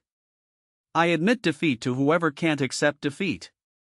Wang Ling stood up and gave Ying Zhang a deep bow. Ah, good, I'm happy today, so I'll treat everyone to meat. Ying Zhang's gloom of the past few days vanished. Eating meat is good, yesterday's meat was delicious.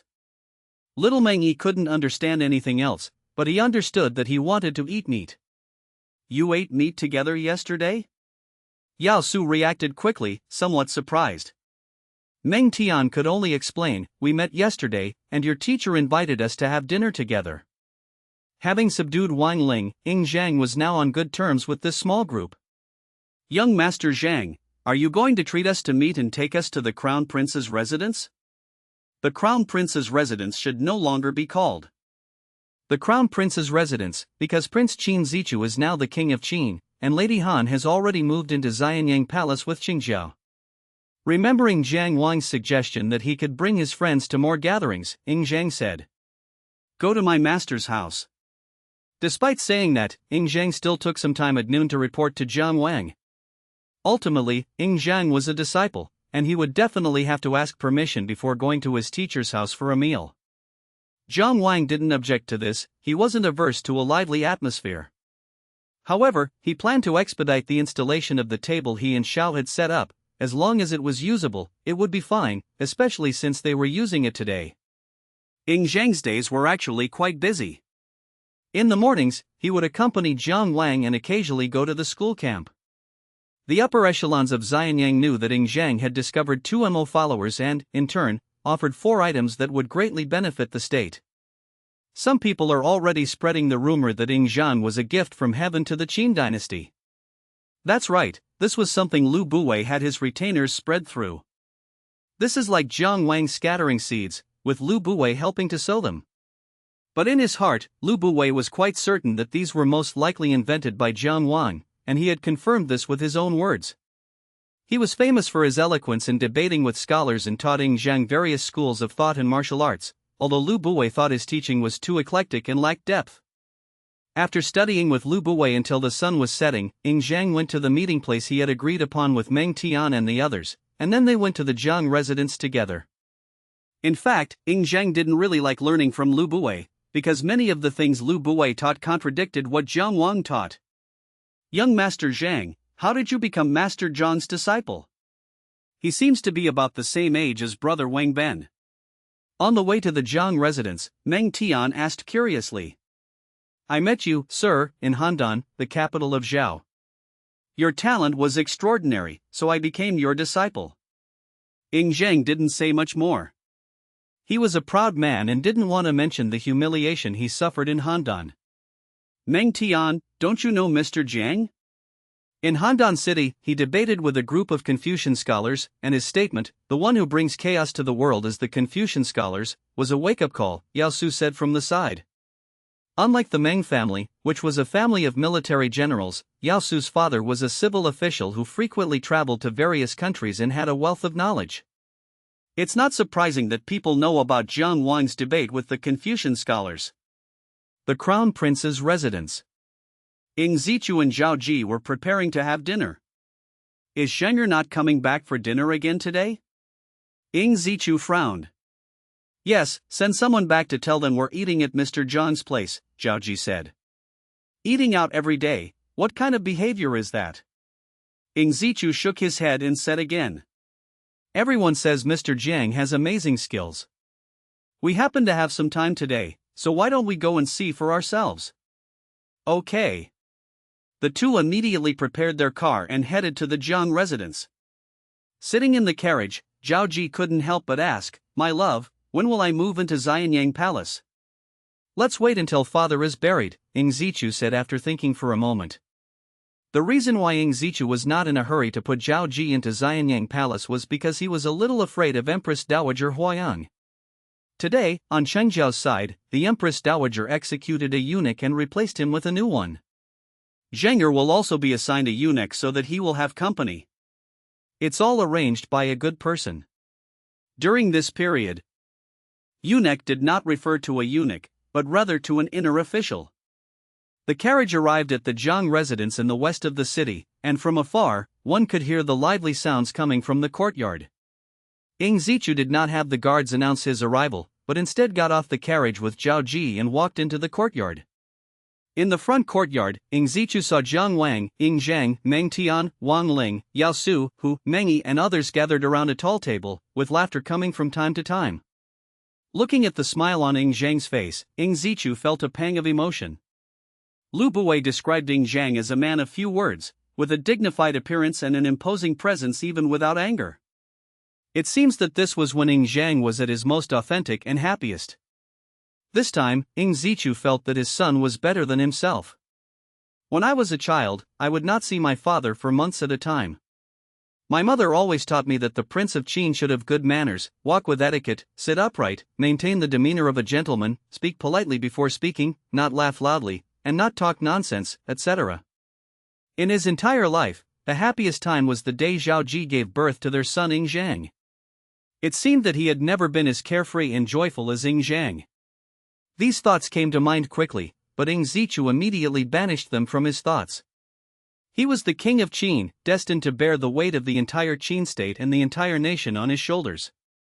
He didn't need things like happiness. But if Ing Zhang was so happy, then his father, Ing Zichu, was also pleased.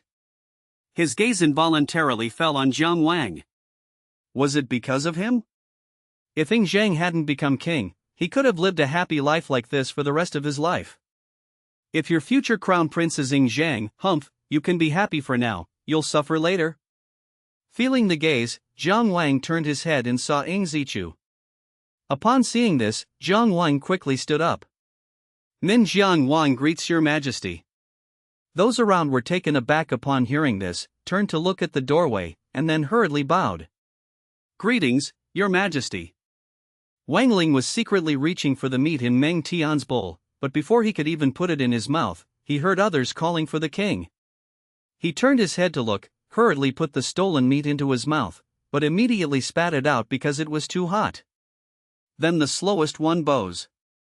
Greetings, your majesty. Xiao Haizi looked at the meat that Wang Ling spat out, walked over and licked it twice, then carried it away to the side. Everything on the ground belongs to it. No need for formalities. I heard you youngsters are having a banquet, so I came to come and see, Ing Zichu said kindly. What kind of meat did you eat? Lamb, your majesty and madam, let's eat together. Jiang Wang was a very outgoing person and directly invited Ing Zichu to dinner. Okay. Ing Zichu did not refuse. Seeing this, Meng Tian and the others took 2 steps back. Come on, let's eat together, Ing Zichu invited them. This is what makes Ing Zichu so admirable, he is approachable, kind, and gentle. Your high table is quite nice. Standing by the table, Ing Zichu looked at the table, which reached his waist, and praised it. Your Majesty, I've named this table. It was invented by Xiao. It's only a semi-finished product right now. Once it's complete, we'll also add a few chairs, Jiang Wang explained. Chair?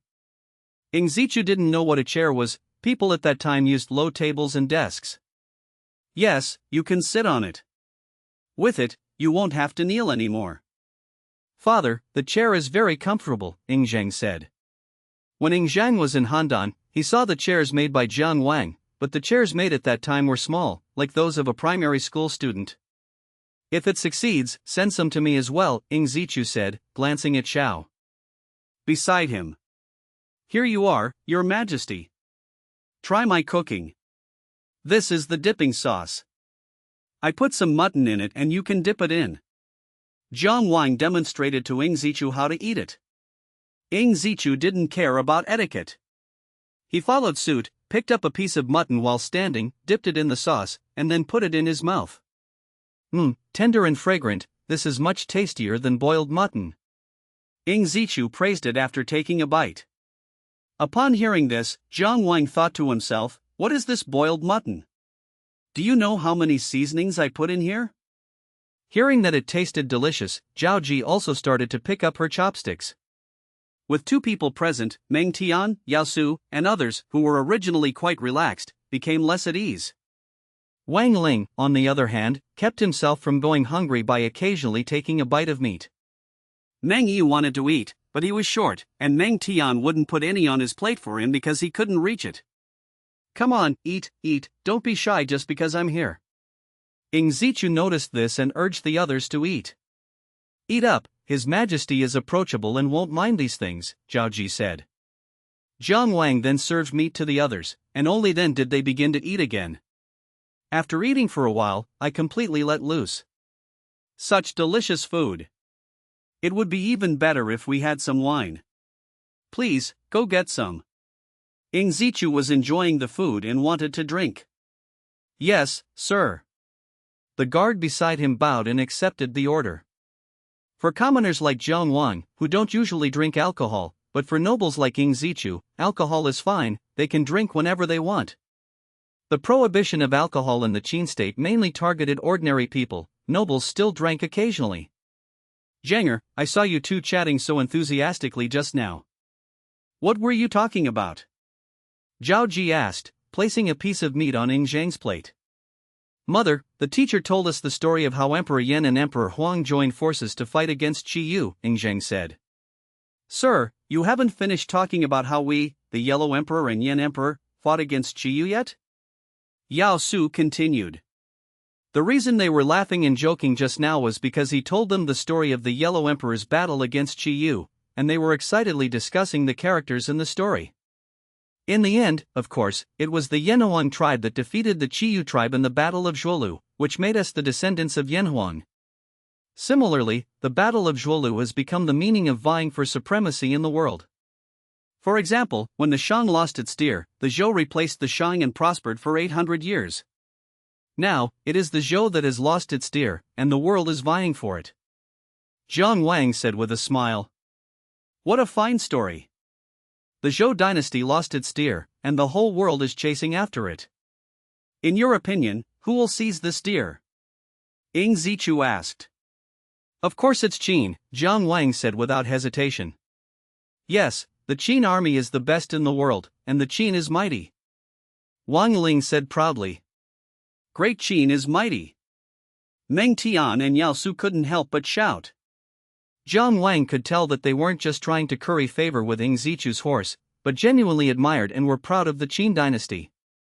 Looking at these children who were proud of the Qin dynasty, Ing Zichu burst into laughter. These children are the future of Qin, the pillars of the future of Qin. I truly hope that one day I can conquer the world like the Yellow Emperor riding Yinglong.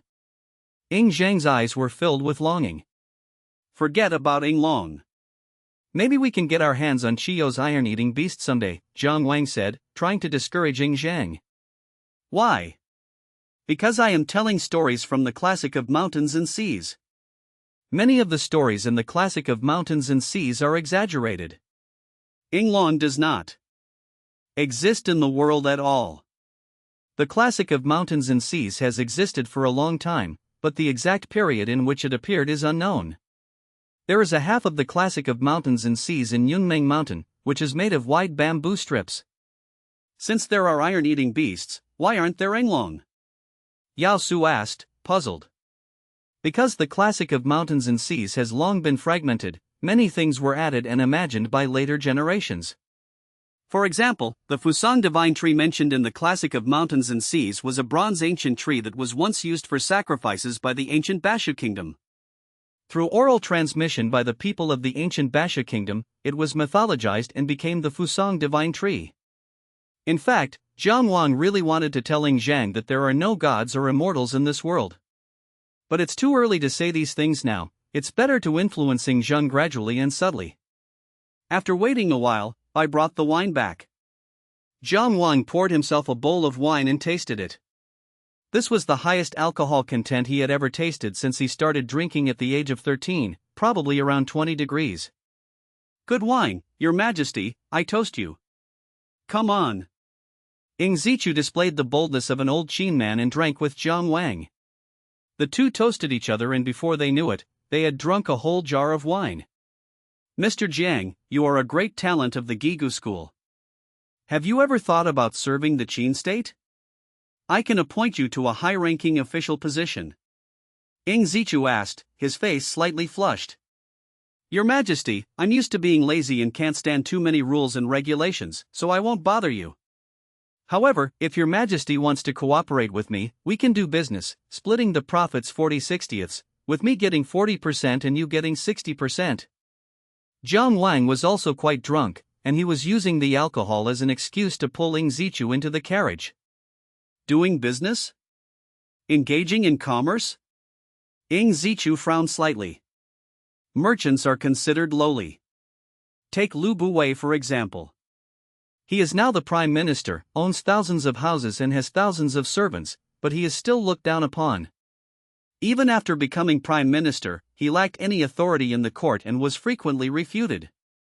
Of course it's not me doing business, it's Xiao doing business, Your Majesty. The profits will absolutely exceed your imagination. Zhang Wang's words were enticing. No, it's inappropriate for me, the king of Qin, to engage in the business of merchants. Ing Zichu still refused. He possessed the entire Qin kingdom, and no amount of money could tempt him. Zhang Wang didn't insist. He had only invited Ing Zichu today because he was drunk. It was just a last-minute idea of his. Several days passed in the blink of an eye. John's residence. Jiang Wan looked at the 4 piglets in the newly built pig pen. "Sir, why aren't these pigs placed behind the outhouse?" Xiao asked, somewhat puzzled. During this period, pigs were raised behind the outhouse, and human excrement would be discharged into the pig pen for the pigs to eat. "I have my own way of raising children. If they get sick, go find a butcher for them." "Sir, the little pig is so small, are you going to kill it?" Hu asked with his round eyes. "It's not about killing pigs, it's about letting pigs evolve." "Sir, what brings you here?" The man who had come to see the sick man was Lu the butcher from the butcher shop where they often bought meat. "Lu too, look at this little pig. Cut off these 2 ounces for me, but don't let it die. The smaller the wound, the better." Jiang Wang picked up the pig and poked at the 2 little balls under its crotch. That's right, he wanted to castrate pigs. But boars are easier to castrate, since their genitals are more obvious, while sows are harder to castrate because it's hard to know where to start. "Sir, why did you cut off this little pig's treasure?" Butcher Lu asked, puzzled. "Just do as I say." "I can do it, but I'm afraid the pig will die." "What should I do?" Butcher Lu was somewhat troubled. "If he dies, it's on me." "Come on." Jiang Wang handed the little pig to Lu Tu. Upon hearing this, Lu Tu did not hesitate. He carefully felt Xiaozhu's crotch and picked up the sharp boning knife. "Wait a minute." Just as Lu Tu was about to make his move, Jiang Wang called out to him. This almost made Lu Tu dodge. "Use hot water to sterilize first." Jiang Wangrang brought over the hot water. He first sterilized the food with hot water, and then he let Lu Tu take action again. Perhaps sensing its impending fate, the little dolphin began to scream frantically. Lu Tu ordered Xiao and K Bing to hold down Xiao Tun, rendering him unable to move, and then quickly slashed his crotch with a boning knife. 2 bloody gashes appeared, and Lu Tu squeezed hard, squeezing out 2 oval-shaped objects. "Disinfect with alcohol, then bandage the wound." Jiang Wang then took out a sow. "Lu Tu, you've killed many pigs, do you know the structure of a sow's crotch?" Looking at the little female piglet in front of him, Lu Tu thought to himself, this guy looks so refined, why is he staring at the lower body? Thinking to himself, Lu Tu patted his chest and said, "Of course I know that. Putting aside everything else, I can tell which part of a pig is which even with my eyes closed. Okay, I want to know where the mother piglet gives birth. If I want that thing removed while she's still alive, is that possible?" Jiang boasted that he knew 500 years into the past and 2,000 years into the future, but the task of castrating pigs truly touched upon his blind spot. "This should be in this position." Lu Tu touched the back and hind legs of the sow, then pointed to a spot, but his tone was clearly uncertain. There was nothing they could do, Jiang Wang's questions were just too tricky. "Okay, then you try it and see if you can make a cut and then use the hook to pull out the thing that is giving birth to the baby pig." "Ah, sir, this is too difficult. Little pig will surely die," said Lu Tu. "Give it a try." "I already said I'd rather die." "All right." Lu Tu did not refuse. He touched the body of the female piglet, disinfected the knife, and then found the right spot to make a cut. Then he took out the small copper hook he had prepared and dug. As more and more blood flowed out and the little cell moved less and less, Lu Tu only managed to hook out a tendon. "Sir, I'm sorry," Lu Tu said somewhat embarrassed. "It's all right, let's leave it at that for today. Now that you're feeling unwell, give Lu Tu 2.5 taels of silver." "Thank you, sir." Once the boar becomes a castrated pig and loses its energy, it becomes difficult for the sow to get pregnant, even if she wants to. The chain stake was very efficient, and the curved plow, millstone, and mortar and pestle had already begun to be implemented in the Guangzhou region. During the spring plowing season, the first priority for all county and prefectural craftsmen was to rush to produce curved plows and millstones. The artisans would be sent to the countryside to teach ordinary people how to make mortars and pestles. As for water wheels, they will be introduced after spring plowing. Time flew by and it was September of 250 BC. which was September of the first year of King Zhu of Qin. During the autumn harvest, rows of wheat ears sway in the wind, creating waves of wheat that stir the heart. Gong Jia, the Minister of Agriculture, stood outside Xianyang City, looking at the vast farmlands. This year will definitely be a good year, even if it's not as good as last year, it won't be any worse. No, it will definitely become stronger. The Chief of Agriculture was responsible for managing agricultural affairs in the Qin dynasty. To hold this position, one had to be knowledgeable about agriculture. Upon seeing the items presented by Prince Zheng's servants, he keenly perceived their hidden, immense potential. Day.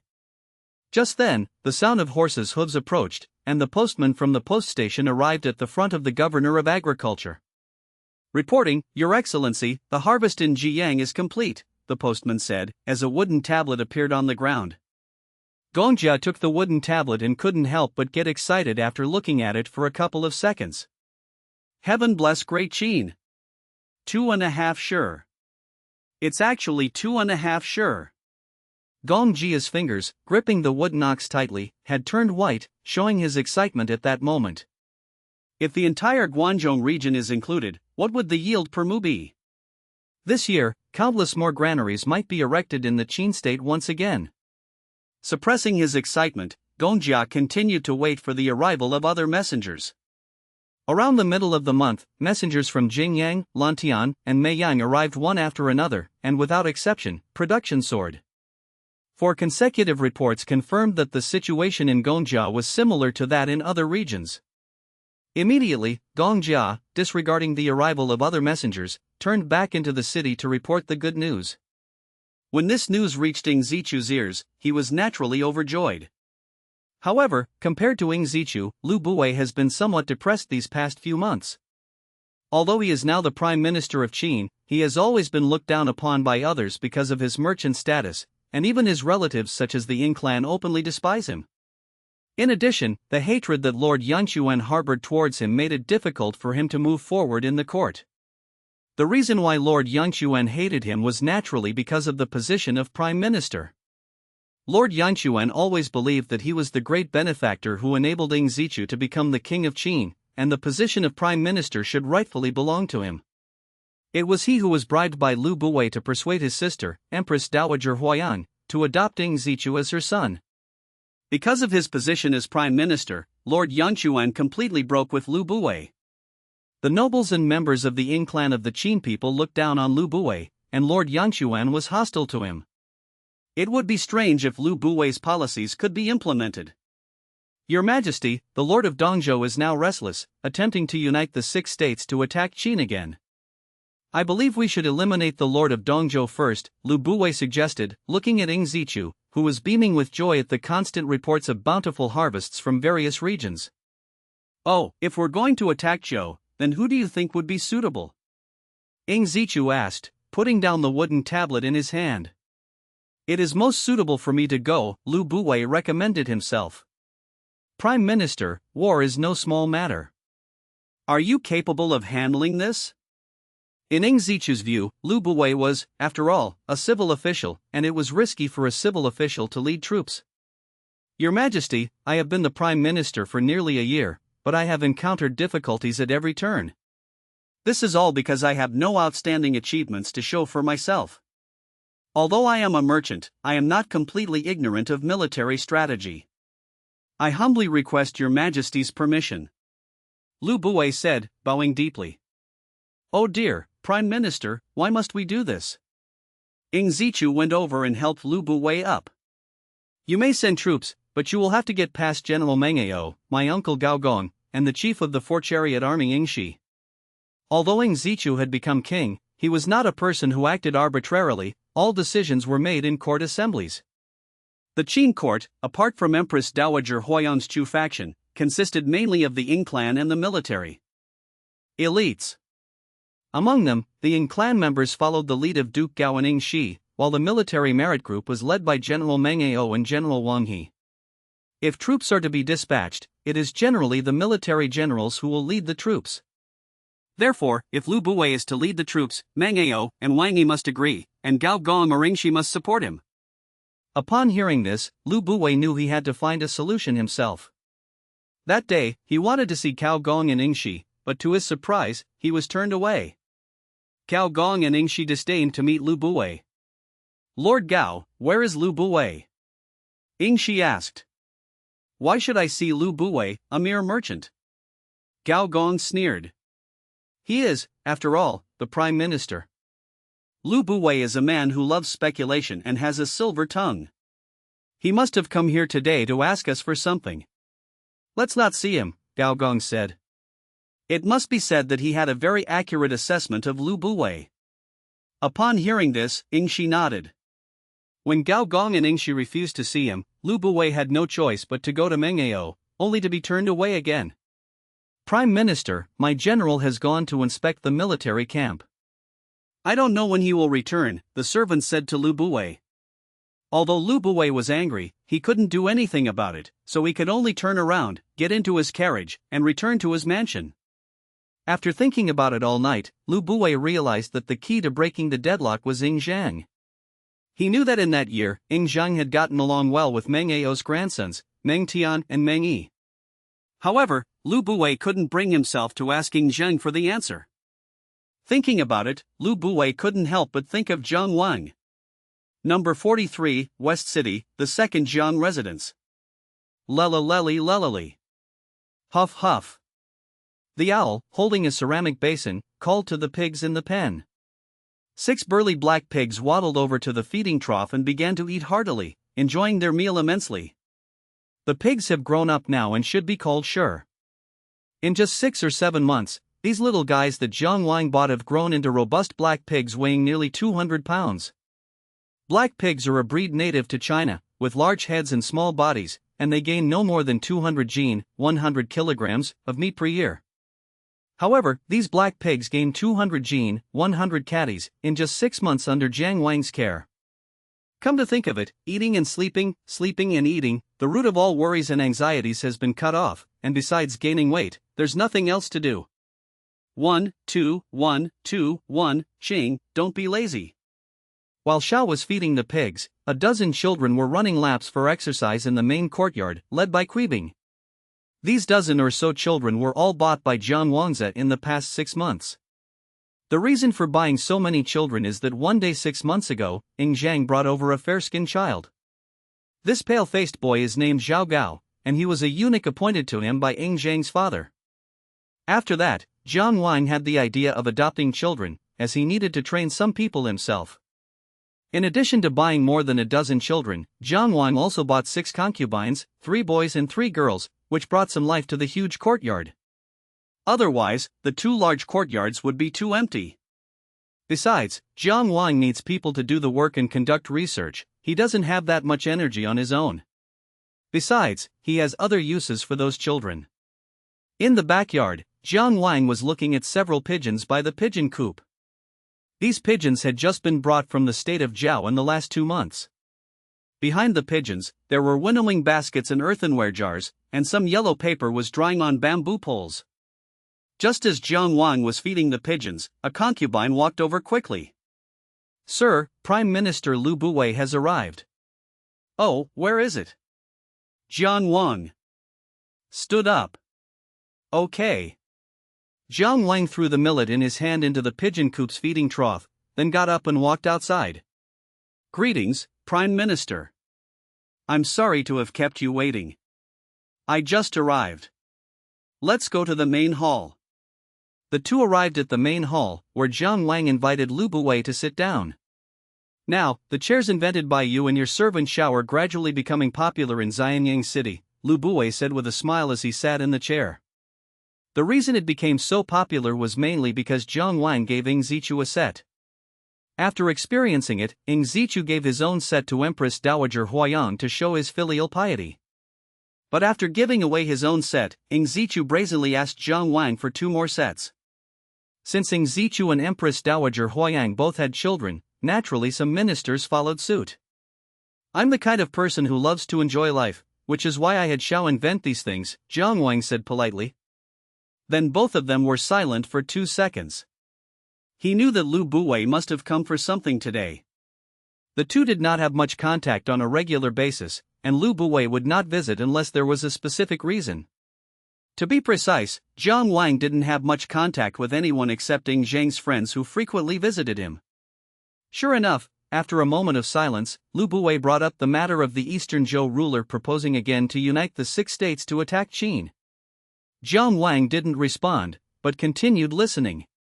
Seeing this, Lu Buwei said that he wanted to lead troops into battle, but he needed the support of Meng Ao and the Ying clan, and this matter required Ing Zhang's help. Prime Minister, Ing Zhang is also your disciple. You can go directly to Ing Zhang about this matter, and he will certainly not refuse. Although Zhenger is my disciple, he is closer to you, and your relationship with the Meng family and Ing Shi is stronger than mine. Lu Buwei knew that Jiang Wang had good relationships with these people, so his chances of winning were higher than his. Seeing that Jiang Wang remained silent, Lu Buwei continued, Mr. Jiang, you and I are both supporters behind Zhenger. If I gain a foothold in the court, it will benefit Zhenger, won't it? These words struck at Jiang Wang's weak spot. Okay, I'll help with this, but it's not certain if it will work out. One word from Mr. Jiang is enough. Lu Buwei smiled with satisfaction upon receiving the reply. Mr. Jiang, you are very talented. Why don't you consider taking up an official post? If you want to take up an official post, you can take advantage of this opportunity to send troops to Eastern Zhou and gain some merit. In Lu Buwei's view, the Qin army was invincible. As long as the 6 states were prevented from uniting again, the Qin would definitely sweep across the Eastern Zhou. This was a good opportunity to gain merit. Prime Minister, I'm used to being a free spirit. Jiang Wang has no intention of taking up an official post for the time being, he still prefers to do what he wants. The two chatted for a while longer, and soon after, Lu Buwei left. Jiang Wang rubbed his face, thinking about how to help Lu Buwei. After much thought, Ing Zhang decided that taking Ing Zhang to the Meng family would be the solution. Given his relationship with the Meng family, this wouldn't be difficult. The real challenge was figuring out how to persuade them. As for Gao Gong and Ing Shi, the matter was relatively easy to resolve, they could simply talk things out openly. Shao, kill a pig today, I need it. He actually hates using his brain the most, but he has no choice but to. China Times. A large copper pot sits in the courtyard, filled with a bubbling broth containing 4 large pig legs, pork ribs, pig ears, and pig head meat. This is the first time Jiang Wang has slaughtered a pig he raised. To be honest, Jiang Wang doesn't even know what it tastes like. I don't ask that it tastes the same as later generations, I only ask that it doesn't have too strong a fishy or pungent smell. Jiang Wang picked up a piece of meat with his chopsticks, tasted it, and nodded after a while. Sure enough, without the root of trouble and no longer eating excrement, the pig's meat tasted much better. It smells so good, sir. Is this what we're having for today? Ing Zhang returned excitedly from outside and smelled the aroma as soon as he entered the courtyard. It's not for you to eat, Jiang Wang said without turning his head. Upon hearing Jiang Wang's words, Ing Zhang fell silent, but after a short while, a childish voice came from behind him. Sir, he wants to eat. Jiang Wang then turned his head to look, and saw it was Meng Yi. Not only Meng Yi, but also Meng Tian, Wang Ling, Yao Su, and Zhao Gao came. If you want to eat it, of course we have it, Jiang Wang said with a smile, then looked at the others. You've come at the perfect time, we'll be having pork here for lunch today. Pork? How can it smell so good? Yao Su was somewhat surprised. In his memory, the pungent smell of pork could be smelled from a great distance, and his family never ate pork. This pork is my improved version, it's good for preventing disease. It's almost done, take it all out and put the remaining ribs in. Soon, 4 pig legs, 2 pig faces, a pig tongue, 2 pig ears, several large pieces of ribs, and several pieces of pure meat were scooped out. Then, put the spare ribs and pork bones that were left in the pot back into the pot.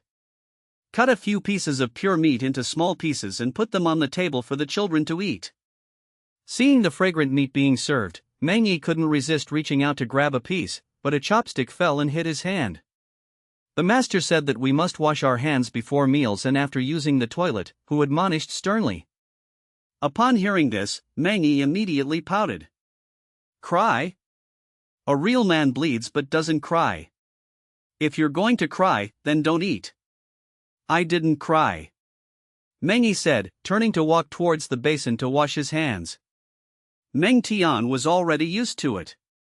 This little girl, who followed Jiang Wang around like a little tail every day, was particularly good at bullying Mengi.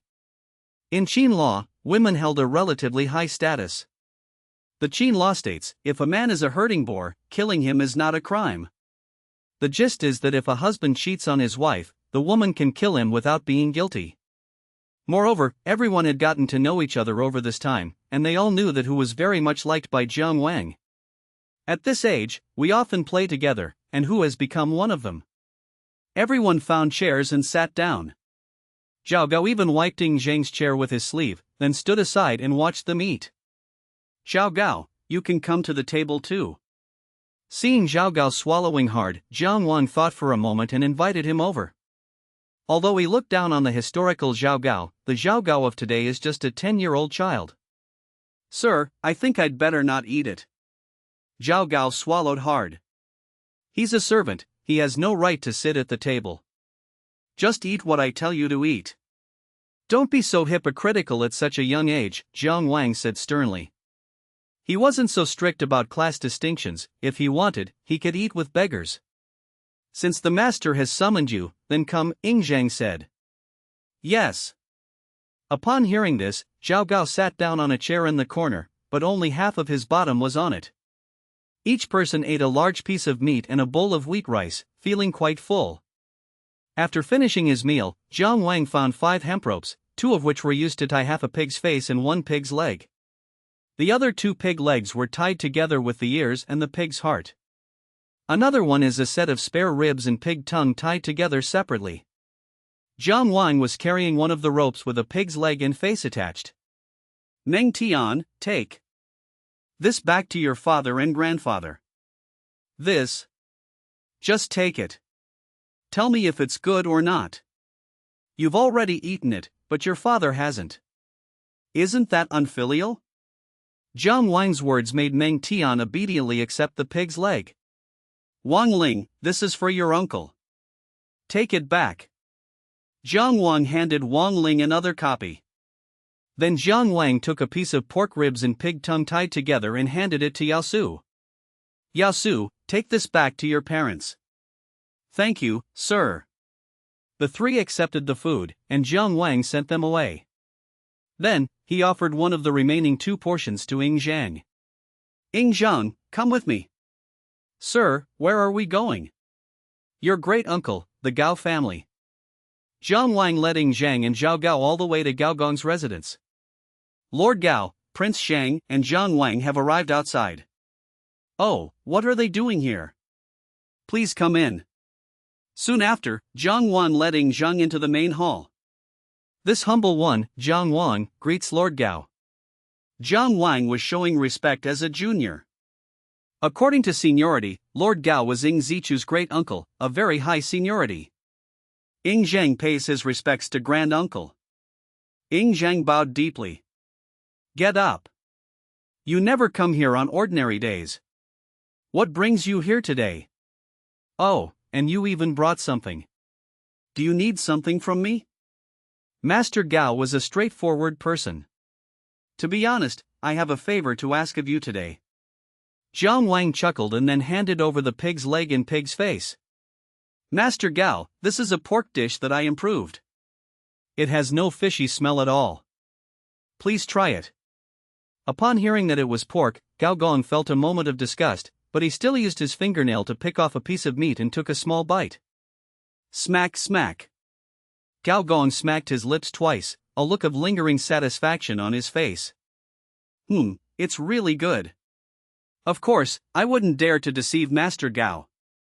It would be even better if it were served with wine. Pork face meat with wine, the more you drink, the better. Speak, what brings you here? Ying Zhang, Zhao Gao, both of you get out. Jiang Wang didn't explain the matter first, but instead chased Ying Zhang and Zhao Gao out. Although Ying Zhang was curious about what Jiang Wang wanted to see Gao Gong about, he still obediently turned around and left. Seeing the 2 leave, Jiang Wang smiled and said, Lord Gao, I have come regarding the matter of Lu Buwei. Jiang Wang continued, I have met Prince Qingjia. He is an extremely obedient child, listening to his mother, Lady Han, and Empress Dowager Huayang. I have also heard that Lady Han seems to be related to Empress Dowager Huayang. If Prince Qingjia really does come to be Master Gao, do you think the Qin dynasty will be surnamed Ing or Chu? Jiang Wang did not directly mention Lu Buwei's matter, but instead talked about Gongzi Qingjia. Upon hearing Jiang Wang's words, Gao Gong's expression became solemn. Jiang Wang's words struck a chord with him. The Qin dynasty absolutely could not afford to have another Empress Dowager Mi Ba Zi. Gao Gong, compared to Cheng Jiao, Ing Zhang is different. He has no powerful maternal family, he can only rely on his own family, the Ing clan. This made Gao Gong nod. But Lord Gao, is the power of the Ing clan enough to contend with Empress Dowager Huayang? Perhaps not. Although Lu Buwei is a merchant, he is also Ing Zhang's tutor, at least he is Ing Zhang's assistant. But now he is unable to move an inch in the court and needs a merit to silence everyone's criticism. Gao Gong stroked his beard and gave a word of praise. Excellent eloquence, no wonder you came from Gaguzi. But how can you be so sure I would support Ing Zhang? For the sake of Qin and the Ing clan, Ing Zhang will inevitably rely on his own clan to ascend to the throne, but what about Cheng Jiao? This simple rhetorical question made the entire game of chess clear. Ing Zhang had to rely on the Ing clan, but Cheng Jiao had more options and did not need to rely on the Ing clan. This is the essence of Gigu school. Gao Gong had to admit that Gigu school truly produced many talented individuals. Some readers have said that in ancient times, Tuan represented a piglet. Only pigs and swine are considered adult pigs. Upon investigation, it was indeed true. This year's readers are truly resourceful. Let's go to the general's mansion. Sir, what did you discuss with Duke Gao? Ing Zhang asked curiously. Lu Buwei wants to send troops to attack the eastern Zhou state, so he asked me to be his envoy. You should come to see Gao Gong often, at least once every 7 days. Gao Gong is your elder. Yes, Zhenger understands. The three boarded Ing Zhang's carriage and headed straight for the residence of General Meng Ao. At this moment, Meng Tian and Meng Yi returned with the pig's leg and pig's face that Jiang Wang had sent over. Father, grandfather, this is what Mr. Jiang asked us to bring back. The pig leg can be torn apart and eaten, and the pig face can be sliced. It's very delicious. Yes, it's delicious. Meng Yi nodded vigorously, proving that it was indeed delicious. Hearing his grandson's words, Meng Ao laughed heartily. How delicious can pork be? In the Qin state, mutton and dog meat were expensive, while pork was cheap, and only commoners ate pork. Grandfather, have a taste. Meng Tian tore off a piece of pork leg with a hopeful look and handed it to Meng Ao. Upon hearing this, Meng Ao, not wanting to spoil his grandson's fun, took a bite. That's really good. How did you make it? Meng Ao was greatly surprised. This was raised by Mr. Jiang himself, who said it had already achieved self-evolution. Meng Tian recalled Jiang Wang's words. Unlike other people who speak in a refined and literary style, Jiang Wang always comes up with similar phrases. Hearing his father's words, Meng Wu, who was standing to the side, also took a bite out of curiosity. Although the meat was a bit cold, the moment Pu put it in his mouth and squeezed it slightly, the salty and fragrant aroma spread out. Father, it's kind of Mr. Jiang to be so thoughtful. Shall I have a drink with you today? I think you've got a thirst for alcohol, Tianer, go get some wine. Here you go. Hearing that Mr. Jiang's meat had been praised, Meng Tian was also very happy. Meng Yi, on the other hand, had been walking all the way home and was hungry again. His eyes were filled with longing as he looked at the meat on the table. Sit down too. Upon hearing this, Meng Yi knelt down without hesitation. 3 generations of the family sat together at the table eating meat, while Meng Tian was responsible for pouring wine for Meng Ao and Meng Wu. General, young Master Zhang and Jiang Wang have come to visit from outside the gate. Oh. Meng Ao was somewhat surprised. Then I realized that the meat might not be so delicious. Please come in quickly. As Meng Ao spoke, he stood up to greet him, followed by Meng Wu. Jiang Wang was just a commoner, so it didn't matter to him, but Ying Zhang was a prince, so they had to greet him. General Meng, I apologize for the intrusion and disturbance. Jiang Wang greeted Meng Ao and Meng Wu, who were standing at the entrance of the main hall, with a cupped hand. Ying Zhang greets the Supreme General and General Meng. Ying Zhang and Zhao Gao, who were behind him, also bowed in greeting. Mr. Jiang and young Master Zhang, please come in. The general is drinking. As Jiang Wang entered the main room, he saw the wine and dishes on the table. The pork that the gentleman sent over is quite good. I'll have a couple of sips, Meng Ao said with a smile. I have raised 7 or 8 pigs, and I will send some to the general regularly in the future. No need, I am not one to indulge in gluttony. How could Meng Ao keep accepting things from Jiang Wang? He was an important minister of the state, and it would be good enough if he accepted them once or twice through Meng Tian's connections. After saying this, Meng Ao praised. But I must say, your pig-raising techniques are quite good. This is the first time I've ever eaten pig that doesn't have a fishy or gamey smell. It's simply a matter of removing the male piglet that's causing the problem, then choosing a clean pig pen to raise it, and bleeding it before slaughtering it, which will eliminate the fishy smell. Jiang Wang didn't hide anything and revealed the secret to removing the pig's odor on the spot. This candor surprised Meng Ao and Meng Wu. For Jiang Wang, the sooner these things are promoted, the better, as it will make people like pork more. Compared to pork, mutton, and dog meat, which tend to gain weight easily, the supply of meat is clearly too small. With more people raising pigs, there will be more meat to eat, and people's lives will be better. Sir, please sit down. Let's have some food and drinks together. Meng Ao invited Jiang Wang to sit down. Jiang Wang didn't stand on ceremony and knelt down opposite him. General Meng, I have brought Ying Zhang with me today because I have something to discuss with you. To be precise, I am here to act as an intermediary for Lu Buwei. After drinking a cup of wine, Jiang Wang revealed his purpose. Tell me, Meng Ao said calmly.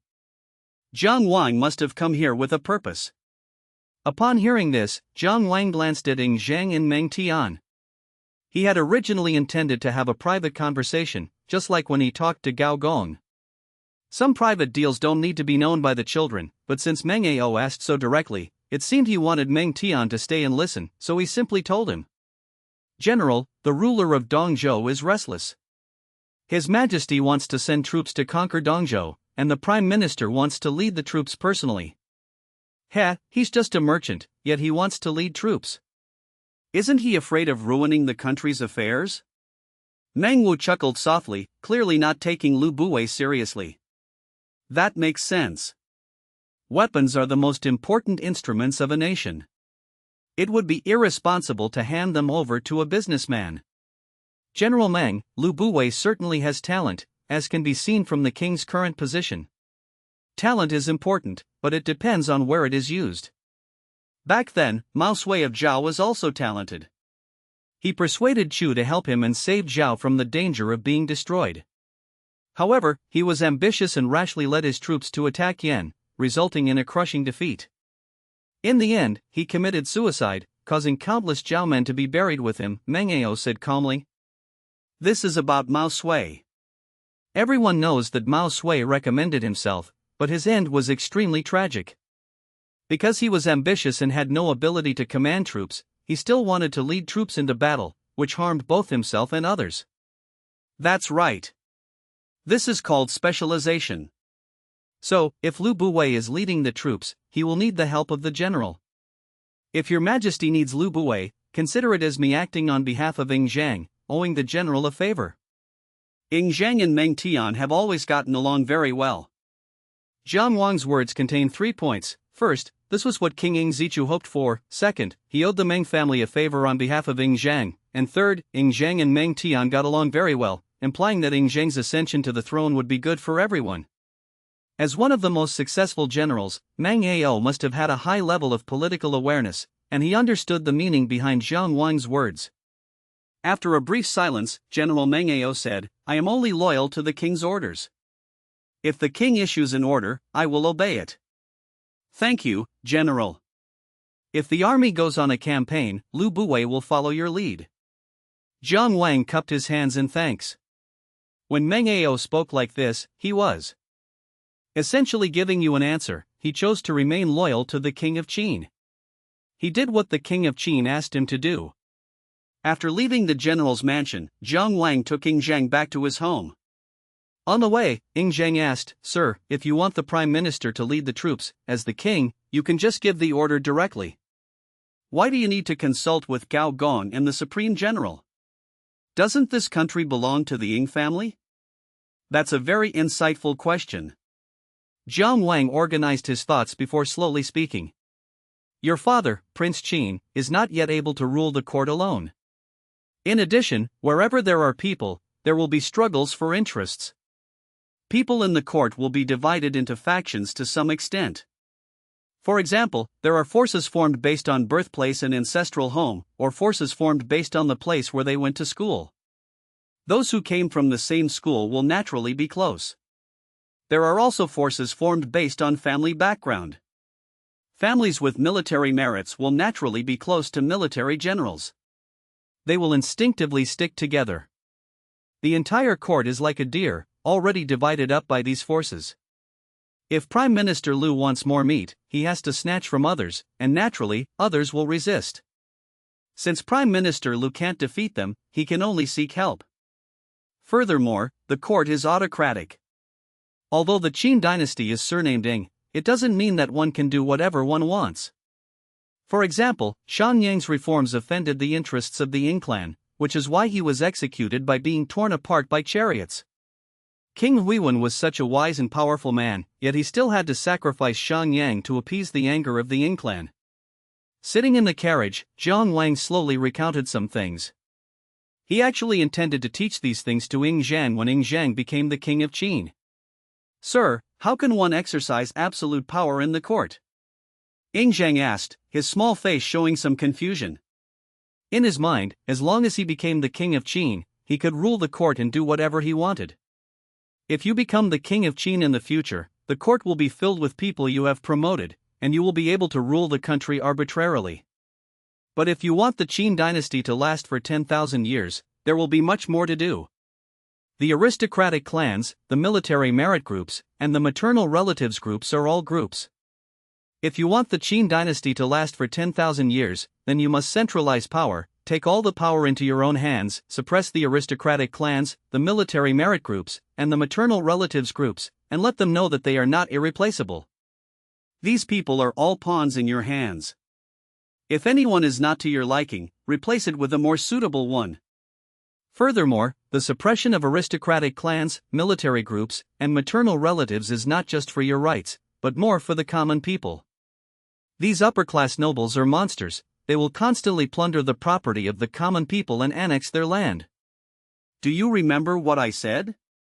Water can carry a boat, but it can also capsize it. The Qin dynasty's current state is not only due to the legacy of your 6 generations of the Ying family, but also to the countless Qin people who sacrificed themselves. But what will happen when the upper-class nobles swallow up all their wealth and land? He suppressed the older generation of military merits and aristocratic clans, but in order to govern the country, he had to promote new aristocratic clans and military generals.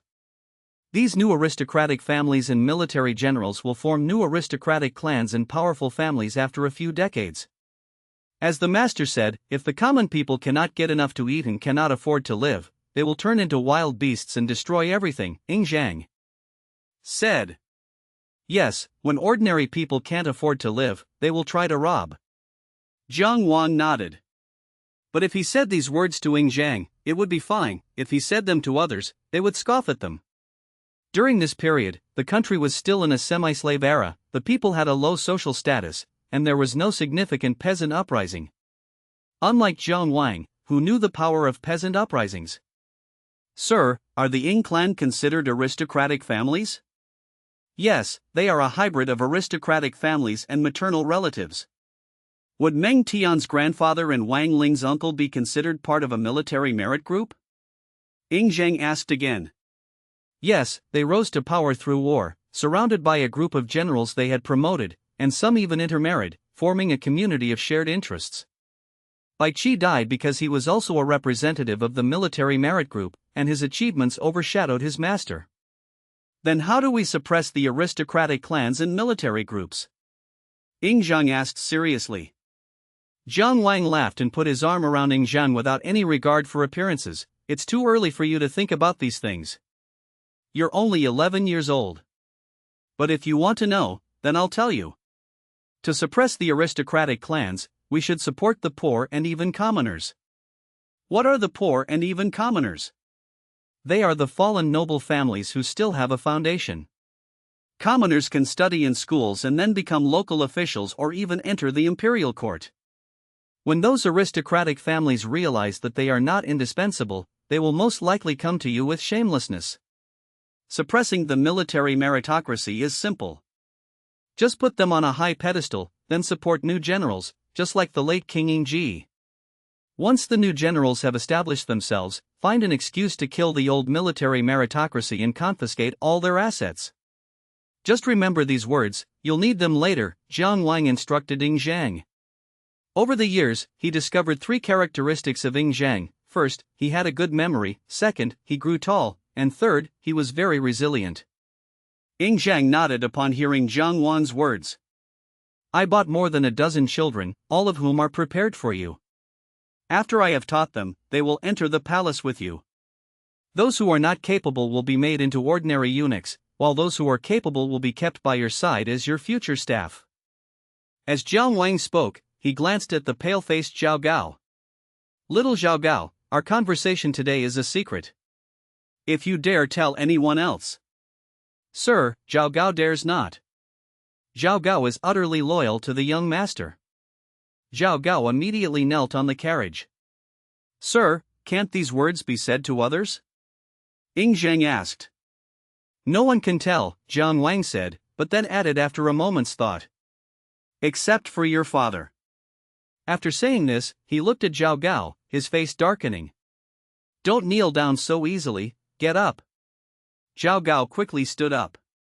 Have you memorized the exhortation to learning that I taught you? Jiang Wang asked again. Sir, I have memorized it all, Zhao Gao said. Study hard, and come here tomorrow to receive the Liren chapter of the Analects. The Liren chapter of the Analects talks about loyalty to the emperor and love for the country, and Jiang Wang wanted to take this opportunity to educate Zhao Gao. However, if Jiang Wang leaves Ying Zhang first in the future, he will probably take Zhao Gao with him. Yes, sir. Zhao Gao replied respectfully. Zhao Gao was grateful to Jiang Wang, who was just a minor official bought by Lu Buwei and taught him to read and write. The 3 of them rode in a carriage all the way back to the Jiang residence. Jiang Wang asked Ying Zhang to give Ying Zichu and Zhao Ji the last portion of pig's leg and pig's face. As for Jiang Wang, he went to find Lu Buwei. On October 1st, the first year of Qin Wangzhu's reign was held. At the court meeting, Lu Buwei revealed that he had contacted the ruler of Eastern Zhou and the other 6 states to launch another attack on Qin. At the same time, it was proposed to send troops to attack the Eastern Zhou. Those close to Lu Buwei stepped forward and recommended Prime Minister Lu Buwei to be the general in charge of the army. Subsequently, Lu Buwei volunteered to lead troops outside the capital. This proposal was naturally blocked by Lord Yangquan and others, including Lord Yangquan, Lord Changwen, Lord Changping, and other ministers from Chu who strongly opposed it. Your Majesty, Lu Buwei is merely a merchant, unfamiliar with military affairs. How can he lead troops into battle? What about the soldiers? Lord Yangquan said firmly. That's right, Your Majesty. How can Lu Buwei, a mere merchant, lead troops? Changwen Junmi Zhou chimed in. No, although I, Lu Buwei, am a merchant, I am also well versed in military strategy, and my heart is burning with patriotism. Watching the 2 sides arguing below, Ying Zichu raised his voice. Lu Buwei, if you were the general, how many troops would you need to send? Your Majesty, 100,000 is sufficient. Upon hearing this, Ying Zichu looked at Gao Gong and Ying Shi. Lord Gao, you are a pillar of our great Qin dynasty, what do you think of this? Your Majesty, since the Prime Minister has recommended himself, he must be confident. This old minister thinks it is appropriate. The deputy general can be assigned to General Meng Wu or General Wang Jian. Gao Gong walked out, leaning on his cane. After hearing this, Ing Zichu looked at Meng Ao again. General, what do you think? As a soldier, I have no objection. If the king gives an order, I will do my utmost to fulfill it. Meng Ao stepped forward to express his opinion. Good.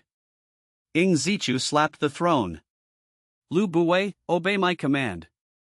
Your subject obeys. Lu Buwei bowed. Your Majesty. Lord Yanquan wanted to say something, but was interrupted by Ing Zichu. Your Majesty, matters of great importance such as military affairs require much more consideration. Empress Dowager Huayang finally spoke after remaining silent. Ing Zichu had a smile on his face. Mother, since General Meng Ao has said it's acceptable, I trust General Meng Ao. After saying this, he said loudly. Lu Buwei, listen to my command. I hereby appoint you as general who subdues Zhou, leading 50,000 elite Qin soldiers in the Eastern Army and 50,000 elite Qin soldiers in the Central Army. Meng Wu will be your deputy. Begin preparations immediately and lead your troops out to war in 3 days. You will then receive the Tiger Tally. Here you go. Yes, sir. Lu Buwei and Meng Wu responded together. Then Lu Buwei quickly walked up the steps and took the Tiger Tally. To mobilize troops, the Qin dynasty needed a Tiger Tally, which consisted of one yin and one yang symbol. One half was held by the Qin emperor, and the other half by the various generals. Only when two tigers are combined into one can troops be mobilized. Meng Ao could only lower his head and smile bitterly. What kind of situation was this? Ing Zichu's words were as if the name Ing Zichu had been written directly on him. Everyone would assume he was Prince Zichu of Qin, leaving Meng Ao with no choice but to proactively explain himself to Empress Dowager Huayang. But Meng Ao was not that kind of person at all. Everyone underestimated Prince Zichu of Qin. With just one sentence, he branded Meng Ao with Zichu's mark.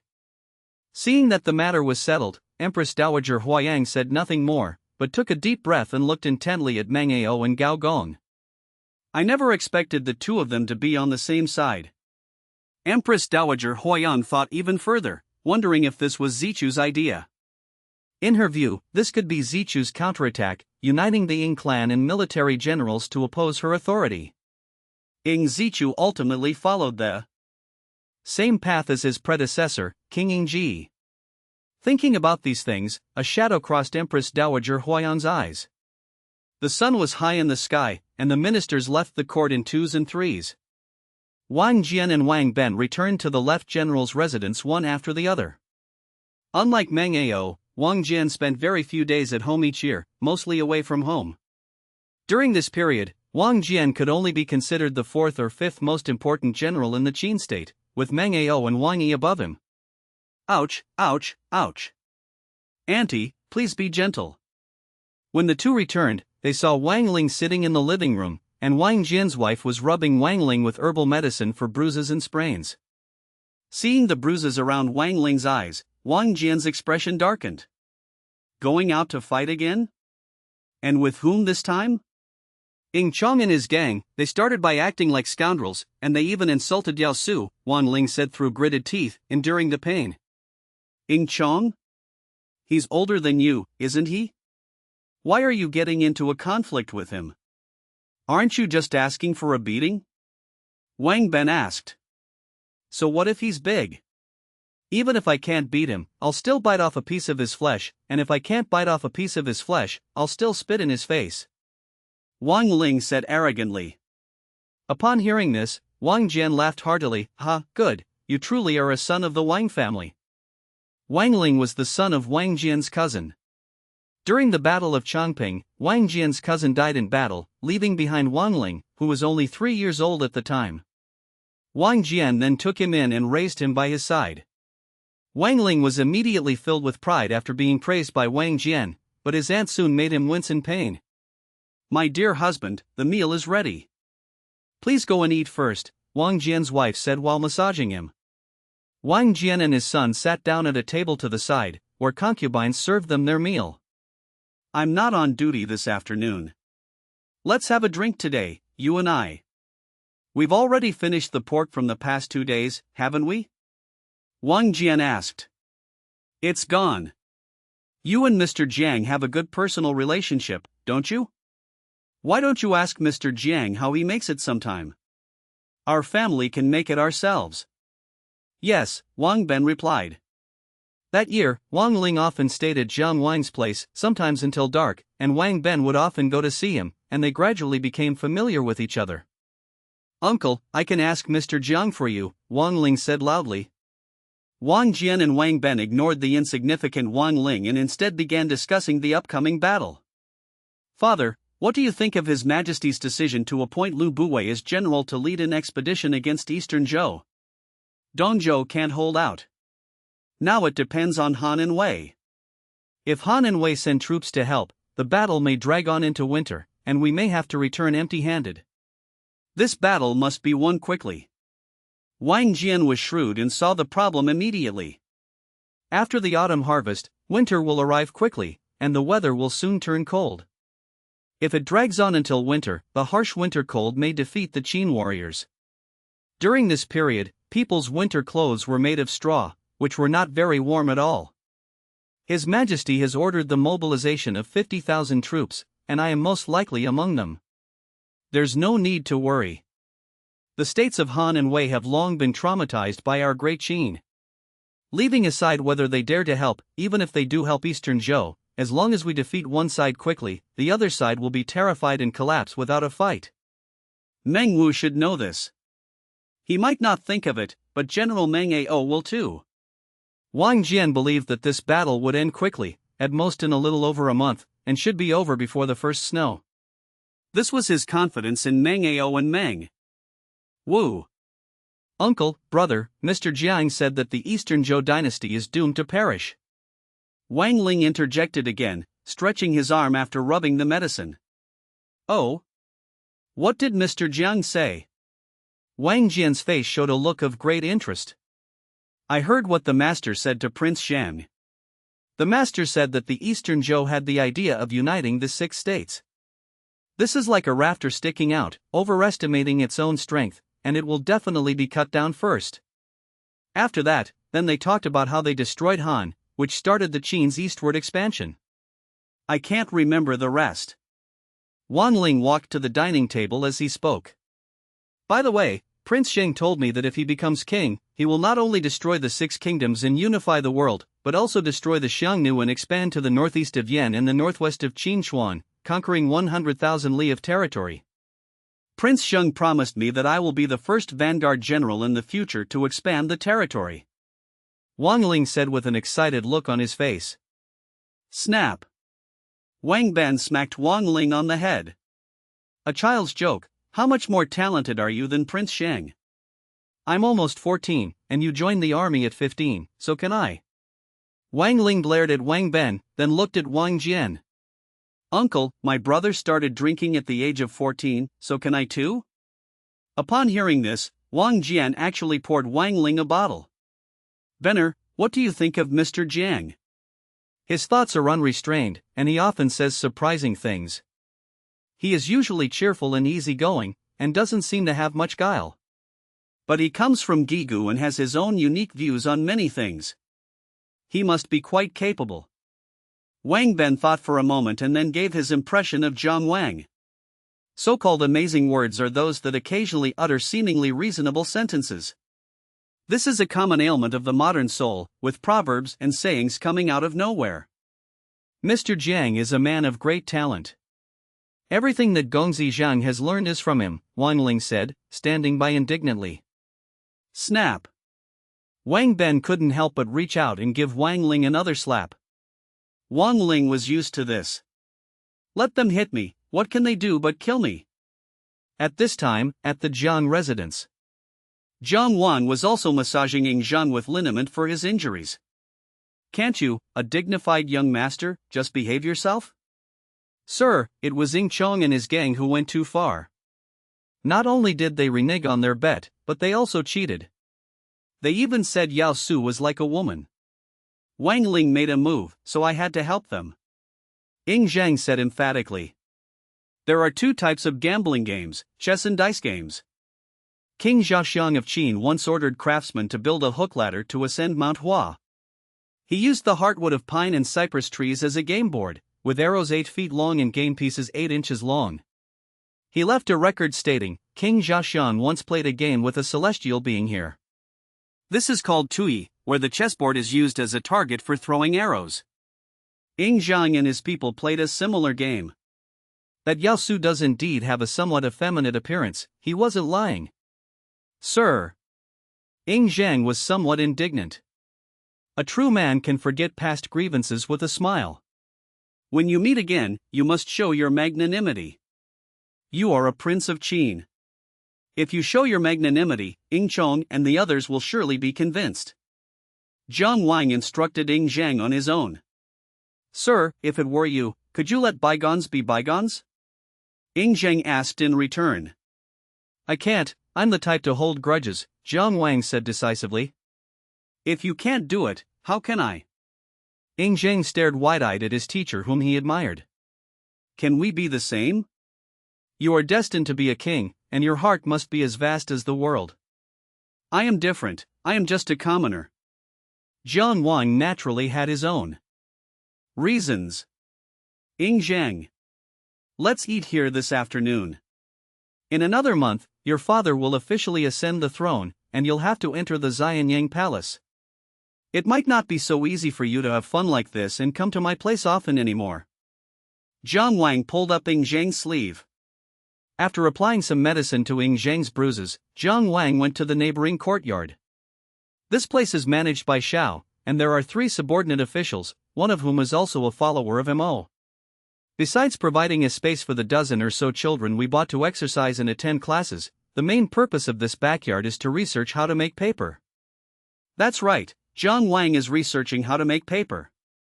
However, the paper used to make the notes was substandard, it tore easily when broken.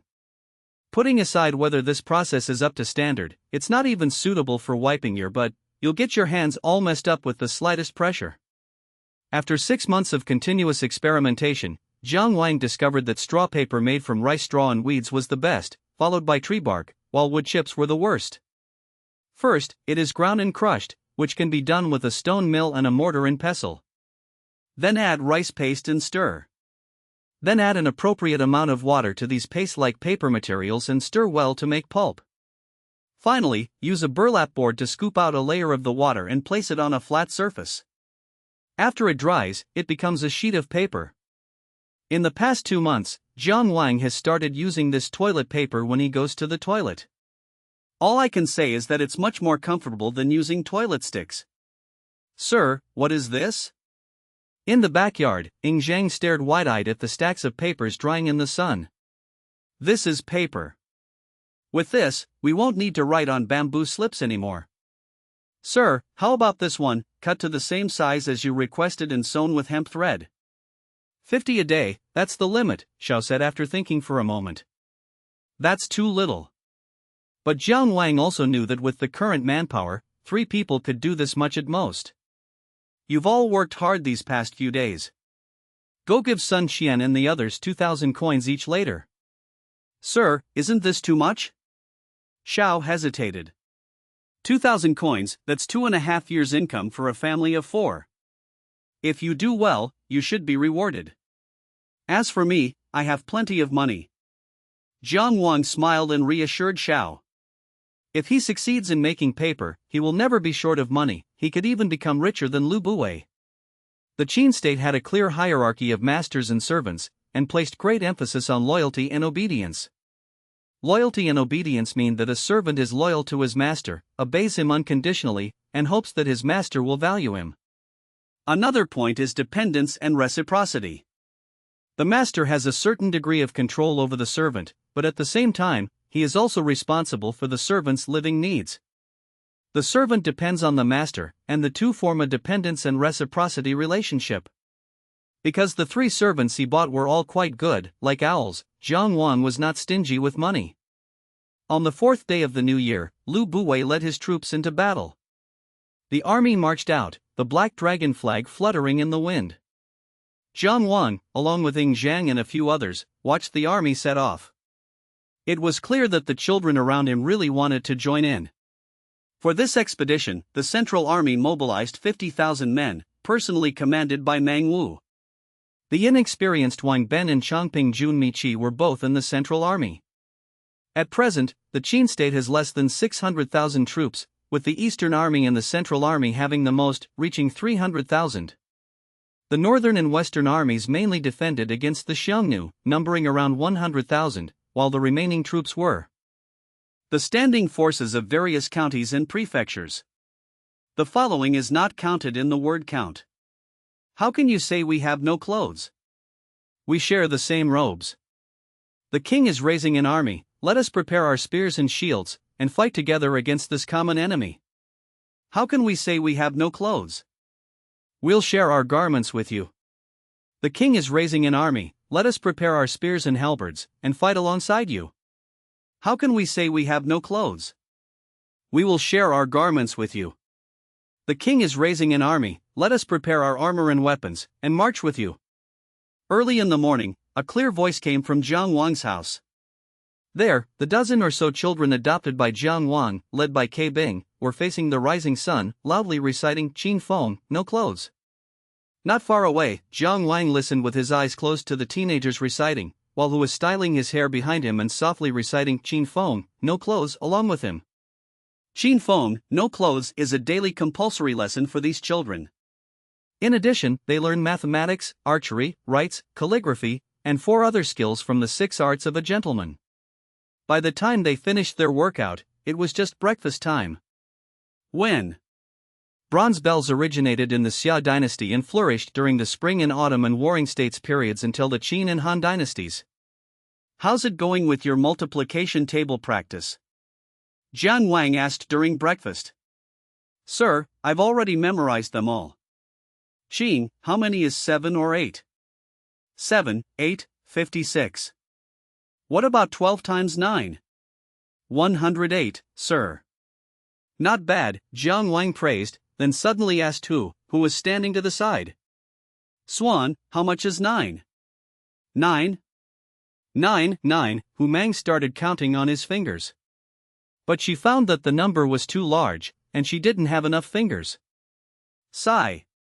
Jiang Wang sighed. Swan, is your head made of a water ladle? He learned the multiplication table earlier than these children, but he still hasn't mastered it. Sir, didn't you say that everyone has different talents? Maybe my talent isn't in this field, Hu said, bowing his head. Then tell me, what is your talent? Is it eating? No, it's about taking care of Mr. Hu said confidently. All right, let's eat. Jiang Wang picked up his chopsticks. Seeing this, the others at the long table finally started eating. After taking a bite of the hard-to-swallow millet, sorghum, Jiang Wang looked at Xiao. Hey Xiao, we've been eating millet for days now, haven't we? We're out of wheat, aren't we? We can make some noodles. Sir, I bought 8 bushels of millet to cure my illness, and it's almost gone, Xiao replied. When she saw Jiang Wang looking at her, she hurriedly explained, Sir, that day I saw an old man secretly selling rice to save a seriously ill child. You taught me to have love in my heart, so I bought all the millet. Ke Bing, this isn't the first time. I want you to have universal love and great love, not small love. There are so many people suffering in the world, can you help them all? How do you know the other person isn't a fraudster? Jiang Wang had a headache. This illness, stemming from 3 generations of ink making, has a deep-rooted tradition of helping others. If it's a scam, it means his child is fine, isn't that better? Jiang Wang admitted that what Ke Bing said was not wrong. Ke Bing, what I want is for you to love me from a macro perspective. But you're not entirely wrong. However, Xiao, don't let him go out to buy groceries or rice anymore. Here you go. As time passed, Lu Bui's army had already entered Yicheng and would soon reach Lui, present-day Luoyang, Henan, directly threatening Gongyi, where the ruler of Eastern Zhou resided. In Xinjiang, the capital of the Korean state, Han Fei strode into the palace of the king of Han. Father, the Qin army is about to enter Lui. Our Han state should take action. That's right, your majesty. The Qin army is a fierce and ruthless force. This time, I'm afraid the king of Eastern Zhou will not escape his fate. Our Han state can send troops to take Yi and Zholi. No. No way. Hearing the minister's words, Han Fei was almost furious, his face turning red with rage. Your Majesty, what Prince Fei said makes sense. This time we must help Eastern Zhou. Zhang Ping, the right chancellor of Han, stepped forward to support Han Fei. Zhang Ping was Zhang Liang's father.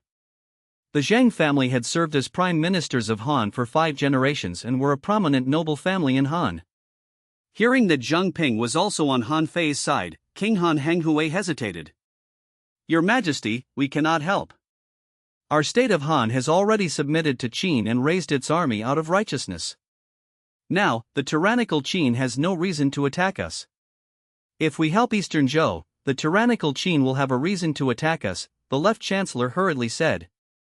Yes, war is fought for righteousness. Qin has no reason to attack us now. If we help the ruler of Eastern Zhou, we are giving the tyrannical Qin a reason to fight. The ministers below murmured their agreement. For years ago, Korea paid tribute to Qin, which means it submitted to Qin and has been offering tribute every year. This deprived the tyrannical Qin of a reason to attack. At this time, if war were to break out, a legitimate reason would be needed, which is why war is waged for righteousness. However, no matter how anxious Han Fei was, it was no use. The state of Han had long been terrified of the state of Qin and did not want to have a direct conflict with Qin. Ultimately, King Henghui of Han devised a strategy of taking advantage of the situation and seizing the town of Hui.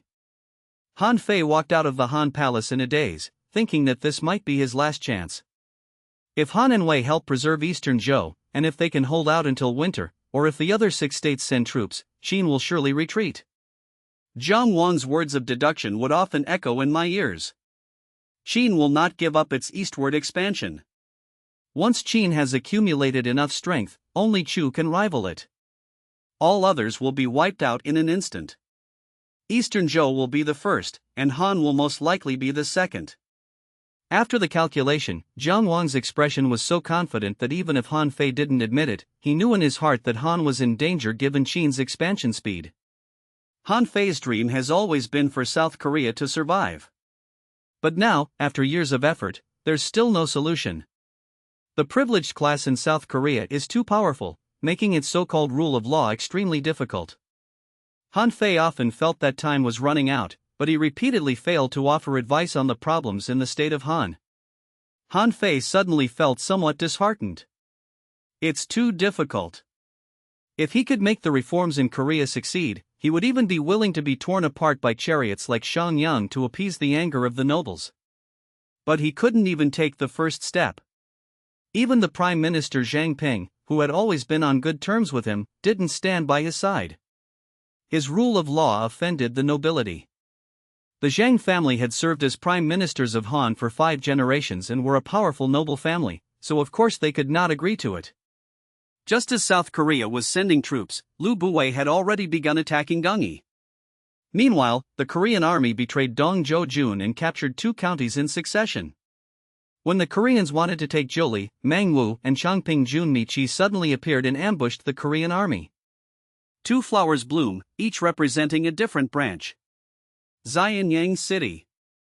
The New Year festival was a month of rest in the Qin state after the autumn harvest, during which people were allowed to drink alcohol. After the autumn harvest, although facing a considerable amount of tax revenue, the people still breathed a sigh of relief. The general's mansion. Meng Tian and Meng Yi quietly slipped out of their grandfather Meng Ao's study, looked around furtively, and then ran outside. Where are you going in such a hurry? Meng Ao's voice came as they passed the hall. The sudden sound startled me and made me shiver. Grandfather, we're going to Mr. Zhang's house. Meng Tian carefully turned his head and saw Meng Ao with a dark face. Meng Ao looked at the 2 men who seemed guilty, walked over, and took out 3 jugs of wine from their bulging robes. Fine, you dare to steal wine at such a young age, and even my treasured tribute wine. Meng Ao said with a gloomy face as he reached for the ruler that was placed not far away. Hands out.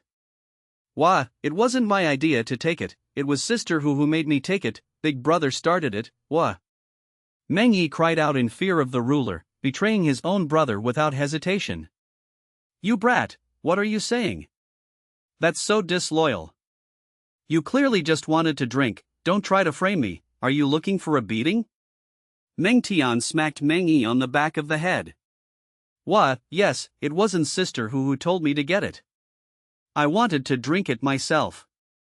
It has nothing to do with Sister who, and nothing to do with anyone else.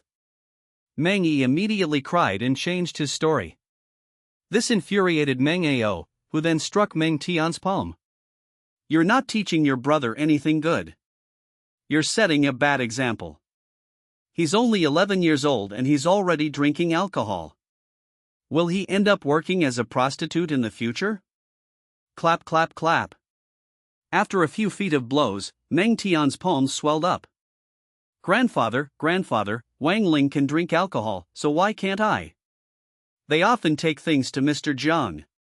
This last sentence made Meng Ao put away the ruler. You brat, you haven't even grown your hair yet and you dare to drink alcohol? Get lost. Upon hearing Meng Ao's words, Meng Tian disregarded the wine and pulled Meng Yi away. What? You're not taking the wine? Ha! Meng Tian was stunned. Consider this wine a gift for Zhang Wang. Take it and get out of here. Yes, grandfather is very righteous. Meng Tian said, picking up the wine and leaving. Inside the Zhang residence, wisps of smoke curled from the chimneys. A group of young men were busy at work, some washing the meat, others setting up the fire. Zhang Wang was inside the house looking at the newly carved memorial tablet. The memorial tablet of my revered teacher, Giguzi. During festivals, one misses their loved ones even more. Zhang Wang can no longer return to Yunmeng Mountain, so he can only carve a memorial tablet to express his feelings. Meng Tian and Meng Yi arrived at the Zhang residence and happened to run into Wang Ling, who was also carrying wine. Hey, Meng Tian, aren't you the most law-abiding? You've stolen some wine too? Wang Ling mocked, looking at Meng Tian holding the wine. Humph, this was given to you by my grandfather. Meng Tian made no mention of the beating he had received earlier. Meng Yi, standing to the side, twitched his nose. The three entered the Zhang residence and saw Yao Su rinsing pork. Wang Ling chuckled and bumped Yao Su with his buttocks. Whoosh! Yao Su was immediately immersed in the water, and his sleeves were instantly soaked. Wang Ling, you are not a human being. Yao Su turned around and cursed. Ha ha! Wang Ling didn't take it to heart. Meng Tian, Meng Yi, has the wine been brought? Who was cleaning his intestines, saw the two men and his eyes lit up. The two of them deserve half the credit for being beaten. Meng Tian once said that his grandfather, Meng Ao, had a gift of wine from the emperor, but he never dared to drink it. Who was tempted and urged Meng Yi to give it to his husband as a gift. A group of children noisily helped with the work, but they were far less efficient than Zhang Wang's 3 concubines. However, Zhang Wang was quite capable in making these noble young men work alongside the servants and concubines. Qin was a place of strict hierarchy, and they had never done such work at home. This can be considered as Zhang Wang's teaching by example. As the sun began to set, the pork was already stewing, while some of it was being stir-fried. Inside the room, Zhang Wang was talking with Ying Zhang and Zhao Gao. Tomorrow is the day your father ascends the throne. After that, once you enter Xianyang Palace, you won't be able to come out as often. I have a few words to tell you. Sir, please speak. The hearts of the people are divided. In Xianyang Palace, you should not trust anyone. I don't know how many people will dislike you. From now on, whenever there is food, Zhao Gao, you must taste it first. If it is fine after a quarter of an hour, then you, Ying Zhang, can eat it. Zhang Wang said, looking at Zhao Gao. Yes, Zhao Gao will obey your every command, sir, Zhao Gao hurriedly replied. Sir, are you afraid that someone will harm me? Ying Zhang asked with a stern face. I hope I'm just being paranoid. Also, in Xianyang Palace, you must show respect to Empress Dowager Huayang. She looks down on me, so why should I respect her? Ying Zhang said hastily. She doesn't look down on you, she looks down on your mother. You must respect her no matter what. Even if it's just an act, you have to do it well. Jiang Wang looked at Ying Zhang with a serious expression. The two stared at each other for a long while before Ying Zhang reluctantly agreed. Yes, Zhenger understands. Good to know. Let's go out and have a good drink with your friends, there won't be many more opportunities like this in the future. The three of them got up and walked towards the main courtyard. Jiang Wang did not refuse the children's request to drink like adults. The meal lasted until dark. Ying Zhang, Meng Tian, and Wang Ling, who were drinking freely for the first time, all drank too much and were lying on the table. Yao Su went even further, slumping over the table while vomiting as he said this. Who also secretly drank 2 bottles, and after drinking too much, she started to bully Meng Yi, making him cry loudly. Seeing this, Zhao Gao went to coax Meng Yi, but was seen by Jiang Wang who had returned from the toilet. Zhao Gao, why are you bullying Meng Yi? Zhao Gao looked aggrieved, how could he dare to bully Meng Yi? Seeing that these guys were all drunk, Jiang Wang reached out and picked up Ying Zhang, then carried him into the house. She placed him on the couch, then returned to embrace Meng Tian, Wang Ling, and the others. After taking a big gulp of water and relieving himself, Jiang Wang was about to go back to his room when he heard Xiao Haizi bark twice in the distance. Jiang Wang glanced at the little black guy who looked like a small gas cylinder and was stunned. When I went over to take a look, my eyes twitched. When did Wang Ling run out?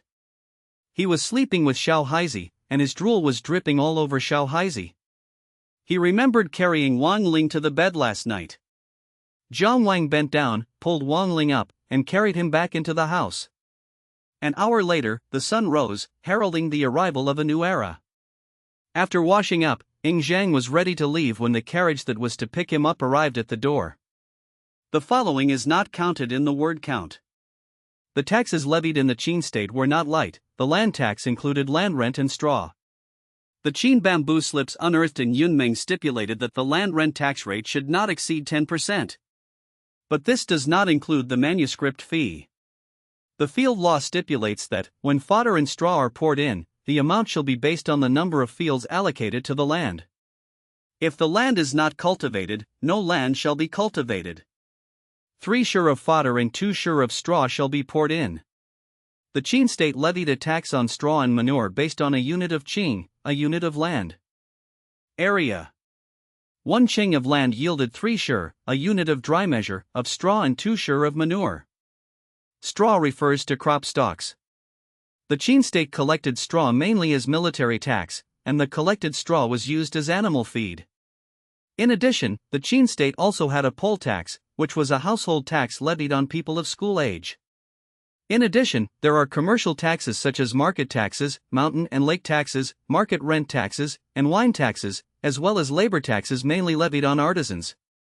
In terms of land tax alone, Qin's tax rate of 1/10 was not low. Emperor Gaozu of the Han dynasty taxed 1/15, and Emperor Wen taxed 1/30. During the Ming dynasty, the tax rate was also 1/30, or even 1/40. This only refers to land tax. Don't forget what I told you yesterday. Also, you're so young, don't always have such a gloomy face, Jiang Wang added again. Ying Zhang, this kid, has a gloomy expression. He is almost never smiling when he is not familiar with someone. You could say he is imposing without being angry. He is quiet when he is with Jiang Wang, and he doesn't talk much when he is with other friends either. Ying Zhang would only talk a lot if he had a specific purpose. Jiang Wang couldn't even imagine what Ying Zhang would have been like without such an optimistic and cheerful teacher as him. After giving Ying Zhang some instructions, Jiang Wang turned around and called out. Qing, come here. 15 boys of varying ages, but none older than 18, stepped forward. From now on, these people will stay by your side. If the king of Qin arranges other servants for you, these people will be placed elsewhere. Yes. Ying Zhang nodded. He then boarded the carriage under Jiang Wang's watchful gaze. The others followed on foot. After Ying Zhang left, Jiang Wang packed up all the pork that hadn't been touched the day before and had the Meng brothers, Wang Ling, Yao Su, and others take it to their parents. After everyone left, the Jiang residents fell silent, with only 3 maids making noise as they cleaned the courtyard. Jiang Wang gazed in the direction of Xianyang Palace. He had done all he could for the time being. The reason he instructed Ying Zheng to be filial and respectful to Empress Dowager Huayan was that he believed she was not necessarily a mortal enemy. First, Empress Dowager Huayan's decision to put Zichu on the throne demonstrates that the two were in cahoots and shared common interests. It is now virtually impossible for Empress Dowager Huayan to remove Zichu from the throne. Ding ding ding. The sound of bells rang out in Xianyang Palace, as if congratulating the birth of the new king. Dressed in formal attire, Ying Zheng arrived at Xianyang Palace with his mother, Zhao Ji. Standing inside the palace, his little face was tense, just like a little adult. Zhao Ji sat behind a table on the right side not far away, while Lady Han sat opposite her. When Zichu ascended the throne, the two women, as the king of Qin's women, would certainly be present. Your Majesty, news of victory has arrived from Luoyi. Chancellor Lu Buwei led his army to a great victory over the Zhou army, and the ruler of Eastern Zhou has surrendered with thorns on his back. Very well, this is the best gift the Prime Minister can give to His Majesty. Indeed, Prime Minister, you have lived up to my expectations. Ying Zichu nodded with a smile. Father, I also have a gift for you. At this moment, Ying Zheng stepped forward, his childish voice echoing throughout the hall. Oh? Zhenger, what is this gift? Ying Zichu asked curiously. Ying Zheng untied the package at his waist and took out some straw paper. Father, this thing is called paper. It can be used to replace wooden and bamboo slips for writing. Upon hearing this, the surrounding ministers immediately began to discuss among themselves. Bring it here. Ying Zichu turned the pages one by one, and Empress Dowager Huayang, sitting on the right, also saw the words on the pages, and her expression was somewhat surprised. He will strive to live up to the honor of his predecessors. Bring me a pen. Soon, the eunuch had prepared the writing brush and ink. When the paper was picked up, the character Qin was clearly written on it. The characters were large enough that even the ministers in the front row below could make out some of them. Zhenger, where did this come from? Father, this object was discovered by my son by chance. He thought it would make writing easier, so he came to present it to you. He immediately realized the benefits of paper. Bamboo and wooden slips are heavy and cumbersome, but paper is lightweight. If paper were widely used, it would be much easier for both the emperor who was reviewing documents and the ministers who were submitting memorials. Furthermore, if you have a lot of paper, you can record things in much more detail. Moreover, the punctuation marks on it are quite interesting. Punctuation marks already existed during this period, but they were mostly vertical lines, horizontal lines, and zigzag marks. Zhenger, can this paper be mass-produced? Yes, but the quantity is currently small. Having seen countless people, how could she not notice Ying Zheng's extraordinary nature? People in this era believed in gods. The emergence of Qin Shi Huang brought about many changes, such as the mortar and pestle, the millstone, the water wheel, the curved plow, and now paper. Even if these things were not invented by Ying Zheng, they still appeared because they were related to him. Zhenger, I like the gift you gave me very much. You've put a lot of thought into it, Ying Zichu praised Ying Zheng. Upon hearing this, Zhao Ji couldn't help but reveal a smug smile. Opposite her, Madame Han's face was somewhat pale. The meeting is over. Zhao Ji moved into the palace in a grand manner immediately. Inside Gongquan Palace, Lord Yangquan, Mi Chen, said with some dissatisfaction. Sister, Zhao Ji is really impressive. Hundreds of servants carried her into the palace. Empress Dowager Huayang frowned slightly upon hearing Mi Chen's words. A major reason she disliked Ying Zheng was that she disliked Zhao Ji. A lowly dancer, shallow yet unconventional, acting boldly and unrestrainedly. In Ying Zichu's eyes, these things might just be boldness and frankness, which are the unique charms that attract him. But in Empress Dowager Huayang's eyes, this was shallow and unruly. In this era, the king of a country would most likely marry into the noble families of other vassal states or into the families of officials within the country, all of which represented the family's background and status. This can also be described as a good match in terms of social and economic status. Zhao Ji was merely a dancer, with a delicate and frail appearance. How could she possibly be a proper wife? This is one of the points of conflict between Empress Dowager Huayang and Ing Zichu. Among the many vassal states, there were indeed commoner women who became wives and queens. But once these women seize power, they expand rapidly, turning a country into a chaotic mess and even causing endless harm. Humph, so ostentatious. Who knows what might happen if she becomes queen? Empress Dowager Huayang said softly. That's right, sister, we absolutely cannot let this woman become queen. I think Han Ji is the most suitable, and Cheng Jiao is also good. Mi Chen echoed Empress Dowager Huayang's words. Empress Dowager Huayang glanced at Mi Chen and asked unhurriedly, Are you acting as an intermediary for Han Ji? Sister, I did this for us, Mi Chen hurriedly said. But then, Empress Dowager Huayang made a startling statement, I intend to bring Ying Zhang to my side. Ha? Mi Chen was a little taken aback. Why did his older sister change her mind? Didn't she like Cheng Jiao? Mi Chen still doesn't really understand his older sister.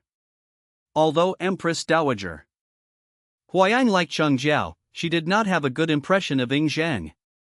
But unlike Empress Dowager Xia, she never thought of doing anything to Ying Zhang. After all, they were both descendants of the Ying clan, and he was the child of her son Ying Zichu. Empress Dowager Huayang wanted to bring Ying Zhang to her side to personally teach him and also to see him up close to see if he was truly extraordinary and whether he was indeed blessed by heaven as legend had it. That evening, Empress Dowager Huayang's words reached Han Ji's ears through the mouth of Lord Yanquan, Mi Chen. Almost instantly upon hearing the news, Madame Han was thrown into disarray. Uncle, why does the Empress Dowager want to bring Ying Zhang to her side? Han Ji asked tentatively. My sister dislikes Zhao Ji, perhaps because she doesn't want that dancer to corrupt Ying Zhang, Yangshuan Jun guessed. Madame Han didn't speak, but her fingernails, hidden in her sleeve, pierced her palm. After Lord Yangshuan, Mi Chen, left, Lady Han could no longer contain herself and smashed the jade cup in front of her heavily on the ground. How could she bring that bastard Ying Zhang to her side? What am I then? What are my children? All along, Madame Han had been flattering Huayang in every way, but what was she after? Nothing more than Cheng Jiao's future. However, although Han Ji was very angry, she was also filled with fear afterward. In the Qin state, no one could ignore Empress Dowager Huayang. Ever since King Wu of Qin died lifting the heavy tripod, the Mi clan in Qin began to have everything they wanted. Empress Dowager Mi Bazi, along with her sons, became the most powerful noble group in Qin, without exception. Empress Dowager Xian herself held great power, and her son Ying Ji was King Zhaxiang of Qin. In addition, his other two sons were also very successful.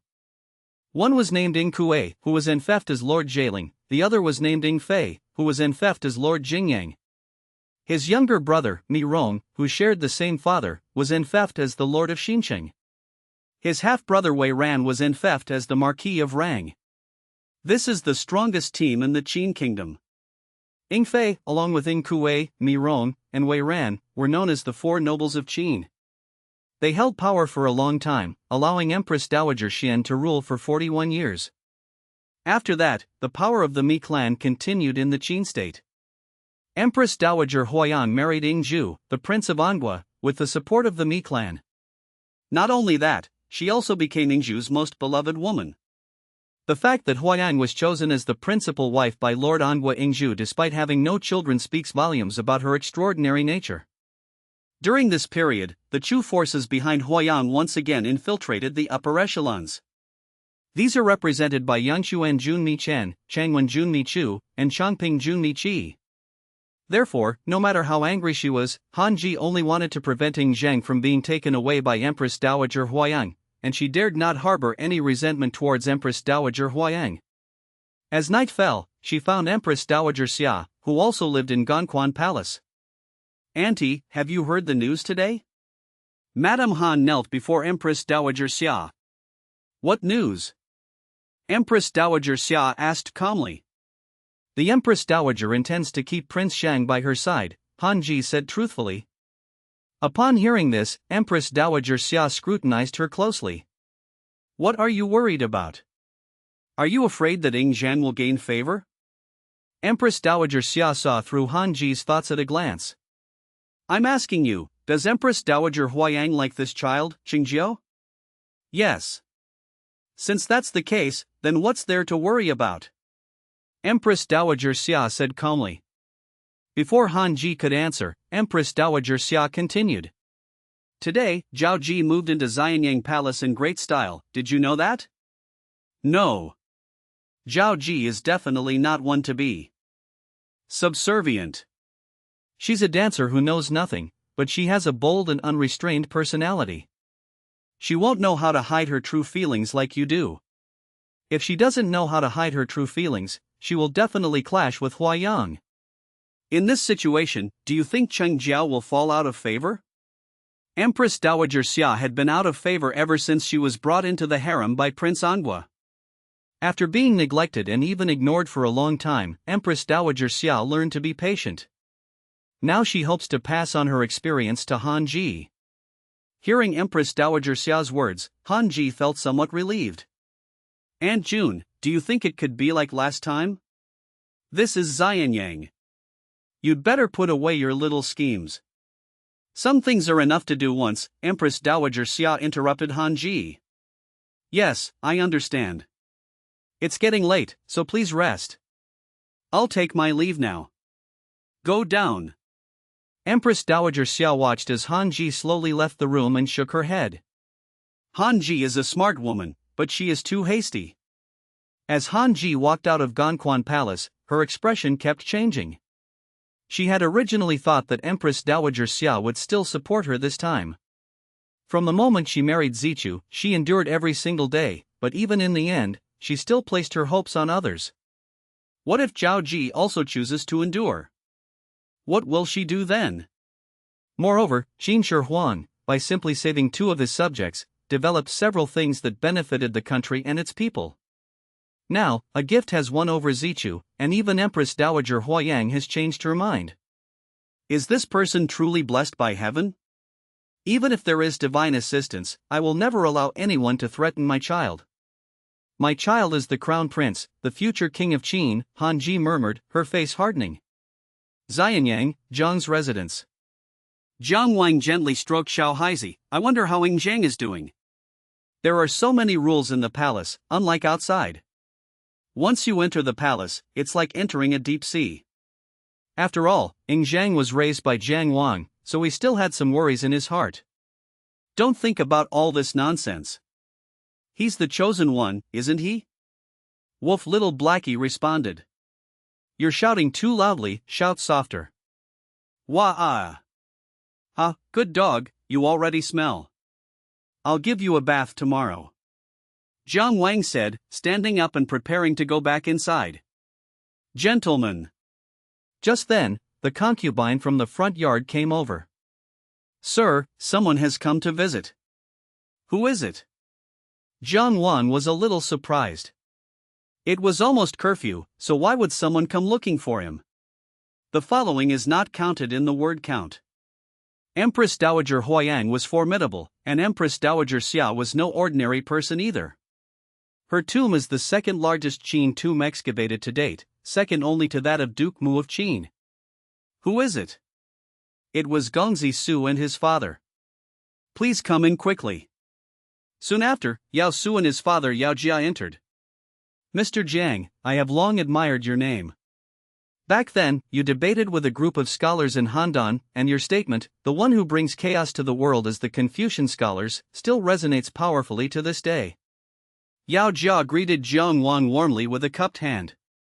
As a civil official specializing in diplomacy and lobbying, his words were always pleasant to listen to.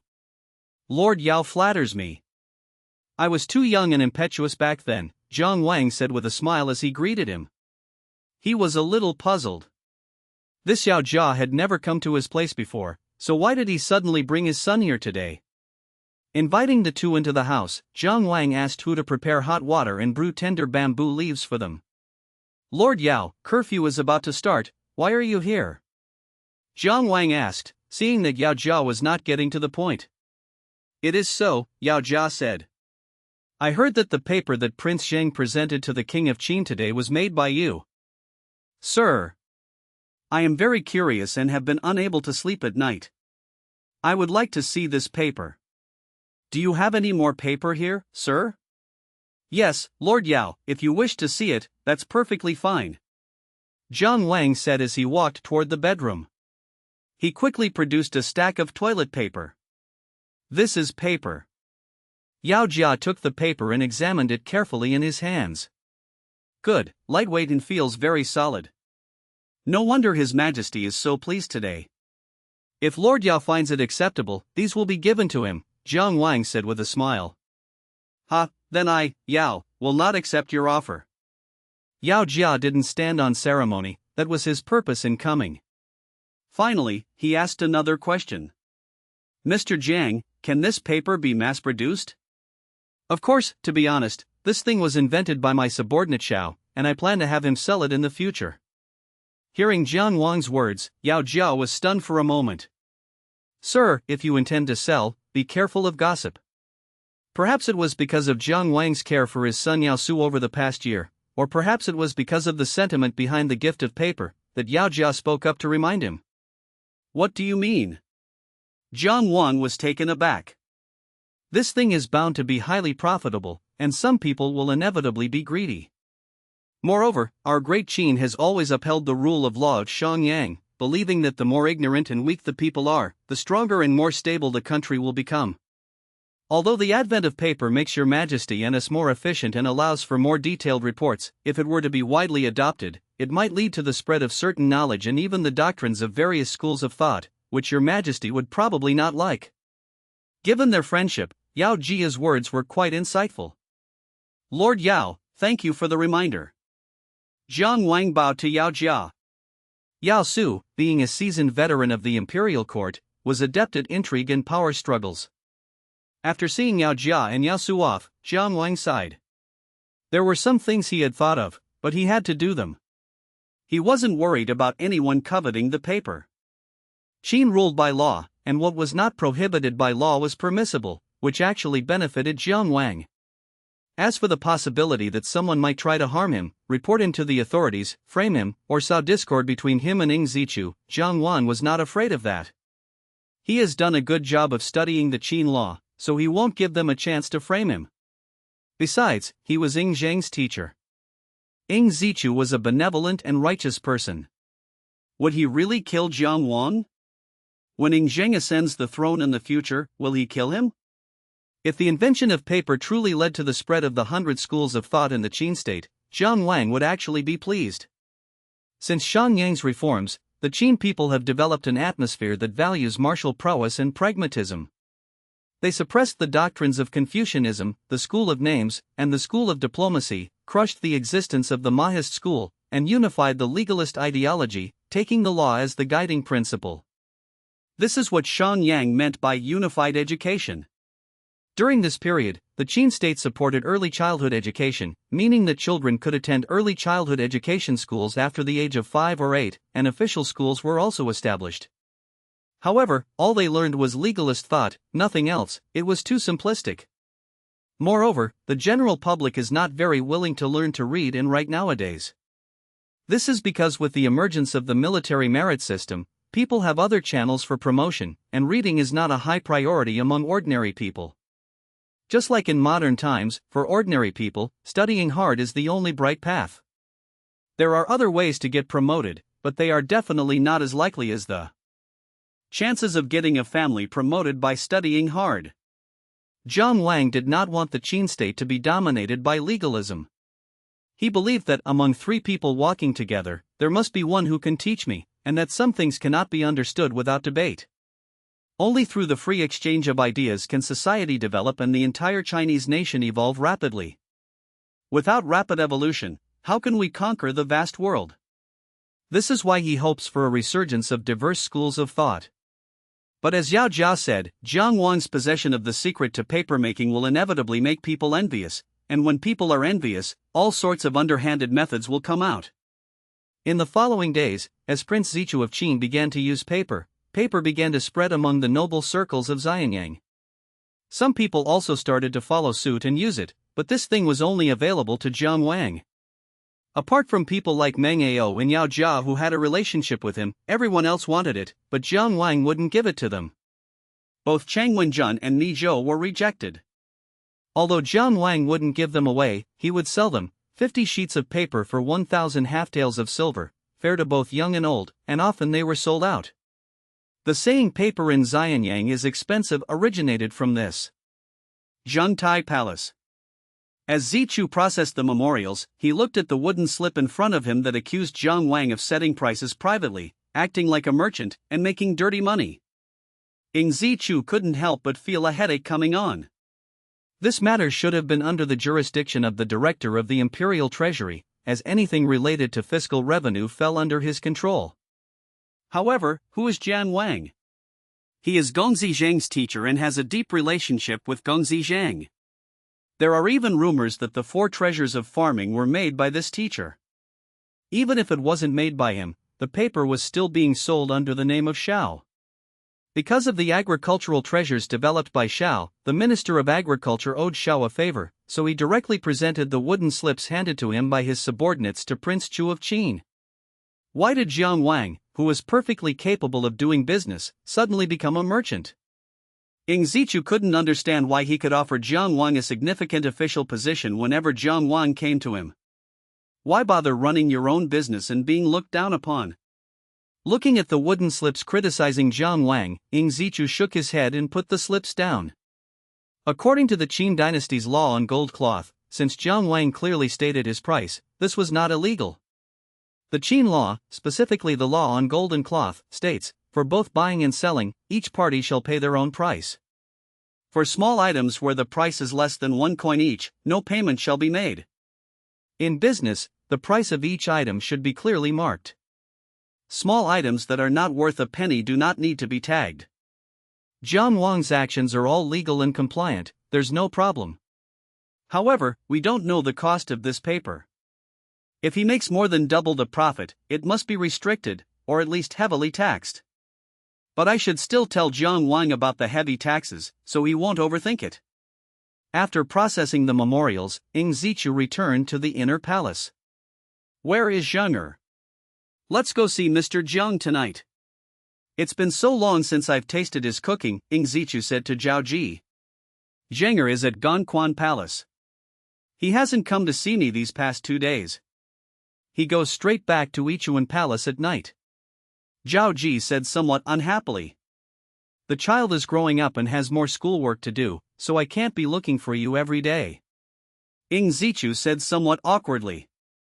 Actually, it was Empress Dowager Huoyan who approached him, saying that she wanted to keep Zhang by her side for a period of time to teach him, and that he should stay away from Zhao Ji during this time. Zichu did not dare to say these words to Zhao Ji. In that case, let's not wait for him. The 2 of us will go to Mr. Zhang's place tonight. At this time, the weather was getting colder and colder. Without any announcement from his concubine, Prince Qin strode into the Zhang residence. However, when he walked in, he saw a scene that surprised him. Jiang Wang, the teacher of a prince, was covered in mud and playing in the mud in the yard. Not far away, Meng Tian, grandson of General Meng Ao, Wang Ling, nephew of General Wang Jian, and Yao Su, son of Minister Yao Jia, stood mixing mud. The 3 of them were covered in mud from head to toe. This behavior is hardly befitting of a noble family. Meng Tian, hurry up, Mr. Jiang is almost out of mud. I understand, don't rush me. Meng Tian said as he threw bits of grass into the soil, turned the soil over with a wooden shovel to mix it evenly, and then shoveled it over to Jiang Wang. Jiang Wang then plastered the mud onto a circular building. Sir, the king and his wife have arrived, Ke Bing hurriedly reminded Zichu. Jiang Wang, who was squatting on the ground, looked up and quickly stood up. Greetings, your majesty, greetings, madam. Finally, his eyes scanned the surroundings, still searching for Zhang's figure. The others also bowed their heads. No need for formalities, sir. What are you doing? Prince Qin asked, puzzled, looking at the somewhat disheveled appearance of the group. Your Majesty, I'm setting up an oven to roast a whole lamb, Jiang Wang said truthfully, then asked. Didn't Prince Shang come? He didn't come, he's with the Empress Dowager. Sir, it must have taken a lot of effort for you to have a meal here. I've come at just the right time, Ing Zichu said with a smile. I love food more than anything in my life, and I understand this furnace. If I can make a better furnace in the future, I might be able to change the iron smelting process. Jiang Wang had heard of blast furnaces, but he didn't know much about them and needed to figure it out himself. It can even change the iron smelting process? Ing Zichu asked in surprise. Imagine, just imagine. Your Majesty, what brings you here today? I came here especially to see you. Go inside quickly to cure the illness. Light a fire in the clay stove and burn it once. Here you go. Meng Tian, you should wash up first. After saying that, Jiang Wan led Ing Zichu and Zhao Ji into the house. Mr. Jiang, I heard these past 2 days that you've had Xiao start selling paper? 50 sheets for 1,000 coins. That's right. What is the profit? A 20-fold profit. Jiang Wang was honest and told the truth. How much? Ing Zichu's eyes widened in surprise. This Jiang Wang dares to be so unscrupulous, selling at such high profits. Ing Zichu originally thought that 1 or 2 times the profit would be enough, but this 20 times is simply unheard of. A 20-fold profit means the initial investment is only 50 half-taels of silver? How can you sell it for such a high profit? Ing Zichu was somewhat incredulous and even a little unhappy. The records of the Grand Historian, in its chapter on the value of wealth, states, this humble shepherd, who treated a poor widow in a remote village with the respect due to a king, became famous throughout the land. Was this not because he was wealthy? The ruling class at this time believed that merchants were merely speculators who did not engage in production and relied on exploiting farmers and other low-level artisans for profit, and were of no use to the country. In response to Ing Zichu's questioning, Jiang Wang offered an explanation. Your Majesty, things are valued for their scarcity. Paper is being produced in relatively small quantities now, so its price will drop in the future. Right now, the paper is being bought by high-ranking officials and nobles who have kitchen should all be dealt with, they are not trustworthy. Arrange for a trusted Chu man who is on good terms with that eunuch to be investigated as well. Even if he is innocent, he should be demoted to hard labor. There is no need to be lenient. Empress Dowager Huayan was telling Ing Zichu that regardless of whether someone was from Chu or not, he should investigate freely. Soon after, Ing Zichu left Ganquan Palace. After Ing Zichu left, Empress Dowager Huayan slammed the wooden slip in her hand onto the table that Zichu had brought her. Good, they've framed me. There are few suspects in this matter. Empress Dowager Huayan knows it wasn't her, so the most suspicious person is Han Ji. Her own foolish younger brother, Lord Yangchuan, Mi Chen, also had some motives, and Empress Dowager Huayan knew about the feud between Mi Chen and Ing Zhang. Someone, summon Lord Yangchuan to the palace. Empress Dowager Huayan wanted to confirm whether it was her foolish younger brother. The West Palace of Ganquan Palace. Ganquan Palace was divided into East and West Palaces, where Empress Dowager Huayan and Empress Dowager Xia lived respectively. In the Qin state, the right side was considered the most prestigious, so Empress Dowager Huayan resided on the right side, in the Eastern Palace. Empress Dowager Xia lived on the left side, in the West Palace. Whoosh! The exquisite jade cup was smashed heavily on the ground. Although Empress Dowager Xia was not as well informed as Empress Dowager Huayan, she still received some information at this moment. Summon Han Ji, I wish to see her. What Empress Dowager Xia wants to know most right now is whether Han Ji did this. If it really was Han Ji, then she was too foolish and might implicate herself. No, let her in quietly, without alerting anyone. The following is not counted in the word count. In the Ode to the Great Qin, Empress Dowager Huayan is portrayed very negatively. Historical records indicate that the first emperor and Empress Dowager Huayan had a very good relationship, and the first emperor admired and respected Empress Dowager Huayan. Empress Dowager Huayan served 3 Qin kings throughout her life, making great contributions, but she was not like the one portrayed in Ode to the Great Qin. Also, dear readers, please read it every day if you can. Thank you so much.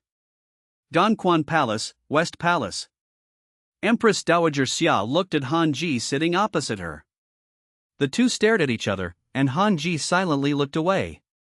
Empress Dowager Xia dismissed her attendants and had Prince Qingjiu taken away. Did you know? Last night, Prince Zhang was almost killed. Empress Dowager Xia asked expressionlessly. Aunt, is that so? I didn't know. Han Ji's face showed surprise. Empress Dowager Xia scrutinized Han Ji's expression, seemingly trying to find a flaw in her face. After a long pause, he nodded. It's best if you don't know. Let's take Qingjia to Empress Dowager Huayang to apologize later. Aunt, I'm going to apologize? Why? Han Ji's heart skipped a beat and a look of surprise appeared on her face. Before coming, Han Ji had made preparations. No matter what, as long as she gritted her teeth and didn't admit it, Xinla emphasized evidence, and without evidence, no one could do anything. If Prince Shang dies, you will be the biggest beneficiary. Do you think Empress Dowager Huayan will suspect you? If she suspects you, you will be in danger. If you just neglect Cheng Jiao, do you think you will still have a chance to advance further? Empress Dowager Xia said slowly. Empress Dowager Xia's words made Han Ji's heart sink. Now, although Empress Dowager Xia's power has increased as Ying Zichu has ascended to the throne, her foundation is still shallow, and Han Ji's biggest backer is still Empress Dowager Huayang. Upon hearing Empress Dowager Xia's words, Han Ji realized this as well, and she hurriedly pleaded, Auntie, this matter really has nothing to do with me, please help me. Empress Dowager Xia stared intently at Consort Han, then suddenly stood up, her face contorted with rage, and asked in a furious voice. You lowly servant, you really didn't do this? Empress Dowager Xia had always been a gentle and kind person, but her sudden outburst of anger stunned Han Ji, and large tears welled up in her eyes. Aunt June, it really wasn't me who did it. Someone was trying to harm me. After a few seconds, Empress Dowager Xia's furious and ferocious expression vanished, and she returned to her calm demeanor. There are still some advantages. Since you didn't do it, then stick to your guns. If you didn't do it, you have to hold on and clean up all the mess.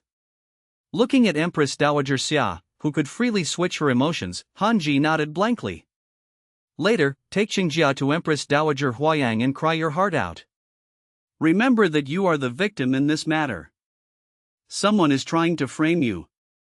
When Empress Dowager Huayang asks why, just say that if Prince Shang is dead, you, as Chengjiao's mother, are the prime suspect. Isn't this framing him? That's why you went to the Empress Dowager immediately. Yes, yes. Han Ji nodded repeatedly like a chick pecking at rice. Now Empress Dowager Xia had no other choice but to let Consort Han stir up trouble. Huayang is a smart person, but smart people often have one drawback. They tend to overthink and be suspicious. Han Ji went directly to Huayang to cry and complain that someone was trying to frame her. Even if Empress Dowager Huayang still suspected Han Ji, she would think more deeply about whether there was someone interfering or even if it was a self-inflicted injury plot orchestrated by Zhao Ji and her son. Empress Dowager Xia watched Han Ji leave with burning eyes. She felt that she had made the wrong choice in the first place. She shouldn't have let Han Ji marry Zichu, and she should have chosen someone else. This Han Ji is impatient, ambitious, and her only redeeming quality is her acting skills. I never expected Han Ji to be so bold. But now that she has a child, it's too late to say all this. If it weren't for the fact that she had become a dragon with the blood of Qin and Han, Empress Dowager Xia wouldn't have cared about Han Ji's affairs. As a noble woman of Korea, Empress Dowager Xia's interests were already tied to Han Ji's. If she were to abandon Han Ji now, she would be giving up too much. Even if Han Ji goes to Huayang, Huayang's wariness of Han Ji will likely increase significantly after today. Han Ji has ruined a perfectly good game. This completely ruined a perfectly good situation. A fool who throws himself into disarray, Empress Dowager Xia couldn't help but mutter under her breath. On her way to Empress Dowager Huayang's palace, Han Ji forced herself to calm down and then tried to recall whether she had left any flaws or loopholes.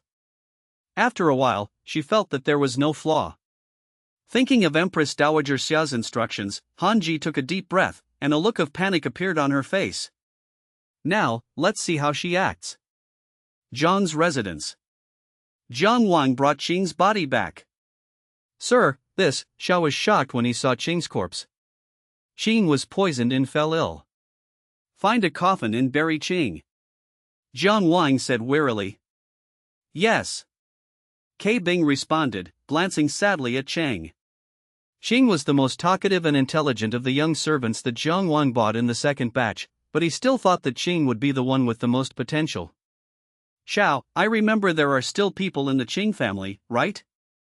Zhang Wang asked, sitting on the threshold.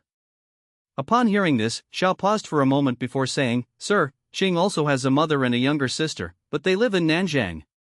They're an orphan and a widow, take them in. I'll find someone to verify their legitimacy, Zhang Wang said. Here you go.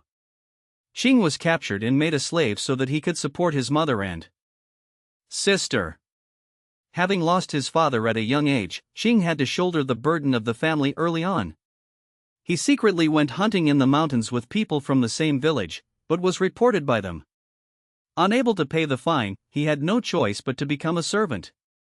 The Qin dynasty's field laws stipulated, in the second month of spring, no one shall dare to cut down trees in the mountains and forests or block the dikes and waterways. In the last month of summer, no one shall dare to use grass to make ash at night, take live lychees or fawns, or poison fish and turtles, or set nets, and release them in the seventh month. In other words, in February, it is forbidden to cut down trees in the mountains and forests, block waterways, burn grass for fertilizer, pick newly sprouted plants, catch young animals or eggs, poison fish and turtles, or set traps and nets to catch birds and animals until July. Those who violate this rule will be fined first, and those who cannot pay the fine will become slaves. After arranging Qing's funeral, Zhang Wang sat on the threshold, silently speculating who wanted to harm Ying Zhang. At first, Zhang Wang thought of 2, but in the end, he expanded to 5. The prime suspect is Han Ji. Suspect, Yanquan Jun Nichen. Suspect, Ying Shi, chief of the 4 chariots. Suspect, Empress Dowager Huayang. Suspect, Lu Buwei. Zhang Wang took the tree branch, broke it into 5 pieces, and placed them on the ground.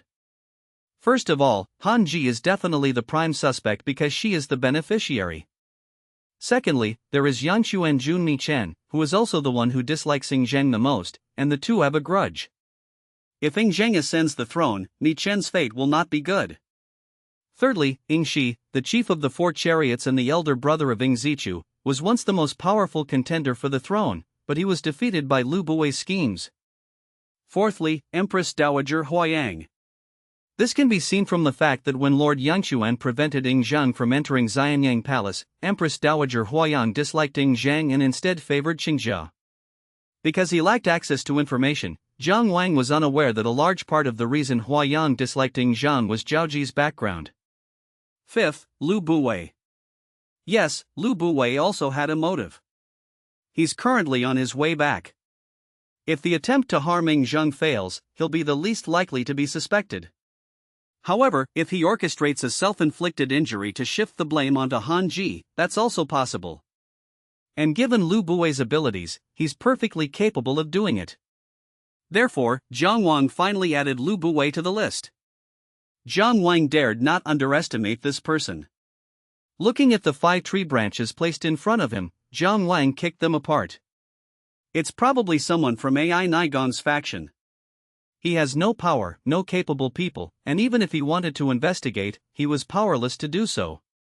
If no one can be trusted, then he can only trust himself. From now on, Zhang Wang will personally pave the way for Ying Zheng. The following is not included in the word count. After unifying China, Qin Shi Huang forced 120,000 wealthy and powerful families from the 6 former states to relocate to Xianyang.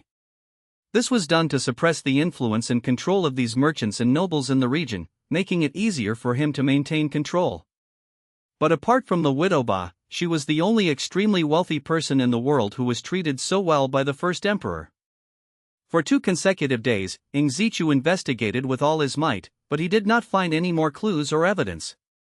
That day, with Lu Buwei returning in triumph with the army that had conquered Zhou, he could only temporarily focus his attention on the court. Your Majesty, I have not failed your expectations. Today I have brought back the Zhou Ding for you. Walking in the main hall of Xianyang Palace, Lu Buwei felt his back.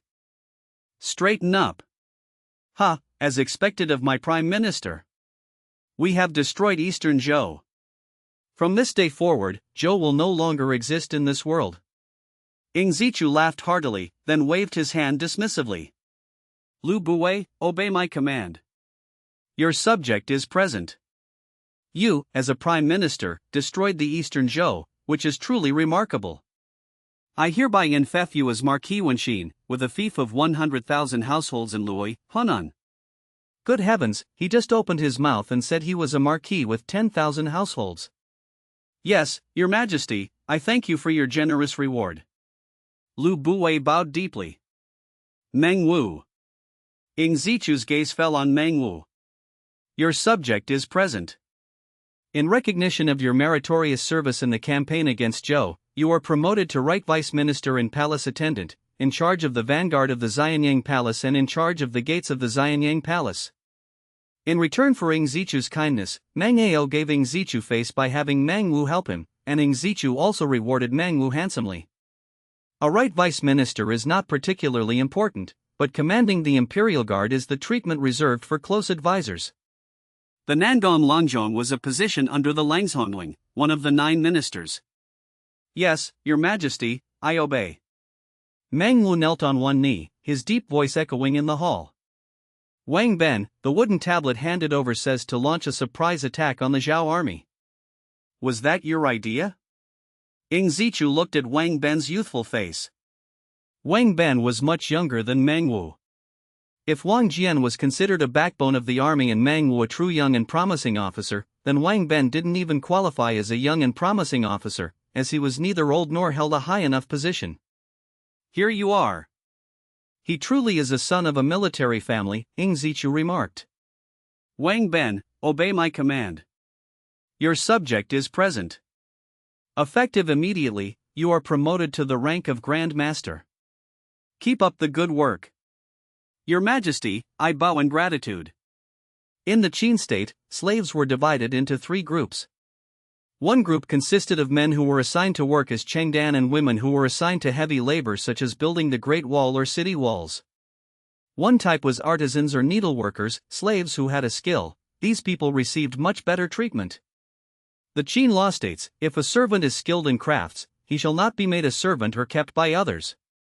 The general idea is, those servants who have a skill should not be assigned to manual labor such as driving carriages or cooking. The third type is the servants within the city, whose work is relatively easy. In addition, although the children of slaves in the Qin state were still slaves, the young slaves were well protected, but they still had to work.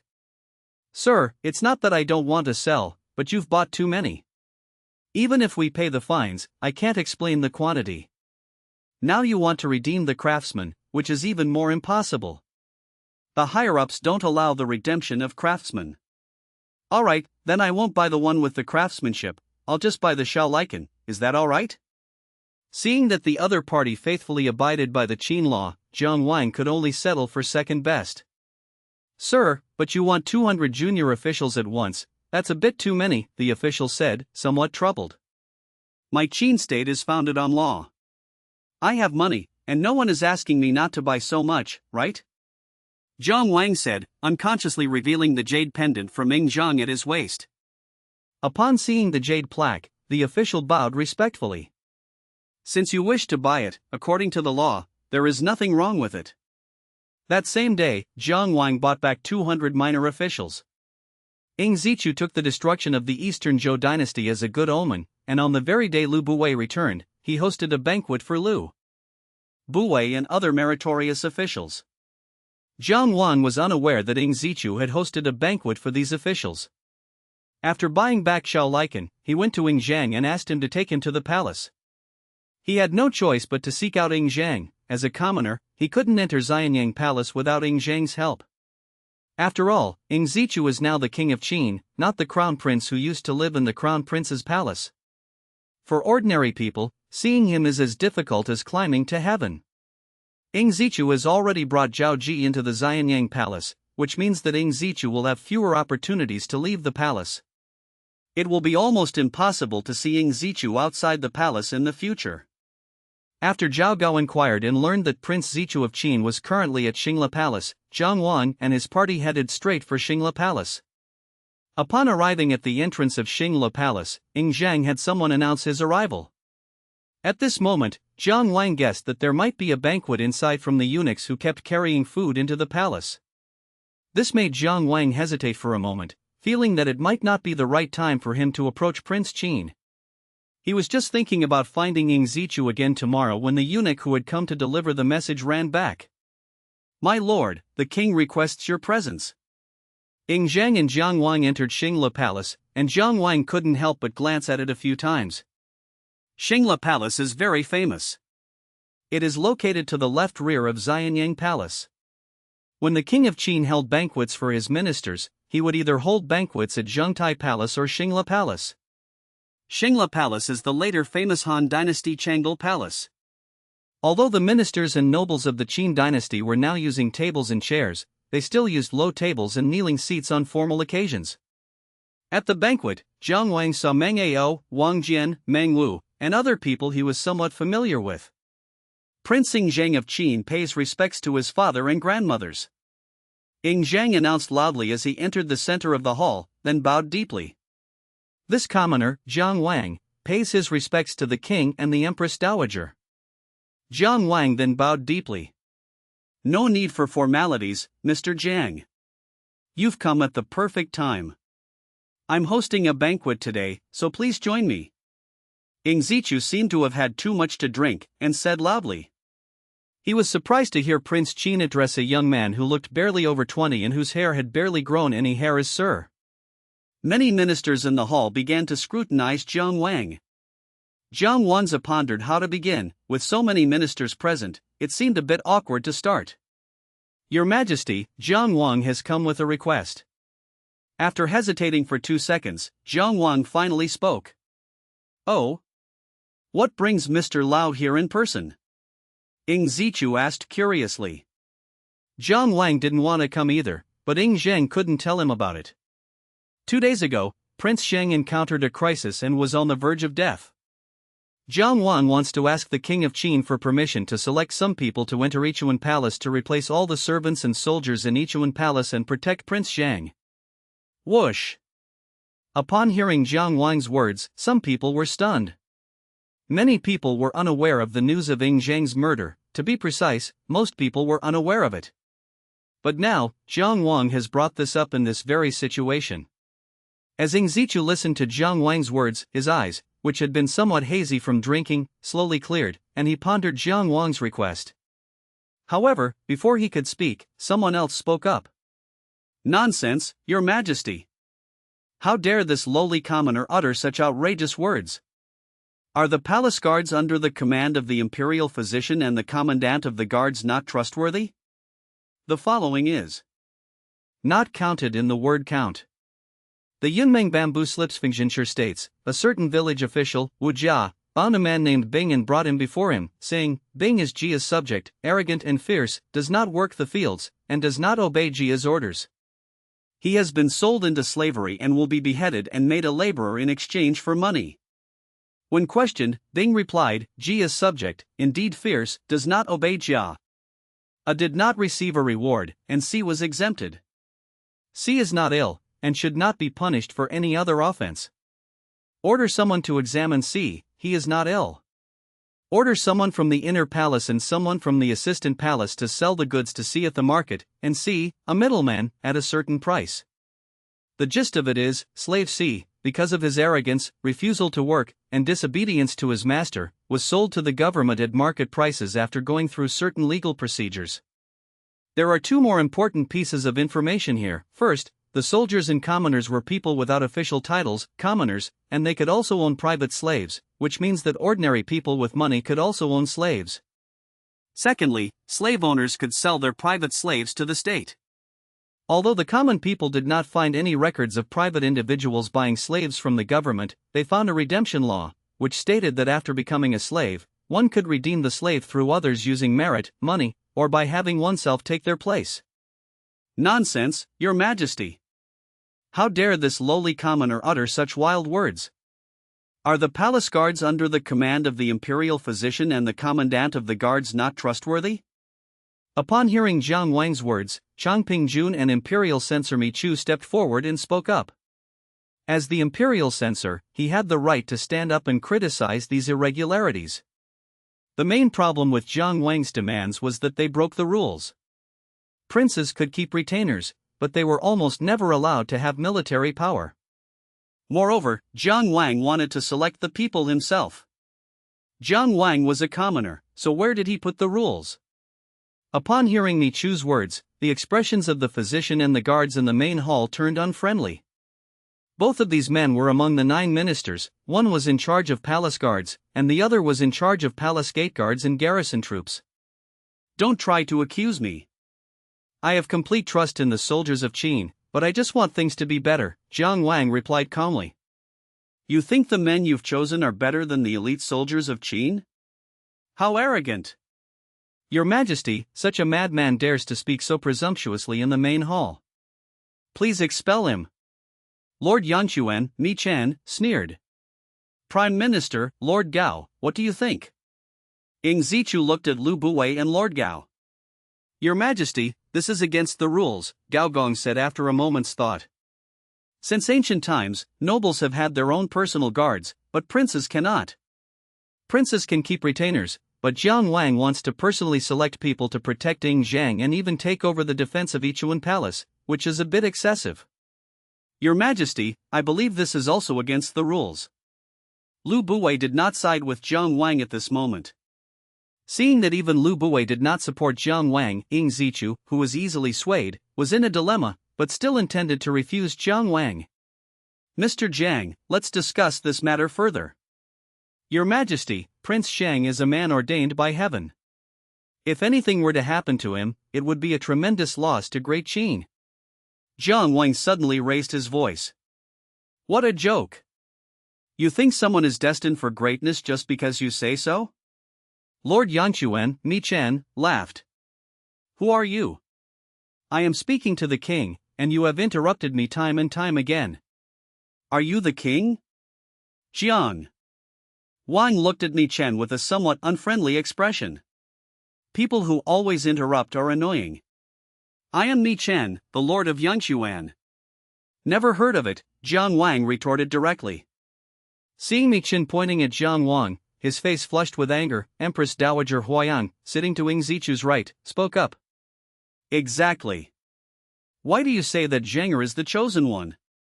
Because Prince Zheng discovered the 4 treasures of farming, the harvest of Qin doubled. Because Prince Zheng discovered paper, and because Prince Zheng received guidance from Master Gigu in a dream, he learned the method to strengthen Qin, which can increase the speed of Qin cavalry by 20% and their endurance by 40%, and allow ordinary archers to complete mounted archery within 10 days. With this method, not to mention the Zhao cavalry, even the Xiongnu beyond the Great Wall will be no match for us. Jiang Wang's powerful words resounded throughout Xingla Palace, causing the vast palace to fall silent for 2 seconds. Even Ing Zheng turned to look at Jiang Wang, his face full of disbelief. When did this happen? How come he didn't know? Jiang Wang then gave Ing Zheng a reassuring look. Going with the flow and taking advantage of the situation, today he will make Ing Zheng truly confirm his status as the mandate of heaven. Whoosh! After a brief silence, a huge uproar erupted at Xingla Palace. As expected, you're just a naive child, spouting nonsense. You call yourself a disciple of Gagouzi, yet you know nothing about military affairs and just spout empty boasts. Lord Yanquan, Mi Chen, laughed loudly. He then turned and cupped his hands, saying, Your Majesty, this scoundrel is nothing but a fame-seeker and a show-off. He spoke nonsense in court and I beg you to punish him severely. That's right, Your Majesty. This villain is treacherous. He spouted nonsense in court, seemingly thinking of Prince Shang's best interests, but in reality, he is trying to harm him. I beg Your Majesty to punish this villain severely, said Lord Changping, Mi Chu. At this moment, Gao Gong, Meng Ao, Meng Wu, Wang Jian, and Yao Jia, who were acquainted with Jiang Wang, all realized that something was wrong. Jiang Wang was young and arrogant, and it was one thing for him to boast in his daily life, but this was in the royal palace. If someone with ulterior motives were to pursue this, it would be considered deceiving the emperor, a crime punishable by nose amputation. Jiang Wang, do you know what you're saying? She questioned Jiang Wang with a stern expression. I think Mr. Jiang got drunk from the smell of alcohol and said some drunken things, Yao Zhao laughed, trying to cover it up. Speed increased by 20%, stamina increased by 40%, and most importantly, it allowed an ordinary archer to learn mounted archery in 10 days. This was a myth in this era and simply impossible. The Zhao cavalry was formidable, but not all of them were skilled in mounted archery, only the elite troops were proficient in it. The Xiongnu cavalry were skilled at riding horses because they grew up on horseback. Mr. Jiang, if this is what you said while drunk, I can pretend you didn't say it. Zichu gave Jiang Wang a chance, but his disappointment was hard to hide. I did not speak while drunk, Your Majesty, Jiang Wang affirmed. It's either drunken talk or utter nonsense. Empress Dowager Huayang looked at Jiang Wang expressionlessly. Zhang used to mention this gentleman from time to time, and Empress Dowager Huayang even wanted to meet him when she had time. But today, she found him to be nothing more than a wild and unreliable scholar, just like Zhang's mother. Your Majesty, it would be mere boasting if I couldn't do it. If I could, it wouldn't be boasting. If Prince Sheng can do these things, I wonder if Your Majesty would agree to my request? Jiang Wang was very bold and discussed conditions with Empress Dowager Huayang. Very well, so it is. Jiang Wang, trying to provoke me. I am curious now, what makes you so confident that Zhang can do it? And what if he can't? Empress Dowager Huayang said with a light laugh. Based on the unparalleled lineage of my Gigu school, if I fail to achieve this, I, Jiang Wang, am willing to offer my neck for execution. Sir! Upon hearing Jiang Wang's words, Zhang was extremely worried. Thank goodness Xiao Ji wasn't here, otherwise she would probably be frantic with worry, as she was dragging her son into a fire pit. Very well, that sounds convincing. I'll accept your challenge. If you can get an archer to ride and shoot within 10 days, I'll grant your request, Your Majesty. What do you say? Empress Dowager Huayang did not act unilaterally in governing the court, but instead consulted Zichu in the end. If Zichu does not agree, then the matter will be dropped. Sir, matters of state are of great importance and should not be discussed lightly, Zichu said with a hint of helplessness. This is a huge matter. He's afraid Jiang Wang will be implicated by Zhang. Jiang Wang woke up. Jiang Wang was remarkably calm. He could master archery in one day what took 10. Very well, then I promise that if you can truly enable ordinary archers to practice archery for 10 days, I will agree to your request, Zichu said. However, he did not mention any punishment for Jiang Wang, which shows Zichu's magnanimity. Yes, Your Majesty, we need the help of the chief craftsman of the Imperial Workshop to do this. Approved. The people from the Imperial Household Department happen to be here as well. Minister Li, you will be in charge of this matter, starting tomorrow. General, you will select archers who cannot ride and shoot and hand them over to Jiang Wang for training. Yes, sir. Li and Meng Ao bowed and accepted the order. I have troubled Your Majesty and the Empress Dowager today. I, Jiang Wang, will now take my leave and return to prepare. Go down, Zhang, or stay. Empress Dowager Huayang agreed to let Jiang Wang leave, but kept Zhang behind. Zhang turned to look at Jiang Wang, his eyes filled with inquiry. It's all right, just trust me. Come to my place after the banquet. After saying this softly, Jiang Wang winked at Zhang, then bowed to Zichu, Empress Dowager Huayang, and Empress Dowager Xia before turning and leaving. Zhang, come here. After Jiang Wang left, Empress Dowager Huayang called Zhang to her side.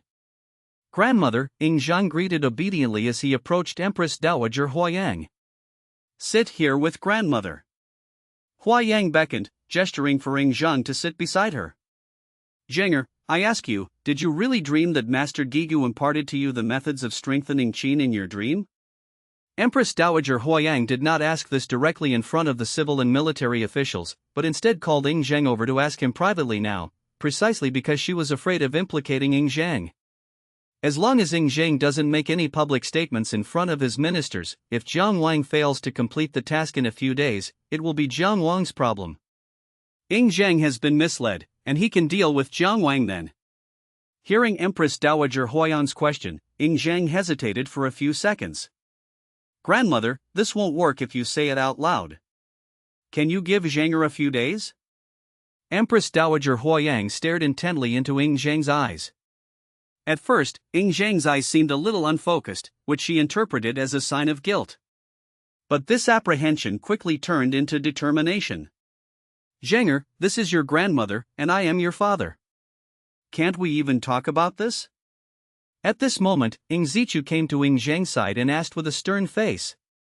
Father, King, if we say it out loud, it won't work, Ing Zhang said, not knowing what to say. However, Ing Zhang was absolutely certain of one thing. He trusted Jiang Wang and believed that Mr. Jiang Wang would not harm him. Jiang Wang was like a ray of light in Ing Zhang's childhood, illuminating his early years and preventing his childhood from being completely dark. Seeing the stubborn look on Ing Zhang's face, Ing Zichu sighed. Mother, please give this child a few days. Very well, I'd like to see what tricks that Jiang Wang can pull, Empress Dowager Huayang said calmly. Empress Dowager Huayang didn't really believe Jiang Wang's claim that Ing Zhang had been appeared in a dream by the Master Digu.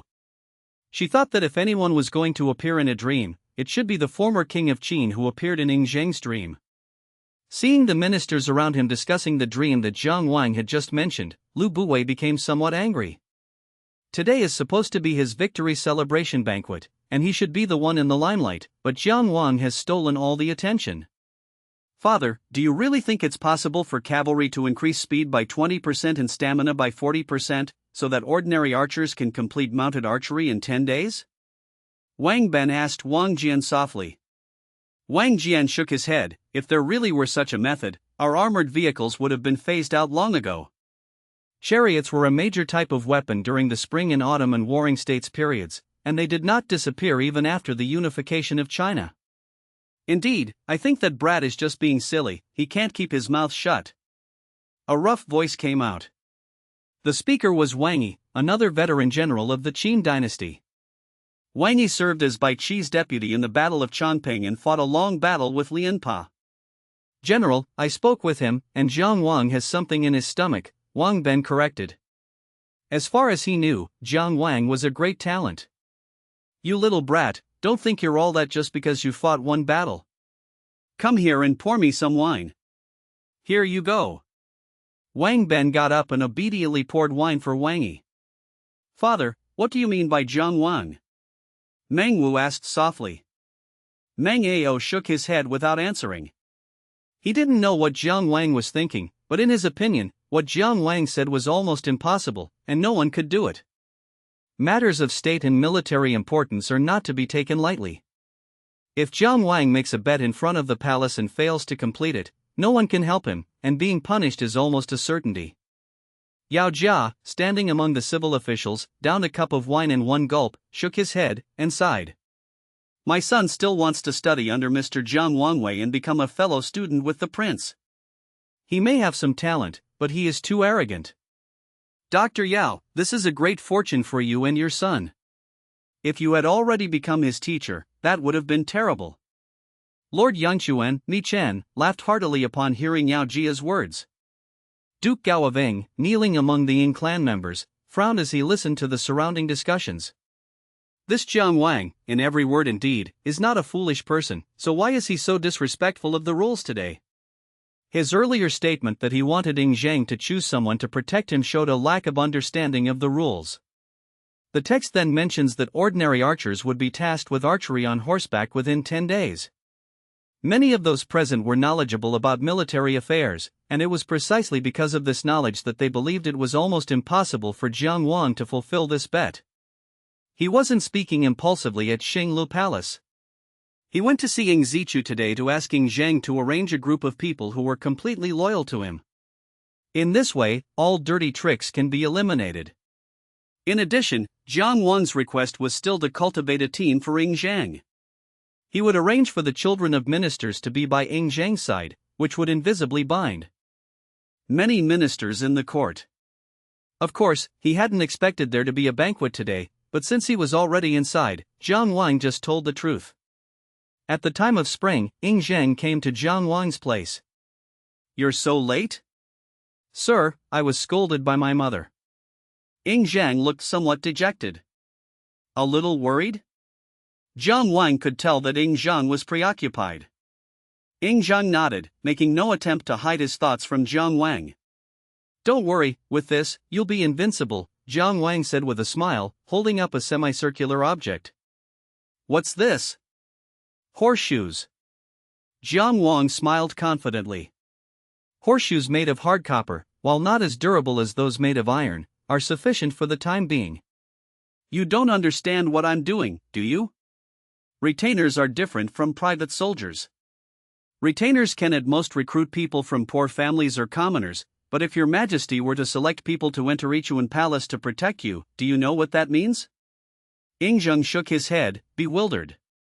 "You can arrange for all your friends to enter Ichuan Palace. In the future, the parents behind these friends will be your support. Of course, that's just one point. The most important thing is that with the people I've arranged here, no one can threaten your safety in the future. This last point is the key. Ultimately, the most important thing is to ensure that Ying Zheng successfully grows into a true king." Ying Zheng didn't understand some parts, but he roughly understood what Jiang Wang meant. He held the blue horseshoe. "Sir, is this what I was supposed to see in my dream?" "Right." "Why do you say it was in my dream, and not in your dream, sir?" "Because you are the chosen one, this thing can only appear in your dreams," Jiang Wang explained with a smile, then corrected himself. "To be precise, you need to make others believe that you are the chosen one of heaven. Only in this way can you become the king of Qin at the lowest cost, make the soldiers in the army worship you, make the nobles fear you, and make the people of the world believe in you. By the mandate of heaven, may your life be long and prosperous. This is a belief in the heavens." If Jiang Wang were to explain science to them, he would be regarded as a heretic, so he simply went with the flow. "Your Excellency, please have some of the best craftsmen make this for me." Jiang Wang took out several blueprints that he had prepared overnight. The drawings are of a saddle and a stirrup. Saddles already existed at this time, but stirrups did not even single-sided stirrups. Fortunately, saddles are already quite sophisticated, and Jiang Wang simply modified the Takahashi saddle. The Gaoqiao saddle originated from the state of Zhao. In those days, the Xiongnu cavalry constantly attacked the borders of the state of Zhao. King Wuling of Zhao could not bear the harassment and adopted the Wu-style clothing and horse archery to fight against the Xiongnu. Only then did large-scale cavalry begin to appear, and war was the best catalyst. With the war, saddles were constantly improved, and the Takahashi saddle came into being. During this period, the high-bridged saddle was a symbol of the Zhao state's cavalry. "Mr. Jiang, what is this?" Ying Li asked, pointing to the stirrup. "Just make it according to the blueprints, as it is the object of Gongzi Zhang's dream. We need to do it as soon as possible, because it may need to be modified later." Jiang Wang did not explain further. "Okay, I'll make the arrangements right away." Ying Li had just left when Wang Ling, Meng Tian, and Yao Su arrived. "Young master, I heard from my uncle that yesterday, the master made a bet with the king and the queen mother at Xinglu Palace." Wang Ling's voice came in even before he arrived. "We made a bet, what's making you so excited?" Ying Zheng said expressionlessly. "Ha, those are the king and the empress dowager. Tell me, how many people in the world would dare to do this?" "Young master, sir, I, Wang Ling, support you." Wang Ling is flamboyant and prone to subverting his superiors, which he sees as a heroic act worthy of excitement. "Sir, young master, is there anything we can do for you?" Meng Tian, who was following behind Wang Ling, asked with his hands clasped. Jiang Wang smirked, "There's nothing you can do, but here's a chance to show off." "Want it? What opportunity?" Wang Ling asked first. "I promise your majesty and the queen mother that I will teach ordinary archers how to ride and shoot within 10 days. What do you think? Does the master mean that we should complete the riding and archery in 10 days? Meng Tian asked, somewhat surprised. Although they came from military families and had learned all 6 arts of a gentleman, when it came to riding and archery, even among the sons of military families, few could do it. Especially since they are still young. Nowadays, when military families teach their sons, they generally don't emphasize horseback riding, but rather chariots. This is because training to ride a horse is not very effective, because when a rider is riding a horse, he not only needs to grip the horse's belly tightly with both legs to maintain balance, but also needs to hold the horse's mane or reins with one hand. A mounted archer must have strong core and leg strength, and he needs to be able to grip the horse and free his hands. This kind of training is accumulated over time and cannot be completed in a short period of time.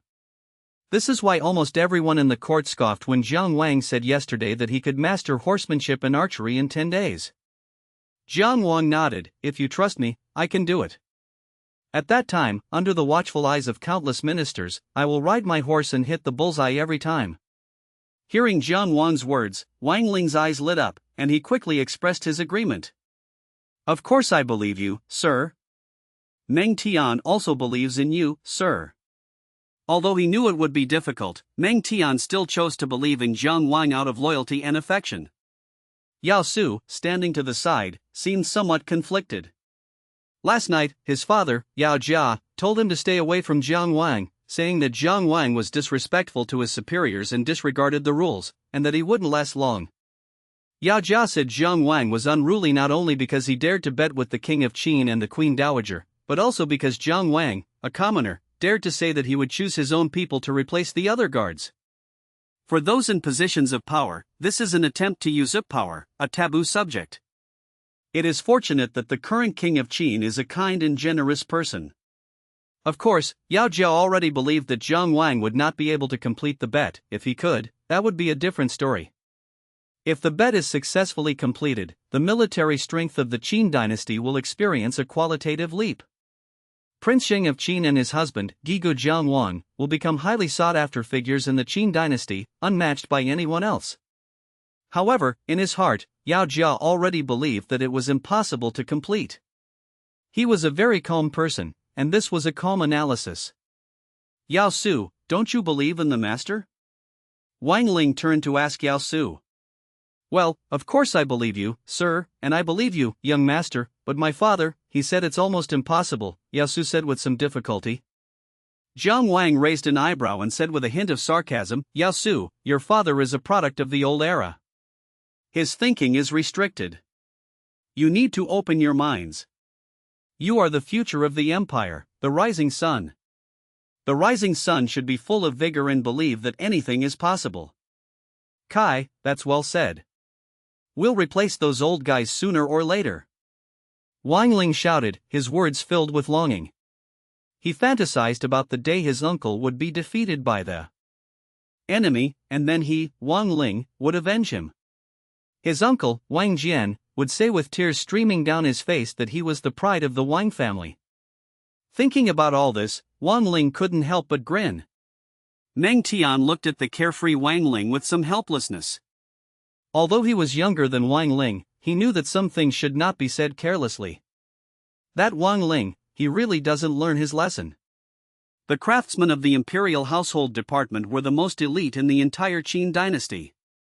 The high-bridged saddle and stirrups that Jiang Wang had them make were completed in just one day. Xiao brought over the horse that was harnessed to Ying Zhang's carriage, and Jiang Wang installed the saddle on the horse's back. Then there are 2 stirrups. Jiang Wang threaded 2 cowhides through pre-drilled holes under the skirt of the saddle and then secured them in place. I pulled it hard with my hand, and it felt okay. But he immediately realized that the cowhide on the 2 stirrups was a bit too long, and his legs could not be on the stirrups at the same time, so he dismounted again. He wasn't worried about the horse getting hurt. The horse came from Ying Zhang's chariot. The horses used to pull the prince's carriage must be the most docile, otherwise, if the prince were injured, no one could bear the responsibility. Without bothering Yingli, Jiang Wang took the bronze sword and began cutting the cowhide on the stirrups, then drilled new holes and sewed it onto the stirrups with hemp thread. He then tried it again. This time it was still a bit long, but he could get some leverage from his legs while riding on the saddle. Watching Jiang Wang constantly adjust his body on horseback, Yingli, the minister of the imperial household department, widened his eyes slightly.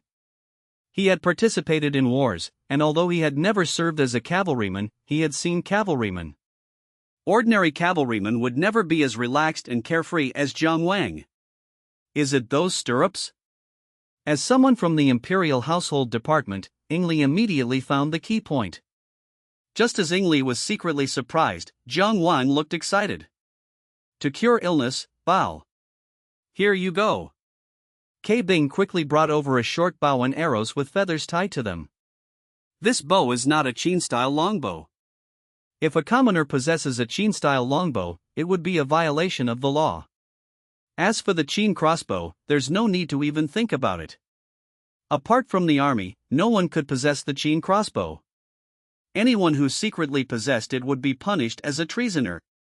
Taking the short bow, Jiang Wang lightly shook the reins. Drive! Okay. The warhorse immediately began to trot, its hooves striking the terracotta bricks with a pleasant sound.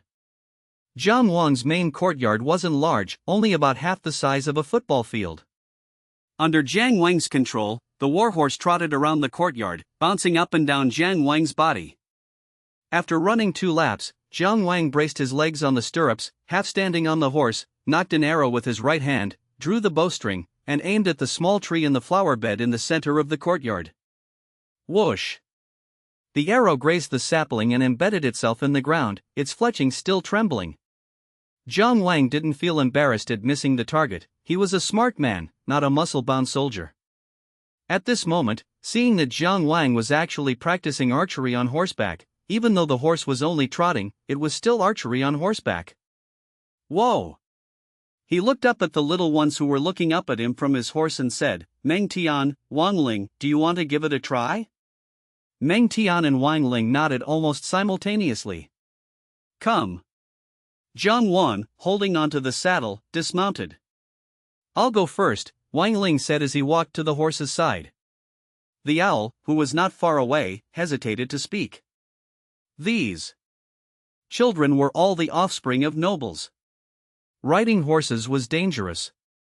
What if they got hurt? Then he removed the stirrups and cut them off again. Wang Ling was short, so the stirrups needed to be shorter as well, otherwise he wouldn't be able to get any leverage. After the modifications were completed, Jiang Wang took the reins of the warhorse and gestured for Wang Ling to go up and try it out. Sir, let go, I'm fine. Wang Ling urged Jiang Wang as he pulled on the reins. Upon hearing this, Jiang Wang slowly loosened the reins, allowing K Bing to give the short bow and arrows to Wang Ling. Drive! Wang Ling took the bow and arrow and eagerly urged his warhorse on. The warhorse started trotting again, and Wang Ling braced his feet against the stirrups, feeling as if he were standing on the ground. He couldn't help but brace himself against the stirrups, stand up, and then draw his bow and nock an arrow. Ha, watch me hit the bullseye with one arrow, and I'm in. Whoosh! The arrow flew from Wang Ling's hand, grazing the trees in the center of the flower bed by more than a meter before passing by. Cure my illness, give me another arrow. Wang Ling shouted. Get down, 1 chance per person. Jiang Wang reprimanded Wang Ling sternly, noticing that his horse was going too fast. Oh! Upon hearing this, Wang Ling could only pull the reins to slow down. Excellent archery skills. Meng Tian praised Wang Ling earnestly as he dismounted. 10 meters away, you missed by more than a meter. That's quite a good archery technique, Yao Su said with a chuckle. Both of them are junior on Myoji. You dare compare yourself to me? My father is a civil official, how dare you? Yao Su's tone carried a hint of disdain. However, no one was as excited as he was at that moment. Regardless of whether Jiang Wang could ride or shoot, he knew that Wang Ling wasn't even proficient at riding, let alone archery. Even a short trot while riding and shooting is still riding and shooting. Moreover, this was only the second day of the bet. What does this mean?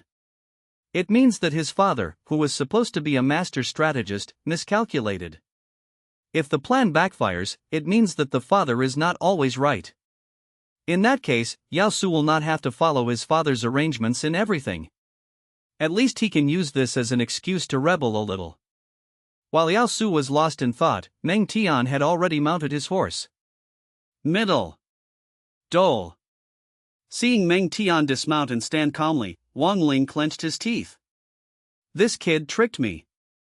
At this moment, Ing Li watched as the three men completed their archery exercises in less than half an incense stick's time. He suddenly realized that things had gone terribly wrong. The entire court of officials may lose face. How could such a small stirrup have such a miraculous effect? Ing Li was utterly astonished. While Ing Li was in a daze, Jiang Wang's voice came over. Yes. No problem, I'm just following orders to cooperate with you, sir. I'll do whatever you say. Unconsciously, Ing Li's attitude towards Jiang Wang changed, and she became more respectful. Wang Ling, Meng Tian, Yao Su, you must also keep this matter a secret from the outside world. Otherwise, you will remain silent until you make a stunning announcement. Yes, sir, we will follow your instructions. The three replied. Ing Zhang, are you still worried? Jiang Wang asked with a smile. No worries, sir, you are truly a divine being. Ing Zhang's face was also full of a radiant smile. He wiped his palms and said, Sir, Zhanger also wants to ride a horse. Go, Zhao Gao. You will keep an eye on Ing Zhang. If he gets hurt, you will be held responsible. Jiang Wang thought for a moment and then agreed. Ing Zhang had to learn this mounted archery technique. Upon hearing this, Zhao Gao hurriedly ran towards Ing Zhang. After Ing Zhang had his fill, Jiang Wang summoned the more than 200 minor officials he had bought. These minor officials cost him over 200,000 half-taels of silver. In addition, Jiang Wang spent money extravagantly, indulging in lavish meals and drinks with his subordinates every day. If it weren't for the advent of paper, he might have already fallen into poverty with the money he had earned from offering the four treasures of farming. Fortunately, paper is now in high demand in Xianyang, so Jiang Wang can be said to never be poor in his lifetime by selling paper. In addition, he has already contributed paper to Xianyang Palace, which costs money. I have gathered you here today to select 50 people from among you to complete a task. Do you remember what I told you before? When you come here, you are no longer servants, but students. I will train you to become capable people and pillars of society. When Jiang Wang said these words, all 200-plus teenagers straightened their chests, hoping to be chosen by Jiang Wang. Jiang Wang made his choices one by one, but he always chose the tallest ones. In a short while, all 50 people had made their selections. Some of the boys were discouraged when they didn't get selected, but Jiang Wang smiled and encouraged them. Don't be discouraged if you weren't selected. You are all the future of Qin, and you will shine one day. As for Jiang Wang himself, he provided the selected trainees with good food and drink every day, and then had them practice horseback riding. That's right, Jiang Wang is going to give everyone a surprise in a few days. Jiang Wang's side proceeded silently and quietly.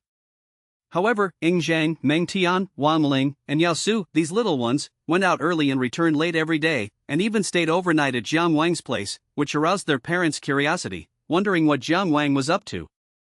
Xianyang Royal Palace. Ing Zichu and Lu Buwei were playing chess, and Lu Buwei could clearly sense that the king of Qin was unsettled. Your Majesty, is something on your mind? Alas, 5 days have passed since we last heard from Mr. Jiang, and there has been no news at all. Ing Zichu put down the chess piece in his hand and sighed. Is your Majesty worried about Jiang Wang? If he were not magnanimous, Jiang Wang would not have dared to easily propose that he select someone to protect Ing Zhang.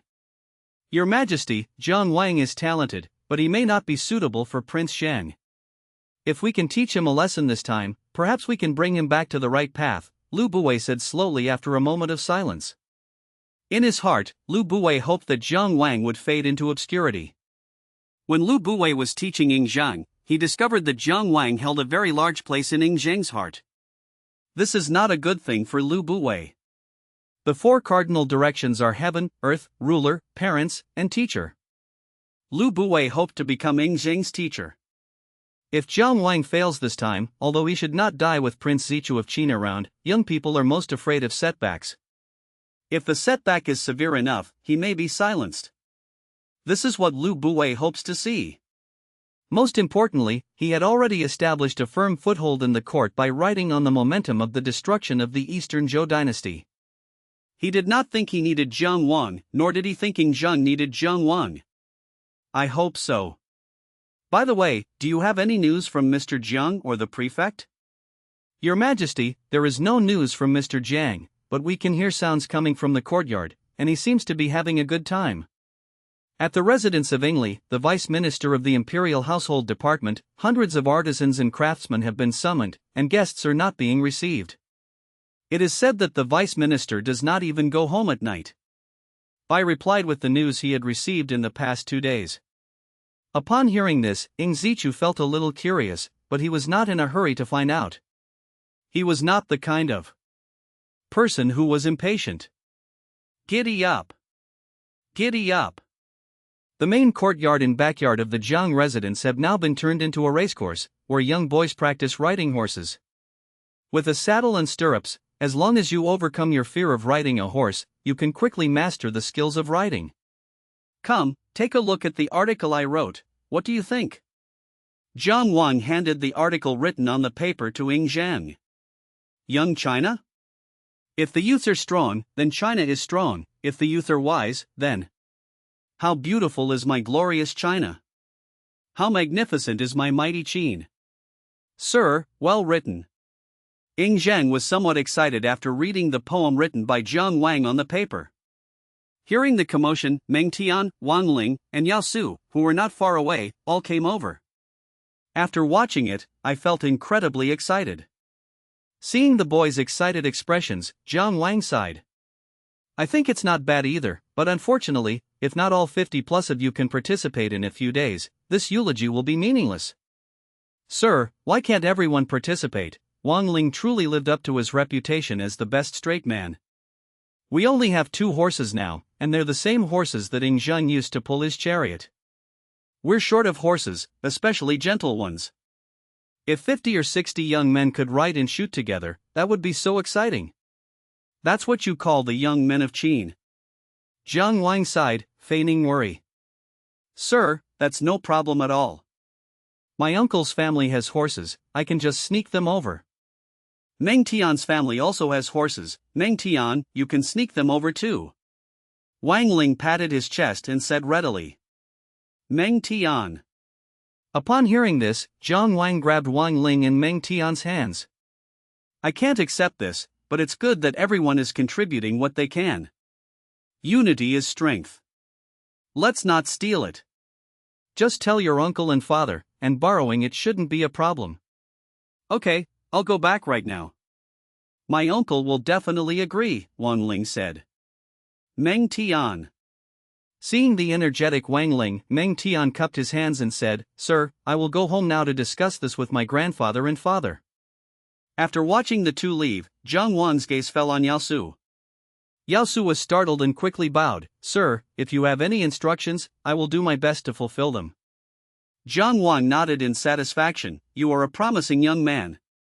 I plan to order dozens of sets of black clothes, and I also need dozens of short bows, but it seems that there are only 4.5 days left. Time is a bit tight. I forgot to tell the Minister of Works. I don't know if the Minister of Works can help me with that. Leave it to me. I'll go find the Minister of Personnel. If the Minister of Personnel won't help, I'll go find my father right now, Yao Su quickly declared. Okay, go ahead. Oh, by the way, here are the measurements for the clothes, and the design drawings. Jiang Wang took out a piece of yellow paper. So it turns out they were prepared all along. The appointed day with Prince Zichu of Qin and Empress Dowager Huayang arrived quickly. Early in the morning, everyone who participated was wearing the clothes they had received the night before. The Qin dynasty revered the color black, so the clothes made by Jiang Wang were pure black. However, unlike the knee-length robes of the Qin state, Jiang Wang made a short shirt, a black cross-collar short shirt with a right-side sash, which was somewhat similar to the decorations of the Zhao state's nomadic-style cavalry archery, and was tied with a black belt around the waist. She wore black pants on her lower body. In China, aside from ethnic minorities in funeral garments, almost all clothing is from the right banner. Sir, where did Prince Zhang go? Meng Tian, dressed in a black brocade robe and wearing a red cloak, asked somewhat nervously. He went to see the king and arranged a time and place. Jiang Wang said, glancing at the others. Everyone, feed the horses well and try to get them familiar with the horses as much as possible. Here you go. Of the 56 horses, the Meng and Wang families contributed more than 20. It was only temporarily borrowed at the time. Horses were extremely expensive in that era. Even for the Meng and Wang families, giving away 20 or 30 horses at once would be incredibly painful. Jiang Wang walked over to each horse, examining them one by one, trying to make sure that they were all docile and obedient. Although the horses had been with the little ones for 3 days, Jiang Wang still wanted to minimize the risks. About half an hour later, Ying Zhang, also dressed in black brocade robes and wearing a gold belt, returned with Zhao Gao, who was also dressed in black brocade robes. Sir, father said that Demosher should go to the school camp, Ying Zhang said excitedly. Time of day, 9 a.m. to 11 a.m. Good. Time passed slowly. Some of the children, who had been trained by Jiang Wang for 10 days, were nervous, while others were very excited. Those who are nervous are afraid of messing up today, and keep replaying the training content in their minds. Those who were excited, like Wang Ling, had already begun to fantasize about how to steal the spotlight. Sure. Jiang Wang stood up and called out, and all the children who were waiting stood up. One person led a horse and followed Jiang Wang outside. Upon arriving at the street outside the Jiang residence, Jiang Wang jumped onto the carriage driven by Xiao and shouted. Mount up. Whoosh. Ying Zhang, Meng Tian, Wang Ling, Yasu, Ke Bing, and Zhao Gao, along with all the black-clad youths, mounted their horses and, from a distance, resembled a black wave. This scene was so enviable to the other children who were not chosen. But there was nothing they could do, they were short. Mr. Zhang's selection criteria this time required the person to be at least 1.5 meters tall. This was a last resort, the animals weren't big enough, so mounting them was difficult. Even someone who was 1.5 meters tall has a bit of a struggle to get on a horse. Cavalry, set off. Jiang Wang announced loudly from his carriage. Dee dee.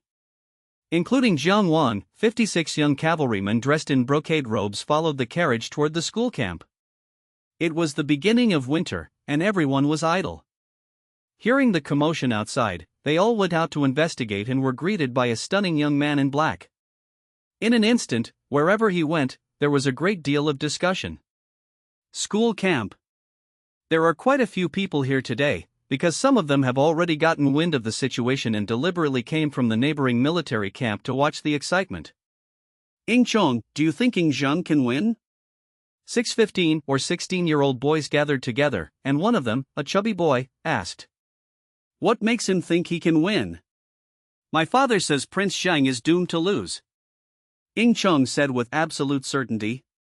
What if he wins?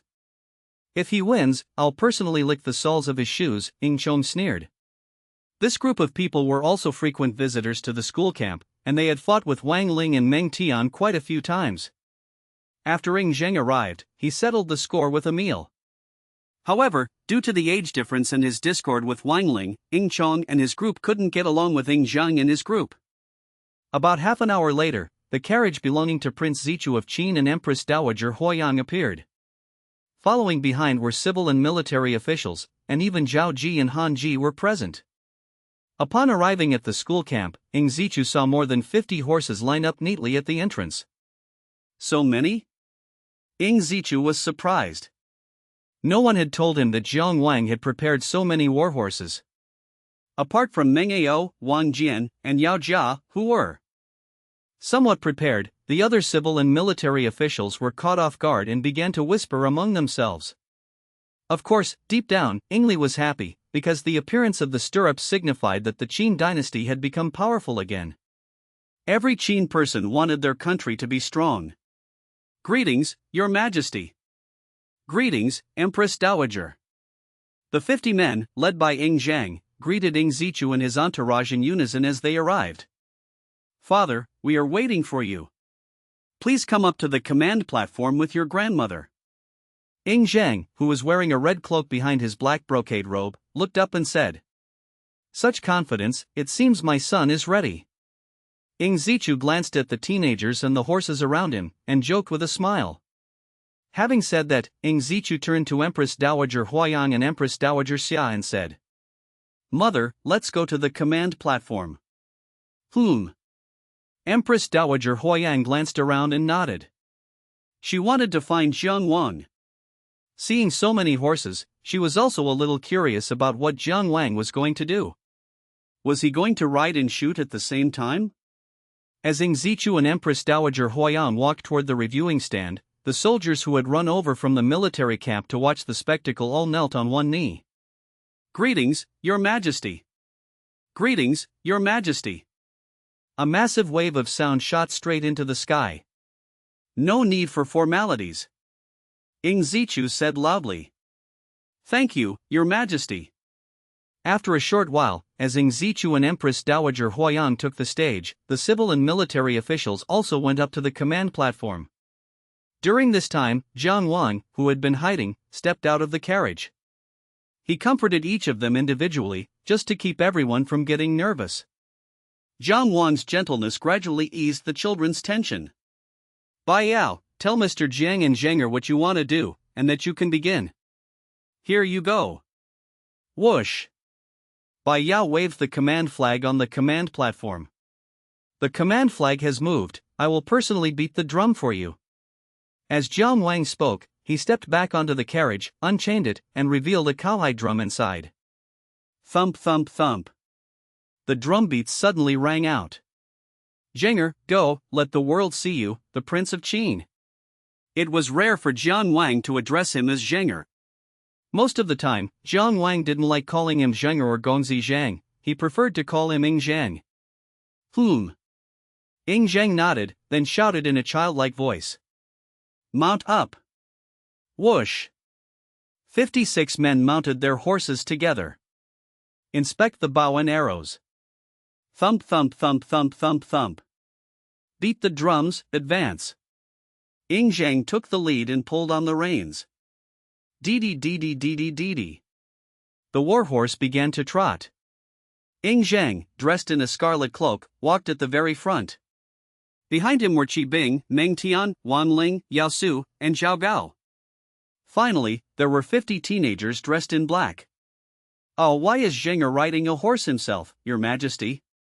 It's all right, Mr. Jiang won't harm Zhenger," Ing Zichu could only comfort Zhao Ji. With so many people watching, including civil and military officials and soldiers from the military camp, Ing Zichu certainly couldn't call a halt. The Prince of Qin is by no means a flower that cannot withstand hardship. The warhorses weren't moving fast, but many ministers watching this scene widened their eyes. When they entered the school camp, they saw the children. Some of them had brand marks on their faces from torture, and they certainly didn't look like they had undergone rigorous training in riding and archery. Not to mention these people, even Empress Dowager Huayang was stunned. Just as these people were in shock, Ing Zhang roared.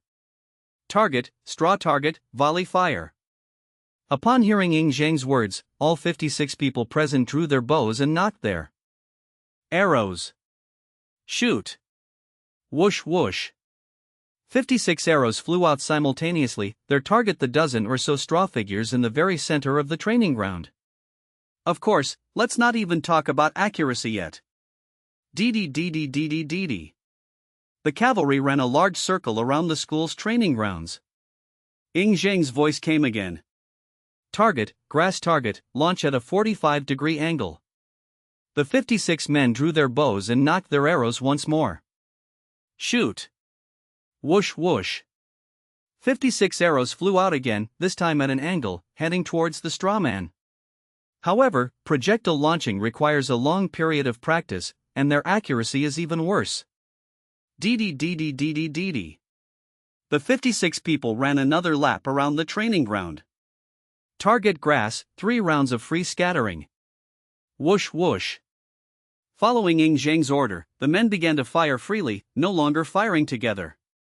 Upon seeing that these 50-odd people could so easily achieve the volley and projectile fire that only the Xiangnu cavalry and Zhao cavalry could do, not to mention the civil and military officials, even the fierce soldiers of Qin were stunned. Some people even rubbed their eyes vigorously. Perhaps these boys are not very good at archery, but it is already commendable that they can shoot while riding a horse, and this is only 10 days. When the scattering was complete, Zhang knew that he had completed half of his mission, and he could no longer suppress his excitement and joy. This kind of excitement is hard to express in words. Brothers, after today no one will dare to look down on us. Zhang roared loudly, his legs braced on the stirrups as he stood on his horse's back. Today I'll see who dares to underestimate me, Wang Ling of Xianyang. Wang Ling roared excitedly. At this moment, everyone was excited, they had overcome the most difficult part. Gentlemen, do you still remember the young China of the master? Zhang roared. Remember. Slow down, as I command. Heaven and earth are vast, the universe is boundless, the youth of China should strive to be strong. As Zhang slowed down, everyone else followed suit. Then the 56 people shouted in unison. Heaven and earth are vast and boundless. The youth of China should strive for self-improvement. The future of Qin lies in the youth. When the youths are strong, the nation is strong. When the youth are wise, the nation is wise. When the youth progress, the nation progresses. The hidden dragon rises from the abyss, its scales and claws flashing. The young tiger roars in the valley, causing all beasts to tremble in fear. How beautiful are the youth of China, as timeless as the heavens. How magnificent are the sons of Qin, whose spirit is as boundless as the nations. How beautiful is my glorious China, may it endure forever. Magnificent is my mighty Qin dynasty, forever green and everlasting. Their youthful voices soared to the heavens, expressing their youthful spirit. After finishing Young China, Zhang began singing No Clothes. How can you say we have no clothes? We share the same robes. The king is raising an army, let us prepare our spears and shields. We will fight alongside you against this enemy. How can you say we have no clothes? We'll share our garments with you. The king is raising an army, let us prepare our spears and halberds. We'll fight together. How can you say we have no clothes? We will share our garments with you. The king is raising an army, let us prepare our armor and weapons. We will march together. Finally, many of the onlookers couldn't help but join in the singing. Jiang Wan was somewhat helpless.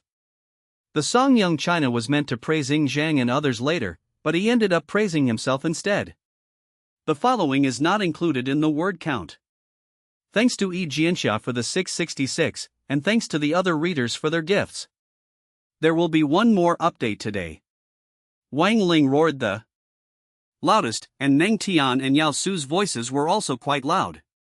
Mixed in with the crowd, Zhao Gao roared loudly along with the others. At this moment, he was no longer the little slave that everyone bullied. He also briefly forgot about his congenitally castrated body. As the performance of No Clothes came to an end, Zhang rode his warhorse to the reviewing stand and then dismounted. The people behind them also dismounted. Father, grandmother, the 50 people behind me were all registered minor officials before I was appointed to Shangshuan. This can be verified. Are you satisfied with our archery and horsemanship performance today? Zhang's words also confirmed the conjectures of many people. I'm satisfied. Zhenger is indeed the unicorn of the Ying clan, a blessing to the great Qin. Zichu stood up and praised him with a smile. Upon hearing this, Empress Dowager Xia glanced lightly at Consort Han, who was not far away. Sure enough, she saw Han Ji's expression change. Zichu's own words, a son of a unicorn and a blessing to the great Qin, practically confirmed Zhang's status. Your Majesty, didn't Jiang Wang say that Prince Zhang received guidance from the Master Gigu in his dream, which could also improve the stamina of his war horses? Han Ji said with a charming smile. Upon hearing this, Zichu's slight displeasure vanished almost imperceptibly. For Zichu, witnessing the rapid training in horsemanship and archery today was already enough. Hearing Han Ji's words, Empress Dowager Huayang felt she was a bit disappointed, but still asked. Zhenger, how do you increase the stamina of war horses? Grandmother, the war horses now have improved endurance, Zhang said. After saying this, Zhang turned to look at Wang Ling and said. Wang Ling, run around the training ground. Here you go. Wang Ling accepted the order and then mounted his horse. Drive! The warhorse started running, and Wang Ling kept shaking the reins to urge it to go faster.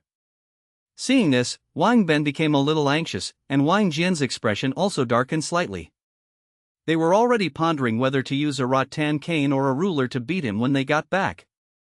Ying Zhang then faced Ying Zichu and Empress Dowager Huiyang once again. How exactly does it increase? Normal horses often suffer hoof injuries from running too much or stepping on hard objects. But you, sir, have created something called a horseshoe. This thing can protect the horse's hooves, so it doesn't need to wear down the hooves while running, it only needs to wear down the horseshoe. And it is no longer afraid of hard objects, so the distance it can run naturally increases. Ying Zhang recalled what Zhang Wang had asked him to say and described it to him. Zhang Wang had no intention of explaining on behalf of Ying Zhang. He was only responsible for setting up the stage. The main character of today's performance was Ying Zhang. Hearing Ying Zhang's words, Gao Gong became somewhat anxious.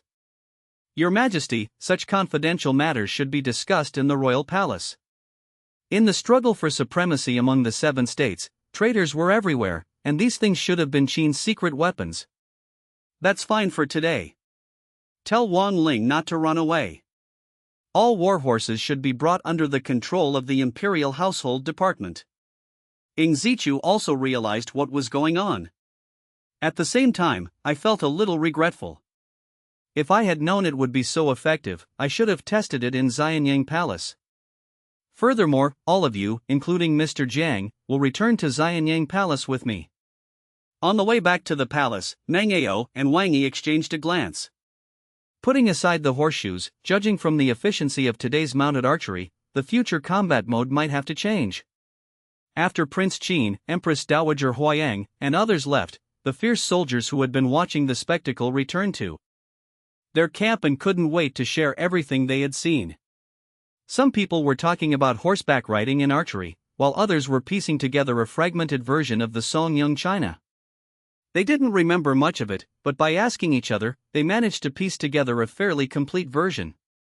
Xianyang Palace. Ying Zichu first had Meng Ao and others ride the horses to experience them, then ordered people to remove all the saddles and stirrups from the warhorses, and then discussed them with his ministers. As soon as Meng Ao mounted his horse, he noticed the difference, and after a couple of experiments, he understood. What a wonderful thing! With this, cavalrymen can use their feet to stabilize themselves and free their hands to shoot arrows, Meng Ao exclaimed. Sometimes, all it takes to get something is an idea. This idea may have troubled people at that time for hundreds or even thousands of years. For example, a single-sided stirrup could have been made into a double-sided stirrup by adding another side, but no further improvement was made, which led to China using single-sided stirrups for 600 or 700 years. Minister Xingshu, is this item easy to make? Ying Zichu asked. Your Majesty, it's very convenient. We just need to modify the saddle and connect it to the stirrups, Ying Li said, bowing. Mr. Zhanger, what kind of horseshoe did you just mention? Ying Zichu asked again. Father, they have all been nailed to the horseshoes. Bai Yao, bring a horse over here. Ying Zichu hurriedly told Bai Yao to bring one. Here you go. Day. Soon after, I led a horse into the main hall. Horseshoes struck the stone pavement with a crisp tap-tap sound. This sound is clearly different from the sound of ordinary horse hooves. Phew! Lie down, lie down. Bai Yao served as Ying Zichu's personal bodyguard and had driven Ying Zichu's carriage for many years, so his horsemanship skills were first-rate.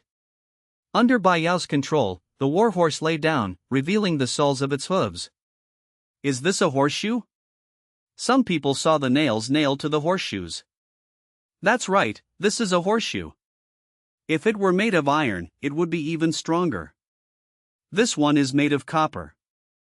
With this, long-distance raids can be accomplished with ease, Zhang Wang said. Does this really allow war horses to run longer? Since horseshoes hadn't been verified, Lord Yanquan, Ni Chen, had some doubts. If Lord Yanquan doesn't believe me, you can try it out, Zhang Wang replied with a smile. Ying Zichu waved his sleeve and said, I will have people experiment with these later. Mr. Jiang, First there were the 4 treasures of the farmer, and now these 2 more have appeared. Although they were obtained by Zheng'er in his dream, you have also contributed. You should be rewarded for your merits. What do you want? Your Majesty, I have no desires. If I had to say something, I would like to open a private school. Your Majesty could grant me a name. Jiang Wang truly had no desires, he did not covet any title. He was also quite wealthy, having mastered the art of papermaking. Open a private school? That's right. I was born in Gigu. I dare not say that I am knowledgeable, but I want to leave all my knowledge to future generations. During this period, the Qin dynasty did not prohibit private schools. Very well, considering Jiang Wang's numerous meritorious deeds, I hereby appoint Jiang Wang as a Grand Master, and also grant him the eastern mountain of Xianyang as the location of his private school. The ranks are Gongshi, Shangzhou, Zanniao, Bugung, and Dafu. Dafu is the 5th rank, which is not high, but it is still a step up in social class. The most important thing is that I got a piece of land for free. Jiang Wan thanks Your Majesty. Your Majesty, there is one more thing. You say. About me personally selecting guards for Prince Zhang, Jiang Wang reminded Ing Zichu. This bet is the real highlight. Upon hearing that Jiang Wang still remembered the bet, Ing Zichu glared at him, seemingly scolding him for being ignorant. You're being granted a title and land, but this can't be discussed in private? Where will this leave the dignity of the emperor and the Empress Dowager? Seeing that Ing Zichu remained silent, Empress Dowager Huoyang spoke up. Although the effectiveness of horseshoes has not yet been tested, I have lost this bet. You can personally select guards for Ing Zhang, but there is a condition: you can only choose from good families in the army. A good family man is a Qin person with a clean and unblemished background. Yes, Your Majesty is wise. Jiang Wang flattered her lightly. What? Does disagreeing with your request make me less wise? Empress Dowager Huoyan was clearly in a good mood and had a fairly good impression of Jiang Wang, so she even started joking. The discovery of the stirrups today makes it difficult for the Qin army to withstand the attack, which naturally pleases Empress Dowager Huoyan. This statement contains an element of flattery, but compared to the powerful Mi Bazi, Empress Dowager Huoyang was indeed quite remarkable. Jiang Wang, Zheng'er has always said how amazing his husband is. Today's results prove that he is indeed a man of exceptional talent. Let's have a meal together at Gongquan Palace later. I have some questions to ask him. Yes. Jiang Wang was taken aback when he heard that Empress Dowager Huoyang had invited him, but he then agreed. He didn't know that before the betting incident, Empress Dowager Huoyang had wanted to meet the omnipotent gentleman that Ing Zhang had mentioned. Looking at the entire Gigu school, from Pangwan to Sun Bin, and from Su Qin to Zhang Yi, which one of them wasn't a great talent who changed the course of a country, or even the world? Empress Dowager Huoyang believed that Jiang Wang, who was standing before her, would be the one from the current generation of the strategist school. Seeing that the Empress Dowager had agreed to Jiang Wang's plan to select and train soldiers on his own, Wen Qian, one of the 9 ministers and the imperial secretary, was somewhat annoyed. The imperial guards led by the imperial physician were responsible for patrolling and guarding the various palaces. They were essentially in charge of the palace's security. Jiang Wang's taking over the guarding of Ichuan Palace was a power grab from him. However, at this moment, King Qin and Empress Dowager Huoyang were clearly very happy, so even if Wen Qian was unhappy, he could only endure it. As a veteran promoted by Ing Zhu, the Prince of Anghua, Wen Qian knew how to advance and retreat. When Ing Zichu heard Empress Dowager Huoyang invite Jiang Wang, his heart sank slightly. In Ing Zichu's view, this meant that Empress Dowager Huoyang was trying to win over Jiang Wang. Jiang Wang, what name would you like to call your private school? I will write the name for you. Ing Zichu changed the subject. Doesn't the state of Qi have the Jixia Academy? Since it's located in Dongshan, let's call it Dongshan Academy. Jiang Wang's tone was arrogant. He mentioned the Jixia Academy, which clearly indicated that he wanted to be on par with it. What arrogance, Jiang Wang! How dare your private school compare to the Jixia Academy? Yanshu and Junmi Chen's face showed a mocking expression upon hearing Jiang Wang's shameless words. Although the Jisha Academy has declined in recent years, it was once considered the premier academy in the land. It was an official institution of the state of Qi that supported scholars and served as a center for academic exchange. Located at Jisha Gate in Linzi, the academy was named after it. Lord Yangchuan, why boost the morale of others? Perhaps in the future, the world will only know about Dongshan Academy. Jiang Wang did not argue with Mi Chen, but spoke with a faint confidence. Brilliant! This is the confidence that a man of Qin should have.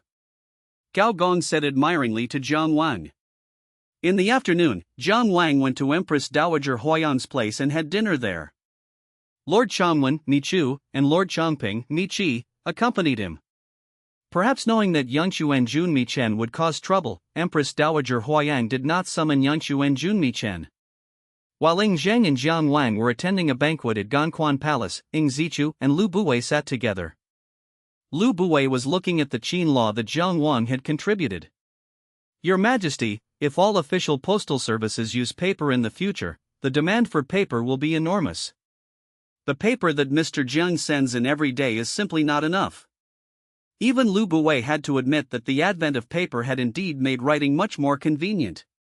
I suggest that paper production be collected and treated the same as salt and iron. Salt and iron are strategic resources, and they are controlled by the state apparatus wherever they are found. Prime Minister, our great Qin governs by law. There is no provision in Qin law that would deprive someone of their achievements, yet Jiang Wang is already recruiting people. Ing Zichu shook his head. The Qin state governed itself based on the legal canon, and everything had to be measured by law. Since Jiang Wang did not offer the method of making paper, how could the king of Qin possibly steal it? Besides, 80% of Jiang Wang's profits ended up in the hands of the Xiaofu. What is the Xiaofu? It is the king of Qin's private treasury. Upon hearing Ing Zichu's words, Lu Buwei nodded and said nothing more. Prime Minister, do you think Zhenger really received guidance from Master Gigu in his dream? Ing Zichu suddenly asked this question. Of course, Prince Shang has been extraordinary since childhood. Even Giguzi had to appear in his dreams to teach him, which shows that he is a chosen one. Lu Buwei said without hesitation. This matter must be true, even if it's false, we have to present it as true. Otherwise, how can we prove Ing Zheng's extraordinary nature? Upon hearing Lu Buwei's words, Ing Zichu smiled. Yes, my son is no ordinary being. Even Giguzi had to lower himself to enter my dreams. After he finished speaking, he asked again. Today, Mother summoned Jiang Wang. If Mother wants to bring Jiang Wang under her wing, what do you suggest we do? Ing Zichu confided in Lu Buwei, expressing his concerns. Although Jiang Wang's rank was not high, changes began in the Qin state after Jiang Wang and Ing Zheng arrived in Xianyang. Ing Zichu naturally did not want such a person to fall into the arms of Empress Dowager Huayang. Your Majesty, Mr. Jiang is Prince Zheng's tutor. How could he possibly serve under the Empress Dowager? Lu Buwei reassured him with a smile. After a long pause, seeing that Ing Zichu remained silent, Lu Buwei said. Your Majesty, normal people can only win over power, wealth, and women.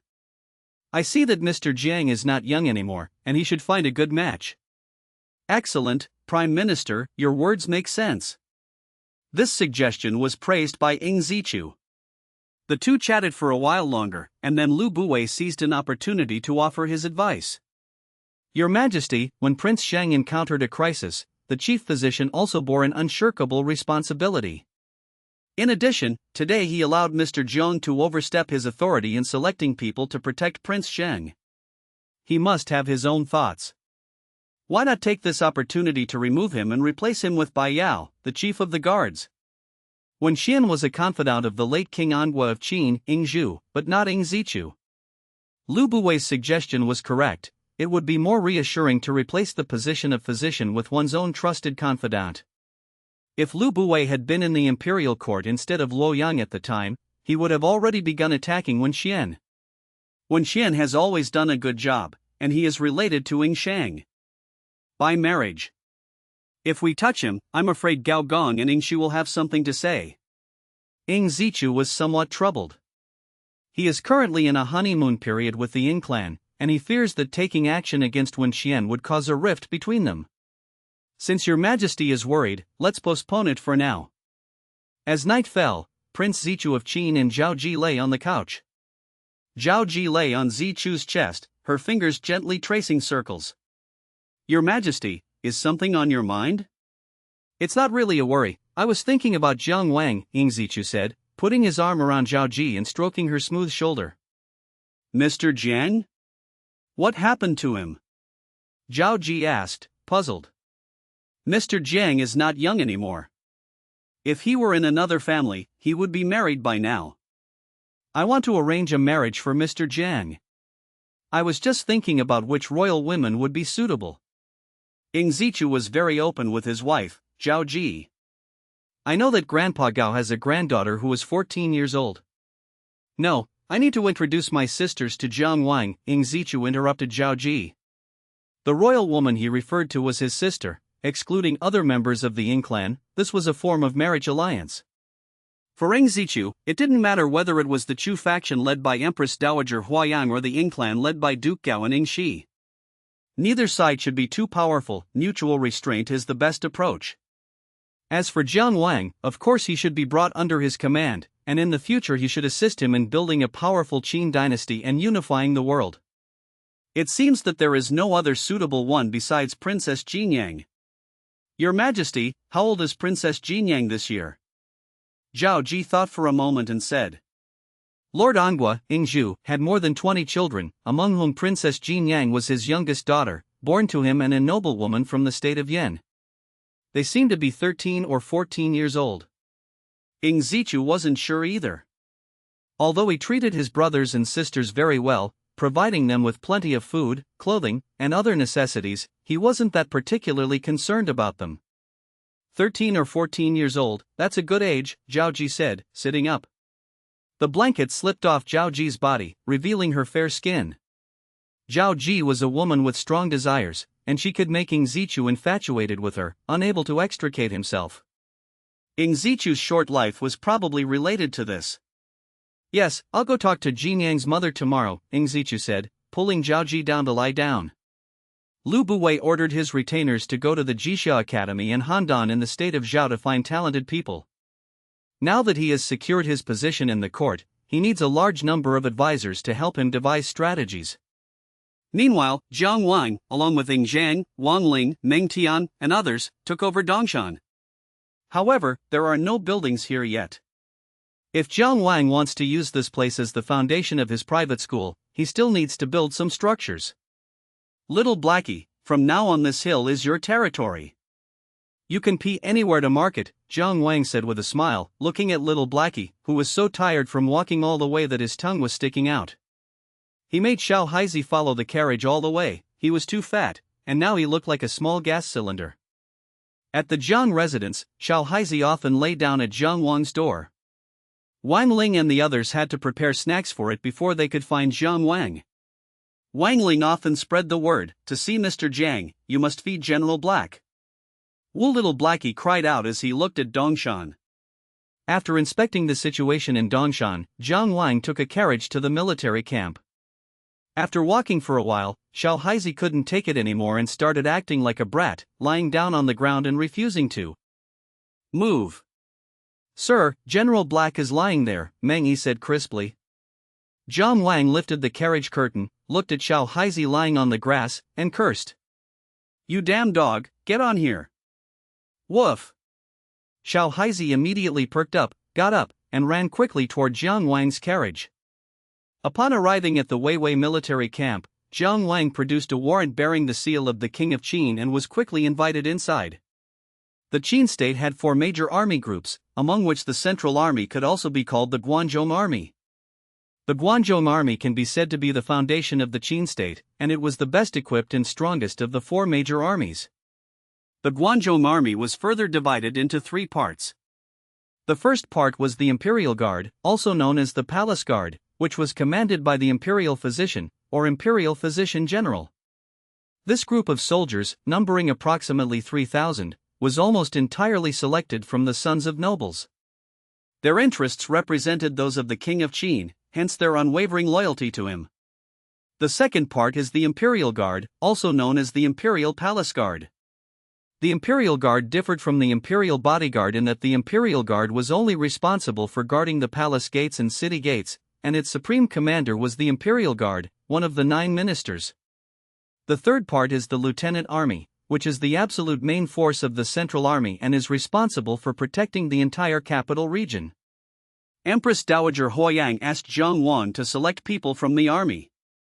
Her original intention was to select from the Imperial Guard, but Jiang Wang went directly to the Imperial Guard. He would also select from the Personal Guard, but he would only choose those whose parents were useful to Ying Zhang. Commander of the Guards, Xiong, greets Prince Zhang. Inside the guards' camp, Xiong bowed to Ying Zhang. General, you may dispense with the formalities. Jiang Wang greets the commandant of the guards. Jiang Wang and Wang Ling then bow to Xiong. No need for formalities. I thought Dr. Jiang would go to the Imperial Guard, but I didn't expect him to come here. Xiong forced a smile. Having spent many years leading troops, Xiong was a man who rarely smiled. As for titles, Jiang Wang has already been granted a noble title, so calling him a daifu, a high-ranking official, is not a problem. General Shi, I'm afraid I'll have to trouble you again today. No problem, Dr. Jiang, how would you like to choose? Xiong asked. Among you soldiers under the age of 25, are there any who have performed well? Jiang Wang did not intend to select older soldiers. Firstly, older people are almost set in their ways and tend to be more slick. Secondly, although Jiang Wang chose to protect Ying Zhang, he also wanted to select promising individuals to assist Ying Zhang in the future. It must be said that Jiang Wang did his best to serve Ying Zhang. Yes, I'll have someone call them all over right away. No rush, General Shi. Are there any troops training right now? I'd like to take a look first. Guards, pass down the order. All personnel except those on duty are to leave the camp and practice martial arts. Xiong was very accommodating and issued the order immediately. Jiang Wang hadn't expected that the commandant of the guards, one of the 9 ministers, would be so easy to talk to. After all, he had personally selected the people, which had offended the commandant of the guards to some extent. Xiong did not personally follow Jiang Wang, but almost everyone in the military camp knew him. As the shouts of war filled his ears, Jiang Wang witnessed for the first time how the Qin army was trained. The Qin army, like the Qin farmers, had each soldier performing their own duties, just like a machine. And what this soldier has to do is to complete his job. They train every day, focusing on the part they are responsible for. The training mainly focused on combat skills, archery, and running. The boy is sparring with a strong man, and every move he makes is very skillful. The layman sees the spectacle, the expert sees the details. Jiang Wang thinks this kid must have had some special training. What's that kid's name? Did he have any professional training before? Jiang Wang asked casually. The guards who were following Jiang Wang hurriedly went over to ask the 100-man commander in charge of the area. Dr. Jiang, this young man's name is Feng Jie. Oh. Jiang Wang responded and continued walking forward. Feng Jie, that name seems familiar. Could it be that Feng Jie? Jiang Wang walked around again, and this time it took almost an hour, making Ying Zhang and the others' heels ache. Let's go back. Seeing that Ying Zhang, Meng Tian, and the others were all tired, and that Meng Yi was being carried on Meng Tian's back, Jiang Wang decided to go back. General, who is this gentleman? My son, Shi Jian. I would like to send him to Dr. Zhang's Dongshan Academy for his early education, Xiong said, forcing a stiff smile. Intervening? It turns out that Shi Jian is actually Shi Jian's father. Shi Jian was one of the most principal generals at the end of the Qin dynasty. Compared to Zhang Han, a famous general at the end of the Qin dynasty, Shi Jian may not be well known, but in terms of integrity, Shi Jian is a level above Zhang Han. There is a saying, Shi Jian will not surrender to Chu. Despite suffering defeat, Zhang Han chose to surrender to Xiangyu, the king of Chu. Shabuma chose not to surrender and died for his country. No problem, General. He can be sent to my home tomorrow. Dongshan Academy is not yet completed, so he will be teaching at my home for the time being. Jiang Wang agreed without hesitation. He will do his best to cultivate Sakiji into a capable individual. Then Jiang Wang instructed Xiang to gather out the young men under 25 years old who had performed well in the records of the Imperial Guard. Xiang acted quickly. In about half an hour, over 1,000 young Qin soldiers were summoned. Young Master, Dr. Jiang, these are the officers who have entered the Imperial Guard within the last 3 years and have all performed well. These thousands of people stood in front of the central command tent, forming a large area. Jiang Wang flipped through the list that Xiang had sent up through his subordinates. Bring Feng Jie here. Jiang Wang looked at the names on the bamboo slips and found Feng Jie's name. Feng Jie, step forward. Yes. The young man who had been seen by Jiang Wang earlier responded and strode out. Come over. Feng Jie strode to the front of the main tent. Jiang Wang looked at him and asked, I've seen your swordsmanship, it's not entirely Qin style. Have you practiced it before? Qin martial arts were the simplest and most direct combat methods promoted in the army. I practiced it when I was a child. Do you have an older or younger brother? Jiang Wang asked again. Your Excellency, I have an older brother named Qji. It really was him. Upon hearing Feng Jie's words, Jiang Wang was startled. Feng Qji and Feng Jie, those two brothers whose honor could not be humiliated. Among the future ministers of the Qin state, Feng Qji was the right chancellor, half a rank higher than Li Si. Where is your brother? Jiang Wang asked again. He was a scribe at the supply depot. At this time, Feng Jie's older brother, Feng Qji, was working as a clerk in the supply depot because he was literate and knew arithmetic. Jiang Wang nodded and then marked another name on the bamboo slip. Help me recruit this Yinshan. Soon, a tall, upright young man of about 23 or 24, with sharp eyebrows and only slightly shorter than Ning Zhang, was brought up. This was also discovered by Jiang Wang during his inspection. The reason I noticed him was because he was already a third-rank nobleman at such a young age. In the Qin army, one could distinguish the identities of others by their attire. Those with the second-rank title of Shangzhou had already begun wearing armor, with their hair in braids or wearing round hats. The third-rank nobles, known as Zanniao, wore more refined armor, and some were even capable of becoming chariot drivers and riding horses. I found out that this kid was a new scout. In the recent battle to destroy Zhou, he and 2 other companions wiped out a Korean scout squad. Jiang Wang called Feng Jie and Yin Shan over, but didn't tell them what he was going to do. In the Qin army, soldiers had to obey orders, there was no need to solicit their opinions. After looking through the names on the bamboo slips and finding none of them familiar, Jiang Wang walked into the crowd and began to choose one by one. Sometimes they'll ask a question or two. He didn't choose randomly, he first looked at the face and then asked about family information. Physiognomy is not used for fortune-telling, but for understanding people. A person's general character can be judged by their facial features. Often, when people get old or haven't seen each other for several years, their facial features may change. This is because a change in one's mindset affects one's appearance. Jiang Wang selected one by one, and soon chose 180 people. General, that's about it. Also, please find Feng Qji and bring him here. I need to take him with me, Jiang Wang said as he approached Xiong. All right, go and fetch Feng Qji. Xiong turned and instructed his subordinate. Soon, a mature-looking young man in his early 20s was found. The young man was led to the front of the main tent, where he sought his younger brother, Feng Jie. He glanced at him and then looked away, before bowing to Xiong. Chu Ji greets the commandant of the guards. What business does the commandant of the guards have with me? Qji, Dr. Jiang has taken a liking to you. From now on, you will follow Prince Shang, Xiong said with a smile. A general standing nearby opened his mouth, but hesitated to speak. Feng Qji was someone he had high hopes for. He was a master at managing logistics, and he originally intended to train him for a while before transferring him to his command.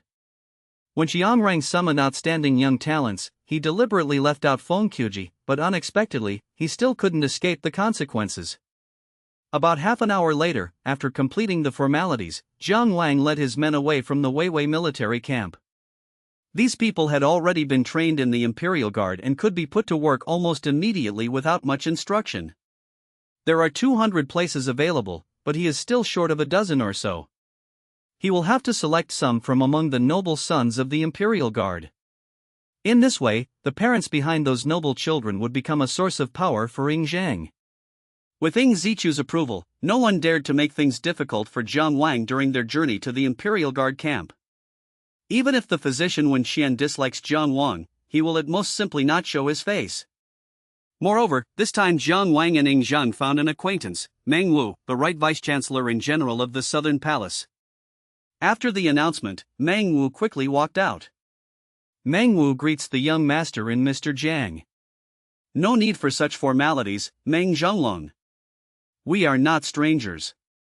Ying Zhang's words were very frank.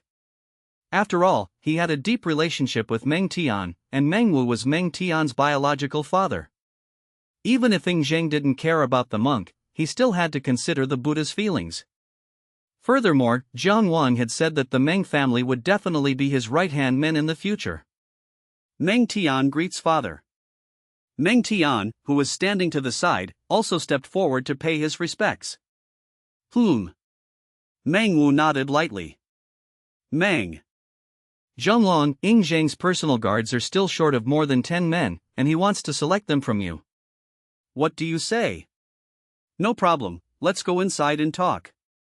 Ying Jin, Ying Dong, Wang Wei, Li Xian, Li Sun, Tao Yu. When Meng Wu presented the list, Jiang Wan's first choice was Wang Wei. Wang Wei, the youngest son of General Wang Yi, is 24 years old. Although he was a bit old, Jiang Wang wasn't selecting people for his personal guards to train them, he was mainly looking to build relationships. The second person chosen was Li Xian. Li Xian's family served the Qin dynasty for 3 generations. His grandfather participated in the Battle of Yik, and his father died in the war against the state of Han. The following individuals, such as Ying Jin, Ying Dong, Li Sun, and Tao Yu, all have their own backgrounds.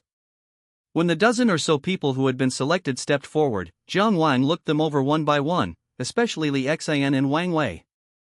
One of these two had a bright future, and the other was the son of a military family, but both faded into obscurity. I've summoned you here to transfer you to Yichuan Palace. There are some things I need to make clear. Once you enter Yichuan Palace, you will belong to Gengzi Zhang. If you have any objections or questions, you can raise them. Unlike those selected from the Imperial Guard, Jiang Wang gave these people a chance to speak here. He wanted to gauge the attitude of the crowd. These noble scions were proud and arrogant, and might harbor resentment. Excuse me, if we go to Yichuan Palace, are we still considered part of the Imperial Guard? Someone stepped forward and asked. You no longer belong to him. From now on, all your food, clothing, and daily necessities will come from Prince Shang, Jiang Wang said with certainty. He keenly noticed that several people's expressions stiffened when he said this. He walked slowly towards these people with his hands behind his back, and spoke unhurriedly. I don't like to force people. If you don't want to go, you can just say so, and I'll find someone else. You don't need to worry about offending Prince Shang, he's not here. Upon hearing this, more than a dozen people looked at each other in bewilderment. What? You don't have it? If you don't, then it's settled. Jiang Wang's urging immediately made some people anxious. Wait a minute, I still want to stay in my original position. It was Ying Dong who spoke. Ying Dong started speaking, followed by 4 or 5 other people. They were already used to the Imperial Guard, and since the Imperial Guard was the personal army of the King of Qin, the chances of promotion were far higher than in other departments.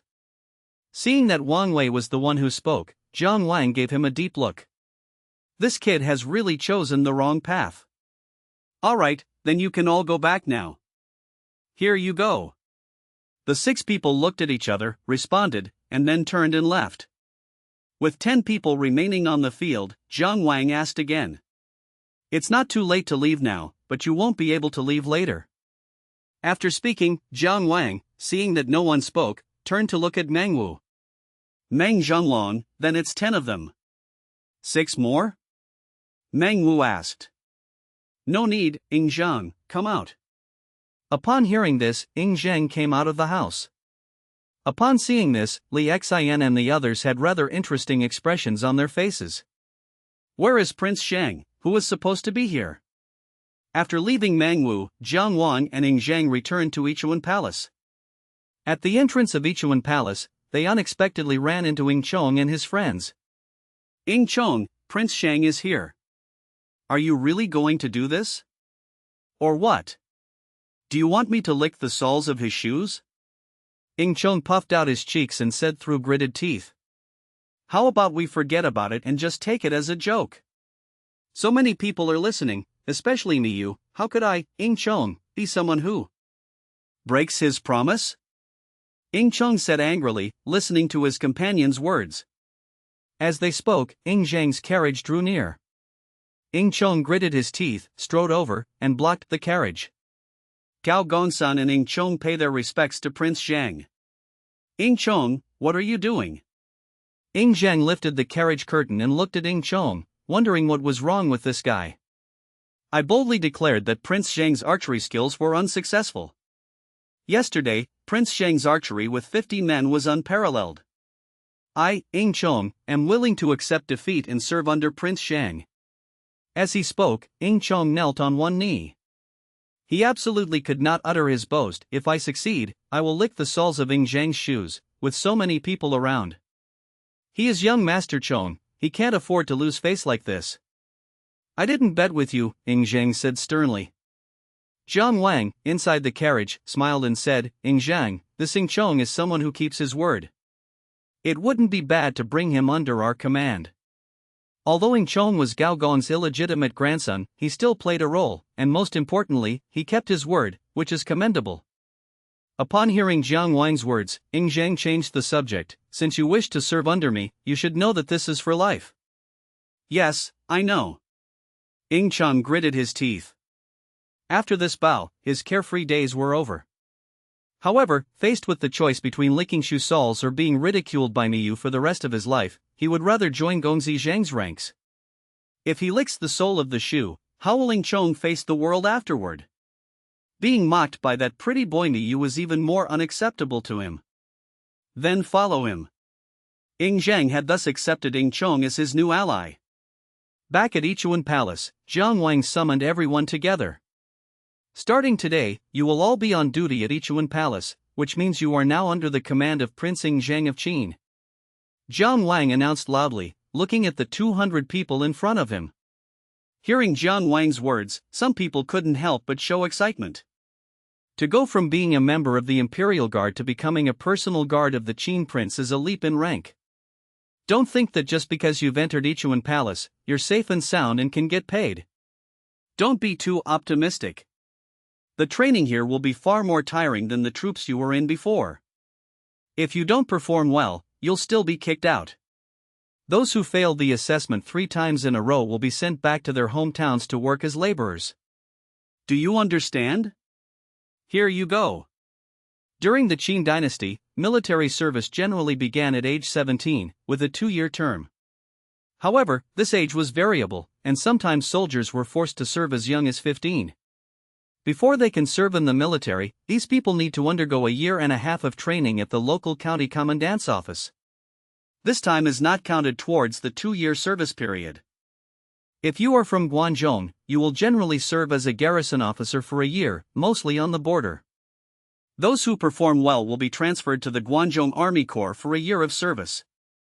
Those who perform poorly will likely only be able to stay at the border for 2 years. People from other regions would directly join the border defense forces of their respective regions, without even the opportunity to join the Guangzhou Army Corps. If one performs well after joining the Guangzhou Army, one can be transferred back to the Imperial Guard, where one's treatment will be greatly improved and military service will be extended by 1 year. Entering the Imperial Guard almost breaks the 2 to 3 year military service period, allowing one to stay for another 2 years. As for those who served 2 years of military service and then returned home, they had to serve as night watchmen in the local county or township for 1 month each year. The guards were responsible for maintaining public order, finding and arresting thieves, or doing odd jobs in the yamen, government office, or helping with chores. In the Qin state, military service and manual labor were not distinguished, so the soldiers were both militia and laborers. Fortunately, there is income. These militia members who have served in the military can quickly be transformed into regular soldiers in the event of war. Today, you can rest for the night. Tomorrow morning, assemble at the camp. Here you go. Zhao Gao, have you arranged rooms for them? Sir, arrangements have already been made, Zhao Gao hurriedly replied. Zhang's residence. Returning from Yichuan Palace, Xiao came over with a woman and a young girl. Sir, these are Qing's mother and sister. Upon hearing this, Jiang Wang's gaze fell on the two of them. The woman was clearly a little nervous. After Jiang Wang looked over, she pulled her daughter and looked down at her toes. Don't be so nervous, what's your name? Jiang Wang reassured him. My name is Ping, and her name is Xiao Hua, the woman said timidly. Okay, from now on you can help Xiao with the chores in the yard. Xiao Hua can stay with Hu from now on, Jiang Wang said, reaching out to call Hu over. Her name is Hu, the daughter of Xiao. Hu, this is Xiao Hua, she will be your playmate from now on, so take good care of her. Understood, sir, Hu replied crisply. Qing died, and all Jiang Wang could do was ensure that his mother and sister could live comfortably. That evening, Jiang Wang began to construct the design plans for Dongshan Academy. There must be a playground, classrooms, and accommodation. Jiang Wang simply copied the layout of his high school from when he was in school. While they were eating, Xiang brought Shi Jian over. Jiang Wang asked him to stay for a meal, but he didn't eat. Seeing that Shi Jian was about the same age as Meng Yi, Hu, and Xiao Hua, Jiang Wang led him to the dining table. Let's have dinner together, and after we finish, I'll take you to the outpost.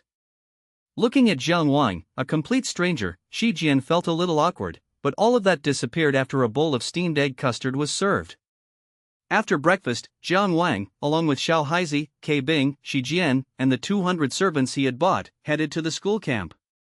When he arrived at the camp, Ying Zhang had already arrived with his 200 personal guards. Wang Ling, Meng Tian, Yao Su, Meng Yi, and Ying Chong were all present. Who are those people? They seem to be slaves, some of them have tattoos on their faces. What is the purpose of Prince Zhang's teacher bringing these servants with him? Soft murmurs arose among the guards. Ke Bing, you take Yao and the others to start training. Yes. Ke Bing responded and turned to look at the people Jiang Wang had brought. Attention, everyone! Form 4 columns, right dress, by the Hamlet. A chaotic sound of footsteps arose as the 200-person team quickly adjusted, grouping into sets of 50. However, due to the short training time, the results were only so-so. Look ahead. Turn right. Run. Ke Bing took the lead and went first, with the other 4 villages following behind.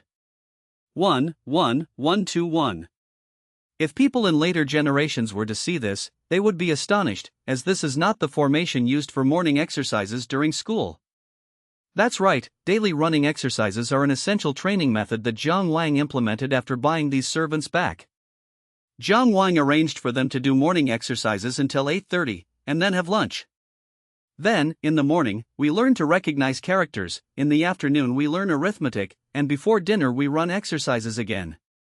Clap clap clap. Jiang Wang stood on the command platform, clapped his hands, and attracted the attention of his personal guards. Did you see their training? I saw it. Today, I will teach you your first lesson, which is that soldiers take obedience to orders as their sacred duty. You must keep this in mind. Yes, sir, the 200 people responded in unison. Later, you will follow them and run on the training ground. Hearing Jiang Wang's words, these people were somewhat puzzled. Because this is completely different from their training in the military camp.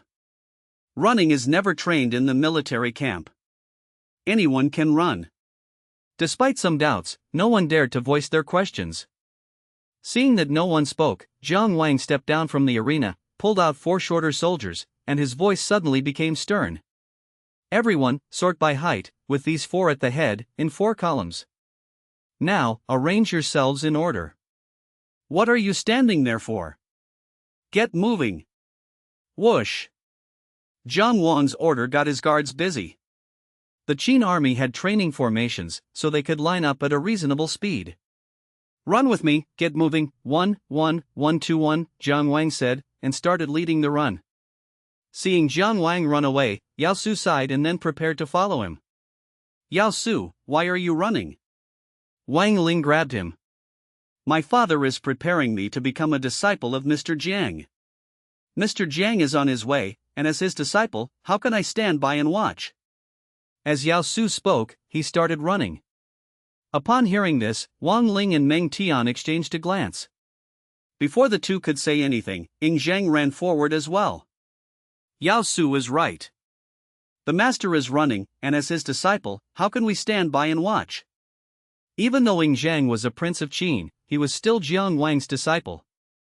"All right, let's run." Seeing that Gongzi Zhang had already run away, Wang Ling said irritably and took a step to follow him. Meng Tian and Ying Chong could only follow.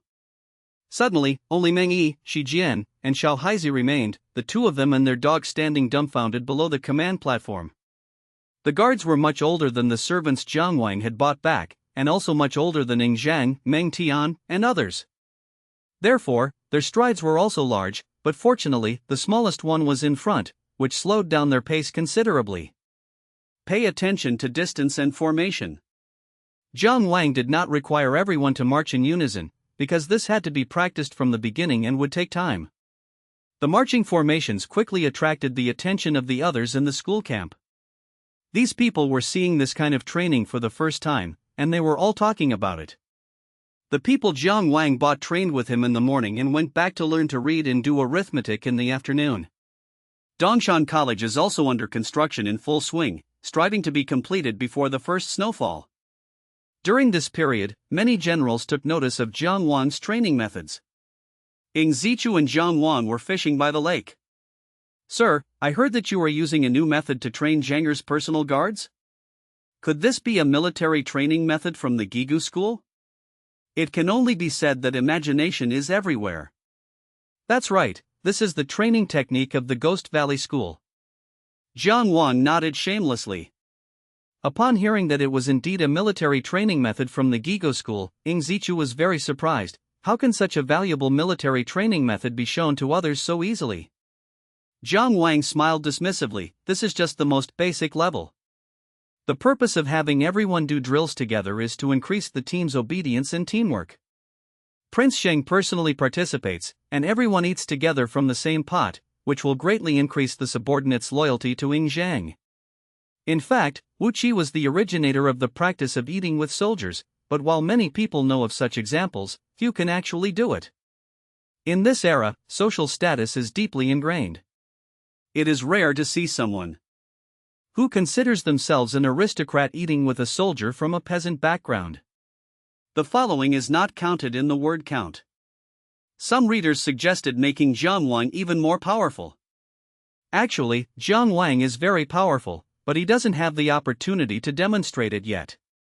He'll be truly terrifying later on when he uses his abilities to his advantage. Would Zhanger be willing to eat with those soldiers? Ying Zichu asked curiously, listening to Jiang Wang's words. Ying Zichu didn't know much about his son. Now, Ying Zhang lives in Ichuan Palace and no longer lives with him. He only comes to pay his respects every day and occasionally has a meal together. Your Majesty, Ying Zhang was born as a hostage and has great ambitions. What are these hardships compared to his own? Besides, they are only temporary, Jiang Wang said with a smile. He didn't intend for Ying Zhang to continue living off the communal meals, it was just that they were currently in the process of building a relationship.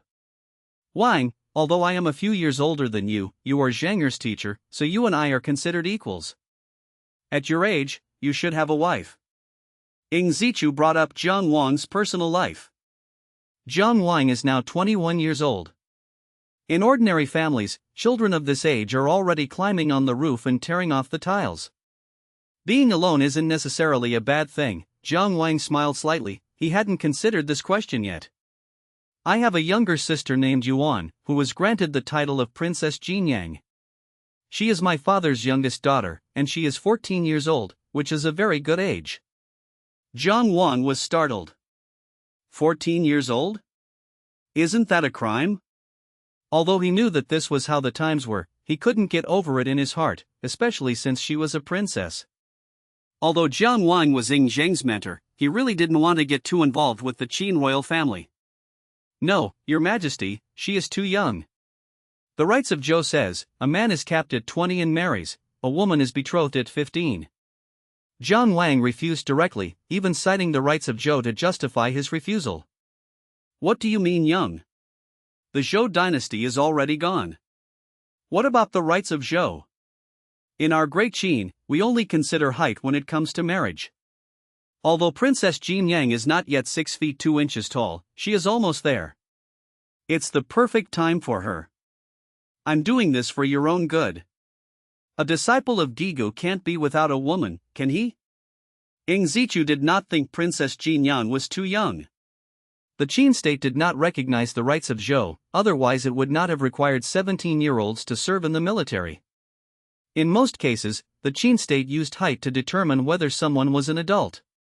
A man who reaches a height of 6 feet 5 inches, or 1.5 meters, is considered an adult. A woman is considered an adult when she reaches a height of 6 feet 2 inches, or 1.4 meters. Hearing Ying Zichu's words, Jiang Wang breathed a sigh of relief and said tactfully, Your Majesty, I actually think it's better for two people to be mutually attracted and for feelings to develop over time. Besides, marriage depends on fate. Also, I prefer someone more mature. If you were the matchmaker, you could have found someone older for me, and I wouldn't have made such a fuss. After the wedding night, there will be plenty of time for you two to fall in love and develop feelings over time. As for maturity, women will mature eventually. What's the rush? Are you worried that my sister is ugly? Ying Zichu scrutinized Jiang Wang with his eyes.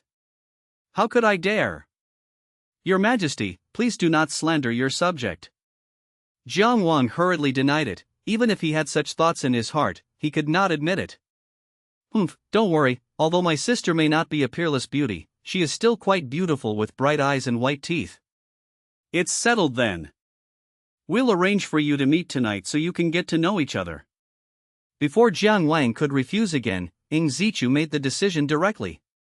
Women in the Qin state had a very high status, so there was no rule that men and women could not meet before marriage. Even in the early Han Dynasty, women still held a high status, but their status gradually declined after Confucianism became the dominant ideology. Isn't this too fast? Jiang Wang was also a little numb. So you called me here today just to wait for me? Before he finished speaking, the fishing rod in Jiang Wang's hand began to shake rapidly, and he quickly pulled hard. Splash! Jiang Wang pulled out a huge carp. Ha, the carp brings good fortune, this marriage is destined to be auspicious. Ying Zichu laughed heartily upon seeing this. As one of the 5 native fish of China, carp, under the promotion of Confucianism, has become associated with the gift of congratulations. This is because in 599 BC, when Confucius' son was born, Duke Zhao of Lu rewarded Confucius with a large carp. Confucius believed that this was a gift from the ruler himself, so he named his son Li, with the courtesy name Boyu. Not long after Jiang Wang caught the carp, Bai Yao walked away quickly and whispered a few words in Ying Zichu's ear. Ying Zichu nodded. Let's go, Princess Jin Yang has arrived, let's return to Xingla Palace. The two walked back to Xinglu Palace. Inside the palace, Jiang Wang saw Zhao Ji chatting with a woman in her 30s, with a little girl of about 13 or 14 standing beside her. Your Majesty, you have arrived. Yan Ji greets Your Majesty. Jin Yang greets Your Majesty. We're all family, no need for formalities. Yan Ji, the daughter of a nobleman from the state of Yan, was presented to King Anghua, Ying Zhu. Originally a senior servant, she was given the title of 8th princess because she gave birth to a daughter. The Qin state's imperial harem was divided into ranks: queen, lady, beauty, good lady, 8th prince, 7th prince, senior attendant, and junior attendant. Below the 3rd rank, they are collectively referred to as Ji. Yan Ji, this is Jiang Wang, a highly talented disciple of Gigu. After everyone sat down, Ying Zichu introduced Jiang Wang to Yan Ji. I, Yan Ji, will follow Your Majesty's decision in everything, Yan Ji said, glancing at Jiang Wang. She glanced at Jiang Wang a few times as she came in. He has a good appearance, and even the king of Qin said he was talented, so he must be. In fact, even if she was dissatisfied, what could she do? She had no choice at all. Princess Ying Yuan of Jinyang, however, would occasionally steal glances at Jiang Wang. Although she was only 13 years old, she already knew a lot of things. Jiang Wang noticed that the little girl had been staring at him, so he suddenly turned to look at her and grinned. Clang! Caught off guard, Jin Yang dropped the spoon in his hand onto the table. Jin Yang, why are you so clumsy? Yan Ji scolded her daughter. Jin Yang opened his mouth, glanced at Jiang Wang furtively, picked up the spoon, and said, "It was my fault." As darkness fell, Jiang Wang walked out of Xianyang Palace. Looking at the rising moon, Jiang Wang sighed. Why did you arrange a marriage for yourself? Shouldn't you inform your senior brother? Thinking of his senior brother Su Fu, they hadn't seen each other for a long time. Su Fu knew that Jiang Wang was in Qin, but Jiang Wang did not know where Su Fu was. Even if I looked, I wouldn't know where to start. Never mind, we'll deal with it when we run into each other. That said, Jin Yang, being a girl raised in the palace, never lifted a finger and had fair skin. The first thing Jiang Wang noticed about her was her fair skin. Fair skin can hide 100 flaws, and even though Jin Yang's features were only slightly above average, she still looked very beautiful. Unfortunately, she's too small, there's not much use for her if I marry her. Inside the palace at this time, Zhao Ji asked excitedly, judging from the situation, Mr. Jiang shouldn't be averse to Jin Yang today, right? Jin Yang is good-looking and well-educated. What could Jiang Wang possibly dislike about him? Besides, I have already spoken up, Ing Zichu said with a smile. He is the king of Qin. He has spoken. Even if Jiang Wang has his own ideas, he cannot postpone the king of Qin's reward. Then we should act without delay and issue the decree tomorrow, Zhao Ji urged. Ing Zichu shook his head. No, this matter needs to be discussed with the Empress Dowager.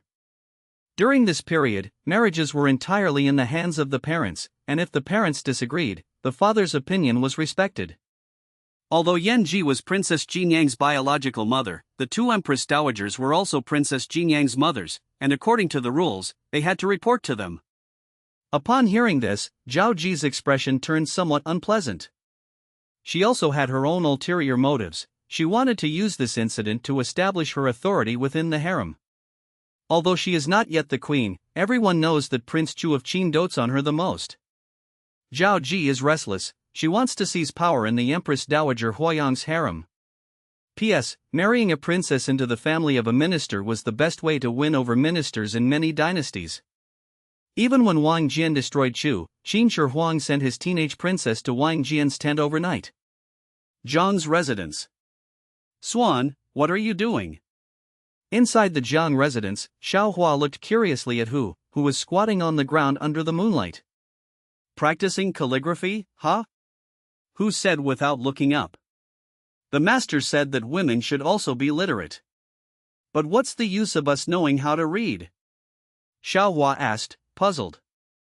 Upon hearing this, Hu turned to look at Xiao Hua, his expression serious. Of course it's useful. Even if it's just to write some words for the teacher, it's still useful. Who says women are inferior to men? The teacher says women should also strive for self-improvement. She learned to read and write, not for any other reason than to be able to help Jiang Wang with something. Xiao Hua listened to Hu's words and nodded as if she understood but not quite. Nahu, please teach me to read in the future. If you can read, you can go to the teacher's school. Just as the two were chatting, Xiao Haizi, who was lying under the eaves of the main hall, twitched his ears, then stood up and ran towards the main hall entrance. Just as I arrived, Jiang Wang walked in.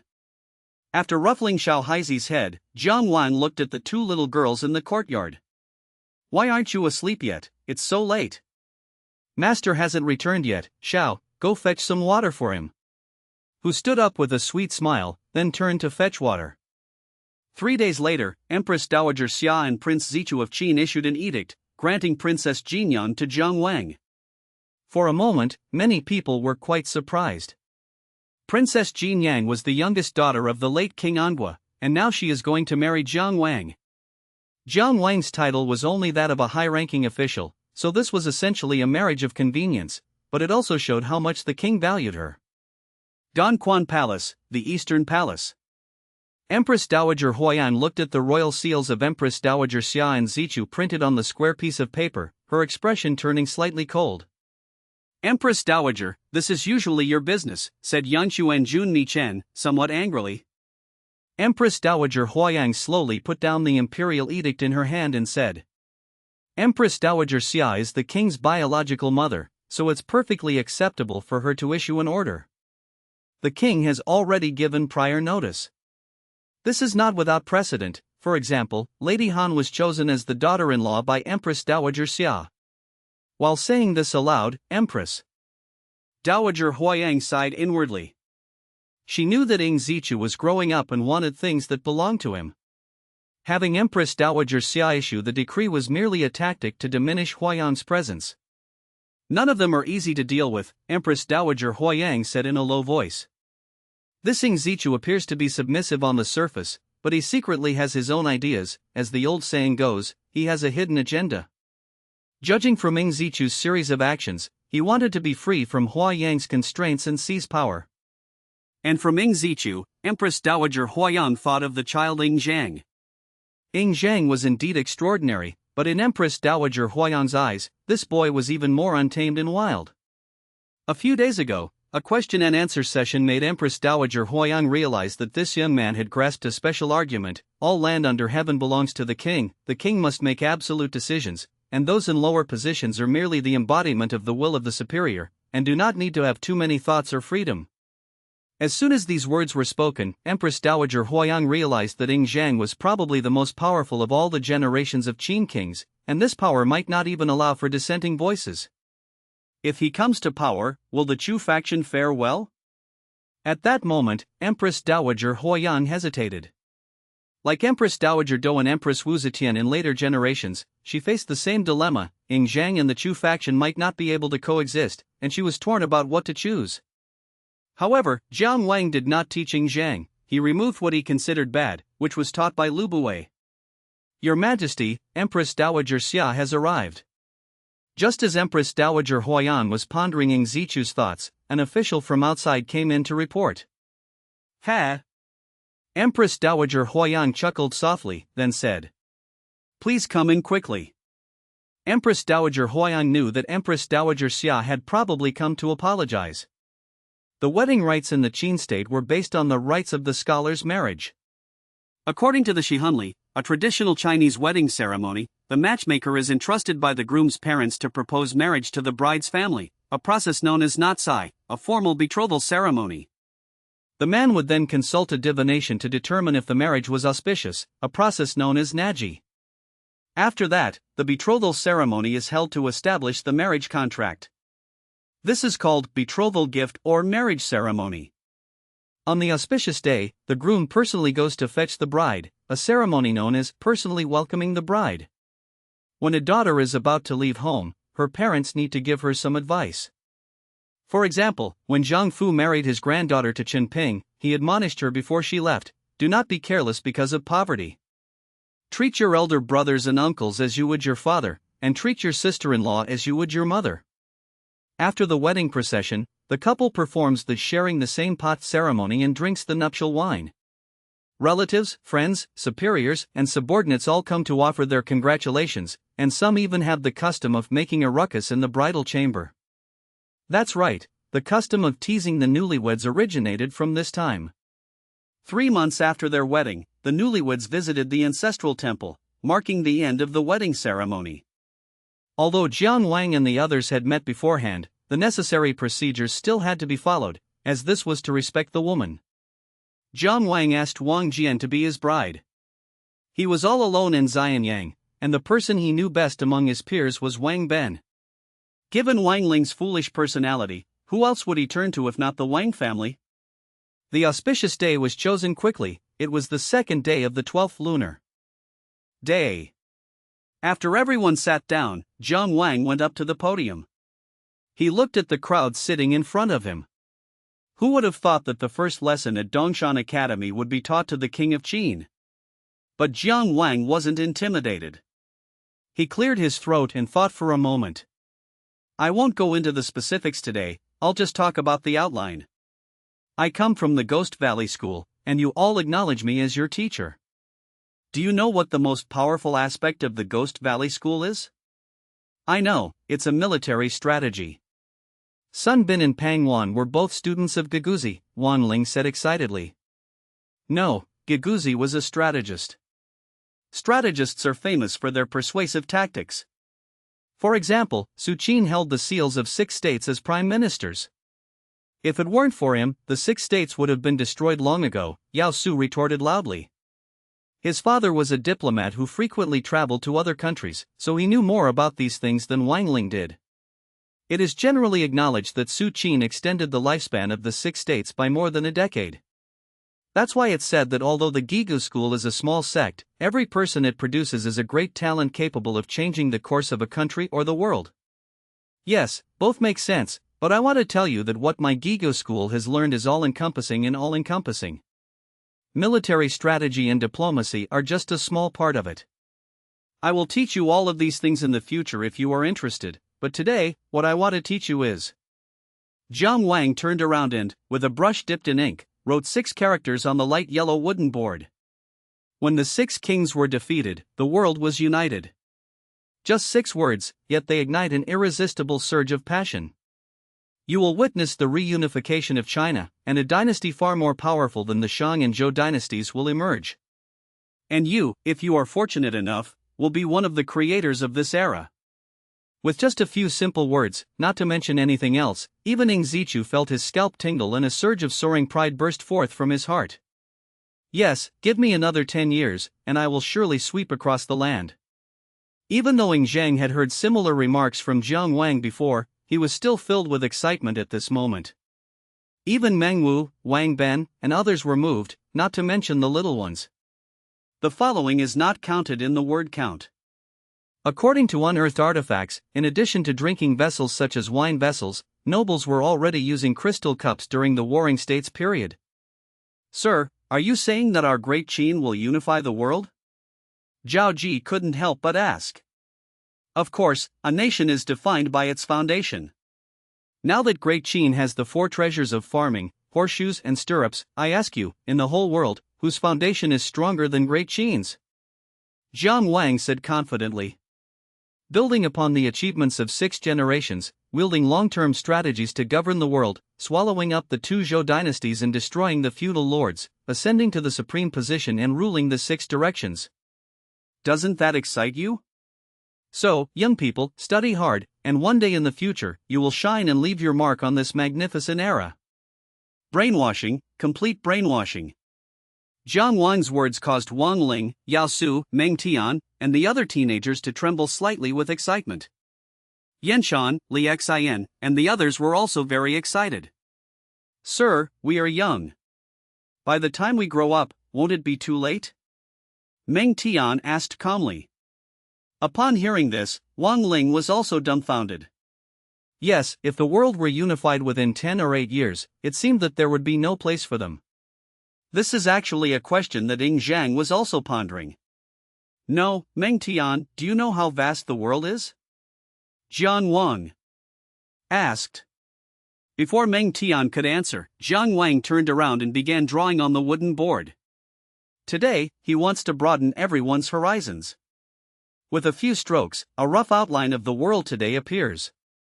Because it was painted with a brush, his work was very rough.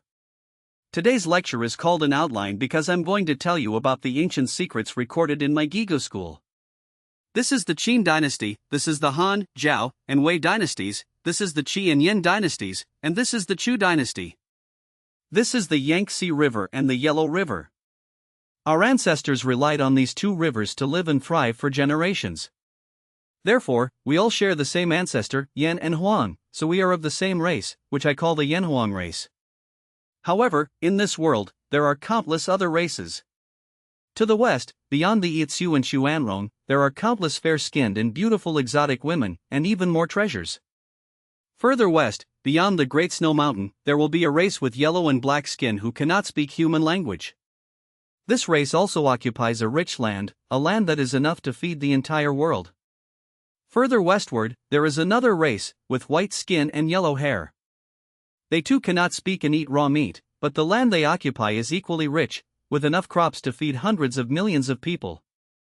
It's just a pity that these uncivilized and inferior races do not know how to cultivate crops. But don't underestimate this race with white skin and blonde hair who don't understand human language. They are savage and bloodthirsty, constantly expanding their territory. Sooner or later, they will definitely come here. As Jiang Wang spoke, a map unlike any other in this era appeared. This map may have many inaccuracies, but the general locations are roughly correct. Hearing Jiang Wang's words, everyone present was stunned, their eyes fixed on the crude map he had drawn. Jiang Wang said all this not for any other reason than to letting Zhang and others know that the world is still very big, and that they shouldn't think they have nothing to do after unifying the world. This is an eye-opening experience. With a broader perspective comes greater ambition, and with greater ambition comes a smaller world. And on the shore of the East Sea, there is an island when you sail east.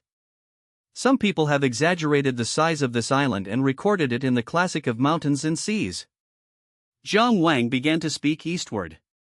Seeing that Wang Ling was eager to try, he asked, "Does anyone know what island it is?" "I know, that's Immortal Island.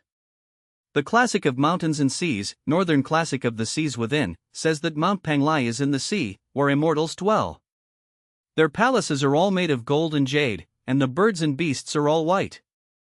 It looks like clouds when viewed from above. It is in the Bohai Sea." Before Wang Ling could speak, Yao Su blurted out, "Immortal Island? There are no immortals in the world. Those islands are inhabited by lowly races that eat raw meat and drink blood. But there is still something worth exploring there.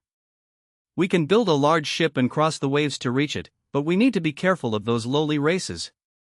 Jiang Wang directly rejected Yao Su's statement. "Mr. Jiang, how do you know all this?" Lu Buwei interrupted Jiang Wang. "Because this is the accumulation of 10 generations of my Gigu lineage," Jiang Wang sighed. He unwittingly mythologized the Gigu school. "Why have we never heard of this before?" Lu Buwei continued to ask. What Jiang Wang said today had a significant impact on him. "Prime Minister, have you ever heard of the 4 treasures of farming? Have you ever heard of stirrups and horseshoes? Have you ever heard of pork being so delicious?" Jiang Wang asked in return. This question stumped Lu Buwei. Having said all that, Jiang Wang has achieved his goal. First, broaden their horizons. Secondly, they should establish the image of their teachers as knowledgeable and unfathomable. There's no way around it. Jiang Wang is just that kind of person with an unconventional way of thinking, and he lectures however he pleases. He also knew that he was not very suitable to be a teacher, so he did not plan to be one forever. He would find more philosophers from the 100 schools of thought to come. He will be in charge of guiding the students, while the teaching will be left to the old masters. That night, Jiang Wang's 2 pigs were gone again. A half-grown boy can eat his father out of house and home. Ing Zichu and the others ate at Jiang Wang's place. Those little servants he bought also needed to be eaten, so he killed 2 of them. "Jiang Wang, just for your saying when the 6 kings are defeated, the 4 seas are united, I will drink a cup with you today," Ing Zichu said, his face flushed as he held up the wine cup. "Here, I'll drink it all." Jiang Wang downed the wine in one gulp. Winter is a season for rest, so Ing Zichu has relatively few things to do, which is why he has so much free time. If it were spring or autumn, Ing Zichu wouldn't have had so much time to come out. He placed all the servants he bought, except for those who were ill, in the lower grades, including Meng Yi and Shi Jian. Lower grades are actually a screening process. Those with potential are placed in higher grades to learn more knowledge. There were only 6 students in the senior grades: Ing Zhang, Ke Bing, Wang Ling, Yao Su, and Meng Tian. In his spare time from teaching, Jiang Wang set his sights on Sun Quan. If he could bring Sun Quan over, Dongshan Academy would have no shortage of people. The following is not counted in the word count. Historically, the legacy of the Qin dynasty spans 6 generations, excluding the first emperor Ing Zhang. These generations included Duke Shao of Qining Xuliang, King Huiwen of Qining Si, King Wu of Qining Dang, King Zhesheng of Qining Ji, King Xiaowen of Qining Zhu, and King Zhuangsheng of Qining Zichu. To establish a moral compass for heaven and earth, to secure a destiny for the people, to continue the lost learning of past sages, and to usher in an era of peace for all generations. These 4 sentences gradually spread after the establishment of Dongshan College. Although the Qin state was not well regarded by the other schools of thought besides legalism, it actually had quite a few scholars from these schools of thought in Qin. Tiny snowflakes drifted down from the sky. In late December, Xianyang welcomed its first snowfall of the winter. Inside Dongshan Academy, Xiaohua was drying Jiang Wang's freshly washed hair by the brazier. "All right, that's enough. Hu, open the door and light the brazier. Don't close the doors and windows tightly." Jiang Wang took a handkerchief and instructed Hu. "Yes, sir," Hu replied sweetly, pushing open the door. The door opened, and a blast of cold air rushed in. Jiang Wang tightened his clothes and muttered to himself. Why did it get cold so quickly? He made a mistake. He should have built a heated kong, a traditional Chinese bedstove, in the college, which would have made it much warmer.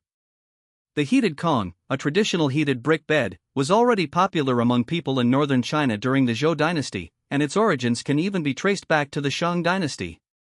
"Hu, is there any hot water? I need to wash up," Wang Ling said to Hu, who had just woken up. Yesterday, Wang Ban and Jiang Wang played chess until curfew, and neither of them went home. "No, the hot water was given to the gentleman," Hu said without hesitation. "Then what should I do?" "Wash with cold water, the gentleman said it's good for your health." Upon hearing this, Wang Ling poured a basin of cold water, touched it with his hand, and immediately withdrew it. After hesitating for several seconds, Wang Ling finally made up her mind, put her hand in, and started washing her face. While he was washing up, Wang Ben came out of his bedroom. "Ling, why are you washing your face with cold water? There's no more hot water."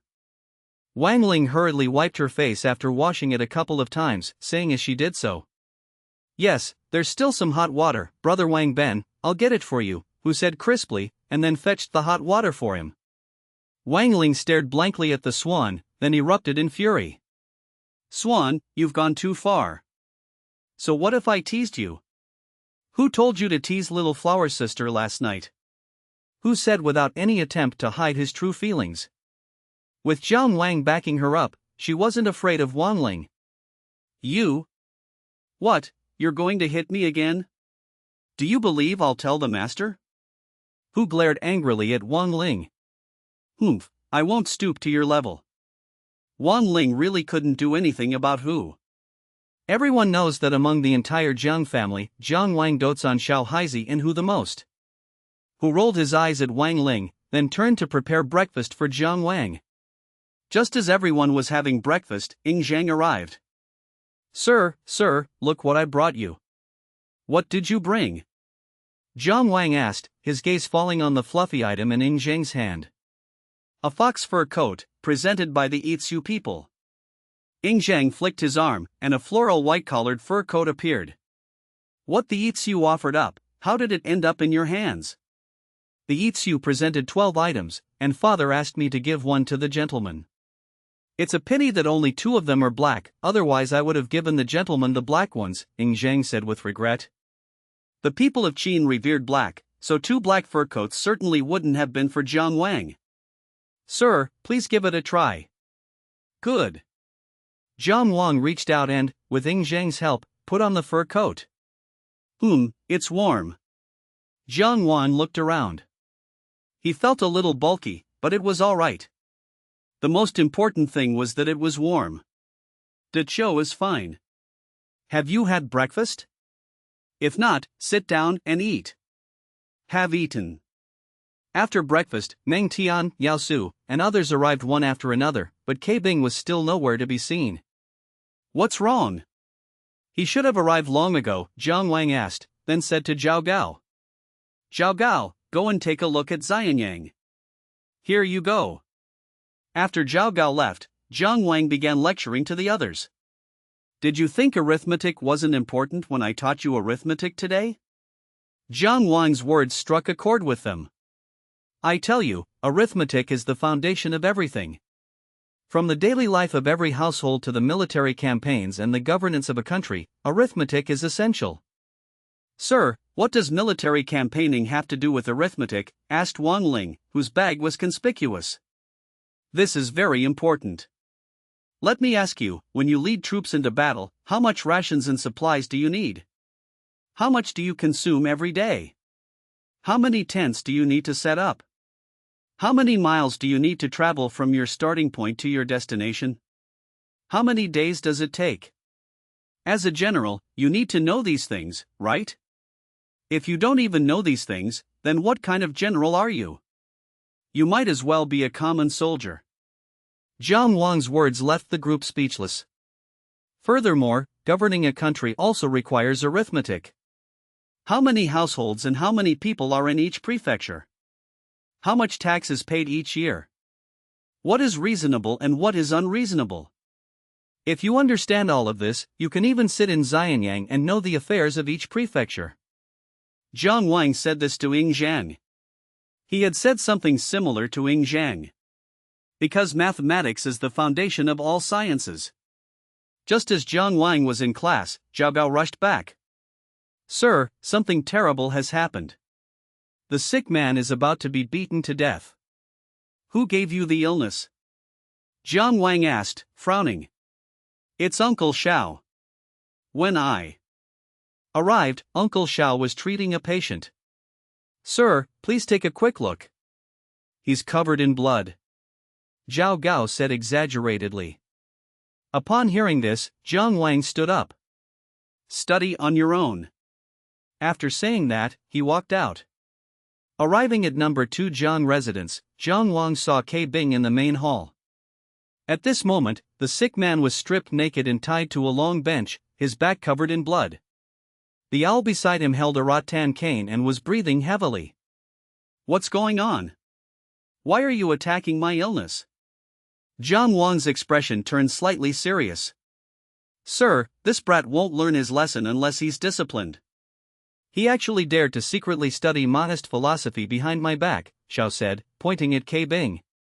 The master said that each of the 100 schools of thought has its own merits, and the Maoist school should not be denied, K Bing said weakly as he lay on the stool, defending himself. You unfilial son, your father died because of MO. Do you want to die too? If you die, how am I supposed to face your father?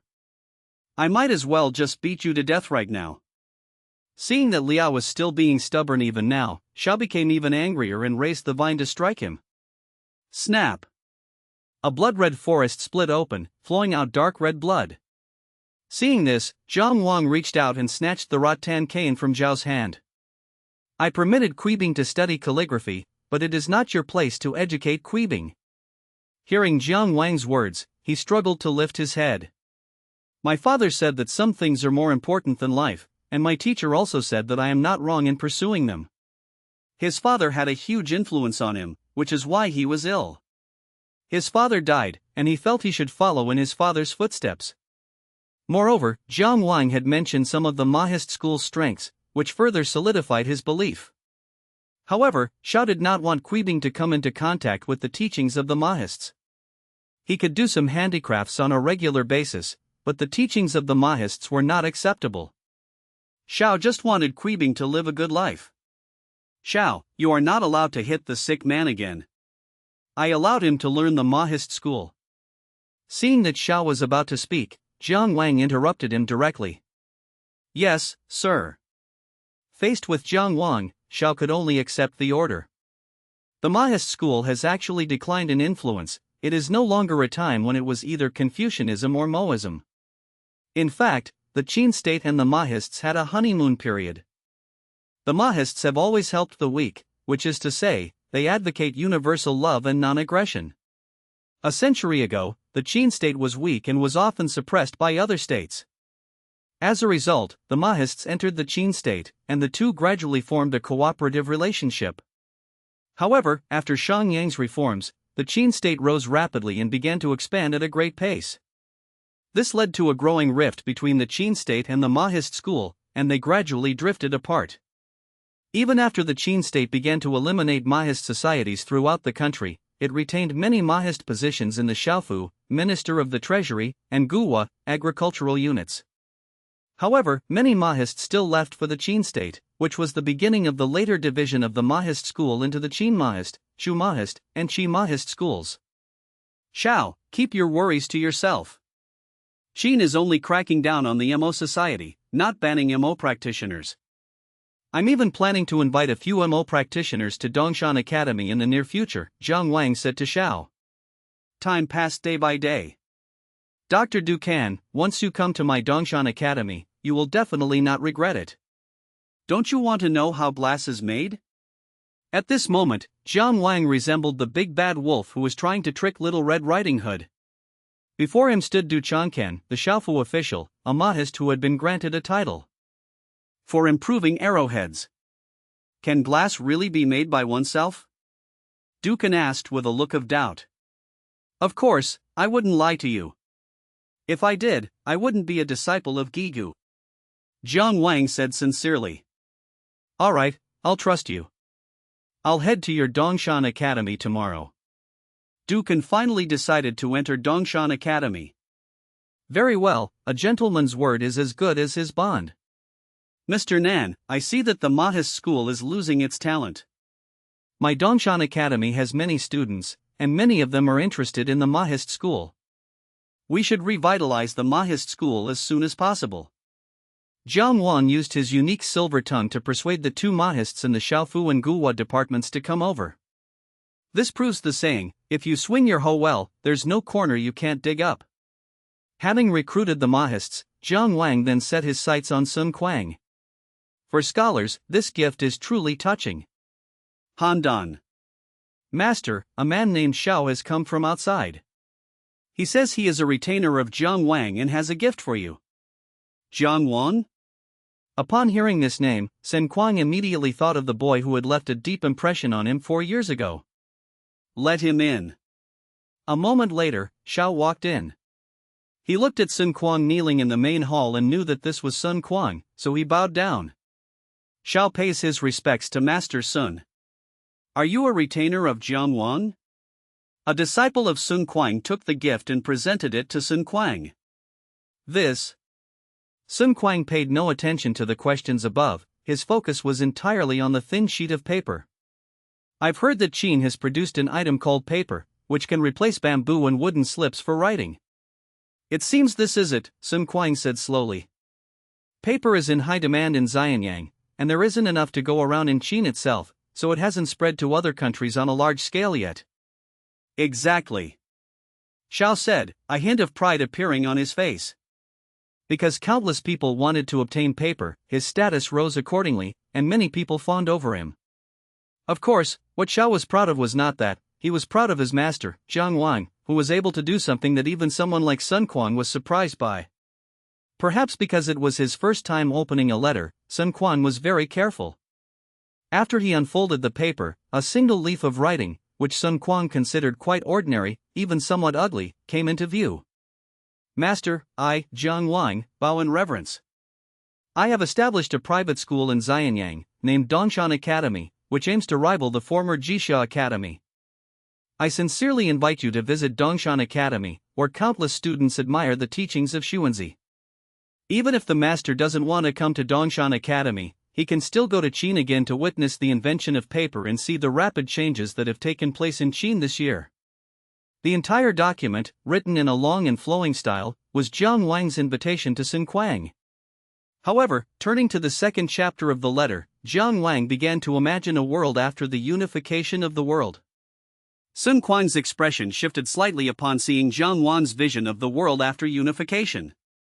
After a while, he put down the paper in his hand. Did Zhang Wang ask you to pass on any other message to me? The master said that regardless of whether the teacher agrees or not, he will send the teacher 100 sheets of paper every month for the teacher's use. Xiao thought for a moment and then said what Zhang Wang had said. Zhang Wang said that Qin has changed a lot. Now everything is quiet. After spring, I will go to Qin to see the changes. Sun Quan thought for a moment and decided to go after the weather warmed up. As winter faded and spring arrived, the rivers thawed, and a carriage slowly drove out of Handan and into the territory of the Qin state. Sitting in the carriage, Sun Quan looked at the huge, round objects standing in the fields. Whoa! Seeing that Sun Quan wanted to get out of the carriage, he quickly reached out to help him and even brought out a stool for Sun Quan to sit on. After getting off the carriage, Sun Quan walked to the water wheel. The river has thawed, and as the water flows, the water wheel is turning slowly. This is a water wheel. Ever since Jiang Wang sent his letter, Sun Quan had focused his attention on the Qin state, and that's how he learned some things about it. At this time, some farmers have already started turning the soil. Before spring planting, the land that has been frozen all winter needs to be turned over again. Sun Quan's gaze fell on the farmer's plow, and then he walked over. But actually, it wasn't these things that attracted Sun Quan this time. Rather, it refers to 4 sentences that Jiang Wang once said, and many scholars have already heard those 4 sentences from Jiang Wang. When Xuanzi heard these 4 sentences, they were truly enlightening. Because of these reasons, and because Jiang Wang had been sending paper over the past few months, Sun Quan decided to go to Qin again, at least to visit Dongshan Academy. Let's see what kind of trouble Jiang Wang can come up with. The eastern mountains are incredibly tranquil in the early morning. Inside Dongshan Academy, Jiang Wang, Emojidu Kan, and Nan squatted in front of the observation window of the blast furnace, looking at the pile of white gray powder that was being crushed and continuously burned inside, exchanging bewildered glances. Little Jiang, you're not trying to fool us again this time, are you? Dukan asked earnestly, looking at the unchanged white-gray powder inside. What are you talking about? When have I ever lied to you? Jiang Wan's eyes narrowed. No deception? What about Liuli? How many times has this happened? And what right do you have to arbitrarily delete and modify my MO family classics? Nan blared angrily at Jiang Wang. That expression made it seem like he was about to hit Jiang Wang. Alas, failure is the mother of success, failure is the foundation of success. How can one succeed without experiencing failure? Jiang Wang said this, but his confidence was clearly lacking. He had promised the 2 old men that he could make glass, but he ended up failing all winter. Making glass was originally part of Jiang Wang's plan. Winter days are too bitter. There are no green fruits and vegetables at all, which is torture for someone like Jiang Wang who values food. Therefore, the plan to make glass had long been in Jiang Wang's mind. He wanted to use glass to focus light and build vegetable greenhouses. In fact, during the Western Zhou dynasty, someone managed to produce glass by chance, and it was almost always regarded as the most precious tribute. However, this discovery was made by chance, and the method itself has not been passed down. Jiang Wang knew that making glass required quartz, sand, and wood ash. However, after several attempts, it was unsuccessful. At first, Jiang Wang thought that the problem might be that the quartz and limestone were not mixed properly. He later concluded that the temperature was insufficient, so he built a small, earthen blast furnace. Sir, something has changed. Just as Jiang Wang was feeling somewhat unsure and uncertain about his chances of success, the sick man's voice came through. Jiang Wang hurriedly looked into the blast furnace and saw that the white-gray powder that had been scorched by the raging fire seemed to be softening little by little. Jiang Wang's eyes lit up immediately. Sure enough, the temperature isn't right yet. Keep pushing, keep adding coal, and you guys step on the bellows harder. Jiang Wang shouted to the others. Coal is the same as rock coal. People were already using coal during the spring and autumn and warring states periods, but it was not anthracite coal. They called it coal or stone coal. The classic of mountains and seas records coal as stone dust. As the temperature continued to rise, the grayish-white powder slowly melted and flowed out through the small hole. Jiang Wang caught the water in a ceramic basin and waited for it to cool down. As it slowly cooled, the liquid hardened again, turning into a pale blue glass. After it had completely cooled down, Jiang Wang picked it up and took a look. In later generations, this would be considered a seriously substandard product, but now it's a treasure. The 2 Mahists, Dukan and Nan, standing to the side, also had their eyes light up, looking at the glass in front of them as if it were a treasure. They weren't interested in the glass itself, but rather in the knowledge hidden behind it. I never expected that you, Dr. Jiang, could actually create glass. Dukan exclaimed in amazement. Goodness, he was just calling me Little Jiang a moment ago, and now he's calling me Dr. Jiang. What's so special about this? My Ghost Valley sect knows far more than just a few things, Jiang Wang scoffed. You old scoundrel, you're not the same person who used to nitpick at me like before. As Mahists, you should learn from Mosey to investigate things properly. Look, you've already discovered glass through investigation, haven't you? And you're blaming me for deleting and revising the Mahist classics. I've asked you to teach me the practical knowledge in the Great Collection, Small Collection, Canon Upper, and Canon Lower, but you can't talk to those noble young masters about the sacrifice of love, can you? Jiang Wang continued. The practical knowledge contained in Dichu, Xiaochu, Jing Shang, and Jing Xia covers geometry, mathematics, optics, and mechanics. Jiang Wang supports teaching these things, but some things from the Mahist school cannot be taught indiscriminately, especially since young masters from Xianyang City have been enrolling in Dongshan Academy recently, and the Mahist school talks about universal love with them every day. Do you really think that entering Dongshan Academy is an opportunity for your Mo family to rise to power? You even want to lure those young masters into joining the Mo family. The Mahists emphasize practical application, but which of those young masters can actually put it into practice? And the parents of those noble young masters wouldn't allow them to join the Mahists and play with you peasants. The Mahist classics are the most precious treasures of our Mahist school. How dare you delete or modify them as you please? Upon hearing Jiang Wang's words, Nan, who was squatting down to observe Liuli, suddenly stood up and glared at Jiang Wang. Jiang Wang was afraid that at his age, if he got up too suddenly, he might collapse due to insufficient blood supply to the brain. Why are you in such a hurry to chat? I've always said that you Yin people have such bad tempers. Besides, you said that the Xiaofu and Guhua have already expelled you. Where else can you go? Do you not want to teach but are sick? Jiang Wang said the most hurtful words in the gentlest language. This is outrageous. Master Nan's face turned red with anger at Jiang Wang's words, but he did not utter any more harsh words. Unlike Du Kan, who loved crafts and the study of things, Master Nan was looking for a Mahist who could inherit his mantle. As long as the followers of Mosey brainwash those at the bottom of society, there will be plenty of them. However, Mahists are few and far between. The conditions for truly cultivating a Mahist are extremely demanding. The first requirement is to practice what one preaches, and the second is to have great love. These 2 points alone eliminate 99% of the applicants. Both Master Nan and Du Kan were held hostage by Jiang Wang. Despite the argument, and the threat of leaving, they didn't actually intend to leave. Sir, Master Sun has arrived. Just as Jiang Wang was arguing with Master Nan, Xiao strode over. Who? Du Kan and Master Nan were taken aback. Sun Quan. Master Sun, Xiao repeated. Du Kan and Master Nan's gazes fell on Jiang Wang. You summoned that old scoundrel Sun Quan? What do you mean by call? It means please. What? Are you scared? Jiang Wang provoked the two of them, and then couldn't wait to follow Xiao to greet Sun Quang. We, the Mahists, fear no one.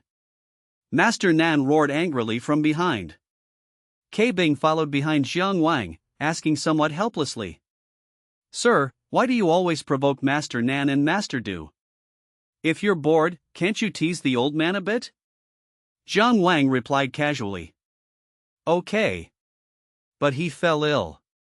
Standing by the blast furnace, watching Jiang Wang leave, Du Kan and Nan exchanged a glance. I remember Jiang Wang saying that Dongshan Academy would incorporate all the schools of thought, and it seems that it is true, Du Cheng said. Now that Sun Quang has arrived, we can't leave even more, otherwise it will seem as if we're afraid of his Confucianism. Master Nan snorted angrily.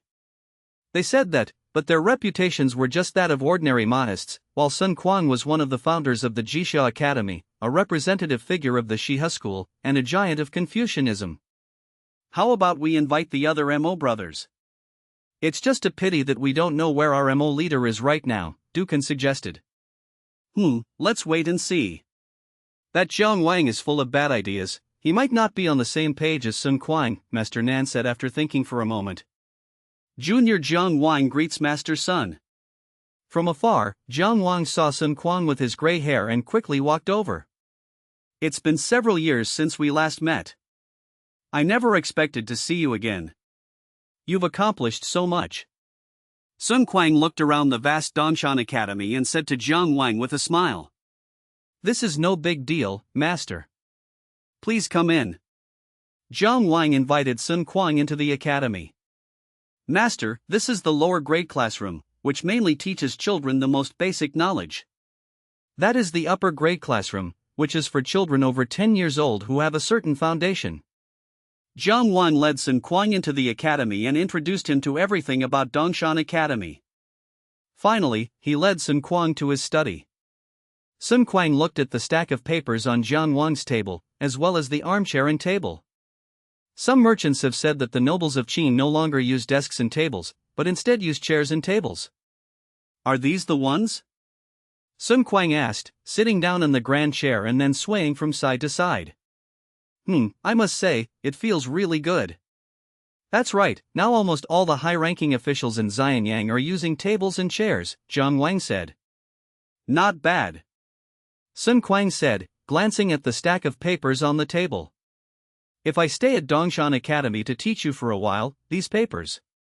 Master Sun can use them however he wants, there's plenty, including the disciples you brought, Jiang Wang chimed in. Sun Quan nodded. For someone like Sun Quan, paper was particularly attractive because it allowed him to express his views more conveniently and in more detail. Bamboo slips only have so much space, so characters are usually omitted whenever possible. But paper is different, it allows you to write down and clarify what you want to express in more detail. Jiang Wang personally cooked a meal to welcome Sun Quan on the same day. Although Sun Quan didn't say he would stay at Dongshan Academy forever, Jiang Wang was confident he could make Sun Quan stay there happily and forget about going home. Sun Quan's reputation was so great that even more people sent their children to Dongshan Academy after they learned that he was also there. Even Prince Zichu of Qin met with Sun Quan twice. Sun Quan discovered that Ing Zichu was an extremely gentle person, which rekindled a glimmer of hope in his heart. The last time he went to Qin, he asked the king of Qin to use both Confucianism and legalism, but he returned in failure. He wanted to try again this time. Unfortunately, although Ing Zichu was mild-mannered, he did not believe that there was anything wrong with the Qin state system. He was determined to expand eastward and unify the world, so how could he possibly shake the state system? With the addition of Confucian scholars, Dongshan Academy became increasingly lively, especially with the participation of Mahists and Confucians. Ever since the successful research on glass, small blast furnaces have been emitting black smoke day and night. Jiang Wang selected some high-quality glass and installed it in various rooms of Dongshan College. Du Kan exclaimed that it was a waste of talent. Jiang Wang simply enjoyed seeing his naive and unworldly demeanor. Jiang Wang, what have you done now? I heard from the imperial censor Michu that you are excessively extravagant, even using glass for your windows? Early that morning, Jiang Wang had just arrived at Dongshan Academy when he ran into Qin Wangzichu. Your Majesty, it's not glass, I call it glass. What I use as a window has nothing to do with that old scoundrel Michu. The censor-in-chief's duty is to supervise all officials. You've become excessively extravagant, and you don't even allow others to speak out about it, Ing Zichu said calmly, before leading Zhao Ji into the academy. Ing Zhang, who was following behind, seemed to want to say something but hesitated. As Pui entered the academy, Ing Zichu was stunned, and Zhao Ji was also stunned. The two arrived in front of a house and stared blankly at what was in front of them and the window. Bright, smooth, and allowing a clear view of everything inside the house, this was completely different from their wooden slatted fabric windows. Moreover, it should be noted that glass was priceless during that period. For many people, the things in the value chain city were simply left on the window by Jiang Wang. Ta-da! Ing Zichu tapped on the glass, it really is glass. Meanwhile, Zhao Ji's eyes lit up. She reached out and hugged Ing Zichu's arm, softly coaxing him. Your Majesty. In this era, no woman can resist glass, just as in the future, no woman can resist sparkling diamonds. Faced with the beauty's plea for help, Ing Zichu patted her hand calmly, looked around a few more times, and then put his hands behind his back. Jiang Wang, I think this glass is quite nice, I like it very much. After saying this, Ing Zichu looked at Jiang Wang, and the two stared at each other. After 2 seconds, seeing that Jiang Wang didn't respond, Ing Zichu repeated himself. I really like this glass. Since your majesty likes it, then in a few days, I will prepare some glass for your majesty to replace the glass in your majesty's palace. It was already so obvious, Jiang Wang could no longer be so tactless. You've offered up glass, so that counts as a contribution. What reward do you want? Hearing Ing Zichu's words, Jiang Wang rolled his eyes. If you want a reward, just give it directly. Why are you asking? I want more than you want. I want you to abdicate in favor of Ing Zhang. What are you going to do? Thinking to himself, Jiang Wang said aloud, it is only right to be loyal to the king. Upon hearing this, Ing Zichu smiled and nodded. Well, we're all family, so I won't stand on ceremony with you. Let's go for another stroll. Ing Zichu led Zhao Ji into Dongshan Academy. Sir, I'm sorry, I let it slip. Ing Zheng apologized, following behind Jiang Wang. The imperial censor Michu's tattling was secondary, the main point was that Ing Zheng showed off to his mother, Zhao Ji, making Zhao Ji eager for more, which led to today's trip. How did you make this glass? Ing Zichu asked casually as they walked through the academy. Jiang Wang pointed to the back mountain of the academy, where black smoke was constantly billowing out. By using a blast furnace, we refine sand and stones, then add wood ash, Jiang Wang explains simply. Is this also part of the tradition of your Gigu school? Exactly. As Jiang Wang spoke, he thought for a moment and then continued. Your Majesty, blast furnaces can be used not only to make glass, but also to smelt iron. Iron smelting? Upon hearing this, Ing Zichu immediately became interested. The iron-making techniques of the Qin state were never up to par, resulting in an extremely limited quantity of ironware. Therefore, all tools and weapons in the Qin state were made of bronze. That's right. Blast furnace ironmaking can produce hundreds of kilograms or even more at a time. Jiang Wang's estimate of this production figure was conservative, but to Ing Zichu it was like a thunderclap. Really? Ing Zichu's voice trembled slightly at this moment. Jiang Wang nodded. If he had known that Ing Zichu had such poor mental fortitude, he would have said more. Jiang Wang, when do you think I'll be able to see this matter? Ing Zichu was quite amiable at this moment. All right, then I'll await your news. Ing Zichu patted Jiang Wang's shoulder heavily. 3 days later. This looks like a copper smelting furnace. Ing Zichu looked at the furnace in front of him, it seemed somewhat familiar. That's right, it evolved from a copper smelting vertical furnace, Jiang Wang said. The copper smelting technology in the Qin state was already very advanced, to be precise, it had been continuously improved since the Western Zhou dynasty. The Simuwa Ding, weighing 875 kilograms, the imposing Dianzhong, chime bells of Marquis of Zhang, and the exquisite sword of Gojin, King of Yu, are all testaments to the bronze smelting technology of this period. The Qin state, on the other hand, scaled up copper smelting technology, with copper smelting furnaces and crucibles being ubiquitous. This is why the Qin state's military might reach its zenith. Jiang Wang drew inspiration from the structure of a vertical shaft furnace for copper smelting and used refined iron and refractory bricks used for firing pottery to create this small blast furnace, employing an internal heating method. The interior can be divided into the furnace hearth, furnace belly, furnace waist, furnace body, and furnace throat. The main function of the furnace throat is to exhaust gas, while the furnace body is used to reduce ore.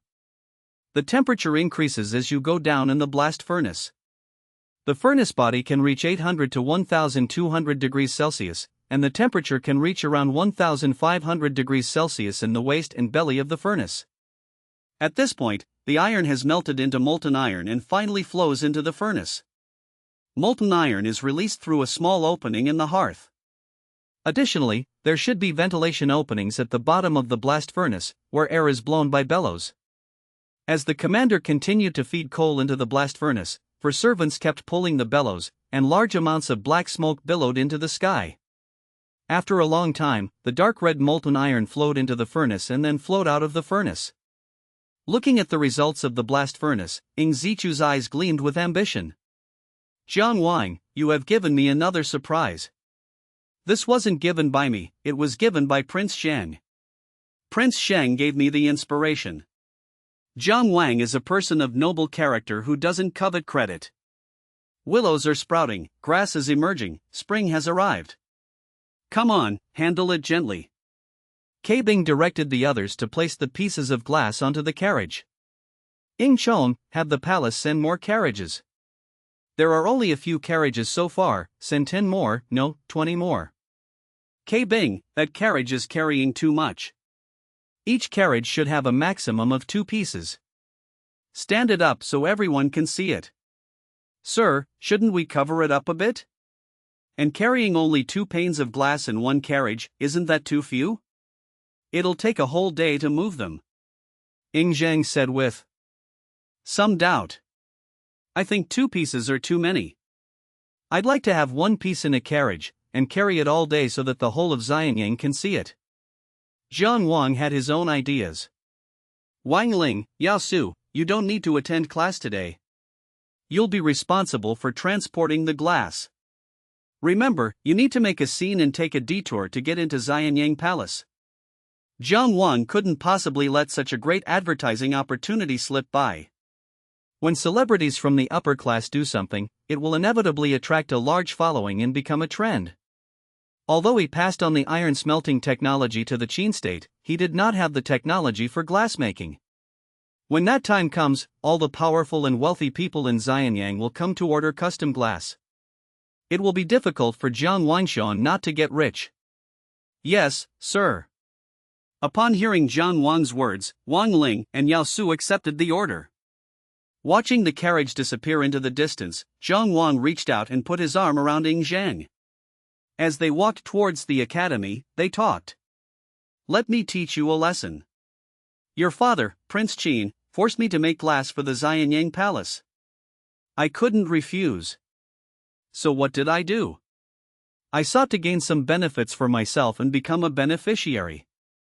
This is called going with the flow and inviting others to come of their own accord. Prince Zichu of Qin is a living advertisement. Soon the whole of Xianyang will know I can make glass, and even the Xianyang Palace will buy it. At that time, won't all the nobles be scrambling to buy glass? For a while, glass will probably be more popular than paper, just like tables and chairs. My father is the water, and glass is the boat. Those nobles of Xianyang are people who will come of their own accord, Ing Zhang replied fluently. This child is teachable, Jiang Wang praised. In the blink of an eye, Ing Zhang's head had grown taller, almost catching up with his own. Sir, wouldn't that mean my father was also used as a pawn? Once you're in the game, everything can become a pawn, Jiang Wang replied calmly. Knowledge has a delayed effect. Ing Zhang has a good memory, so Jiang Wang only needs him to remember what he said, because Ing Zhang will need it someday in the future. Just as Jiang Wang had predicted, Wang Ling and his entourage made a grand entrance through the city, and the sheer volume of glass caused quite a stir in Xianyang.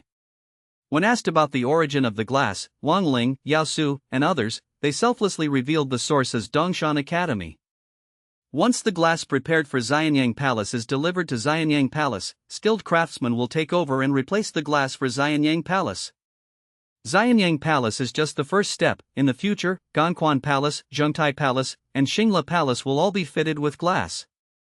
Meanwhile, some people had already inquired about Dongshan College and asked about the price of the glass. Sir, there are many people outside asking for glass prices. Do you sell it to us? Xiao asked Jiang Wang. Sell? Of course I'll sell. Jiang Wang said without hesitation. But we don't have any stock, and how much half a tael of silver do we want to sell it for? Send as many as you make to the shops in the city. As for the price, set it at 500 coins for every 1 meter of glass. This is a fair price. 500 coins is nothing to those upper-class nobles. Jiang Wang felt he was being fair and hadn't set the price too high. His plan was excellent. The glass nowadays has many impurities, and some are so bad that you can't even see the other side clearly. There's no need to price it too high. Let the upper-class nobles buy it first. Once we develop glass without impurities, we can use the Xianyang Palace as an advertisement and get those upper-class nobles to buy it again. Sustainable harvesting is the key. You can't harvest leeks by digging them up at the roots. He didn't dare propose any pre-sale strategy. As Qin law did not allow any pre-sales, the goods had to be put on the shelves with clear pricing, otherwise it would be illegal. Ke Bing, who was standing to the side, had already gotten used to Jiang Wang's words. Some things made from broken sand cost less than 20 coins to produce, but they're sold for 500 coins. Is that a fair price? He opened his mouth, but ultimately held back, saying it was no use. Wait a minute, Xiao. From now on, we'll shift our focus to Dongshan. During this time, we'll arrange for all the paper makers to be stationed in the back of Dongshan. We'll also add 10 more production lines, and the scale of glassmaking will be expanded by 10 more lines as well. Jiang Wang's paper production line now employs more than 50 people, all of whom are well paid. One person can support a family of 5 to live a comfortable life. With this expansion, the number of workers on the paper and glass production lines will likely exceed 200. This is just the beginning. Jiang Wang will expand its scale in the future. He ran an academy, sold paper and glass, and taught Ing Zhang whenever he had free time. Occasionally, he would also teach Ke Bing, Wang Ling, Meng Tian, Yao Su, and others. Jiang Wang was living a very comfortable life in Xianyang, and was already showing signs of becoming extremely wealthy. Because of Sun Quan's arrival, even Ing Zhang's personal guards Feng Qiji and Feng Jia would occasionally come to listen to his lectures.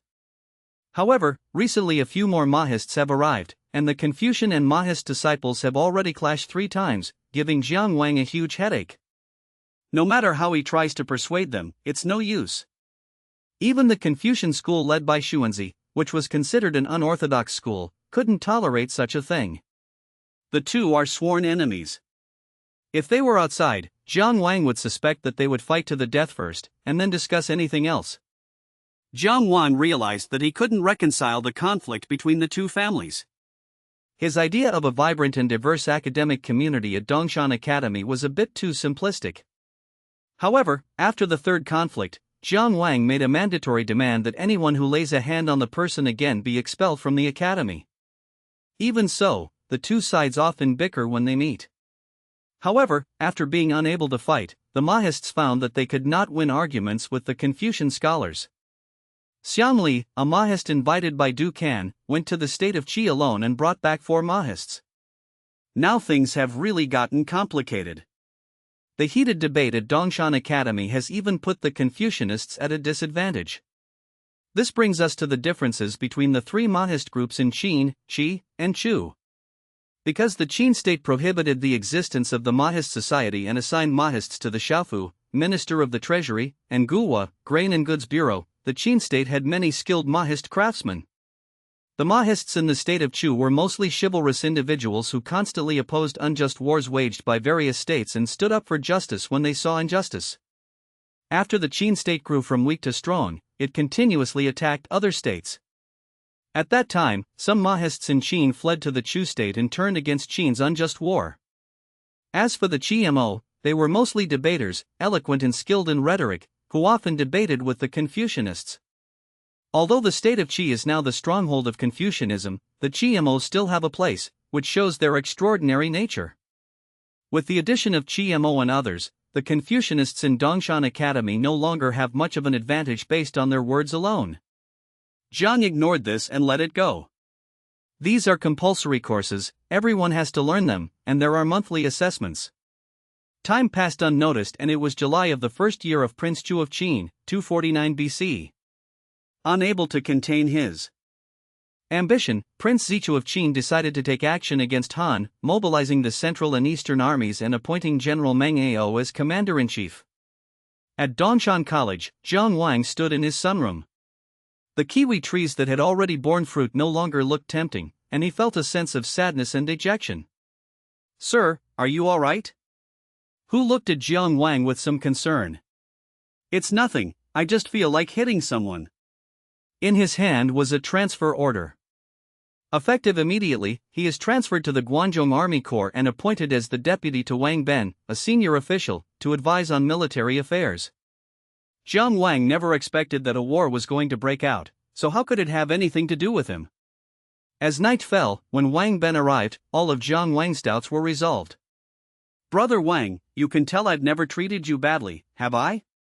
Every time you come to my place, have I ever failed to entertain you?" At this moment, Jiang Wang really wanted to strangle Wang Ben. "They must have never treated me badly, they were extremely loyal to me," Wang Ben said with certainty. "What would I do without your recommendation? This is going to war, not playing house." Jiang Wang didn't want to go to the battlefield, in fact, he never even considered going to the battlefield. "I see you have great talent. It's a real waste for you to stay in the academy as a teacher. Moreover, the battlefield simulations you and I did after drinking have many of the same ideas as me. This attack on Han will be twice as effective with half the effort, and it will definitely promote your rank. Wouldn't it be wonderful if the two of us went to the battlefield together? If I wanted to be promoted, would I need to go to the battlefield?" Jiang Wang interrupted Wang Ben. If he wanted a title, a blast furnace could have raised him 3 ranks, but he didn't want it and only wanted 10,000 acres of fertile land. And who is he? He is the son-in-law of the emperor, the princess's beloved husband. Does he need to go to the battlefield to gain merit? During this period, the princess's husband was not called the Yifuma, but rather the Yiguishu. Upon hearing Jiang Wang's words, Wang Ben realized his mistake and immediately showed a look of regret. "So it turns out you didn't want to go to the battlefield, Jiang Wang. Every time we did map simulations, you were so confident and assertive. I thought you liked the battlefield. I thought we should stay together if we got rich, so I recommended you to be my deputy."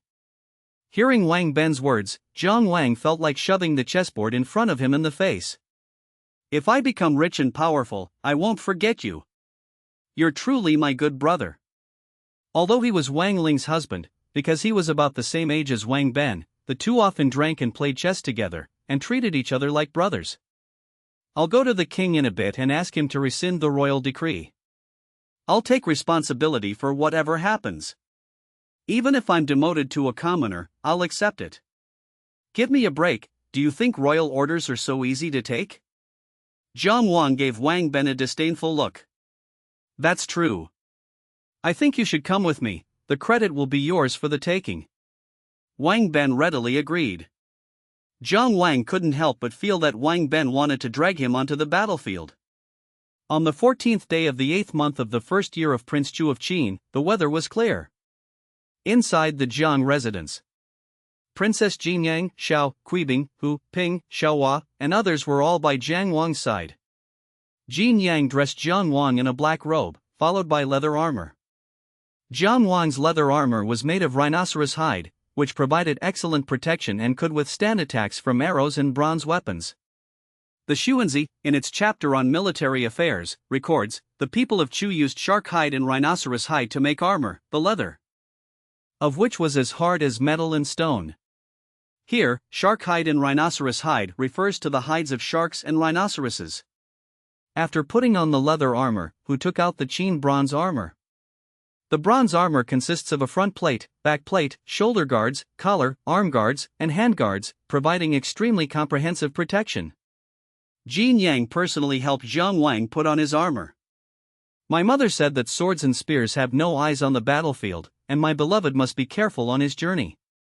"Don't worry, nothing will happen," Jiang Wang said with a smile, trying to comfort him. Dressed neatly, Jiang Wang went out. Despite his illness, he drove the carriage, taking Jiang Wang straight to the outskirts of Xianying City.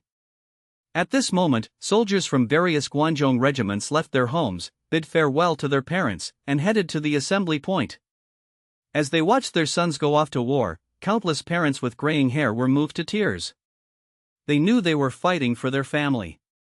"Big brother, come back alive. Mother, it will happen. When I return victorious, the king will bestow a title upon me." The men of Qin danced at the mere mention of war, contrary to the later Confucian claims of war aversion. For the common people of Qin, war was the most convenient way for them to cross social classes, and many ambitious young people longed for war. Therefore, when the Central Military Commission issued the conscription order, many people volunteered to go into battle.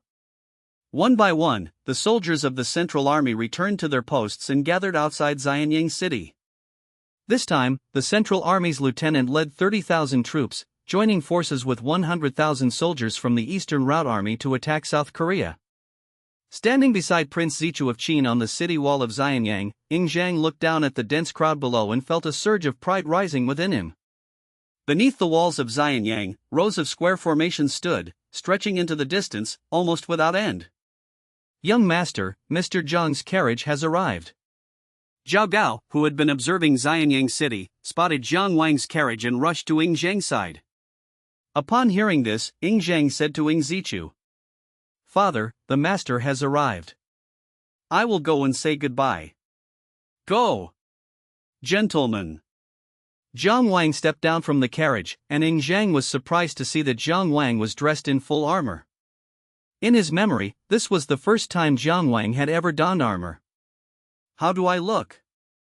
Full of vigor, aren't I?" "Sir, you certainly look dashing," Zhang complimented honestly. Then he added, "Be careful on the battlefield." "Don't worry, it's just South Korea," Zhang Wang said with a smile. Then he turned to look at Liao Kuibing. I'm leaving the house to you." "Sir, let me accompany you." "You need someone to take care of you," Bing said. "I'm not old yet, remember to feed little Blackie, make sure it's only 7/10 full." After leaving those words, Zhang Wang headed out of Xianyang City.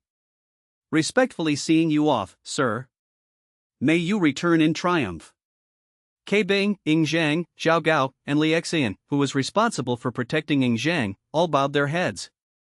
Zhang Wang waved his hand and walked towards the dark mass of Qin soldiers. Flags fluttered in the wind. Zhang Wang looked up, searching for the flags belonging to Lieutenant Zhou Shujun's army, but all he saw was a forest of long spears.